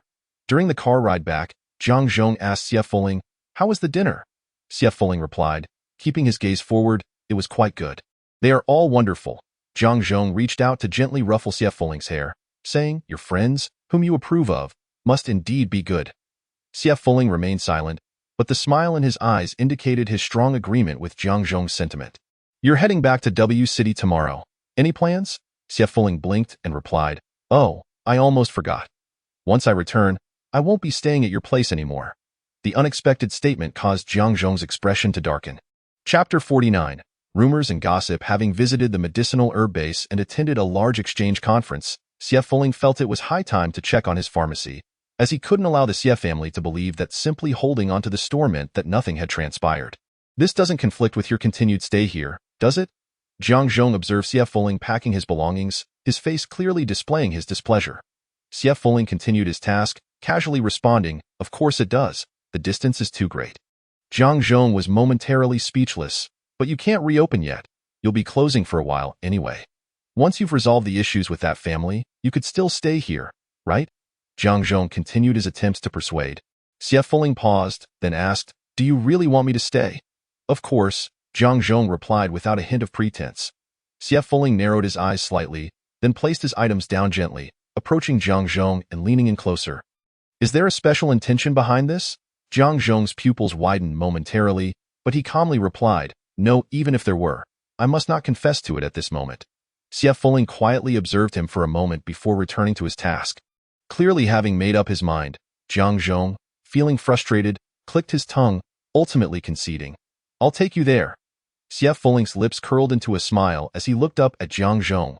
"All right." Jiang Zhong's heart raced uncontrollably, causing him further agitation as he felt he was unwittingly falling deeper into a trap. Reluctantly, Jiang Zhong drove Xie Fuling back to Y County, but upon encountering a throng of people at the village entrance, they learned there was some traditional event taking place, forcing them to park the car early and walk the rest of the way. Before Xie Fuling could pick up his luggage, Jiang Zhong naturally took it from him. Finding it too troublesome, Xie Fuling gladly accepted the help and followed a step behind Jiang Zhong. Not long into their walk, Xie Fuling sensed something amiss. It was not merely his imagination. Many people were openly staring and whispering about them. When he caught their gaze, they quickly averted their eyes. This is rather peculiar," he thought. Just then, a loud voice rang out, "Oh, isn't that Dr. Xie?" Xie Fuling turned her head and saw Wang Xuezheng, dressed in a simple outfit of a tank top and oversized shorts, approaching. The stark contrast to his previous attire compelled her to glance at him twice. "Who is this person?" Jiang Zhong, who also noticed the newcomer, furrowed his brows and inquired, "A patient." Xie Fuling replied succinctly, not intending to explain Wang Shui's unique identity or their acquaintance to Jiang Zhong at IT. "Seems you are a habitual offender of practicing medicine without a license," Jiang Zhong remarked with an unusual tone. Xie Fuling found herself momentarily speechless. "Dr. Xie, I didn't expect to see you here. I've been to the pharmacy several times looking for you, but you were nowhere to be found. Even Xie Guoqiang, that old scoundrel, only said you no longer worked there. He had me quite worried," Wang Shui said as he approached Xie Fuling, wiping the sweat from his neck with a towel hanging from his chest. Not particularly fond of the smell of sweat, Xie Fuling discreetly took a step back, a gesture that caused Jiang Zhong, who had been on guard against this sudden appearance, to relax his brow. Realizing Wang Shui was not someone to be concerned about, "I just made a trip to City A." Xie Fuling briefly explained, "It's good that you're back. I was counting on you for my treatment," Wang Shui replied, patting his thigh. "The effect of that needle you gave me last time was excellent. That's great." Xie Fuling nodded, then casually asked, "Why is the village so lively today?" "Oh, today is the inauguration ceremony for the newly built ancestral hall in the village." Wang Shui chuckled. "Everyone in the village has come to help. Although I don't reside here often, I consider myself part of the village, so I couldn't miss such a significant event." It was evident to Xie Fuling that Wang Shui was not merely there for the festivities. The sweat on his body was a testament to his labor. Just as she was about to say something, she overheard two middle-aged women passing by whispering to each other. "Hey, is that him?" "Yes, it's him." Isn't he Xie Kuan's grandson? My, he looks quite handsome, but what a pity. Hey, I say it's exactly because he looks so good that this has happened. That person next to him can't be the one. Right? Who knows? Look, he is even mingling with someone like Wang Shui. Poor Xie Kuan, who valued this grandson so much, and in the end, he became this. Though their voices were not loud, they were still heard by several people. Wang Shui's expression darkened as he shouted towards the women, Aunt Zhang, Aunt Wang, do you have some free time? Shall I come over to your house to discuss the repayment issue? The two middle-aged women stiffened at his words, and one of them laughed awkwardly, saying, Oh, Wang Shui, it's just not the right time yet. We are quite busy today, so we won't chat with you. Goodbye. They hurriedly left. Wang Shui snorted and turned back to Xie Fuling, saying, Dr. Xie, don't pay attention to those old women rambling on. What era is this? Still believing in such baseless rumors? Xie Fuling, maintaining her composure, probed, You don't believe it? Of course not. Just look at who spread those rumors. That old scoundrel Xie Guoqiang must be holding a grudge against you for what happened last time. And that's why he released such absurd gossip, claiming you are a perverted man who likes men. Wang Shui waved his hand dismissively, clearly disdainful. Xie Fuling understood now. No wonder she felt the weight of peculiar gazes upon entering the village. It seemed the Xie family was not about to let things rest. Hey, Wang Shui, what are you doing? Hurry up and come help carry things. At that moment, someone with a similar appearance to Wang Shui called out from a distance. After Wang Shui responded, he turned to Xie Fuling and said, I'll be busy now, Dr. Xie. I'll come by the pharmacy to find you another day. All right, Xie Fuling nodded in acknowledgement. Once Wang Shui left, Xie Fuling exchanged glances with Jiang Zhong and continued on their way. Still subject to many curious stares from passers-by, which they both ignored. They eventually arrived at the entrance of Shoukong Pharmacy. Due to Xie Guoqiang being called away to assist, Xie Yuming was idly fiddling with his phone when he instinctively looked up upon hearing someone enter. Upon seeing Xie Fuling and Jiang Zhong carrying luggage, he was instantly taken aback. You actually dare to come back? The chubby Xie Yuming shouted, pulling a long face. Xie Fuling ignored him, walking straight to the business license hanging on the wall, reaching out to take it down. What are you doing? Xie Yuming leapt up as if someone had stepped on his tail, rushing over to grab Xie Fuling, only to be effortlessly blocked by Jiang Zhong. Xie Yuming glanced at the tall figure he vaguely recalled and, with a sullen expression, said, So that's how it is. I thought that person just popped up out of nowhere. Turns out he is your man. I always thought you were a bit effeminate, but it seems you really are a pervert who likes men. Unfazed, Xie Fuling removed the business license and casually tossed it to Jiang Zhong, saying, What is the matter? Are you envious? Xie Yuming spat, gnashing his teeth in disdain. Do you think everyone is like you, who enjoys being toyed with by men? Jiang Zhong's brow furrowed, and an icy aura enveloped him as he considered teaching this ill-mannered child a lesson. However, before he could act, Xie Fuling coldly laughed, producing a slender needle from somewhere and pointing it at Xie Yuming's face, saying, It seems you've forgotten the warning I gave you. She traced the needle along his facial contour and added, Rest assured, I won't be as crude as you. Moreover, if you're willing to pay, I can help you restore it. Quite a bargain, don't you think? She smiled slightly. Xie Yuming shuddered, rendered speechless. Jiang Zhong cast a deep look at Xie Fuling.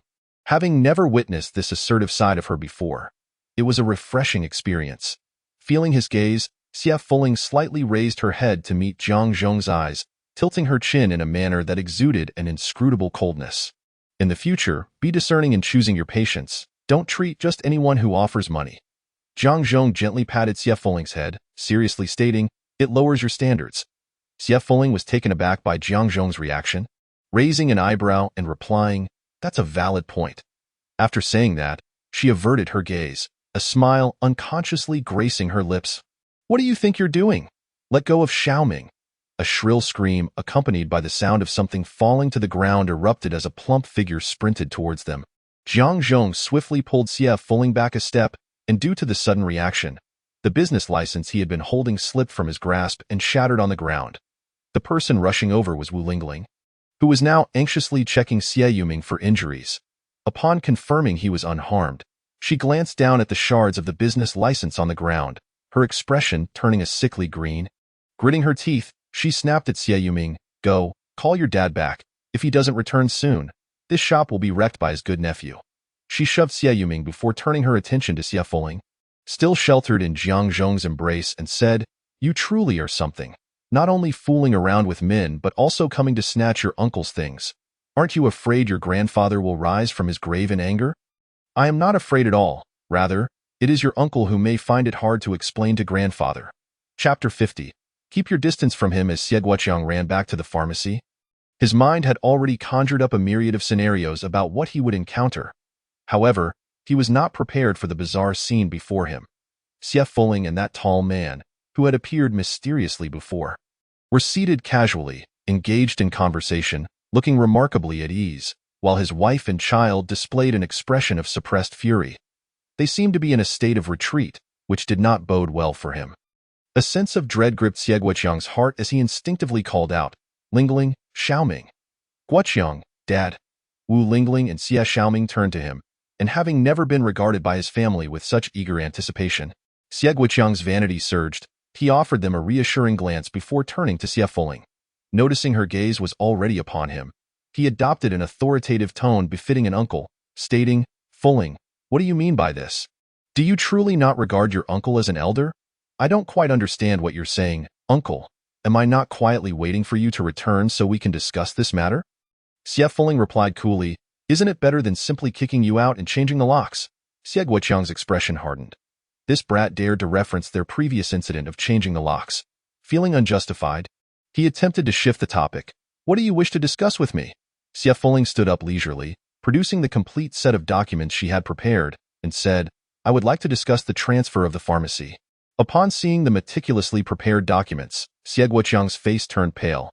How did you obtain these things? How I acquired it is not for you to know. In any case, the documents are now complete. And you ought to fulfill your promise from before, dear uncle." "Promise? What promise? I am unaware of any commitment I have made." Xie Guoqiang gritted his teeth and held on. "Oh, so you also refuse to acknowledge the matter of grandfather's will?" Xie Fuling seemed to have anticipated this and was not surprised. Xie Guoqiang's heart raced, but he and Wu Lingling had analyzed this matter previously, believing that Xie Fuling could not possibly possess the will. If she did, how could she have waited until now to mention it? Thus, he sneered and said, "What will?" The old man left no will at all. While saying this, Xie Guoqiang did not notice Wu Lingling beside him gesturing frantically. Xie Fuling sighed, suddenly pulling a piece of paper from her pocket, unfolding it, and handing it to Xie Guoqiang without elaborating. He took it with a puzzled expression, and upon seeing it, his face changed drastically. This was indeed the old man's will. Having seen the original, he could not be mistaken. It clearly stated that this pharmacy was to be entrusted to Xie Fuling. However, this will was supposed to be impossible to obtain. "How could you possess this? It was clearly taken by you, dear uncle, wasn't it?" Xie Fuling interjected. Xie Guoqiang was momentarily at a loss for words. "Rest assured, this is not the one you took. Rather, it is the one grandfather left for me." "The one sent to you by the village chief?" Xie Fuling indeed mentioned it at that time. "Oh, that was a ruse." Xie Fuling replied nonchalantly, "At that time, I had no idea that grandfather had actually written 2 wills. This one is from grandfather Chen." Xie Fuling did not intend to conceal it and straightforwardly revealed the source of this will. "Grandfather Chen? Which grandfather Chen?" Xie Guoqiang failed to respond immediately. "It is the Chen Zhenfu who fainted after taking the medicine you provided." "Dear uncle," Xie Fuling kindly reminded him, "he was a good friend of grandfather's. Have you forgotten?" In truth, this matter also took Xie Fuling by surprise. He never expected to receive a package sent by Chen Zhenfu, especially while staying at Jiang Zhong's home. This indicated that Chen Zhenfu had easily learned of his residence there.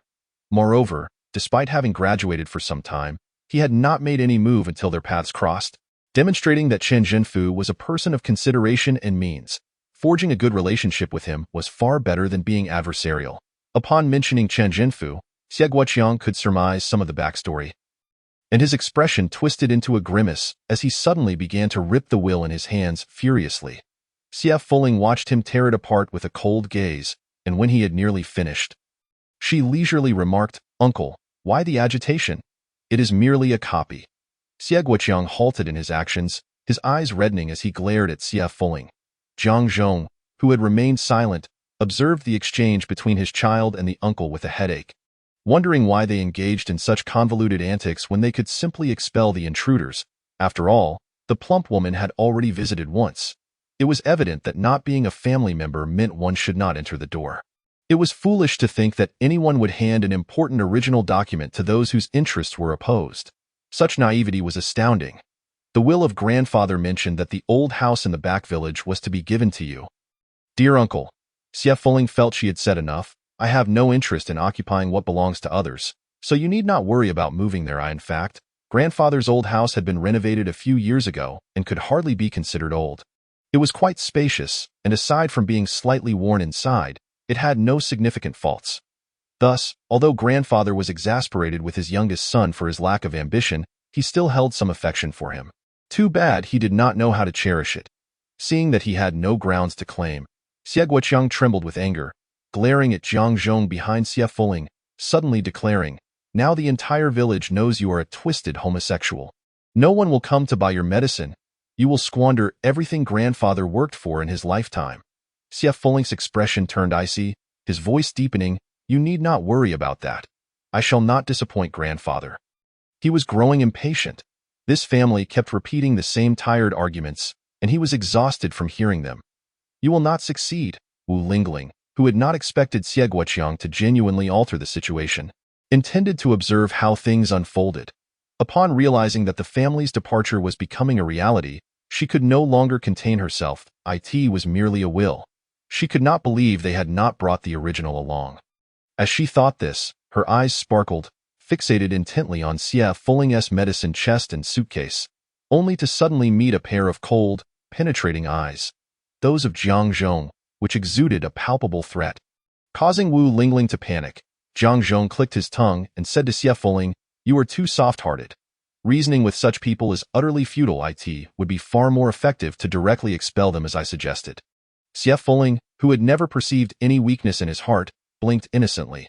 For some reason, Jiang Zhong's words resonated differently in the ears of Xie Guoqiang's family. This man was unlike Xie Fuling. He was truly capable of taking action, which was a shared thought among them at that moment. Thus, Xie Fuling watched in astonishment as the very people who had been entangled just moments ago began to pack their belongings. Albeit reluctantly and resignedly, casting a miraculous glance at Jiang Zhong, Boss Jiang felt a great sense of vanity satisfied. After this, nearly everyone in the village learned that Xie Guoqiang and his family had been expelled from the pharmacy by Xie Fuling, reportedly returning with his homosexual partner to intimidate the uncle's family. This was truly a disgrace. No one expected such a shameless character to emerge from the Xie family, and of course, this news was relayed by Wang Shui, who had come for a consultation. Each time he observed Xie Fuling remaining unfazed by these obviously distorted rumors, his admiration for her grew stronger. At such a young age, she exhibited such calmness. She would undoubtedly achieve great success. Moreover, not everyone avoided Xie Fuling due to the rumors. For example, after finishing his acupuncture, Wang Shui hurriedly stood up and respectfully addressed the patiently waiting Chen Zhenfu behind him. "Uncle Chen, I apologize for keeping you waiting. No trouble at all. I merely arrived later." Chen Zhenfu smiled and waved his hand, then looked at the prescription in Wang Shui's hand and said, "You are here to fetch medicine? Right, that's fine. I can wait for you to finish." Wang Shui chuckled. "Dr. Xie said I am not yet qualified to dispense medicine here. I should go to Zhang's pharmacy in the county to get it." Upon hearing this, Chen Zhenfu was somewhat surprised and looked at Xie Fuling, who was tidying up her acupuncture tools. "How could you lack qualifications?" The unlicensed physician Xie raised his head and replied, "I still need a qualification certificate to open a pharmacy, so you must keep this consultation confidential." The two present could discern that Xie Fuling was joking. In reality, many skilled practitioners operated without state-issued qualifications, and most well-known folk doctors practiced without licenses, directly dispensing medicine.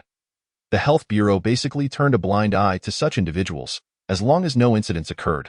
However, Xie Fuling's legitimate pharmacy had to take the issue of certification seriously. "Dr. Xie, with your skills, you need not worry about obtaining a certificate. It is only a matter of time." Wang Shui, not fully understanding the certification issues, complimented her casually. Xie Fuling nodded without contradicting him. "Do you need my assistance?" Chen Zhenfu inquired, contemplating if there was any way he could help. "No need, Grandfather Chen. Someone is already assisting." "Someone? Who?" Chen Zhenfu's eyes sparkled as he smiled and asked, "Is it the friend who forcefully drove away Xie Guoqiang's family?" Chen Zhenfu had never met Jiang Zhong, so he only knew of him through village gossip, rumored to be Xie Fuling's companion.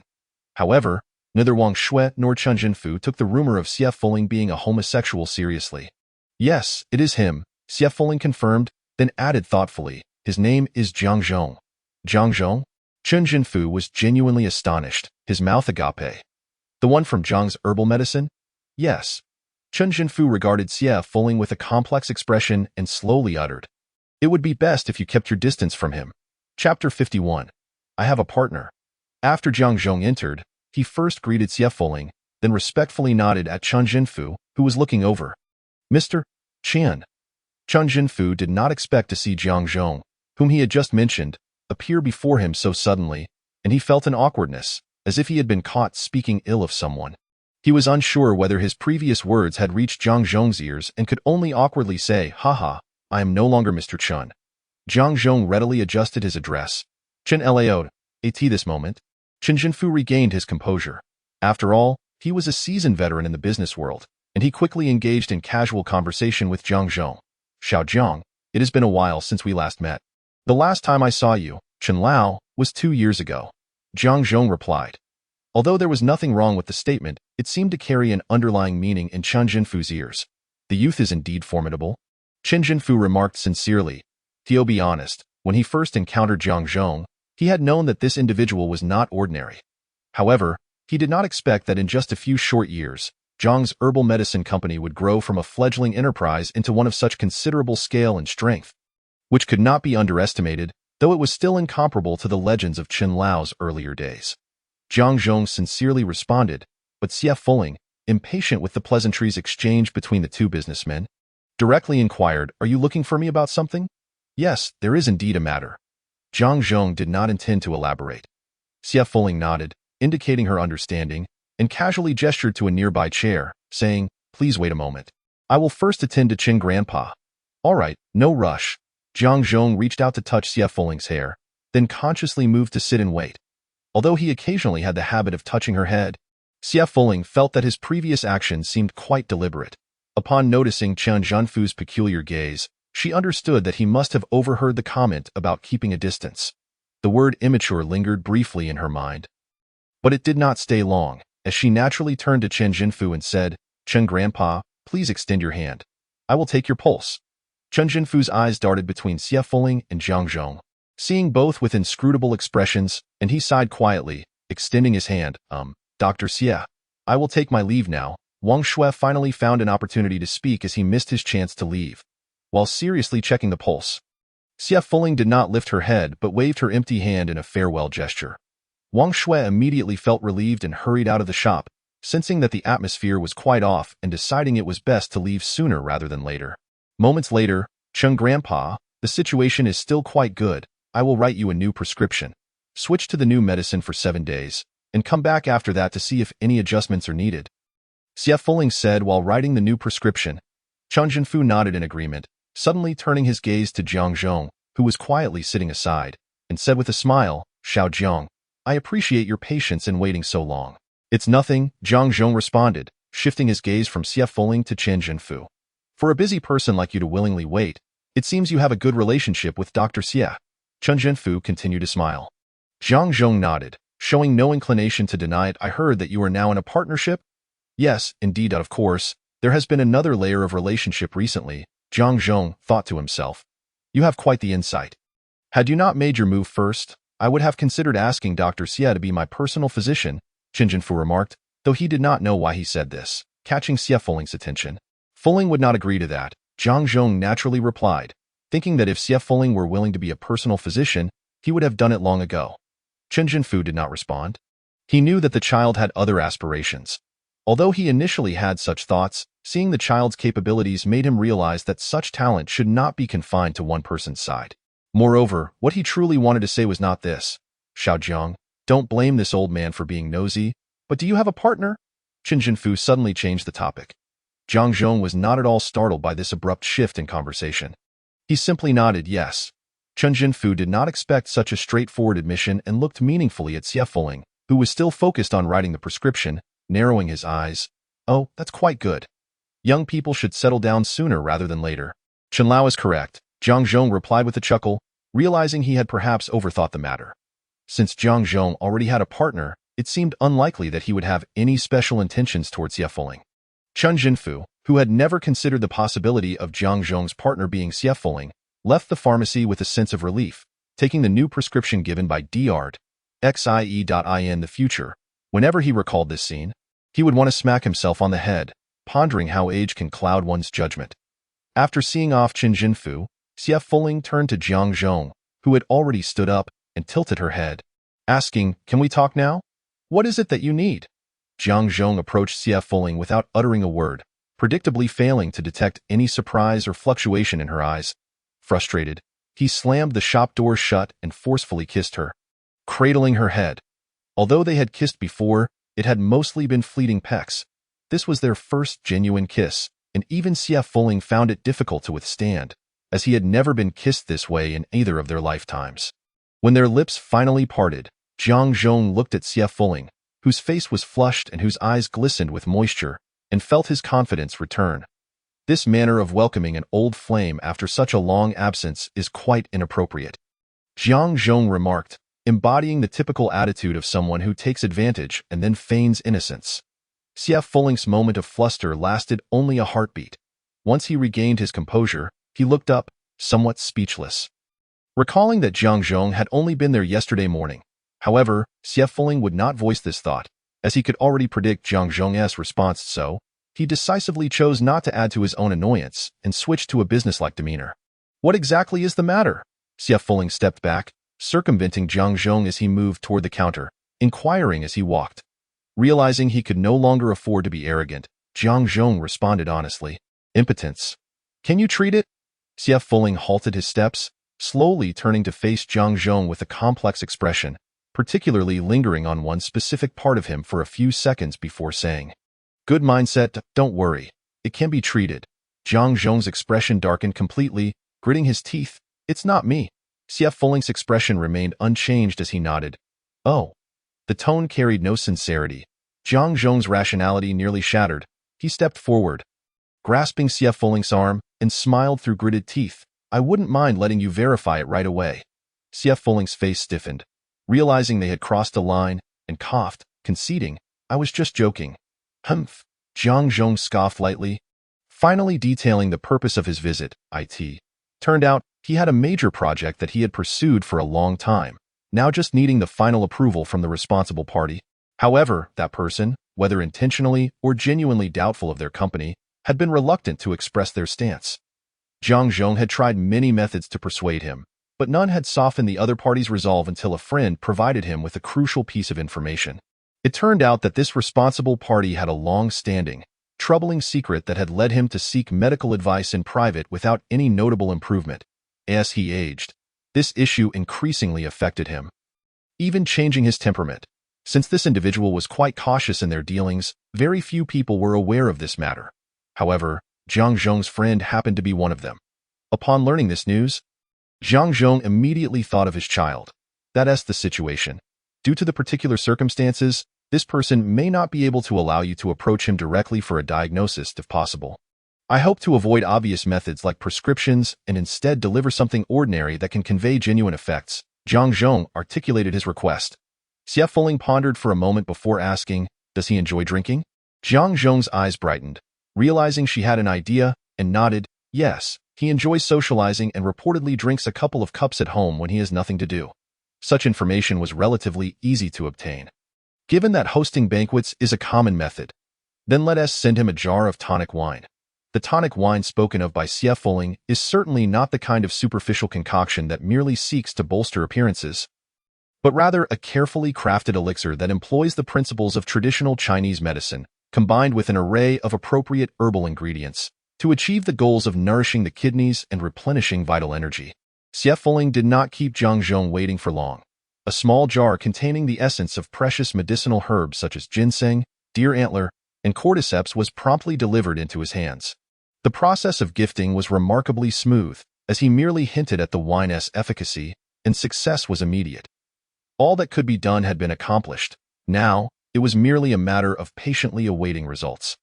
Boss Jiang held a strong confidence in the creation of his offspring, yet he was taken aback when he received a personal phone call from the responsible party the very next day. astonished by such an unscientific speed. Ha ha ha, Brother Jiang. The tonic wine you sent is truly exceptional, simply marvelous. The voice on the other end of the line boomed with vigor. Previously reluctant to even answer the phone, the speaker now addressed Jiang as brother, illustrating the thickness of a businessman's skin. Jiang, also a businessman, mused silently while responding courteously, I am glad to hear that Mr. Song enjoys it. Enjoy? I love it. I absolutely adore it. However, Brother Jiang, Mr. Song continued, his tone shifting to one of urgency. Where did you procure this wine? It is truly remarkable. From a friend who practices traditional Chinese medicine, Jiang Zhong replied with a slight smirk, aware that the other party was about to reveal his true intentions. Remarkable indeed, Mr. Song exclaimed, momentarily losing his composure. You cannot fathom the sensation after consuming that wine. It is simply incomparable to those inferior products on the market. Your friend must be quite skilled. I wonder if there is any chance of meeting him? My friend prefers to remain out of the limelight. Jiang Zhong replied nonchalantly. Oh, yes, of course, masters tend to be reclusive. I apologize for my indiscretion. Mr. Song quickly adjusted his tone before tentatively asking, Brother Jiang, might I trouble you to inquire whether your esteemed master friend has any remaining tonic wine? The price is negotiable. I will cover everything. Jiang Zhong narrowed his eyes, having achieved his objective. The initiative was now in his hands. Mr. Song, having personally experienced the effects of this tonic wine, how could such a splendid item possibly remain in stock? It has long been fully booked. Jiang Zhong began weaving an unflinching fib. The very jar you currently possess was hard-won through my own efforts, and my friend is still lamenting the matter. I understand. Such a treasure must indeed be scarce. That is why I am shamelessly asking you for assistance, considering our relationship. Please lend your brother a hand, Mr. Song. You are somewhat demanding, Jiang Zhong smiled. Though his words conveyed a sense of helplessness. Brother Jiang, how about this? The herbal project in the East City has yet to materialize. After observing for some time, I believe entrusting it to your company would be the most reassuring course. Perhaps we could meet tomorrow to discuss the collaboration? Hearing Mr. Song express such trust in their company brought Jiang Zhong great joy. Rest assured, this project entrusted to us will not disappoint you. That sounds splendid. Mr. Song paused before adding, as for the tonic wine, fear not. I shall visit my friend shortly and will procure another jar for you. No matter the effort required, Jiang Zhong assured, recognizing that his goal had been met and he had no intention of taking advantage. Brother Jiang, you truly are accommodating. Eagerly await your good news, Mr. Song sighed in relief. After hanging up the phone, Jiang Zhong casually tossed his mobile onto the desk and instructed Xiaoying, who had been standing quietly nearby. Draft a contract and prepare for the subsequent follow-up work. Xiaoying nodded, having listened to the entire conversation. She understood that her boss had effortlessly subdued the obstinate Mr. Song with a jar of tonic wine imbued with ineffable qualities. Moreover, she couldn't shake the feeling that the traditional Chinese medicine friend her boss spoke of was likely the same partner he had brought to the exchange meeting, despite the latter's youth making it difficult to connect any dots. Yet, since he was someone her boss respected, he must possess some genuine skill. Furthermore, her woman's intuition suggested that their relationship was far from simple. In the end, Jiang Zhong successfully secured the project he had long pursued. While Mr. Song obtained the tonic wine he desperately needed, along with a promise of continued supply, leading to a most agreeable collaboration. Similarly, Xieyue was quite pleased with the newfound digits in his account. However, none of them anticipated the ensuing ramifications. It is often said that there are no secrets that remain hidden in this world. Even though Jiang Zhong and Mr. Song had not actively promoted the matter, the latter's transformation could not go unnoticed by many, drawing the attention of others who shared similar concerns. This naturally led to whispers circulating about, and soon, Jiang Zhong found himself in a predicament. An increasing number of people, both overtly and covertly, began inquiring about the legendary traditional Chinese medicine friend, with many directly seeking the opportunity to purchase the tonic wine, even if it meant waiting in line for an appointment. Were it solely Jiang Zhong's decision, he would have preferred to decline all requests, as he had no desire for his child to squander precious energy on rejuvenating other men's vitality.